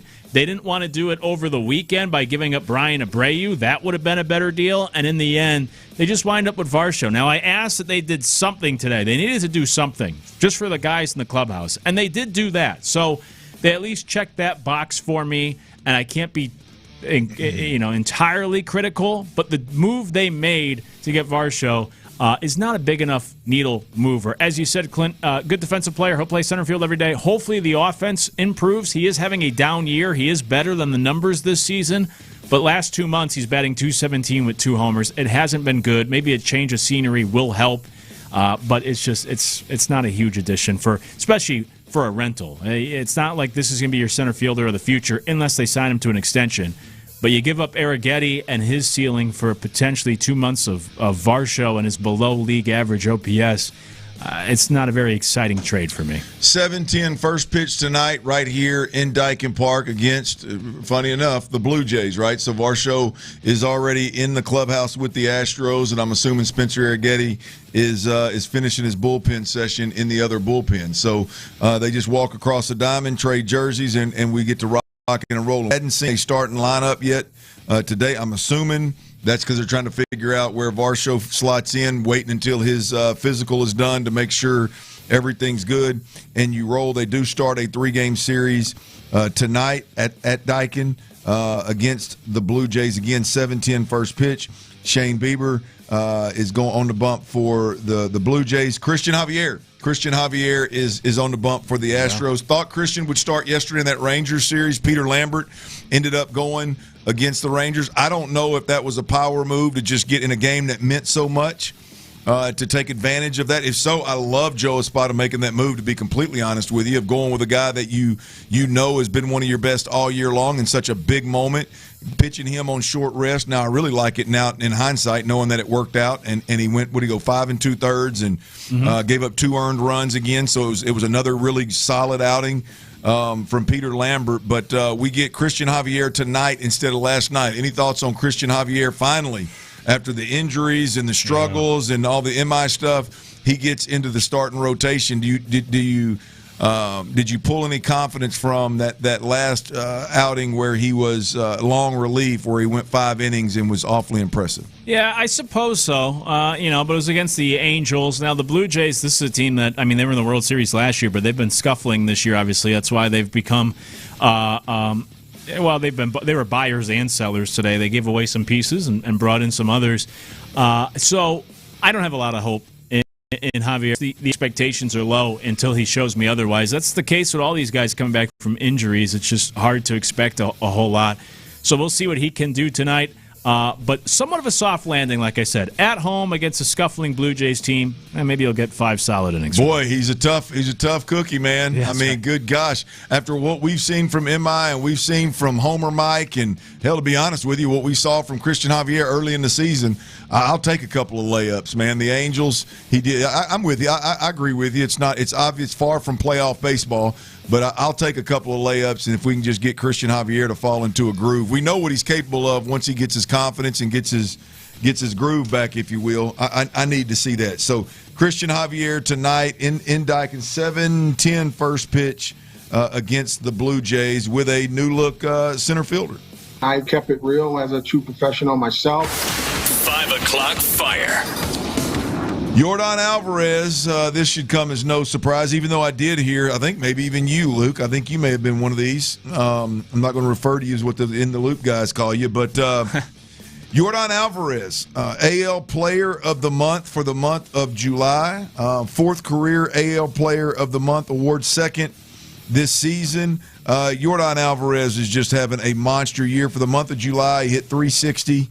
He was 31 for 86, 9 home runs, 22 RBIs, 467 on base percentage. Just go on and on. 1,188 OPS in 23 games in the month of July. He is rocking and rolling, and I'll do it tomorrow. I need to do an update on his Triple Crown here, because it's got to still be in play. But just Yordan Alvarez with another monster month here for the Astros. Yeah, he's been fantastic, and so that's the fascinating thing with this team, is that you look at the lineup and only 4 guys have above average numbers, and so it's what makes it so impressive for Yordan and what he's doing, that Last I looked, and it's been a couple weeks, but last I looked, if you took Jordan out of the lineup, the Astros as a team would have like a 660 OPS, which would rank second worst in the league. So point being, like, Jordan's keeping this offense from being the second worst in baseball right now. That's how good he's been. That's how valuable he's been. You know, you talk a lot about the Yankees are only 500 since Aaron Judge has been injured. That shows his value because he's not there and they're not playing as well. But Jordan shows his value by being there and really carrying this team. So congratulations to him for being the player of the month. It's well deserved. I mean, he's putting together one of the better seasons we've seen from any hitter in baseball in a long time. Well, hopefully he just keeps this thing rolling, and those around him pick up some of the slack so that doesn't continue to be the case, that without Jordan, you're next to last in OPS. Hopefully guys can continue. Looks like you got some guys like Yainer Diaz is starting to come around a little bit, it seems like. Never, regardless of what Tyler and Ron, the show Hughley, say, I never lose confidence in Jose Altuve. So hopefully those numbers will improve. 5 o'clock fire. All right, and on the trade deadline, which came and went 12-plus minutes ago, it is official. I don't know if you saw this, Luke, but Chandler Rome, the Astros are done. Multiple sources tell The Athletic Dalton Varsho is their only trade deadline acquisition. For a second consecutive season, Houston fails to fortify a scuffling starting rotation that will rely on pitchers returning from lengthy layoffs. Astros appear to be done. Yeah, it's disappointing. I've been saying the buzzkill, man. It is. I've been saying for weeks, I think the biggest need is starting pitching. And as Chandler said, it's been 2 years they haven't addressed the starting pitching. And instead they got worse today from the rotation perspective by giving up one of those arms in Arrighetti and not replacing him with anything. And I know people on the text line are saying, yeah, they promoted one of their prospects to AAA. That doesn't do a whole lot for me either. The kid's unproven, and you're going to throw him in there in the deep end in a pennant race in September. And also a top prospect in the Astros' bad farm system is a big grain of salt. Yeah, it's an underwhelming day for the Astros. A lot of teams made a lot of moves today. It was a lot more active than I was expecting. But the Padres and the Cubs and the NL got better in the American League. I mean, the Yankees had two good additions. If you look at the teams you're trying to compete with, the Guardians had a couple of good pieces. Even the Twins, who are trying to get into the playoffs. The White Sox made a couple moves. The Red Sox made, like everyone else in the American League playoff picture, made moves that on paper they hope are going to help them. And the Astros' only move is show. It makes it seem like they certainly didn't do enough today, and in comparison to the other teams you're directly competing with, even the Tampa Bay Rays added a Freddie Peralta, who was in the Cy Young consideration in the past. It just seems like the Astros didn't keep up with the competition today in the American League. Well, definitely a buzzkill. We'll see if they can stay hot. They are the hottest team in baseball, and we'll see if they can stay hot as they are.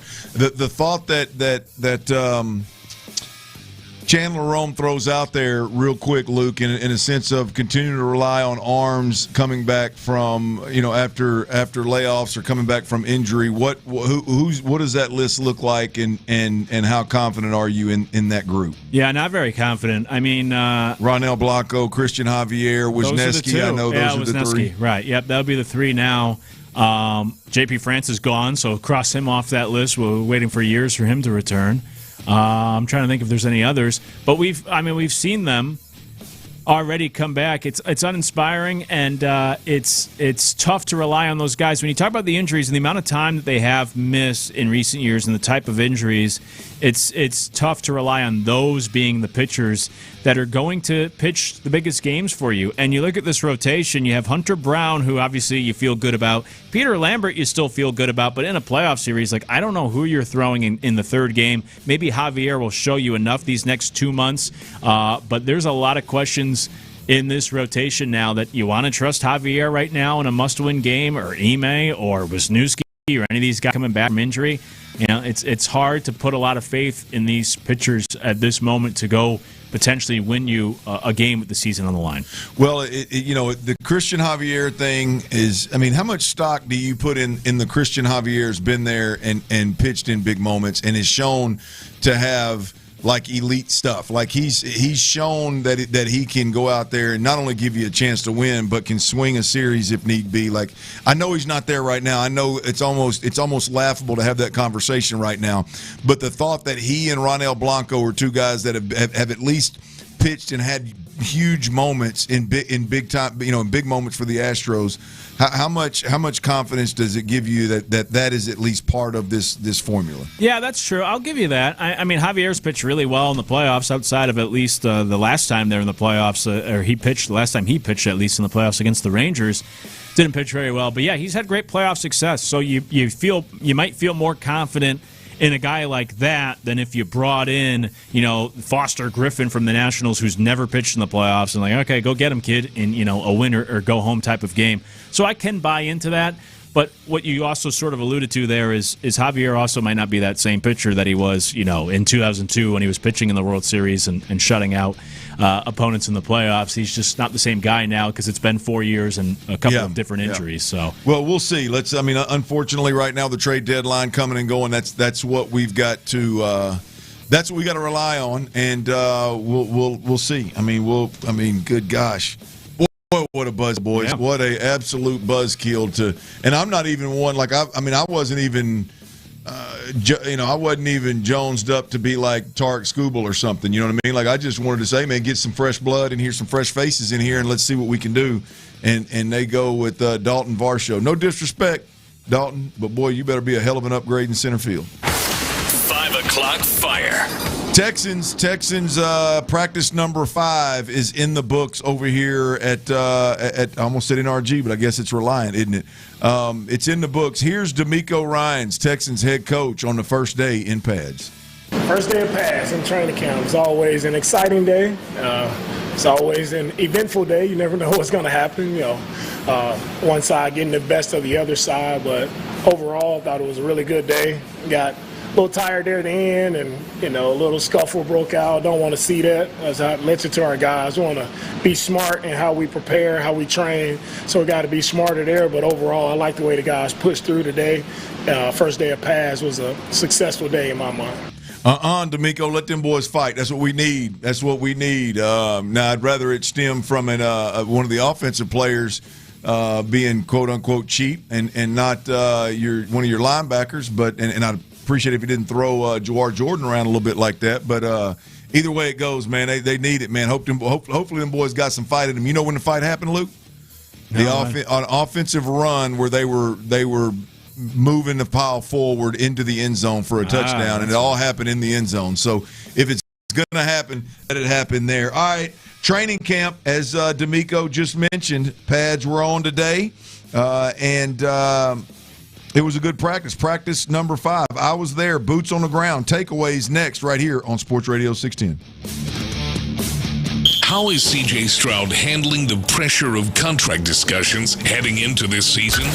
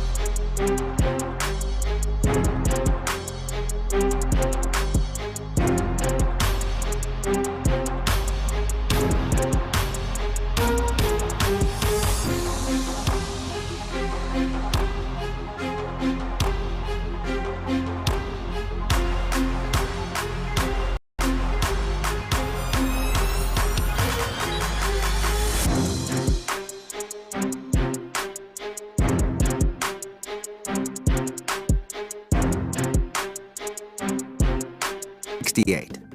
Injured? Call Mokaram Injury Lawyers, 281-222-2222. Houston, starting Thursday, August 13th, Sports Radio 610 is moving to the FM dial. Introducing 95.7 The Fan. You know, when I first started covering sports in this city, there was no sports talk, zero. Then this station took a sledgehammer to the way sports was consumed. Now, we're taking a blowtorch. Every corner of the city, no static, no dropouts, 100,000 watts of power for you, Houston sports fans. Louder, clearer, and better than ever. A new era begins on August 13th with Houston sports leader, 95.7 The Fan. Texans training camp is here. Live from the West Point Lincoln and West Point Lincoln of Sugarland Studios, Sports Radio 610 presents The Drive with Stoerner and Hughley. Hughley is out. Morrow is in. T-Mills on the ones and twos, and your boy Clint Stoerner is in the building. I was at practice today for the Texans, practice number 5. I had it wrong a little earlier.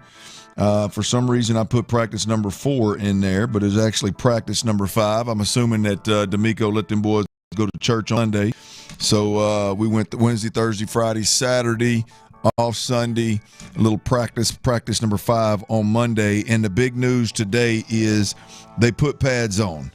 They put the pads on, and this is where you can see, particularly in the trenches, which is really where the Texans' season is going to be made, right? They've improved or at least they think they've improved their offensive line with re-signing Ed Ingram, bringing in Braden Smith at right tackle, as well as re-upping Trent. Mine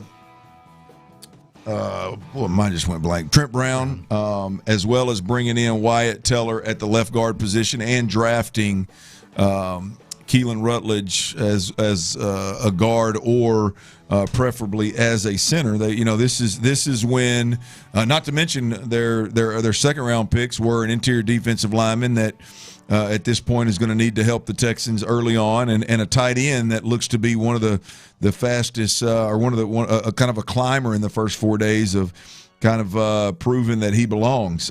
So the pads coming on, that's a big point of camp and allows us to see a little bit more what this team is actually about. And I want to start right there. My top takeaways from practice number 5 with pads on today was that the offense showed growth, right? There was room in the run game, and it was real, right? There was a good chunk of team. Now, right at the very end, it went right back to what we saw last year where 11 on 11, good on good, the defense was pretty dominant, right? But the middle chunk with pads on where they ran a lot of team, there were several plays where the running back, whoever the ball carrier was, I wasn't looking, I didn't care who the ball carrier was, there was a significant amount of space for that running back to get into the hole and work, make a cut, make a decision, make one guy miss. Instead of running into the backs of offensive linemen in a crowd of people, you get into an open area where there's one guy that's coming down, you got to make him miss. There's one guy that didn't get his block clean, so you got to make a cut. There was space inside tackle to tackle for running backs to make hay, and that is something that we haven't seen in a long time. And to me, to be honest with you, this team is built in a way that, and they're pot committed to running the football. From the guys that they signed up front, the style of play that the guys they signed actually have and are proven with, the offensive coordinator and what he's talked about, the running back they signed in David Montgomery, they're pot committed to running the football. And what I want to see moving forward in practice, look, they're not tackling all the way to the ground. There's only so much you can see. But when they put pads on and they go a team drill, I want to see inside runs where there's guys getting blocked and guys getting removed from the hole or the interior of the defense so that the running back can have room. And I think overall today I saw that 3 or 4 times in the team drills that led up to the very end. I saw it 3 or 4 times, and I left. There were multiple plays, Luke, where I walked away pleasantly surprised with what we're seeing on the offensive line when they put pads on. Now, I don't know if we attribute that to or credit Keelan Rutledge or Ingram. I don't know who we give credit for that improvement, but I'm just happy that I was able to see it multiple times throughout practice today. Yeah, very refreshing to hear. Should be music to all Texans fans' ears.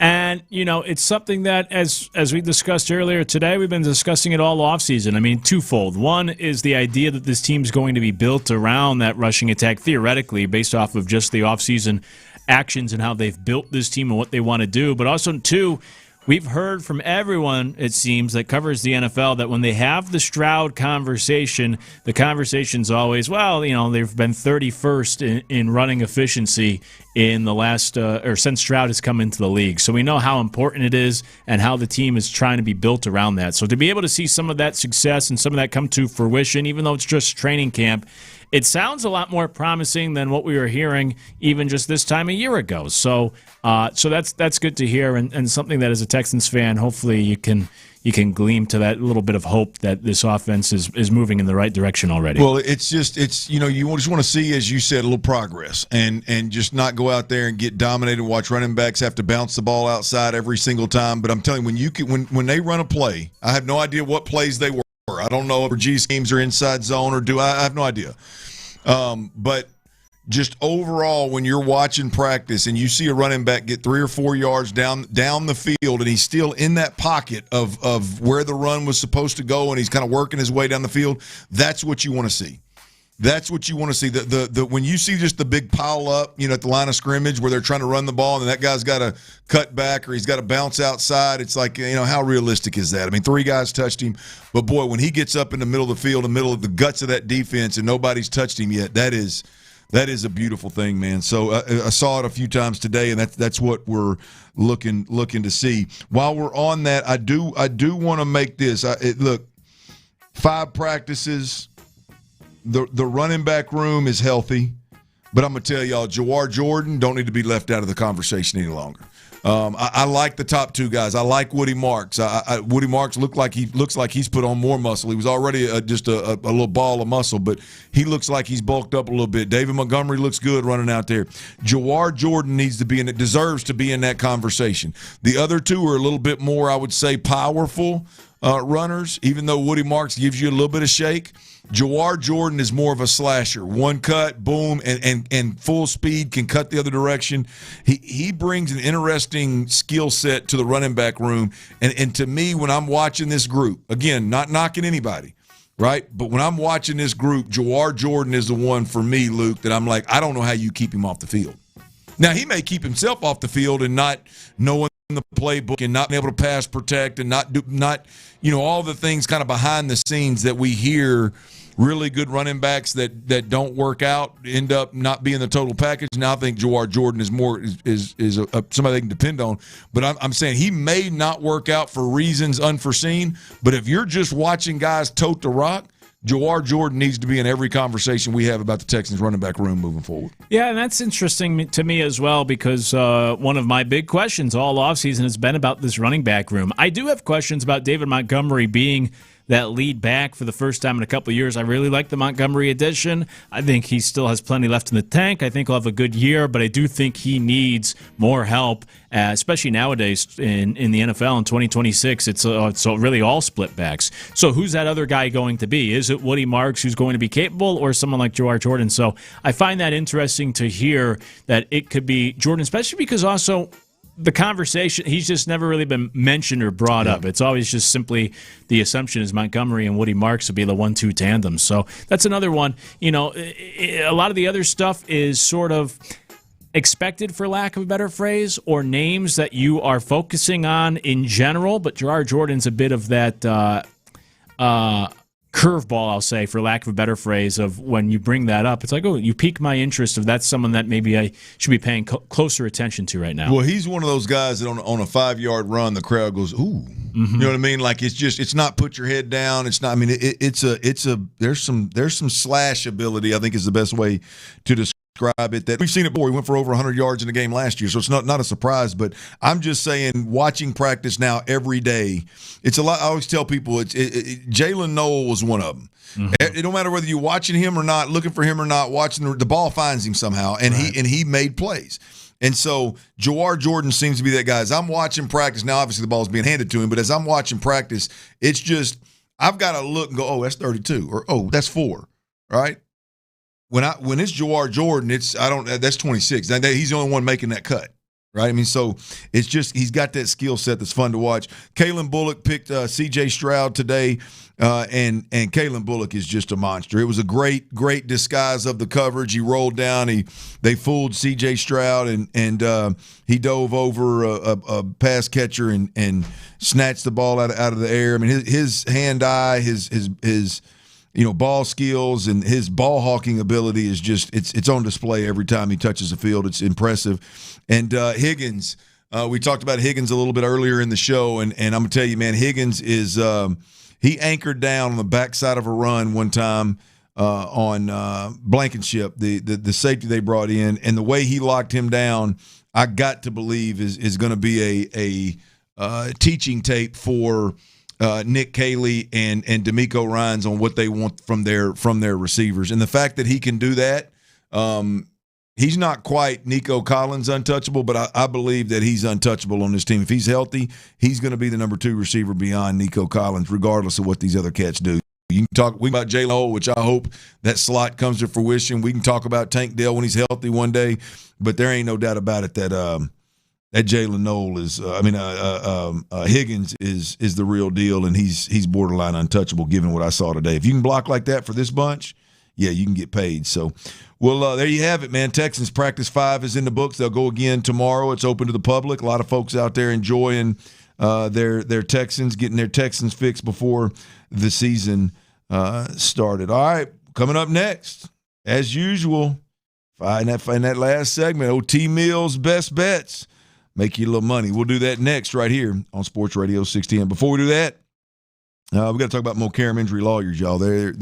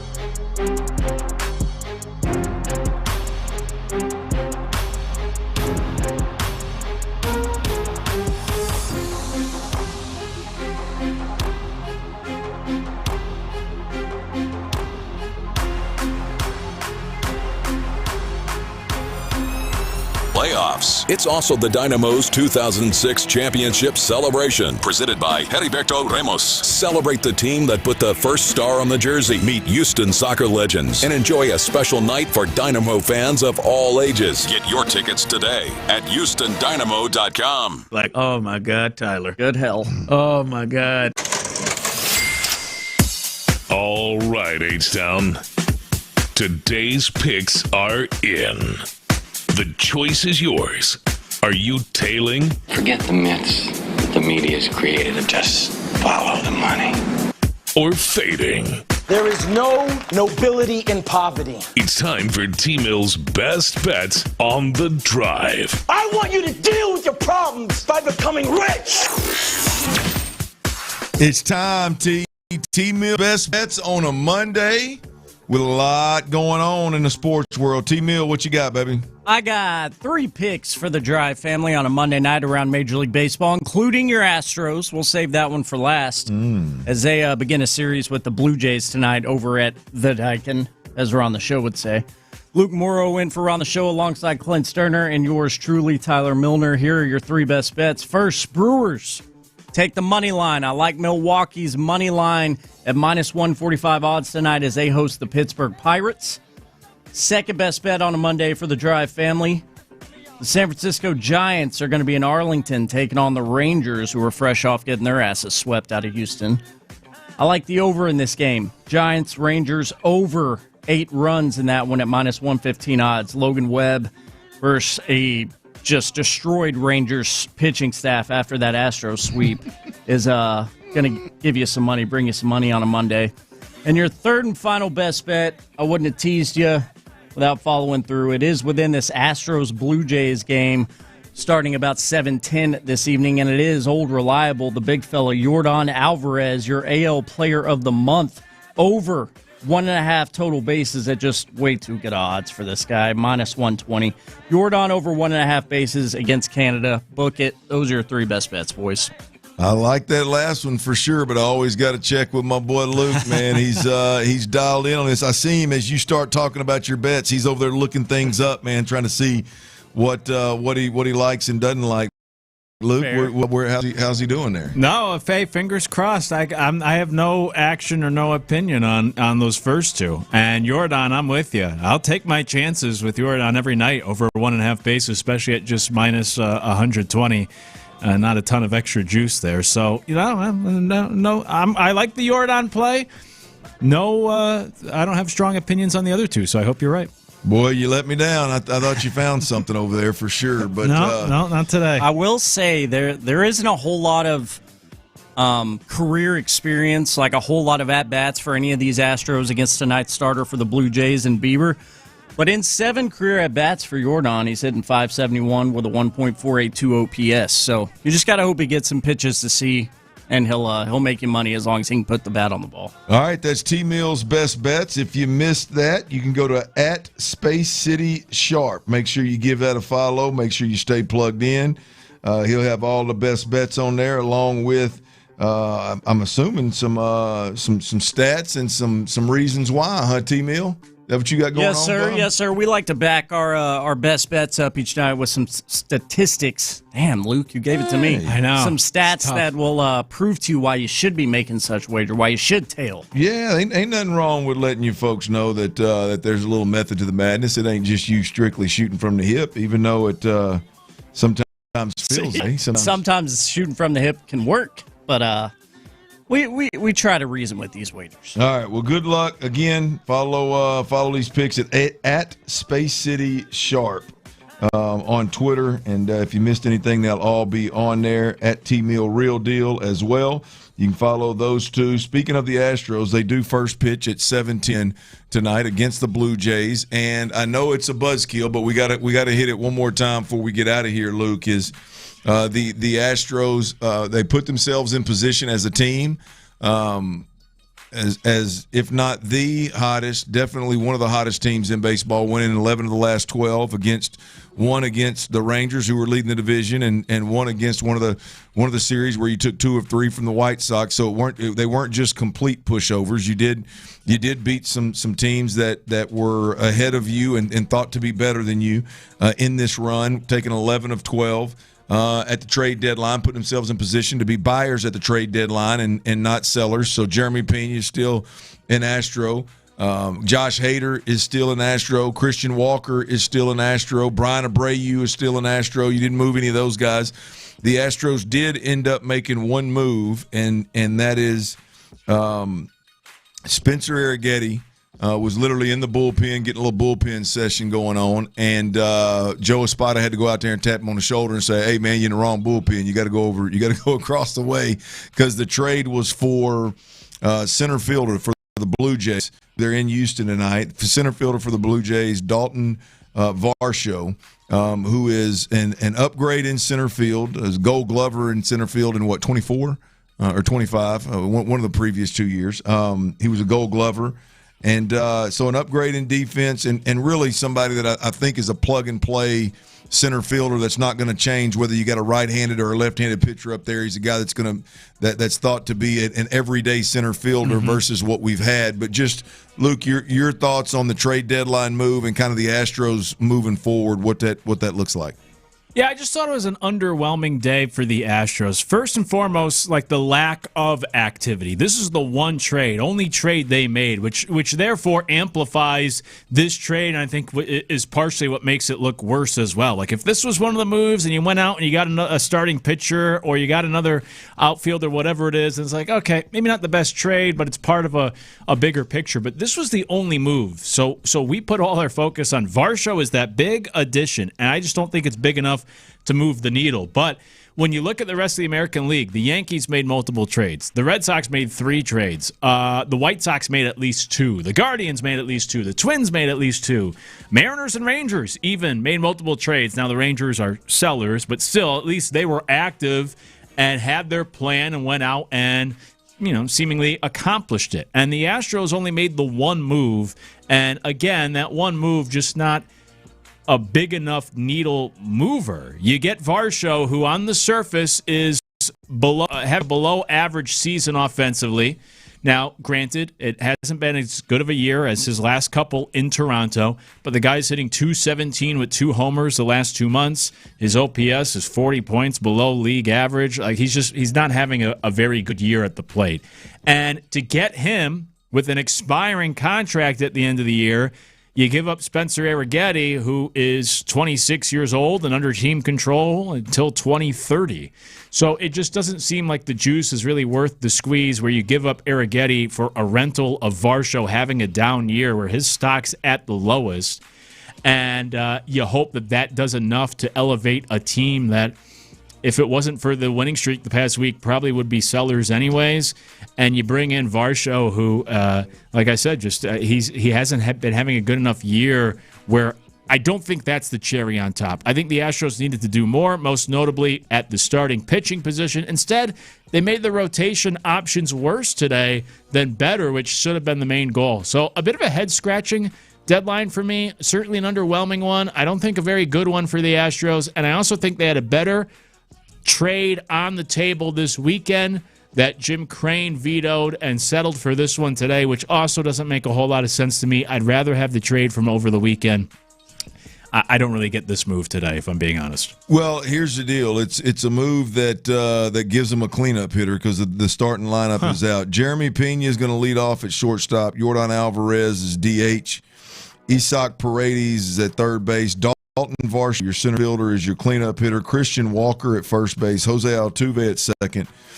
Taylor Trammell, who he moves over to left field, which is one positive piece that we were talking about earlier. Taylor can play multiple positions, and as well advertised, the Astros have problems across the board in the outfield, and so the ripple effect here does push Taylor Trammell to the corner outfield spot in left field, which is an upgrade over the others not named Jordan Alvarez when he is playing left field. So he is batting sixth. Yainer Diaz is seventh. Cam Smith in right field is 8th. Christian Javier. Oh, I'm sorry. So Cam Smith's bat 9. Christian Javier. I thought that says Vasquez. Christian Javier starting this game, which brings me to that. Christian Javier, big start for him tonight. If he can be more of what we saw against the Angels and less of what we saw early in the season, it'll make this trade deadline sting a little less. Yeah, that's true. Yeah, if he can step up and be – because the Astros still need that third starter. Right now it's Hunter Brown, Peter Lambert, and then a whole lot of – I don't know, a whole lot of question marks. I mean, Ime's still in the mix there. Wisniewski's coming back. Blanco, Javier. I mean, it's a mash unit there. So, if Javier can pitch well tonight and really start to build something here moving forward, then you feel a little bit better. It seems like their plan would be working because that's what they're relying on is these guys coming back from injuries and giving you something. But I think that's just a lot to ask for. Now, the good news for the Astros is – It's just the American League, really. I mean, when you look at the schedule, I don't know if they're going to be tested again until their series with the Yankees in 3 weeks. So you get the Blue Jays tonight, who are about 10 games or 500. You get a lot of bad teams coming up these next couple of weeks. So for somebody like Javier, for some of these other guys, hopefully, that helps the Astros find their footing and then obviously continue to stack up wins when you're taking on some of the lesser teams in baseball here for the next couple of weeks. Well, I remind you, Luke, there was a time, and now I'm sure you've got, being the analytical man that you are, I'm sure you've got pushback on this, but there was a time when the Astros had 2 dominant starters and then a bunch of guys that I literally would ask before the game, hey, Tyler, man, you think this guy can give us 3? You think he can give us 3 or 4? The Jose Urquidy, Ronel Blanc. Right. There was a day Christian Javier was in that mix. I mean, there was a day when I believe it was back in the Greinke, at the end of Greinke, when he would give you 3. Could Greinke give you 3? So I mean, there was a time when we were competing for World Series with two starters. Now, given Peter Lambert, I believe they were a little healthier than Peter Lambert as a 2 starter in a rotation, but.